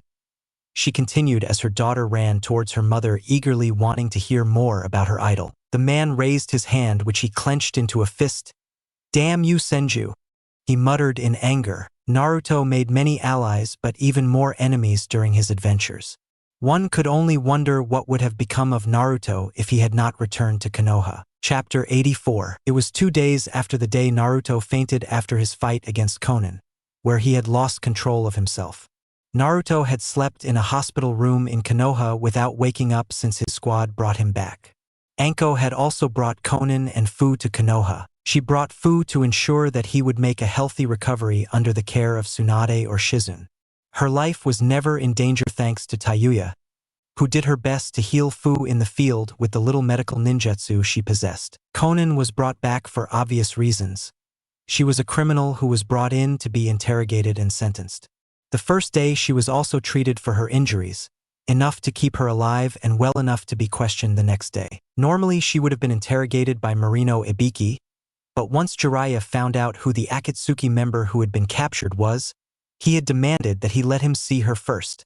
It was no mistake, once he saw her sleeping in a temporary cell located in the hospital, that she was the same Konan he had cared for and trained many years ago. After confirming that this was the Konan he knew, he asked to be the one to do the interrogations. And that seems to have been the right choice because when Konan saw him she broke down and told him everything. Konan knew that her life had been lost. She was remorseful for what had happened to Fu, and while resting in her jail cell, she had even begun to question if what they, the Akatsuki, were doing was right. Jiraiya was told all the things he already knew, such as how the Akatsuki worked in a 2-person team, what they are after, and that the entire organization is made up of criminals ranked A or S. But there were many things about the Akatsuki that Konan told Jiraiya that were new to him, like how it was created by herself, Yahiko, and Nagato, the name of all current and former members of Akatsuki. The fact that Itachi had recently left Akatsuki and that there is another Uchiha who calls himself Madara, working in the background as the true leader of the Akatsuki. It was afternoon when Naruto woke up. Jiraiya was still questioning Konan. I wanted to do everything I could to find a way to improve this bad situation. The possibility of having Konan as Konoha's ally was also something that had crossed his mind. She was a ninja whose skill rivaled the 5 Kage and knew everything there was to know about the Akatsuki. Having her swear allegiance to Konoha and have Tsunade forgive her would be Jiraiya's dream scenario. But, again, it wasn't his decision to make. The first thing Naruto saw when he woke up was Kurenai. She was sitting next to her hospital bed in a chair, resting her head on the mattress. Naruto placed his left hand on her cheek and caressed it gently, something she seemed to enjoy as she murmured Naruto and smiled in her sleep. Naruto looked out the window as he sat on his bed with his wife next to him, looking at the Hokage monument. What happened, Kurama? He asked inwardly, knowing a little what he would hear. It wasn't the first time he had lost control like this after all, and the other times Kurama was able to see everything through his eyes. Kurama would retell everything that had happened to Naruto. You lost it again, Kurama replied. But at least you did the job and no allies were hurt this time. What happened to the girl? She's fine as far as I know. Your squad arrived at the scene of your fight against the Akatsuki woman shortly after the fight was decided. I see. What about Akatsuki? What happened to him? Naruto asked. You, or whatever beast you became, defeated it in a long battle. By the time your squad arrived at the scene, it was already weakened enough to be unable to fight. I guess she's already a prisoner of Konoha like me. Naruto snorted at the last thing Kurama said before replying thank you. What do I owe you? He asked, knowing the answer. Tits, Kurama replied. Naruto shook his head at that, expecting such a response, then turned to look at Kurenai. That could be accomplished. No! Kurama complained loudly. No her. I want to see a new pair of Hooters. It sounded like a child asking his parents to buy him a gift the way he was complaining. Naruto responded in kind, complaining in the same way. But I want the Ana. Sheesh. Kurama scoffed at him. I'm not saying you have to go get a new pair of melons tonight, but soon, I may have someone in mind. Naruto just started making Kurama cut him off with a shout and not Kushina. You son of a bitch. It sickens me how far you've fallen, as Kushina had been Kurama's previous host. He thought of her the same way she thought of Naruto. Kinda annoying brat. An annoying brat who came to take care of her a little after being sealed in her for so long. Seeing Naruto being all charming and worse, having sex with her, made him sick. But not for the obvious reason. What's wrong with the mother? Naruto asked in confusion, and it's not her I have in mind. It will be a surprise. For you and a couple of thugs. I will be waiting anxiously. Naruto Kurama spoke with a smile. I know you will, you perverted fox, Naruto replied, then leaned towards Kurenai to place a quick kiss on her forehead. That seemed to have woken her up as she blinked before looking at Naruto. Naruto? Are you awake? Naruto nodded. Are you surprised? Asked. Kurenai stood up with a tick mark on her forehead, crossing her arms over her chest. You were gone for 2 days straight. Do you know how worried I've been? 2 days. Naruto said as he stood up surprised. I've missed 10 meals, he shouted angrily after having done some quick calculations, and 50 liters of sake. He turned to Kurenai and grabbed her hand. Hey Anna, let me buy you dinner. Sure, Kurenai said as she let Naruto take her out of the hospital. But after we showered. Naruto smiled. I like the way you think. Later that night, after spending some quality time with his wife for a few hours, Naruto headed towards Tsunade's office in the Hokage Tower. He wanted to give his report on the mission as well for Tsunade to complete on what had happened the days he spent in the hospital. Inside the building, in a hallway, he ran into Hiruzen, who seemed to be heading the same way. Naruto approached Hiruzen with a twitch of his eyebrow as he watched the old monkey walking with small, slow steps ahead. Not so fast, old monkey, you might pull a muscle. Hiruzen turned to look at Naruto with a sarcastic laugh. Ha! Ha! Ha! Naruto stopped in front of Hiruzen and looked at him with a raised eyebrow. It's good that you're awake, though. There's a lot going on right now. Oh! Naruto responded as they began walking towards Tsunade's office again. Why don't you tell me what's going on then? Come with me to the Hokage's office, and I will tell you everything together with the Hokage. Naruto nodded slowly and then chuckled. I've only been gone 2 days, but it feels like I've been gone for years. Hiruzen snorted at that. You're sounding like an old man. Ha! Naruto threw his face close to Hiruzen, looking at him with a dirty look on his face. Do you want to go, you fucking brat? Hiruzen said, holding a fist angrily. Meanwhile, with Tsunade and Shizune are in Tsunade's office. Tsunade is going through some documents that Shizune had brought her, who never seemed to stop bringing her paperwork. I heard Naruto-kun woke up. Isn't that so nice? Shizune said with a smile as she enjoyed watching Tsunade suffer as she went through the paperwork. Tsunade frowned as she replied, He is, but I heard he was seen leaving with Kurenai. Shizune laughed. Jealous? She asked. Tsunade snorted. What about you? You liked me before me. Shizune was still smiling. Oh, I don't mind him being with the others. Tsunade didn't get a chance to respond to that as Naruto shot through the now broken door. After him was Hiruzen, who jumped at Naruto and punched him in the face 3 times. Naruto threw Hiruzen behind himself, using his legs to assist with the throw. Hiruzen landed on his feet as Naruto stood in front of Hiruzen again. Grumpy brat! Hiruzen shouted as he threw another punch. Ban! Naruto roared in return. Shizune laughed at what she saw as Tsunade looked at them with a trembling eyebrow. She never understood what was going on between those two. Did they see each other as grandparents and grandchildren?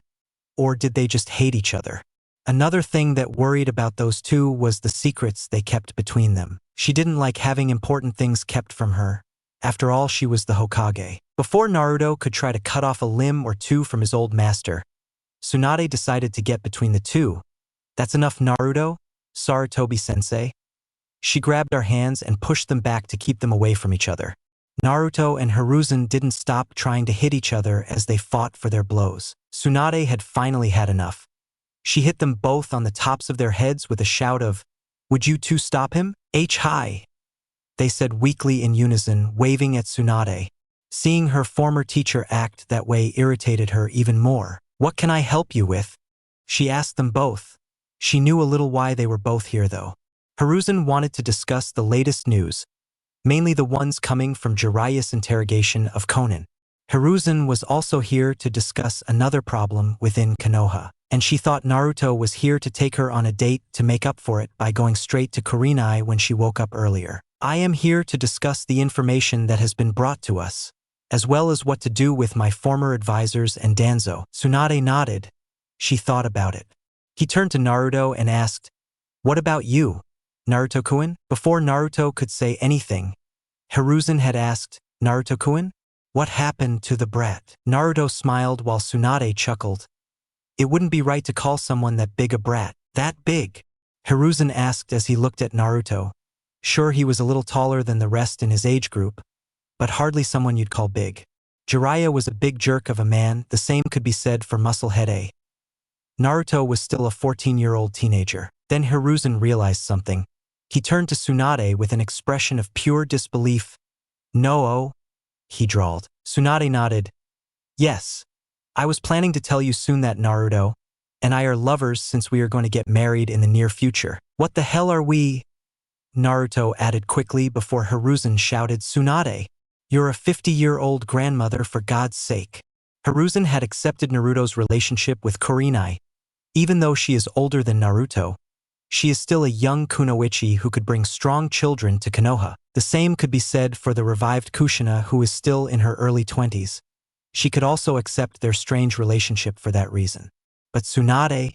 No. She was old, it made no sense since she couldn't give him children. Naruto's quick refusal to marry, plus Hiruzen calling her an old grandmother, made Tsunade furious. She slammed her chakra-enhanced fist into her desk, destroying it in the process as she glared at Hiruzen. "Tell Naruto-kun," she growled. Naruto nodded, finding it difficult not to laugh at the situation. Shizen was forced to place her hand in front of her mouth to hide her smile and giggles. Old monkey Naruto started slowly as he fought not to laugh. "I used the same technique I revived my mother with to make Tsunade young again. Her body is the same as in her early 20s. If anyone else had told him this explanation, Hiruzen would have quickly dismissed it. But this was Naruto, the guy who had somehow already revived a dead person. Giving someone their youth back shouldn't be impossible then. "Is this true, Tsunade?" Hiruzen asked. All he got in response was Tsunade pushing his face away with a huff. "HMPF." Naruto assured him it was true. He then told them more about the Arojutsu, as he had named it. Kurama had pointed out to him, who was always paying attention to every detail when Naruto was having sex with one of his women, that his Senju chakra was actively leaving him during sex. They thought it was to ensure that all of his women stayed at the same age, their 20s, as long as Naruto was sexually active with them. It wasn't a far-fetched theory since the entire jutsu was created by the biggest pervert this world has ever seen, Itama Senju. After Naruto's explanation, they moved to another room inside the Hokage Tower that had couches they could sit on while discussing the latest news. Naruto was told the information Konan had given them during her conversations with Jiraiya. Most of it was old news to him. Naruto was told that Fu was perfectly fine and would recover after a few more days of rest in his hospital bed. They also told him that his squad had been a bit mixed on him, almost scared of him after returning from his mission. This bothered him, but he could understand them a little. The last thing they discussed was something that made Naruto smile like crazy. It seemed like he was going to get paid by more people than just the 3 bullies who made fun of him a few days ago. Chapter 85. Later that night, Naruto had decided to act on what he liked to call Plan B. He had scrapped Plan A after coming up with it, as he thought it was a bit over the top. What did Naruto hope to achieve with his plans? Revenge, and satisfaction. It was time for Kiba, Shikamaru, and Chuji to know what it felt like to tease. In Plan A, Naruto would date Kiba's sister, kissing and playing with her in front of him. He ate everything edible in Chuji's house while forcing him to watch. And for Shikamaru, well, he would accept Shikaku and Yoshino's offer of a threesome and make sure Shikamaru knew about it. Since Naruto still considered these 3 friends, he decided to scrap this plan. So instead, go with Plan B, get the bastards drunk and laugh at them. Since getting alcohol was never a problem, all he had to do now was find them. Naruto naturally headed towards Ichiraka's direction to look for them there first. As he headed there, a bottle of sake in each hand, leaning back as he walked, he didn't notice a group of girls across the street walking past. Ino and Sakura had brought out all the girls close to their age to give the newcomers a complete tour of Konoha and, more importantly, where to buy clothes in Konoha. They had gathered quite a large group as Hinata, Hanabi, Midori, Tayuya, and Tenten from Konoha had arrived as well. The newcomers, or the foreign kunoichi that are part of the Piercing Cobra Squad, were also there: Shigeru, Samui, Yujito, Kuratsuchi, and Tamari. Even Karen was there since Kushina had told her to come with them as soon as she found out. They were all dressed in normal civilian clothes, nothing fancy, but still nicer than their regular ninja outfits. Kushina had had a field day dressing Tayuya, who hated things like this, but now she was wearing a skirt that Kushina had forced her to wear. Naruto's next course of action was to sneak past them, hopefully without them noticing. He knew what kind of danger it was to approach girls when they are so many in number. He was used to it since his squad was all women with him as the only man. He continued moving, almost surpassing them, but unfortunately for Naruto, it wasn't long until everyone was looking at him. Naruto felt like he was hit by a strong gust of wind, as Shigeru had moved so fast that no one noticed him before appearing on top of Naruto, standing on his shoulders. Naruto, who had yet to pick up Shigeru standing on top of him, looked to the side to see the large group of girls. He saw them all looking at him, some noticeably irritated with trembling eyebrows. Some of them waved and smiled as Hanabi looked at him with hearts for her eyes. Samui was running straight towards him. Naruto thought they all looked good in their civilian clothes, but at the same time he knew that staying too long with this group of Bakuana would only mean trouble. So he continued walking without saying a word towards Ichiraku's direction. "Where are we going?" Shigeru asked, which one Naruto had, raising an eyebrow before asking, "When did you get here, Shigeru?" "Only now," he replied. Naruto had to jump to avoid Samui as she lunged towards him before he spoke. "Very good." Naruto didn't get very far before he had to avoid another incoming attack courtesy of Ino and Tayuya. However, they weren't going for him, as Shigeru was forced to jump off Naruto's shoulders to avoid their attack. "Stay away from my fiancé," Samui yelled at Shigeru. Naruto turned to look at them while Ino, Tayuya, Samui, and Shigeru stood in a circle looking at each other. "What did you just say, bitch?" Tayuya's scream was directed at Samui. "That's enough with the damn witch. I don't need the whores chasing him too," Ino glared. "My Naruto," Shigeru added slowly. "I'll leave you then," Naruto thought as he headed off once more. Just when he thought he was walking away from them, he felt two people approaching him from behind. It was Hanabi and Midori running towards him. "Captain/Naruto-sama." They shouted happily as they hugged an arm each to themselves, standing on either side of Naruto. Naruto's sweat dropped as Midori and Hanabi carried him back to the others as they looked at each other. The fighting girls soon joined the rest in the back as well. On his way to the others, Naruto thought that this must be his punishment for showing his enemies his back. "The girls are the enemies. Why did you bring the Namikes here?" Kuratsuchi spoke with a frown as Naruto shook his head at her disrespect. "Hello, Naruto-kun." Tenten greeted happily as Naruto tilted his head, wondering if he had met her before. This made Karen laugh, as it was the same way Naruto always looked at her whenever he saw her back at his house. He still didn't know who she was. "NGH!" Naruto exclaimed as he freed himself from Midori and Hanabi's grasp. "I have an important mission," he spoke in an irritated tone. "What kind of mission, moron?" Tayuya asked, sounding a little confused.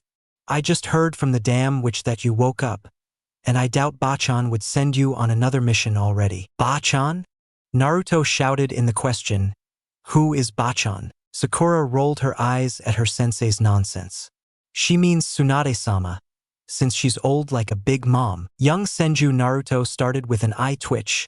"You shouldn't call Tsunade-hime a great mom." Sakura bowed quickly in apology. "I'm sorry, sensei." "Lift your head up." Young Senju Sakura did as she was asked, as the others laughed at her antics while Ino and Sakura looked at them in disbelief. "Is that Sakura?" they both thought. "Tsunade being old is old news. She has regained her youth and is now only a few years older than you," Naruto explained. "I understand, sensei." Sakura greeted, accepting Naruto's explanation as the others continued to laugh as Tayuya and Ino's jaws dropped. "I wouldn't be surprised if you helped her regain her youth." "Right you are." Naruto spoke with a loud, boisterous laugh. "Now come with me, young Senju, we have work to do." "Hi," Sakura said, following her mentor. After a few steps, Naruto looked at her with a calculating eye. His plan was for Sakura to help him get Kiba and the others to drink his sake. If a cute girl suggested it instead of himself, they might be more willing to try it. However, he had his doubts that Sakura would be enough. He turned around second thought. Why doesn't everyone help me? I'll help. Hanabi shouted, running towards Naruto and Sakura, with Midori following shortly after her younger teammate. Help with what, Naruto? Ino asked. Naruto looked around the area. There are people here. Let me tell you all about it in a more private place. 30 minutes later, at Training Grounds 7, life was beginning to look for Kiba. He didn't know what had changed, but suddenly he found himself surrounded by pretty girls, including his crush Midori. He was starting to get drunk because the girls seemed hell-bent on making sure everyone drank. He had nothing against that if it meant he could still be around all the bitches. Chuji shared Kiba's thoughts, but was more surprised than anything. Ino, who was usually pretty mean or snappy, was refilling his glass with sake every 2 minutes, giving him smiles and winks in her eyes. They were both starting to get drunk. All the girls were there, Kuratsuchi included. They were drinking sodas that looked just like the sake Kiba and Chuji drank to make it look like they were all getting drunk. They were also playing the role of being drunk. Shikamaru, on the other hand, was looking at them all with a bored look. I was surrounded by the problem girls too. And to make matters worse, he would soon have 2 drunk friends to take home, no doubt. He found the whole situation problematic and had no plans to join Kiba and Chuji. Shikamaru noticed a toad jump out of a bush. He slowly walked towards Sakura, who was meeting the toad. Hey! The boss told me you should get the sloth drunk, Gamakichi said to Sakura in a whisper. Shikamaru is different from the others. He won't drink anything at this rate, Sakura explained. Gamakichi frowned. I'll report to the boss, he said before walking back behind the bush where Naruto was hiding as Sakura nodded affirmatively. Shikamaru's eyebrows twitched when he saw it before he heard Naruto shout. I already planned it. Don't worry, I'm already working on it. Meanwhile, at Haruno Sakura's house, the Naruto clone was standing at the front door of the large apartment where Sakura and her parents lived, knocking on the door. The Naruto clone had spent the last hour trying to figure out who this Miss Mabuki is and where she lives. And when Naruto doesn't know where to go, he asks Old Monkey. The old monkey sent him this way. A tall man with a funny hairstyle with dark pink hair opened the door. Hello, young man, he said politely. What brings you here? I'm here to meet with Miss Mabuki, Naruto told her with a serious face. Mrs. Haruno, you mean? Kazashi, which was the man's name, asked. Naruto held his hands forward with his palms open. Look, old man, I don't care what her name is. I need to talk to her. Kazashi narrowed his eyes at Naruto before shouting again, Honey, there are some. He started before changing his mind. You have a visitor. Mabuki came to the door in her normal clothes plus an apron. She seemed calm, but in her mind she was panicking. When she saw Naruto, she breathed a sigh of relief before composing herself, smiling at Naruto. Naruto-san, what are you doing here? Kazashi blinked as he looked at Naruto and asked before Naruto could answer, Is this Naruto? Mabuki nodded before Naruto spoke. I need a favor from you. Kazashi began to laugh. I hope this isn't another one of the young men trying to take my wife. As he pushed his wife away, he knew of Shikamaru's crush on Mabuki as she had told him about it. Mabuki just saw Shikamaru as a friend she liked to eat her lunches with before his abrupt confession a while ago. However, both Kazashi and Mabuki liked Naruto, especially after hearing that he was the one who saved Sakura on a mission where she was captured by an enemy kunoichi, and later even began training her. Mabuki frowned at her husband before turning back to Naruto. What kind of favor? He asked in an almost accusatory tone. He had met Naruto and Kurenai at a store that sold women's clothing. They had then made most of the customers leave the store after Naruto and Kurenai had been a bit rowdy as they both entered the same changing stall. Everyone knew what they were doing there, especially Mabuki. But if his favor was something that was not perverted, she would gladly do it. She thought it was the least she could do to her daughter's savior and trainer. Yeah, listen to me, Naruto began before explaining the situation. 10 minutes later on the training grounds, Gamakichi had ordered Sakura on behalf of Naruto to hide behind the bushes with Naruto. This was so that he would not interfere as Mabuki, who had just arrived, began to do her thing. Shikamaru-kun, she purred as she filled a glass of sake for him. Drink with me. Shikamaru blushed. Mabuki-chan. He responded by accepting the glass. The girls looked at them in horror as Chuji and Kiba were drunk to notice that Mabuki had arrived. They were busy drinking. What the hell? Is that my mother? Sakura asked out loud. Naruto nodded. I think so. Now shut up. Another half-hour later, Kiba, Shikamaru and Chuji found themselves vomiting on the grass. Their backs to the girls and Mabuki, who were now standing behind a laughing Naruto. You think you can make fun of me? Naruto roared while laughing at me. A Senju? He continued while laughing maniacally. I told you I would be having the last laugh. Ah, I don't feel good. Chuji spoke as he vomited again. Kiba was busy throwing up everything he had eaten that day and didn't respond. Damn, I knew all about this troublesome trap, but I fell for it. Shikamaru spoke as he tried to hold her up, only for her to vomit once again. Naruto sighed before shaking his head. He then turned to face his minions. A job well done, he told them as the girls smiled and waved. Now leave me, Naruto said guiltily. Naruto turned to look at his drunk friends as he scratched the back of his head. I'll have to take them home, I guess. The girls hadn't left yet. Instead, they were staring at Naruto's back with tick marks on his forehead. Shithead, Tayuya yelled. Captain, you promised to return the favor. Naruto frowned, still not facing them. I hoped they wouldn't remember. I'll say goodbye now, Mabuki said as she said goodbye to the girls. She stopped and faced Naruto as she headed. And don't forget about tomorrow. Naruto's eyebrows began to twitch in annoyance. Yes, he spoke through clenched teeth. Damn these women. They couldn't just help him for once without asking for anything in return. After that, Naruto made 2 clones that helped him carry his drunk friends home. Then he had to treat all the girls to a nice dinner.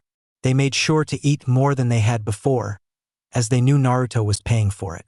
After dinner, everyone said goodbye when suddenly Naruto grabbed Tayuya's arm. Tayuya, come with me?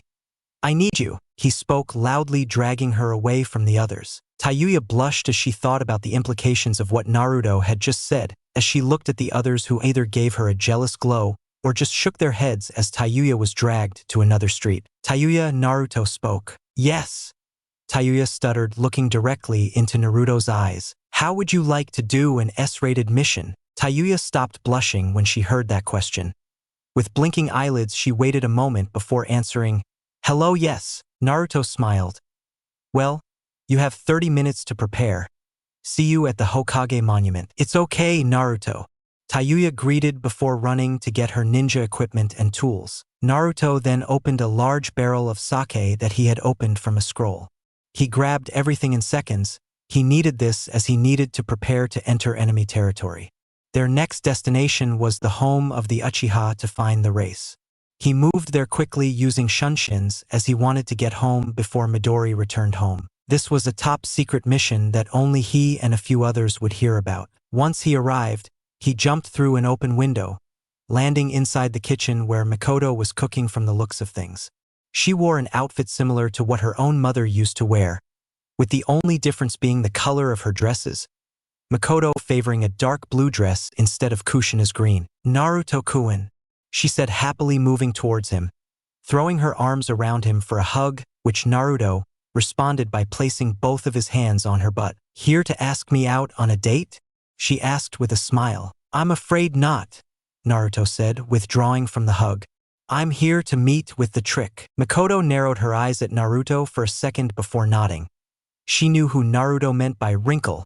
She may not like Sasuke's name, but it was better than the alternatives. Sasuke, you have a guest, Makoto shouted as she had moved to a door that led to a hallway. Sasuke, who was lying on his bed, simply waiting for dinner to finish, had moved towards the kitchen in irritation.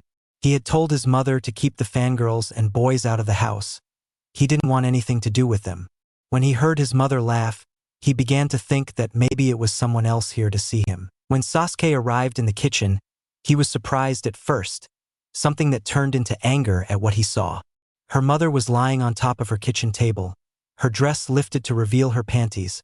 Between her legs was Naruto with his pants pulled down to his knees.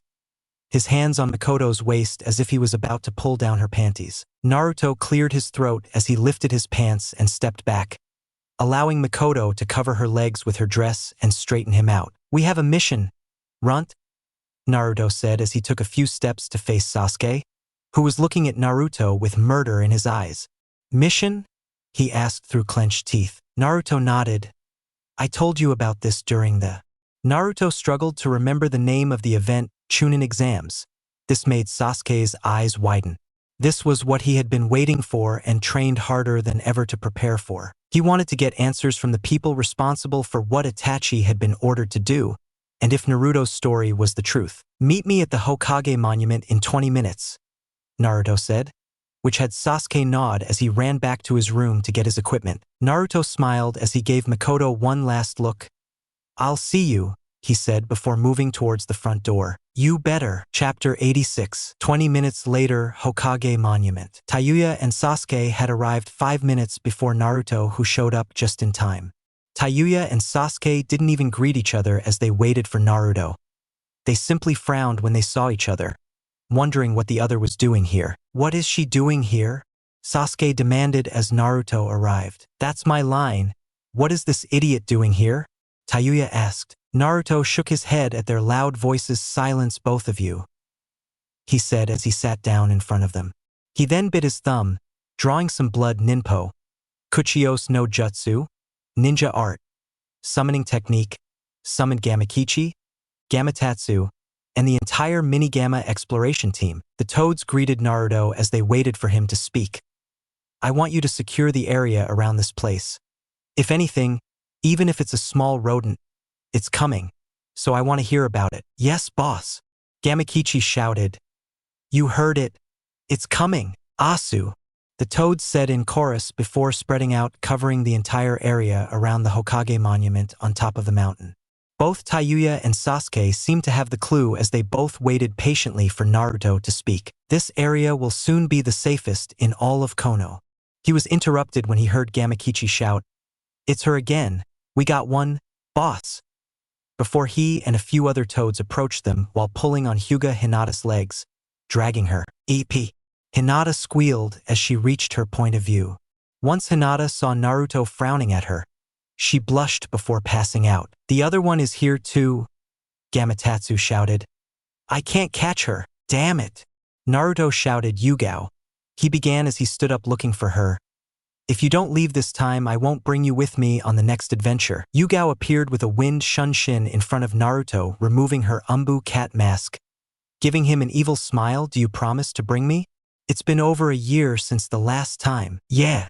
Naruto spoke through clenched teeth that had Yugao's head before disappearing using another shunshin.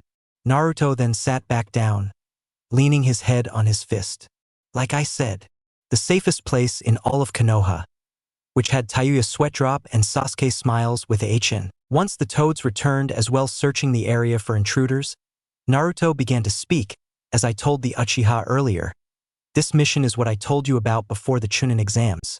He looked at Tayuya as he spoke, making her nod as he remembered their conversation. Naruto waited about half a minute before speaking again, as he wanted to make sure the toads didn't show up with any more surprises. "Tayuya, are you able to communicate with the three tails?" Naruto asked, which Tayuya had changed awkwardly when Sasuke asked, "Three tails?"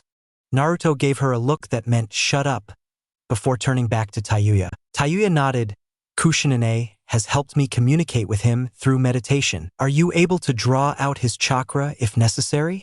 The more Naruto talked about this, the more uncomfortable Tayuya became as Sasuke became more and more confused. Shit, it's hard to explain, but I can't take his chakra when I need it. I usually only have his chakra when I get excited." Tayuya frowned when she thought about the times she had resorted to her Bijus chakra. "Very when I get angry. So you don't have any control over him?" Naruto asked, what Tayuya replied, shaking her head no. With a sigh, Naruto asked, "Have you tried talking to him?" "I tried to make some kind of deal that would allow you to use his chakra." "I've tried, you idiot. But the damn turtle doesn't talk." Tayuya broke down. "What are you talking about?" Sasuke asked as he looked between them in confusion. Naruto ignored Sasuke's question as he thought for a few seconds before speaking. I was hoping you had progressed more than Tayuya. You might need her chakra in the future. Naruto closed his eyes, taking care of his forehead. I was hoping we wouldn't have to do this tonight, since we should start the mission. Sasuke smiled, thinking, finally? While Tayuya smiled as she asked, what's the mission? Are we going after Orochimaru, or maybe the Akatsuki? I'll tell you about the mission once we've had a talk with that turtle. Naruto then placed a hand on top of each of their heads as he leaned closer to them and whispered, this won't hurt them. Tayuya began to shake, imagining that Naruto would send some sort of shockwave into them as Naruto looked at Sasuke, don't fight. This had Sasuke's eyes widening in realization. He clenched his buttocks and prepared to be taken to what he thought would be Naruto's mental escape. However, Naruto did not bring Sasuke or Tayuya into his mind this time. Instead, they found themselves in Tayuya's mental escape, as Tayuya questioned as she saw the familiar scene of a large lake surrounded by a forest, which was what her mental landscape looked like. The trees of the forest hugged each other almost as if it were a wall. This forest was what functioned as a cage for the three tails. Meanwhile, Sasuke was looking at Kurama, who was hovering over Naruto, standing behind him. He immediately grabbed a kunai, entering a fighting stance. Careful, he shouted as he threw the kunai, only for Kurama to blow it away. Naruto's sweat dropped as he didn't even bother to turn around and take a look at Kurama, while Tayuya was looking directly at the fox, pointing at him with a tick mark on her forehead. It's you. You fucking perverted fox. The few hours that Tayuya and Naruto swapped bodies, Tayuya had heard enough from Kurama to know how perverted the fox really is. The things the fox had suggested the two of them do to each other were one of the main reasons she was so angry during those hours. Tayuya leaped towards the fox, throwing one leg into the air, aiming a kick at Kurama's face. Kurama jumped to avoid it, but Tayuya didn't let him escape as she followed him. As Tayuya chased the fox, Sasuke began to figure out what was going on. A giant fox with 9 tails? Kyuubi? He thought, is that Kyuubi? He asked Naruto. Naruto nodded. Exactly. Do you know how my father defeated Kyuubi? Of course. The 4th Hokage defeated the 9-tailed fox and thus saved the village from total destruction. Naruto nodded again. Absolutely fine, but what you and no one else have told you is that Kyuubi is a massive chakra, and a massive chakra cannot be killed. So my father came up with another way to stop the fox, which was to seal the fox inside a person to make a Jinchuriki. Naruto saw Sasuke's expression, which made him expand his explanation by saying what a Jinchuriki is. To summarize, I am Jinchuriki of Kyuubi, while Tayuya is Jinchuriki of the 3-tailed turtle. Sasuke had to duck to avoid Kurama, who jumped away from the red-haired girl who was chasing him. After that, he tried to make sense of what Naruto had just told him. At first, he had thought that Tayuya was Kyuubi's Jinchuriki after putting all the pieces together until Naruto said that they were both Jinchuriki for 2 different bijus. As Sasuke thought, he remembered something about Naruto and Tayuya, how the villagers used to look at them with disgust and talk behind their backs. Human sacrifices. Is it something the adult villagers know about but not us? Sasuke asked. Naruto nodded. You're smarter than you look. Sasuke looked at Naruto with an expression that said, that's coming from you. Our purpose is to be the weapons of the village. Human weapons is a better word than human sacrifices. That is why Jinchurikis exist in the first place. But me and a fool who is the Jinchuriki for the 8 tails have chosen not to live our lives that way. We are instead a team with our bijus. My wish is for Tayuya to be a team with her own biju, and that is why we are here. Sasuke listened to Naruto's explanation, but at the same time looked at the lake where a figure emerged from the water. She turned out to be a short girl who looked to be about the same age as them, maybe a year younger. She had shoulder-length white hair, big yellow eyes, and was wearing what looked like a bikini made of a tortoise shell. Think Kaneko from High School DxD with a bikini made of turtle shells. The girl marched with certain steps directly to Tayuya and Kurama, who had just changed roles. Now it was Kurama who chased after Tayuya. He did so as Tayuya screamed in horror, while Kurama stared at her with a perverted expression. Who is that? Sasuke asked. Naruto had no answer to that, but given how much chakra the girl possessed, it wouldn't be unreasonable if it turned out to be Kurama. The girl said in a low tone, but that was enough for Kurama to stop completely. While he was in place, he began to shake in fear. I Sobi-chan? Kurama said in a very unusually meek voice, as he slowly turned towards the direction where the angry voice came from. Meanwhile, Tayuya had run towards Naruto, hiding behind him where she could watch as the unknown girl quickly marched towards the fox and punched him directly in his large fox chin, sending the fox flying. "You know I hate that shape, Isobi-chan." The blow had sent Kurama flying as he complained his grievances. Since both Kurama and Isobi could choose exactly what their human forms would look like since it was a transformation technique, Kurama thought it was a waste of Isobi to choose one with such small breasts and no female forms he liked. As Kurama flew away shouting Isobi, he marched towards Naruto and Tayuya with certain steps. Tayuya-san is a good girl. A little misspelled, but still a good girl. She clenched her hand into a fist as she looked at Naruto. "I'm not going to let any evil bastard, neither you nor Kurama, touch her." Naruto raised his hands in question. "What the fuck did I do? Who the hell is that, Naruto?" A terrified Tayuya asked. "I have learned enough of human behavior to know that you want to mate with Tayuya," Isobi explained before launching herself at Naruto, throwing another punch. But Naruto was somewhat prepared, having gotten used to being beaten by brute women. He blocked the blow with both arms, but the force of Isobi's blow had knocked him back a few feet. At least he had gotten Naruto away from Tayuya, who was Isobi's target. Isobi looked at Tayuya with a smile. "Tayuya, think about what the company maintains. Don't mix with disgusting ones like them." "Hi," Tayuya stuttered, blushing after hearing what Isobi had said earlier about Naruto wanting to mate with her, then asked, "Who are you?" Isobi looked at Tayuya. "I'm the one you call fucked up turtle." "You are," Tayuya said while pointing at Isobu. "The damn turtle who refuses to talk to me." "HMPF," Isobi snorted as he returned to the lake. "It's just because you call me mean things and they're unpleasant." "Who the hell are you, disgusting, you damn turtle?" Tayuya shouted as she chased after Isobi, who turned to look at Tayuya with a bored expression. Before Tayuya could reach Isobi, she was stopped by a tall man with long orange hair. He was wearing black pants and a black t-shirt. "Girlie, don't do anything stupid now." Tayuya heard him speak in none other than Kurama's voice. Isobi frowned. "What do you want, Kurama?" "The only reason the little brat over there," Kurama pointed a thumb in Naruto's direction. "I brought myself here to talk to you. To make this quick, we need you to help the girl here when necessary, borrowing your chakra from her." Isobi shook her head in irritation. "I don't need you to tell me that, parasite," she growled at Kurama before turning to Tayuya. "I'll lend you my chakra, if you ask, right, Tayuya-san?" Kurama nodded as he turned to Tayuya as well. "Well, there you go," before disappearing in a puff of smoke. He didn't want to stay here any longer than necessary. Isobi scared the hell out of him. Naruto gained a tick mark on his forehead. He knew that even though Kurama did nothing to help, he would still request that Naruto at least participate in an orgy, where he is the only male or something along those lines, to make the fox consider them as peers. "That's all?" Tayuya asked with a raised eyebrow, receiving a wink in response from Isobi. "Can you let me borrow your damn chakra, turtle?" Tayuya asked as she lowered her head slightly for a bow. "Tsh," Isobi responded, turning towards the lake again. "Wait!" Tayuya screamed as she ran after Isobi stopped her. "Please let me borrow your chakra, Isobi-chan." Isobi smiled.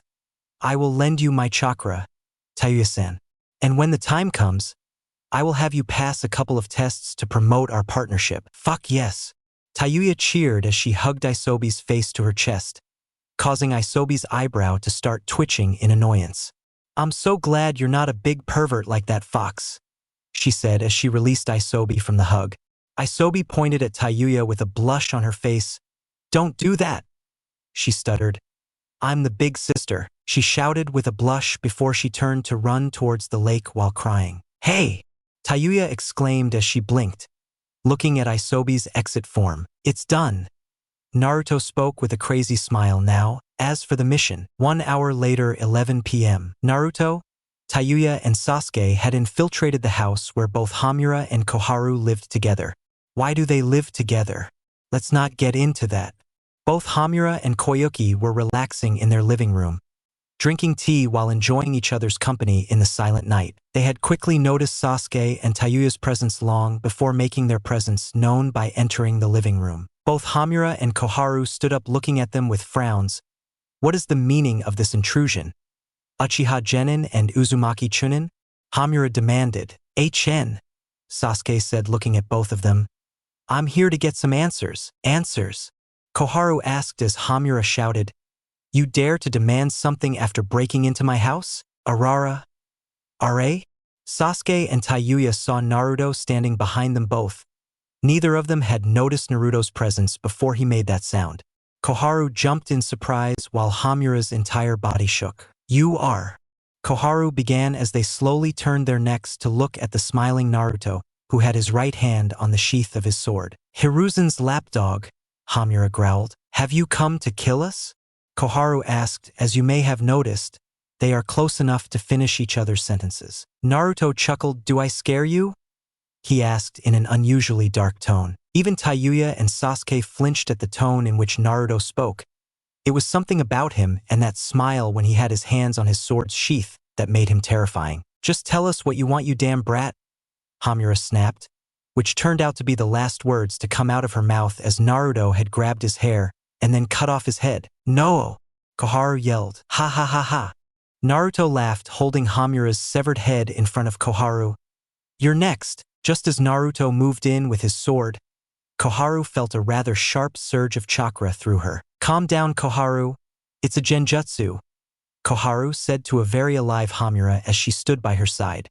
They still had Taiyuya and Sasuke in front of them while Naruto was lying on the couch resting his feet on his table. I'm a little impressed you managed to pull it off. Runt? Naruto said with a yawn, referring to the genjutsu Sasuke had put Koharu through. HN. You would be impressed that I accomplished anything, since your expectations of me are very low, Sasuke said in an annoyed tone. Indeed. Naruto spoke as he looked at Sasuke with a smile before turning back to the elders. Now then, why don't you tell us what we want to hear, or we will take you to the man with the bald scar, and you can tell him instead. Hamura shook her head at the way Naruto spoke. What do you want to know? Naruto scratched the back of his head. Let's see. Why don't you start by telling us why Itachi massacred the entire Uchiha clan and who ordered it? Both Hamura and Koharu cooperated fully from this point on, telling the entire story that confirmed the story Naruto had told Sasuke. They also confirmed that along with Danzo, they were the ones who pushed to make another Jinchuriki, which turned out to be Taiyuya. They received another interesting piece of information from the two elders that they did not expect to hear. Naruto had heard from Tsunade earlier in his meeting with her and the old monkey that Danzo had apparently been working together with the other village leaders without informing Hiruzen. This was told to Tsunade by Konan, who had seen Danzo working alongside the former leader of the Rain Village, Hanzo the Salamander. But it didn't end there. For the last 20 hours, neither Koharu nor Hamaru had managed to contact Danzo. Both were sure that Danzo had left the village. They thought he had left as soon as the information of him working with other villages had reached Tsunade and Hiruzen's ears. We'll find out tonight if he's in the village or not, Sasuke spoke angrily. He was almost shaking from his anger. Anything else? Koharu asked in a tired tone. Naruto shook his head. No, you two have been surprisingly cooperative, though. Naruto's gaze hardened as he continued. Don't bother Tsunade anymore, because she won't be the old monkey you have to deal with if you do. Trust us, Naruto. We don't want a repeat of tonight, Hamura assured. Koharu smiled. You may think we are monsters, but we only want the best for the town. Naruto huffed as he turned around. We're leaving, he told Sasuke and Taiyuya, who followed him out of the house. The next few hours were spent searching Danzo's house and buildings used as root bases. They didn't find Danzo or any root ninja for that matter. They couldn't even find a trace of anyone living in the places they searched.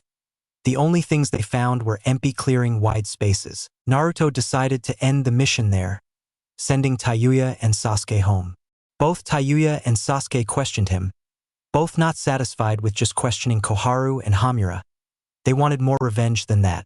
Naruto then assured them that he would bring them once he left to find Danzo, promising them that they would get revenge. That seemed to be enough for them to leave, giving Naruto the opportunity to arrive at Hiruzen's house to report on his mission. Even though it was early in the morning, Hiruzen as always could be seen sitting on his porch in his backyard looking at a pond with a single gold fish in it. Naruto stood up on the roof and sat telling Hiruzen what they had discovered during the mission. I see. Then I guess you and your squad have gotten a new mission? Oh, Naruto asked with a raised eyebrow.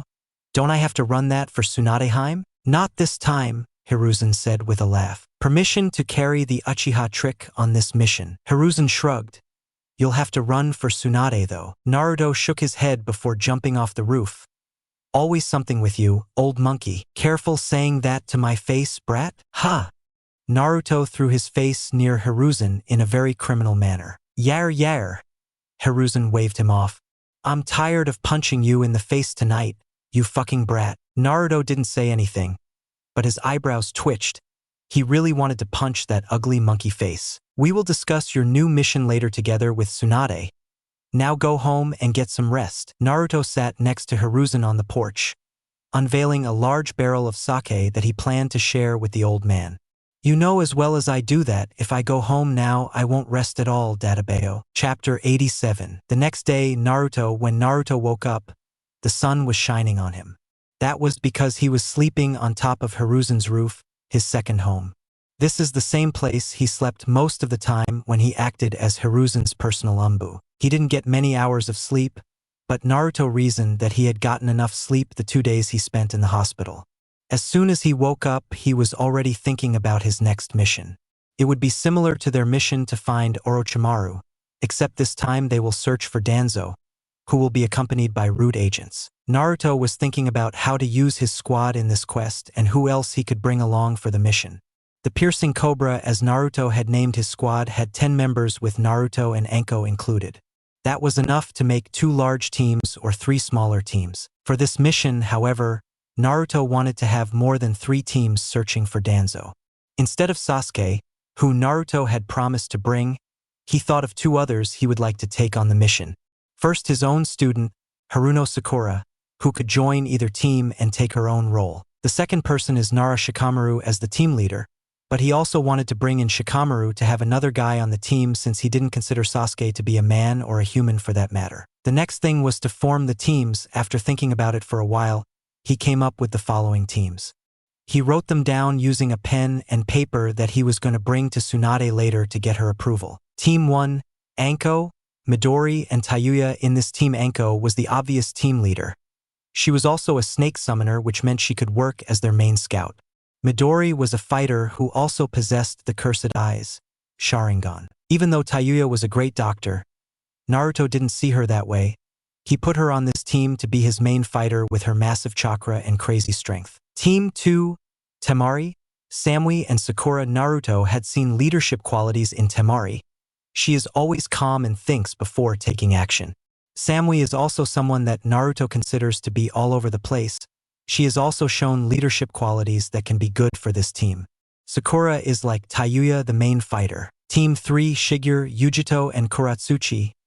Naruto honestly doesn't know much about Yujito or Kuratsuchi. That's why he put them with Shigure, who Naruto believes rivals in skill. However, his leadership qualities might be lacking. Team 4, Shikamaru, Sasuke, and Hanabi. Naruto put Hanabi on this team because he thought it would be fun. She is also his main scout. Shikamaru is the leader while Sasuke is there. He's there because Naruto made the mistake of promising to bring him. Team 5, Naruto. Naruto just likes to work alone. Naruto scratched that team. Team 5, Naruto and Yugao. Hopefully that makes her happy. Naruto clawed at the team once more. Team 5, Naruto, Yugao, and Hana. Now we are talking. 20 minutes later, the Hokage's office. Naruto was in the Hokage's office, having presented his idea for the mission to Tsunade. Shizune was standing next to Tsunade as usual, while Hiruzen was sitting next to Naruto, as he always wanted to be aware of what's going on, especially anything surrounding Naruto. The teams look good, but what is this last part? Tsunade asked with a raised eyebrow.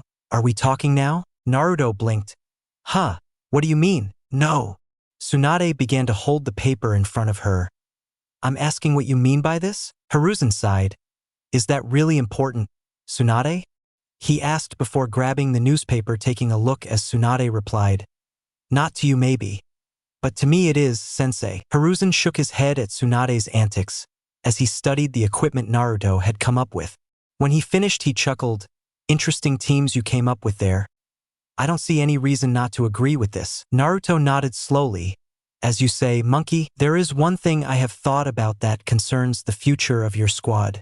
But let's discuss that after I have returned from the mission. Well, that's all that needs to be said. Jounin Uzumaki Naruto. Your mission is to capture or kill the traitor Shimura Danzo and all of his soldiers. Tsunade ordered, making Naruto smile and give him a thumbs up before jumping through a closed window, breaking it in the process. Damn it, Naruto! Tsunade roared. The cost of that is at least 4 bottles of sake worth it. Yo ho ho! Hiruzen smiled as he saw Naruto jump from rooftop to rooftop. What he wanted to discuss with Naruto and Tsunade was the possibility of permanently adding more members to Naruto's squad. He wanted to add every Rookie 9 genin and maybe even Team Guy to the team. He wanted Naruto to be in charge of them, as he thought it would do Naruto and the others good to get used to. Naruto was their future Hokage after all. Meanwhile, Naruto had sent shadow clones to tell everyone participating in the mission to prepare for what might be a long mission and meet him at the Western Gate. It didn't take long for his clone to locate Yugao, who was now standing next to Naruto at the door waiting for the others. She had followed Naruto before he arrived at the Hokage Tower this morning, eager for an adventure. Where are we going this time, Captain? Yugao asked as she took off her mask to reveal her pretty face, giving Naruto a smile. Naruto chuckled. People really seem determined to call him Captain nowadays. I don't want to repeat myself too many times. I'll tell you when the others arrive. Big.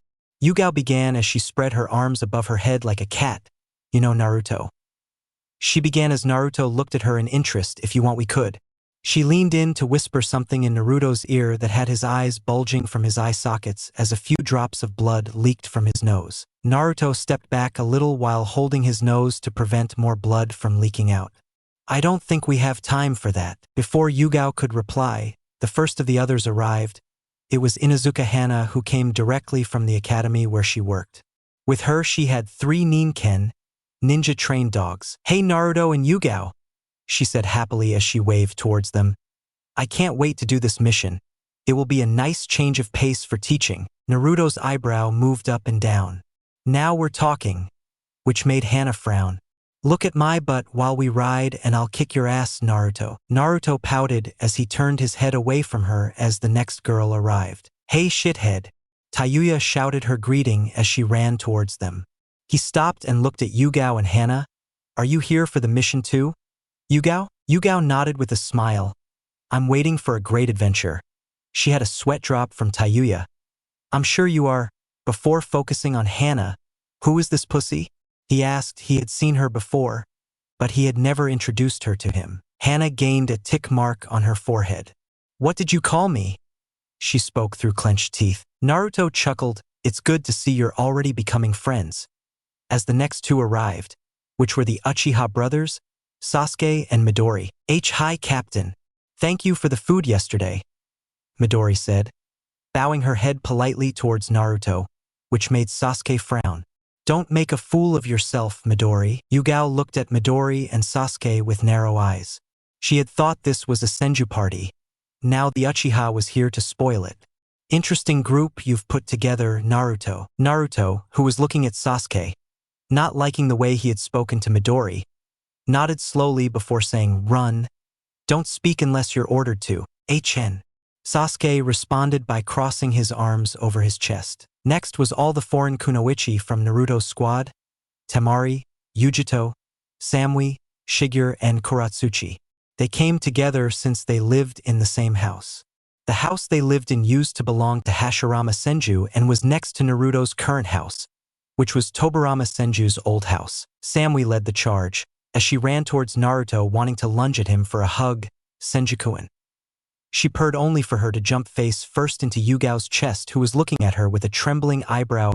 Hands where I can see them, she spoke menacingly. Shigure smiled as he nodded in approval of Yugao's action, while Yujito grunted before greeting everyone politely. Good morning, everyone. There's a couple of new faces here, Kuratsuchi noted loudly, not bothering to greet anyone as Temari had moved to stop Samui, who had tried to attack Yugao with a fist of righteous fury. Then all attention was drawn to a small figure running straight at Naruto. Naruto-sama. Hanabi squealed as she clung to him, hugging her arm to herself. This made Hana's eyebrows twitch along with most of the other girls. "You're so disgusting, Naruto." Hana growled at Naruto, who looked at her confused. "How is this my fault?" asked, which Hana didn't respond to. Instead explaining why Naruto was disgusting. "You have a beautiful girlfriend in Kurenai, and even though you do, you've been flirting with me, and now you're doing it again with all these girls right in front of me." Naruto shook his head as he complained about Hana. "Only a fool would settle for a single woman." "What was that?" Tayuya shouted menacingly. Luckily, Naruto was saved when Anko arrived with a frown after hearing the commotion and seeing everyone arguing. "You better rectify your act or I'll get angry." Anko grabbed a kunai and licked it with her abnormally long tongue. "And you don't want to see me angry?" She then winked at them. "Nah." All the girls and Naruto flinched when they saw that, except Yugao, who faced Anko with a glare. "Was that a threat, Anko?" "Oh," Anko said in a bored tone. "I didn't see you there, Yugao. It could have been because of your lack of assets. Looks like I'll have to remind you why I became jounin before you, Anko-chan." Yugao spoke through clenched teeth as she approached Anko with heavy steps. That's when Shikamaru entered the scene. With a loud yawn, Troublesome made his presence known. He murmured, "Shikamaru?" Tayuya asked in surprise, not expecting to see him here. "Okay then, everyone's here?" Naruto said, getting her attention. "Now don't interrupt me because I don't like to repeat myself. I'll tell you about the mission as soon as my student stops hiding." As Naruto finished his sentence, Sakura jumped from the top of a tree that had everyone looking at her in surprise. No one had noticed his presence. Of all of them, Sasuke was the most surprised. He had always seen Sakura as a weak girl who did nothing but hold her team back. Sure, he had noticed her starting to play with a sword last year, but he didn't know how skilled she was since he never saw her use it during missions. The way she had hidden her presence reminded him of Naruto, and he didn't like that. Sakura pouted as she landed next to Naruto, crouching down. "No funny, sensei. I was going to make a grand entrance." "Shinaro." Naruto gave Sakura a hard look that had her looking back with a mean look on her face. "Huh," he exclaimed just before Naruto did the exact same thing. "Huh." They then nodded to each other respectfully before Naruto told him the details of the mission. "Our mission is to find Shimura Danzo, the former leader of Konoha's root Umbu. He left the village yesterday taking all of his root agents with him. We have enough evidence to believe that he has become a traitor. Either we capture him and all of his men or," Naruto paused as he smiled his evil smile, "kill them all." Naruto paused to watch their reactions, just as he expected. His original squad members, with the exception of Tayuya and Anko, looked a little uncomfortable. The rest were waiting patiently for Naruto to continue. Shikamaru was yawning, wishing he was still in bed. "This mission is rated S. If we are to succeed, everyone will be paid accordingly." Naruto continued before taking his paper with the teams in his pockets. "Since we don't have any clues as to where Danzo has fled to, I have decided to split us into 5 teams to search for them in different countries. The teams are the full wing. Team 1 led by Anko. With her she has Ujo and our beautiful Uzumaki princess, Tayuya." Everyone groaned at that as Tayuya yelled, "Hey!" with a tick mark on his forehead. Team 2, led by Temari. This made Temari's eyes widen in surprise. She wasn't expecting her of all people to be named as the team leader. The others had no objections either. As Naruto continued, "With her she has the Kumo Ana and my useless student, Naruto Koi." Samui growled, "I'll show you useless. I'll do this mission before you, Baka-sensei." Sakura shouted, smiling at Naruto with an evil smile. Naruto ignored her shouts as he continued with the next team, Team 3, led by Shigure. "With her who has..." Naruto paused as he narrowed his eyes at Yujito. Yujito shook her head with a sigh before turning around. She moved her hips a little to shake her, but, causing Naruto to say, "Yujito-chan and the damn rock. Kuratsuchi le dio a Naruto el dido medio." "Fuck you, Namikaze bum." Sasuke was looking at everyone wondering what the hell was going on. Was this normal?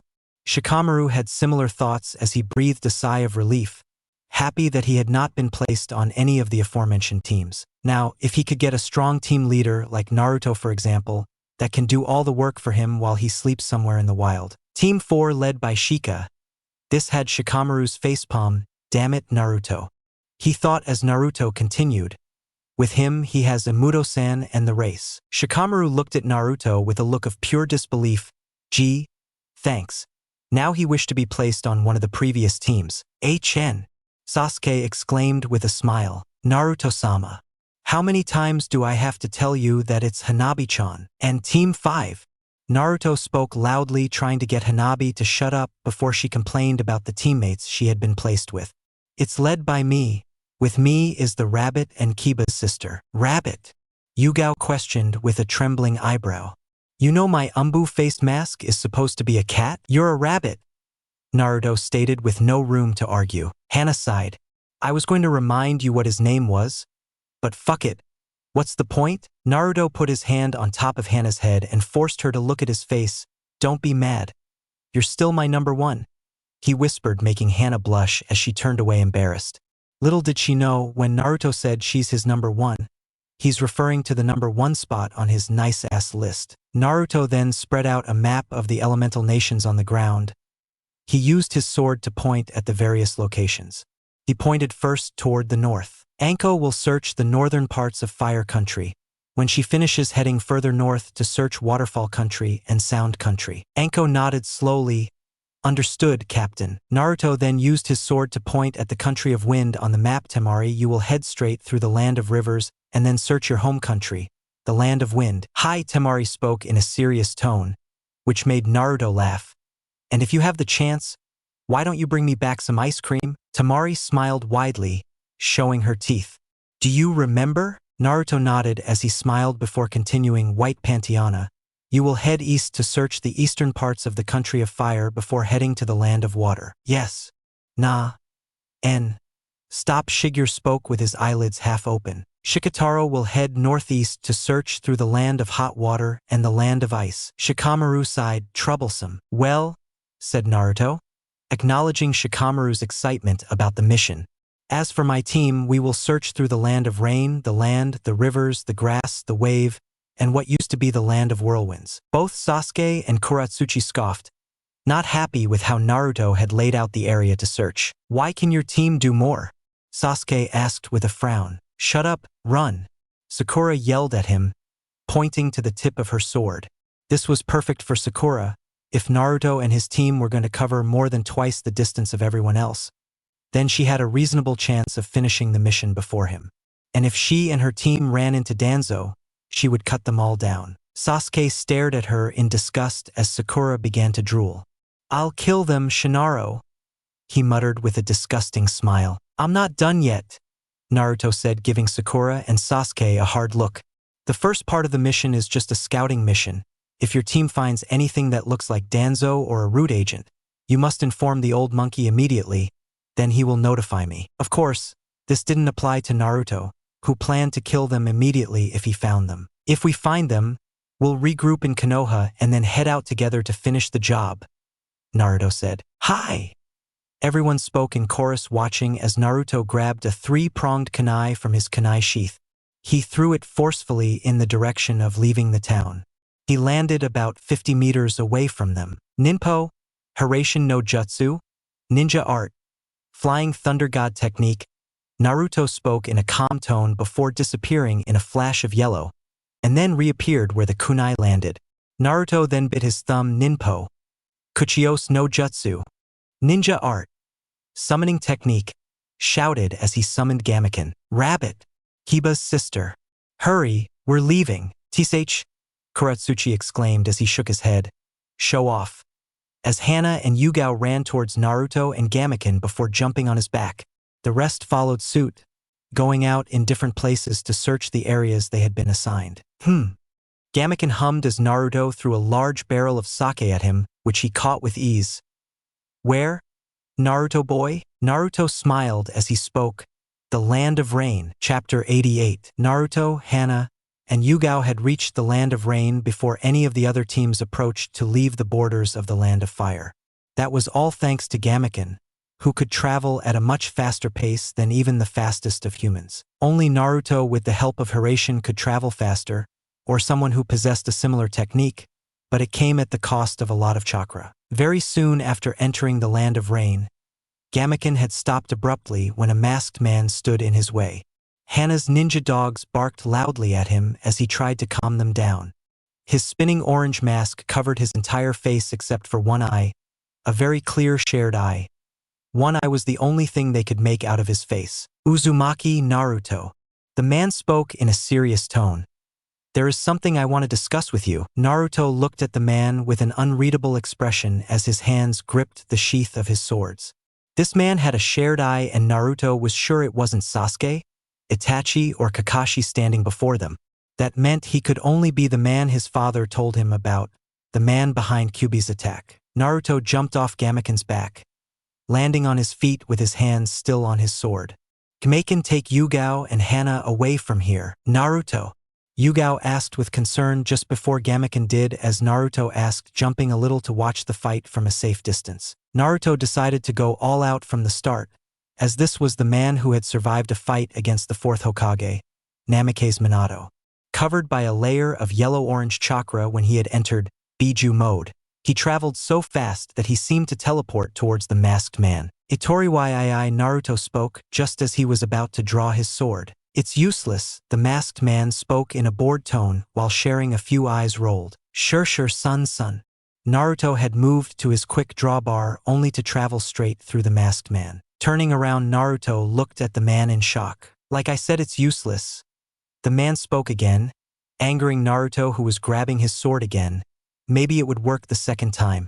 With one hand, the scabbard of his sword and the other raised to perform a hand sign, Naruto created a single shadow clone, Ninpo, Kage Bunshin no Jutsu. Naruto's shadow clone moved as fast as Naruto had before, but towards the direction of Gamaken and the others instead of towards the masked man. The real Naruto came in for another sword attack that had the same result as last time. The masked man began jumping from tree branch to tree branch heading south as he laughed in what sounded like a very different voice than before. Oh, chase me.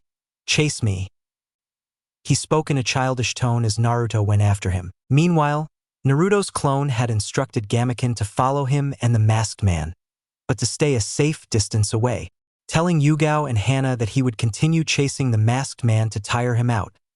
Naruto reasoned that whatever he did to make his body disappear had to be a chakra technique, so the plan was to get the masked man out of the chakra. At the same time, with Team 4, Shikamaru, Sasuke, and Hanabi. Shikamaru and his team, heading northeast from Konoha, had approached the border between the land of Fuego and the land of Agua Caliente.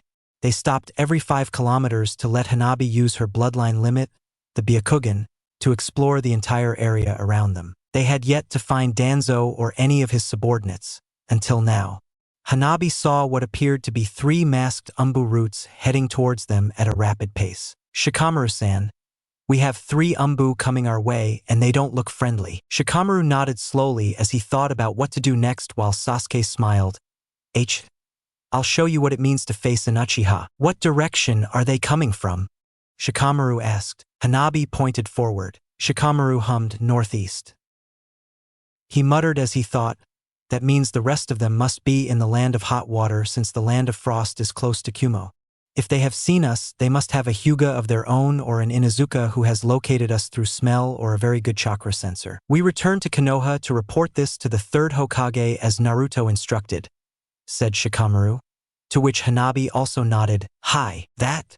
Sasuke asked in disbelief. If there are only 3 of them coming to us, then this is a great opportunity to diminish their numbers a little. Shikamaru frowned. Our mission was to find out their location, not to involve them in a fight. They're Umbu, Sasuke reasoned. They'll catch up with us long before we reach Konoha. Our only option is to fight them. If that happens, we'll deal with it then.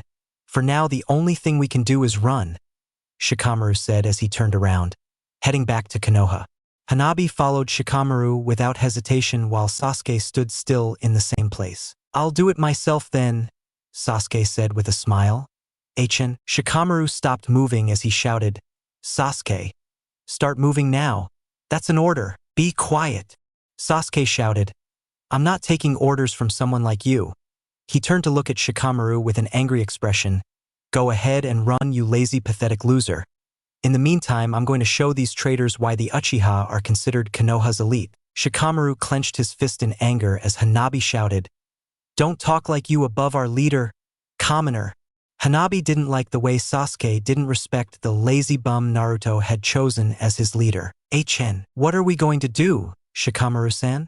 Hanabi asked. We have no choice. Shikamaru spoke through clenched teeth. Even though he is an idiot, he is still a Konoha ninja. We can't just abandon him here. With Naruto and the masked man. The masked man who had Naruto chasing him had taken Naruto and the others south. He wanted to get them as far away from Amigakure as possible.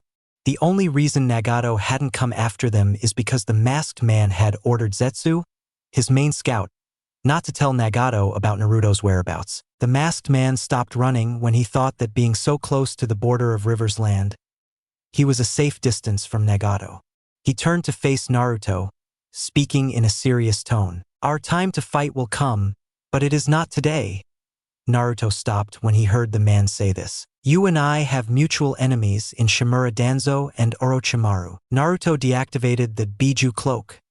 As his appearance returned to normal speak, Naruto said through clenched teeth. The masked man nodded. We have always had scouts in Konoha. Something that has been more difficult since you appeared. For the last 2 days, since we heard about Conan's defeat, we have been monitoring Konoha much more closely, as we want to find out what is happening to him. Our scouts were able to track Danzo when he took his root agents and left the village. I know exactly where he is. Obito, which was the real name of the man who called himself Madara, and Tobi, speak. What Obito called scouts were clones of Zetsu that he did not want to reveal to Naruto. And you're willing to give me that information? Why should I trust you? Naruto asked as he cracked his knuckles. Because I have no reason to lie to you. For my plans, I need you to stay alive for a few more years. If you are going to wander any longer in the country of rain, you will die. Naruto began to crow maniacally. Is that a threat, Uchiha? He shouted with a disgusting smile. No, Obito said quickly. It's simply what was going to happen if you had gone further in the direction you were heading. Obito didn't want to respond to Amigakure as he didn't want to tell Naruto about Nagato or Pain's location. Conan, the woman you defeated and captured, is the partner of the Akatsuki leader, Pain. Naruto looked at Obito with narrow eyes as he spoke. The things he said about Pain and him being the leader of Akatsuki fit with the information he had received from Itachi. If he discovers that the one who defeated his companion was so close to himself, he will come for you without hesitation. I'm not afraid. Naruto was interrupted when Obito raised his voice, and although I admit that you are much stronger than anyone could have expected at this age, you will not be able to defeat Pain like you are now. Naruto glared at Obito. I won't know unless I try. Obito chuckled. That's the spirit? You're a good boy, aren't you? Obito had changed his voice to a more childlike voice as he spoke. Hi, Naruto asked in disbelief. If you're a good boy, make Tobi happy by killing Danzo and the snake, Obito said almost with a joy. Bye. Naruto interrogated. Hi. Obito nodded. Tobi is a good boy. Naruto's eyebrows twitched. Senju, he whispered, he's also a good boy. Tabeo, this caused Gamaken, Yugao, Hana, and even the 3 ninja dogs to face guilt, as they were now close enough to hear the conversation. Hi! Obito cheered. Let's go to the land of Agua Caliente and kill them like a good boy. Naruto tilted his head as he looked at Obito in confusion, which had Obito laughing. His voice returned to the more serious one. That's where you'll find them. Parts of his body began to disappear into some sort of vortex. Until next time, Uzumaki Naruto. He spoke before she had completely left his point of view. Hana jumped off Gamaken's back addressing Naruto. Who was that man? No one of importance, Naruto replied, still frowning. Yugao, who had followed Hana's example, voiced her thoughts. The land of hot water. That is where Shikamaru-san and his team headed. I'll go see them, Naruto said, activating the Biju cloak. Once more so he could travel to his Gamaken faster.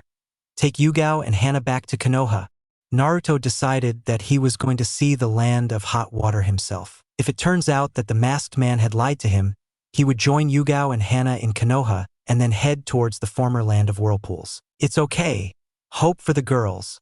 Although I can be a little unpleasant. Chapter 89. Shikamaru and Hanabi had been hiding after making Sasuke believe that they had left him behind to fight the root Umbu alone. They were hiding because Shikamaru wanted to gain the advantage with a surprise attack. Something that would turn out to be a mistake. While Sasuke fought 2 of the 3 root Umbu, Shikamaru gave Hanabi the order to go to the 3rd. She jumped from the 3 they were hiding in, aiming a chakra-covered Juken strike at him only for him to take her by complete surprise. He defended himself with a move that only an H-Ryuga should be able to do. Kaiten. Hanabi was hit head-on by the Umbu Root's attack as she was not prepared for an attack like that, as it was the last one she thought she would face. He broke an arm, a couple of ribs, and gained cuts and bruises all over his face and body from the attack. Shikamaru realized at that moment why it was so easy for the root Umbu to find them and how he so easily saw through their surprise attack. He was watching them all the time with the same kind of eyes that Hanabi, the Byakugan, possessed. Shikamaru didn't have time to think about it anymore because he needed to get the injured and unaware Hanabi out of harm's way. He quickly came up with a plan on how to pick it up and how to catch the H-Ryuga root if it came towards them. Everything went as planned until he dodged a large fire jutsu courtesy of Sasuke. That gave the Hyuga root the opportunity to move in and hit Shikamaru with a series of Juken blows hitting his chakra points. Damn! Sasuke cursed, seeing the state of his teammates, who he had just realized were here helping him. They were both outside of him, taken out by the same opponent, the one who wasn't fighting. The 2 he had been fighting had had no problem keeping up with him. No, it was almost as if they were playing with him. Sasuke began to get angry. He didn't like being fooled, and the angrier he got, the more a certain voice inside his head spoke. Sasuke relented and used the chakra from the cursed seal of heaven that he had received from Orochimaru. After that, it was Sasuke who had gained chakra, speed, and strength that was toying with them. He defeated all 3 in a battle that lasted 30 minutes. About half an hour later, it had taken Naruto about an hour to find Shikamaru and his team, a very short time to travel across an entire country. But even with that speed, it had been slow. When he got there, he found Shikamaru and Hanabi, covered in wounds and bruises. Sasuke was sitting on the ground breathing hard, next to 3 defeated opponents. What happened? Naruto asked as he stood on a tree branch in a tree behind where Sasuke sat on the ground. Sasuke, who hadn't been able to sense it before, snapped his head at Naruto. He was caught off guard by the massive layer of chakra covering Naruto. You sound surprised, Naruto said as he quickly made a couple of clones to begin healing Shikamaru and Hanabi. Sasuke swallowed the saliva in his mouth before speaking. We were ambushed, he explained between breathing heavily. Ambushed? Naruto asked, a little surprised. Couldn't Hanabi see them? Sasuke waited a bit before answering. No. She couldn't detect them in time. We had no choice but to fight them. Naruto nodded at Sasuke's explanation, but wondered how this could have happened with Hanabi and Shikamaru on the team. Hanabi should have had no problem detecting them with the Byakugan. And if she did, Shikamaru would quickly suggest turning her tail and running away. That's the reason he put Hanabi and Shikamaru together. Race wasn't important. Maybe Imuto-san is sick? She thought that as she tried to make sense of the situation, it might be the reason why she had been careless enough to not notice them in time. There was no point in worrying about what had happened now. He would hear it from Shikamaru and Hanabi later. Never mind. I don't have time to question the execution of what had happened. I'll ask them about it later, Naruto thought before making a single hand sign. Biju mode was still in. Kage Bunshin no Jutsu. Naruto spoke as he created a small army of clones. The 2 who had been healing Shikamaru and Hanabi picked them up and took them back towards Konoha. 3 collected the unconscious near the Umbu death root that would bring Ibiki back for interrogation. The rest sent him to find the other teams in his squad to tell them to return to Konoha. As the clones left, heading in different directions, the original Naruto stayed behind. Are you feeling well enough to walk? Run? He asked Sasuke, who looked at him. Of course, he snapped, standing before jumping after the Naruto clones carrying the injured. Sasuke was glad that Naruto didn't question him further about what had happened and that neither Hanabi nor Shikamaru were awake to tell the truth. After all, it was Sasuke's idea to stay behind and fight, ignoring Shikamaru's orders to return to Konoha. Then come with me, we'll explore ahead, Naruto ordered as he studied Sasuke, who was still breathing heavily. Sasuke nodded in response as he approached Naruto. Sasuke was quickly annoyed by the fact that Naruto was still staring at him with an expression of pure disgust. "What is it?" Sasuke asked, annoyed as Naruto began to move his arm towards Sasuke's shoulder, only to quickly retract it. For Naruto, touching Sasuke would be the same as touching dog shit, but he knew it had to be done. He quickly put his hand on Sasuke's shoulder and gave him a temporary chakra cloak. Naruto then quickly removed his arm and exclaimed, "That's disgusting, HH," out loud as he began to blow on his hand as if to remove any remains of the disgusting Uchiha. Sasuke was shaking his head at Naruto's antics, but at the same time he was starting to feel the effects of the chakra cloak. He was no longer tired and could feel his chakra reserves filling up. Amazing, Sasuke thought, something he would never admit to Naruto. When Naruto started acting even worse by showing that he was about to cut off his arm, Sasuke scoffed, "He's starting to get old." Naruto chuckled as he sheathed his sword. "Don't be so serious all the time, Uchiha." Before leading the way, Sasuke cleared his throat, which almost sounded like a powerful growl with the cloak of chakra covering it. Naruto replied, "So, Naruto-san, seeing as you're Jounin, one of the elites, do you mind if I ask you a question about Konoha shinobi regulations?" "Regu what?" Naruto thought Kurama had snorted a laugh. "Go ahead." Naruto replied with a quivering eyebrow. "In the event that your teammates have complained that your third teammate has sexually harassed you, should you A.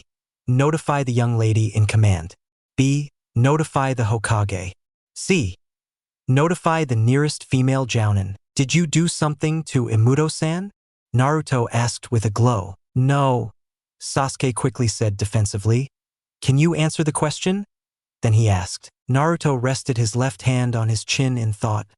"I'll go with D." "D," Sasuke repeated. "Yeah," Naruto said with a chuckle. "Bitch slaps third teammate for putting her nose where it doesn't belong, then takes the girl home and fucks her until she smiles." Sasuke looked at Naruto in pure disbelief, releasing a small gasp as Naruto raised his hands, shrugging his shoulders. Naruto's loud shout of "Senju joke." It echoed throughout the forest for a minute after that. 2 hours later, Naruto's clones had brought the entire squad back to Konoha. The squad is now ready to begin the real mission, which is to eliminate Danzo and his subordinates. Shikamaru had been healed enough to be able to safely come with them, but he was not ordered as well. In Hanabi's case, Naruto had to leave her at the hospital. While his life was not in danger, he still needed a couple of days of rest to fully heal. However, Naruto did get one thing out of healing them both: Shikamaru's own story of what had happened. Sasuke had refused to follow Shikamaru's orders to return to Konoha immediately, instead staying behind to fight his pursuers. This had caused injuries to both Shikamaru and Hanabi, which could have been worse. Naruto was angry about the whole situation, but he would leave it for now. He would show Sasuke why it's a bad idea to bother him after the mission is over. Even though Hanabi and Shikamaru were not going to join the second part of the mission, Naruto obtained an unlikely replacement for them. As Naruto and his squad gathered at the eastern gate, about to leave, his replacement appeared and made himself heard. "Hold up, youngs." Naruto's eyebrows twitched listening to the voice. "It's time to get this right. After all, a lot of this has happened because of me." Hiruzen spoke, dressed in his full monkey suit and battle gear. "Monkey," Naruto said with annoyance. "Go back to the elder's house." "What is that fucking brat?" Hiruzen asked as he addressed the rest of them, standing in front of Naruto with a determined expression. "Why don't you go home and suck on your mom's tits? Let me handle this." Naruto was a little taken back by that comment he showed by leaning back. As lovely as it sounds, he smiled. "I have a mission to do, and remember, I'm in charge." Hiruzen nodded slowly with a smile. "I'm just here to help you. Nothing would make me happier than having the opportunity to fight Danzo and Orochimaru and finally make things right." Naruto snorted, "As you say, old monkey," before turning to the rest of his squad. "I'll dissipate now. As I leave, Anko and the old monkey are in charge, meeting me and the Uchiha trail near the borders of the land of hot water." "Yes, Captain." They spoke in chorus as Naruto dissipated, returning all memories to the original. Meanwhile, with Naruto and Sasuke, it's been a while since Naruto dispelled most of his clones, with the last one dissipating just now. Sasuke no longer had a cloak of chakra covering him, but it had served its purpose as Sasuke now felt refreshed. Less could be said about Naruto, whom Sasuke had thought was inhuman, as he was now visibly tired. It will take a few hours for the others to arrive. Until then we should rest. Naruto spoke before walking over to a tree to sit down and rest his back against it. Sasuke nodded before turning his head in the direction Naruto had walked. Do I want you to pay attention? The only thing Sasuke received in response was a series of loud snores coming from Naruto, who had already fallen asleep. With a sigh, Sasuke sat a few feet away from Naruto when a small toad walked into the clearing behind a tree. We in it, you got some rest, boy. Sasuke looked at the toad with a raised eyebrow. Do you dig? Chapter 90. It took the rest of the team 6 hours to reach the place where Naruto and Sasuke had been resting, waiting for them. They hadn't been slow, just traveling at a speed that was normal for a large group of shinobi. Only someone with as much chakra and the same powers as Naruto could travel from one country to another in under an hour. A Hokage-level shinobi like Hiruzen would have no problem moving the same distance in under an hour if he was alone or decided to go ahead of the squad. And he wasn't one to boast about his shunshin. Someone who was a better, faster shunshin user like Namake's Minato would have made it there even faster. But no one could move as fast and as far as Naruto while using Biju mode. When they arrived, they saw Sasuke sitting in a tree on a large tree branch, several meters above Naruto, who was still asleep with his back against the tree. Hiruzen thought that Naruto had had more than enough time to rest, but there was still the problem of waking him up. He had tried many times to get close to Naruto while he was sleeping to wake him up, only for Naruto to put the tip of his sword near his neck. Then, the only option was to throw a water jutsu at him or scream as loud as he could and hope Naruto would wake up. As Hiruzen stared at Naruto with a frown, about to scream, he saw that Shigeru had approached Naruto. Hiruzen was about to tell him to be careful when she sat down as quiet as ever next to Naruto with her own back against the tree and her head resting on Naruto's shoulder. My Naruto, she spoke slowly before closing her eyes. This, of course, had every girl there reacting to what they had just seen. Samui was watching the scene, since not only did the damn water swordswoman have the nerve to touch her future husband, Naruto had allowed it while he was sleeping. The last time he tried that, he received the same treatment as most, the tip of his sword to the neck. Yugao was thinking along the same lines as Samui. Every time she'd sneaked into Naruto's apartment or his room in the house where he lived now, bribing his trusted bodyguards with chocolate bars, she'd been forced to leave after receiving the sword point treatment. The rest of them were angry at Shigeru for doing what he did in front of them, and what he had said. However, no one was angrier than the fiery Tayuya, as she walked up to Naruto and pulled his hair, forcing him to stand. Damn, you moron! She screamed. Oh, you! Naruto complained loudly before asking, what the fuck did I do? Hiruzen sighed loudly as he shook his head. Enough. He then said in a commanding tone. This made everyone snap out of it and focus on Hiruzen. Gather around and listen to Naruto as he explains the situation to all of us. With a wink, they did as they were told as Naruto walked into the middle of the circle they had formed. Suddenly, a bottle of sake appeared in his hands, making everyone wonder if he pulled it out of his ass. Naruto cleared his throat. As I told you before, we're not just dealing with a crippled old man. We also have to worry about the snake. Orochimaru. Anko spoke through gritted teeth. Naruto looked at Anko as she nodded. The snake. Naruto was interrupted as Gamakichi burst into the clearing with a loud shout of, Boss! Kichi! Naruto asked as Gamakichi had jumped from his position, landing on Naruto's head. Yeah, boss. We found something interesting. Gamakichi spoke between heavy breaths as he tried to catch his breath after a long run. Speak! Naruto ordered. We came across a place where we found several large snake trails that we believe lead in different directions. Gamakichi paused for a moment before continuing. It's most likely the snake bounty summons that you've sent in different directions to slow us down in our search for them. Where did you find these trails? Hiruzen asked. Just head east from here and you can't miss it. Very well. Naruto spoke before grabbing a lollipop from his shirt's pocket, which he gave to Gamaken. Consider your job done. Kichi, tell the rest of the frogs to come back as well. Yes, boss. Gamaken greeted before jumping off Naruto's head, returning to tell the others. Oh, and Kichi, don't tell Tatsu and the other guy about the sweets. I won't hear the end of it. Gamaken laughed before leaving. Just make sure I still get my share once this is over. As Gamakichi ran off to meet up with the other toads, a small black bird, a crow to be exact, appeared in the sky, flying down directly at them.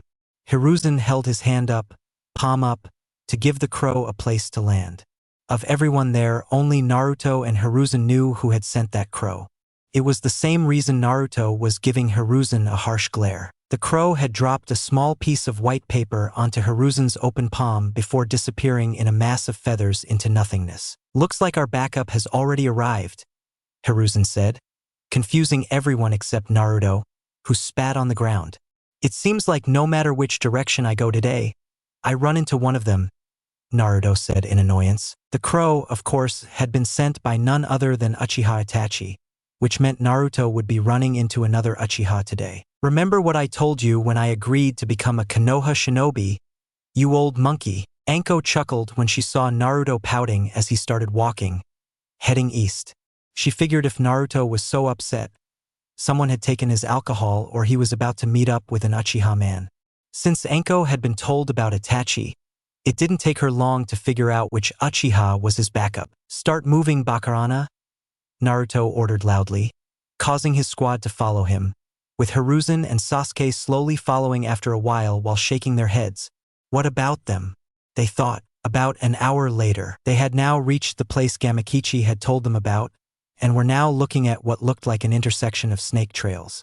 It was just as Gamakichi had told them, similar-looking snake trails leading in different directions. Naruto sighed when he saw the trails and made a single hand sign, but before he could create the shadow clones he wanted, Hiruzen spoke. Wait. Oh. Naruto spoke with a raised eyebrow. Are you finally going to make yourself useful? If making myself useful means using my brain, then yes, Hiruzen replied before pointing at the trail in front of them. It's not much, but this is a slightly deeper path than the others. Besides, when you think about it, that's the only possible direction they can head for an escape route. By sea? Naruto asked. Hiruzen nodded, which made Naruto think. If they're trying to escape from them by sea, probably on a large ship, it wouldn't be unlikely if they wanted to escape to that country. He looked at Shigeru, who gave Naruto a look that made him think she was thinking along the same lines. If they headed towards that country, then there would be nothing Naruto and Shigeru could do, since they had made a promise to never return to that place. We need to speed up then, we have to catch them before they get on a boat, Naruto said. Meanwhile, on a large beach, a cloaked figure was walking toward a large group of people boarding a large boat. On the boat, Danzo was already looking toward the cloaked figure with a frown. Next to him was a smaller figure, a very pale-looking teenager with his eyes covered by bandages. Except he wasn't a teenager. It was Orochimaru in the body of an artificial human he had developed that had the cells to match his new set of eyes he had received from Danzo. Hundreds of umbu roots surrounded the boat on the beach. Kukuku, Orochimaru chuckled. What brings you here? The hunched figure threw back the hood of his cloak to reveal his face as Orochimaru grinned. Itachi. Even with his eyes covered, he knew who was approaching his ship. Orochimaru and Danzo, Itachi stated in a monotone voice. The ones I work for want me to bring them both with me. It was Hiruzen who had sent Itachi, ordering him to be his backup. For Itachi, this was a perfect opportunity to take out Orochimaru, who was gunning for Sasuke's Sharingan, and Danzo, who is the main reason he has to live his life as a criminal. Furthermore, this was a great opportunity to upstage Naruto, or the Senju, by completing his mission before he arrives. What does the Akatsuki want with us? Danzo asked in a tired but still demanding tone. Who said anything about Akatsuki? Itachi said as he threw away the entire cloak to show that he no longer wore the Akatsuki colors. He now dressed similarly to how he did when he was still a Konoha ninja. Danzo's face hardened. Hiruzen? He asked with a frown. His rude umbu was ready to move in to attack Itachi, but Danzo held up a hand to stop them. Meanwhile, Orochimaru was seething with excitement as he grinned widely. Itachi, it would be a shame to lose a man as useful as you. Danzo spoke with his eyes closed. Itachi slowly approached the ship with a kunai in his hand. Trying to intimidate me will do you no good, Danzo-sama. He said Danzo's name sarcastically. We could use you and your powers. If you would join us, imagine what the three of us could accomplish. Danzo continued slowly. Itachi put on a poker face as he spoke, as always. All my actions are for the betterment of the village, before throwing the kunai at the Umbu root. Kunai Kage Bunshin no Jutsu, kunai shadow clone technique. He spoke without making a single hand sign. Half an hour later, Naruto and his squad had finally arrived at what seemed like a war of hundreds of root Umbu against a single person. He'd been fighting them non-stop since he arrived here, but he still didn't have a single wound. The sandy ground behind them was littered with the corpses of dead root ninja. Of all of them, only Naruto, Hiruzen, Yugao, Anko, and the Uchiha siblings knew who Itachi was and what he looked like. The girls who had no idea who he was were shocked by the scene before them. However, Midori and Sasuke weren't that surprised. Sasuke was staring at Itachi with wide eyes, not expecting to see him here, wanting to run up to him and get all his questions out for him. Midori, who still thought Itachi was a ruthless killer who had killed her entire clan just to prove himself, glared at him with hatred. "Who's that?" Sakura asked and then added, "He looks like the runt." Naruto chuckled. "He also shares the same blood. But other than that, they're nothing alike." "What do you mean, asshole?" Tayuya asked as she looked at Itachi and then at Sasuke as if to compare them. "That Uchiha over there." Naruto pointed at Itachi with a disgusted expression. "He's the real deal." Naruto wanted to say that Itachi was an Uchiha worthy of calling an enemy, someone worth killing, even though they had become something akin to rivals over the past year. Sasuke frowned. This just confirmed that Naruto thought of him as weak. Midori, however, had had enough of Itachi's stories. "Itachi!" she yelled, grabbing a kunai before running towards him. "I'll kill you!" she screamed, only to be stopped by Naruto, who threw her over his shoulder, her upper body dangling behind him. "Calm down, Ujo." Naruto spoke in a calm tone. "Let me down, Taicho," she screamed as tears spilled from her eyes. He killed everyone. Naruto didn't do what she asked, but he let her go since he had left her next to Anko, giving Anko a wink. Anko knew what Naruto wanted her to do, which was take care of Midori. "Stay close to me, everyone," Hiruzen ordered. "Hi!" The squad responded as Naruto threw a trivial kunai towards Itachi.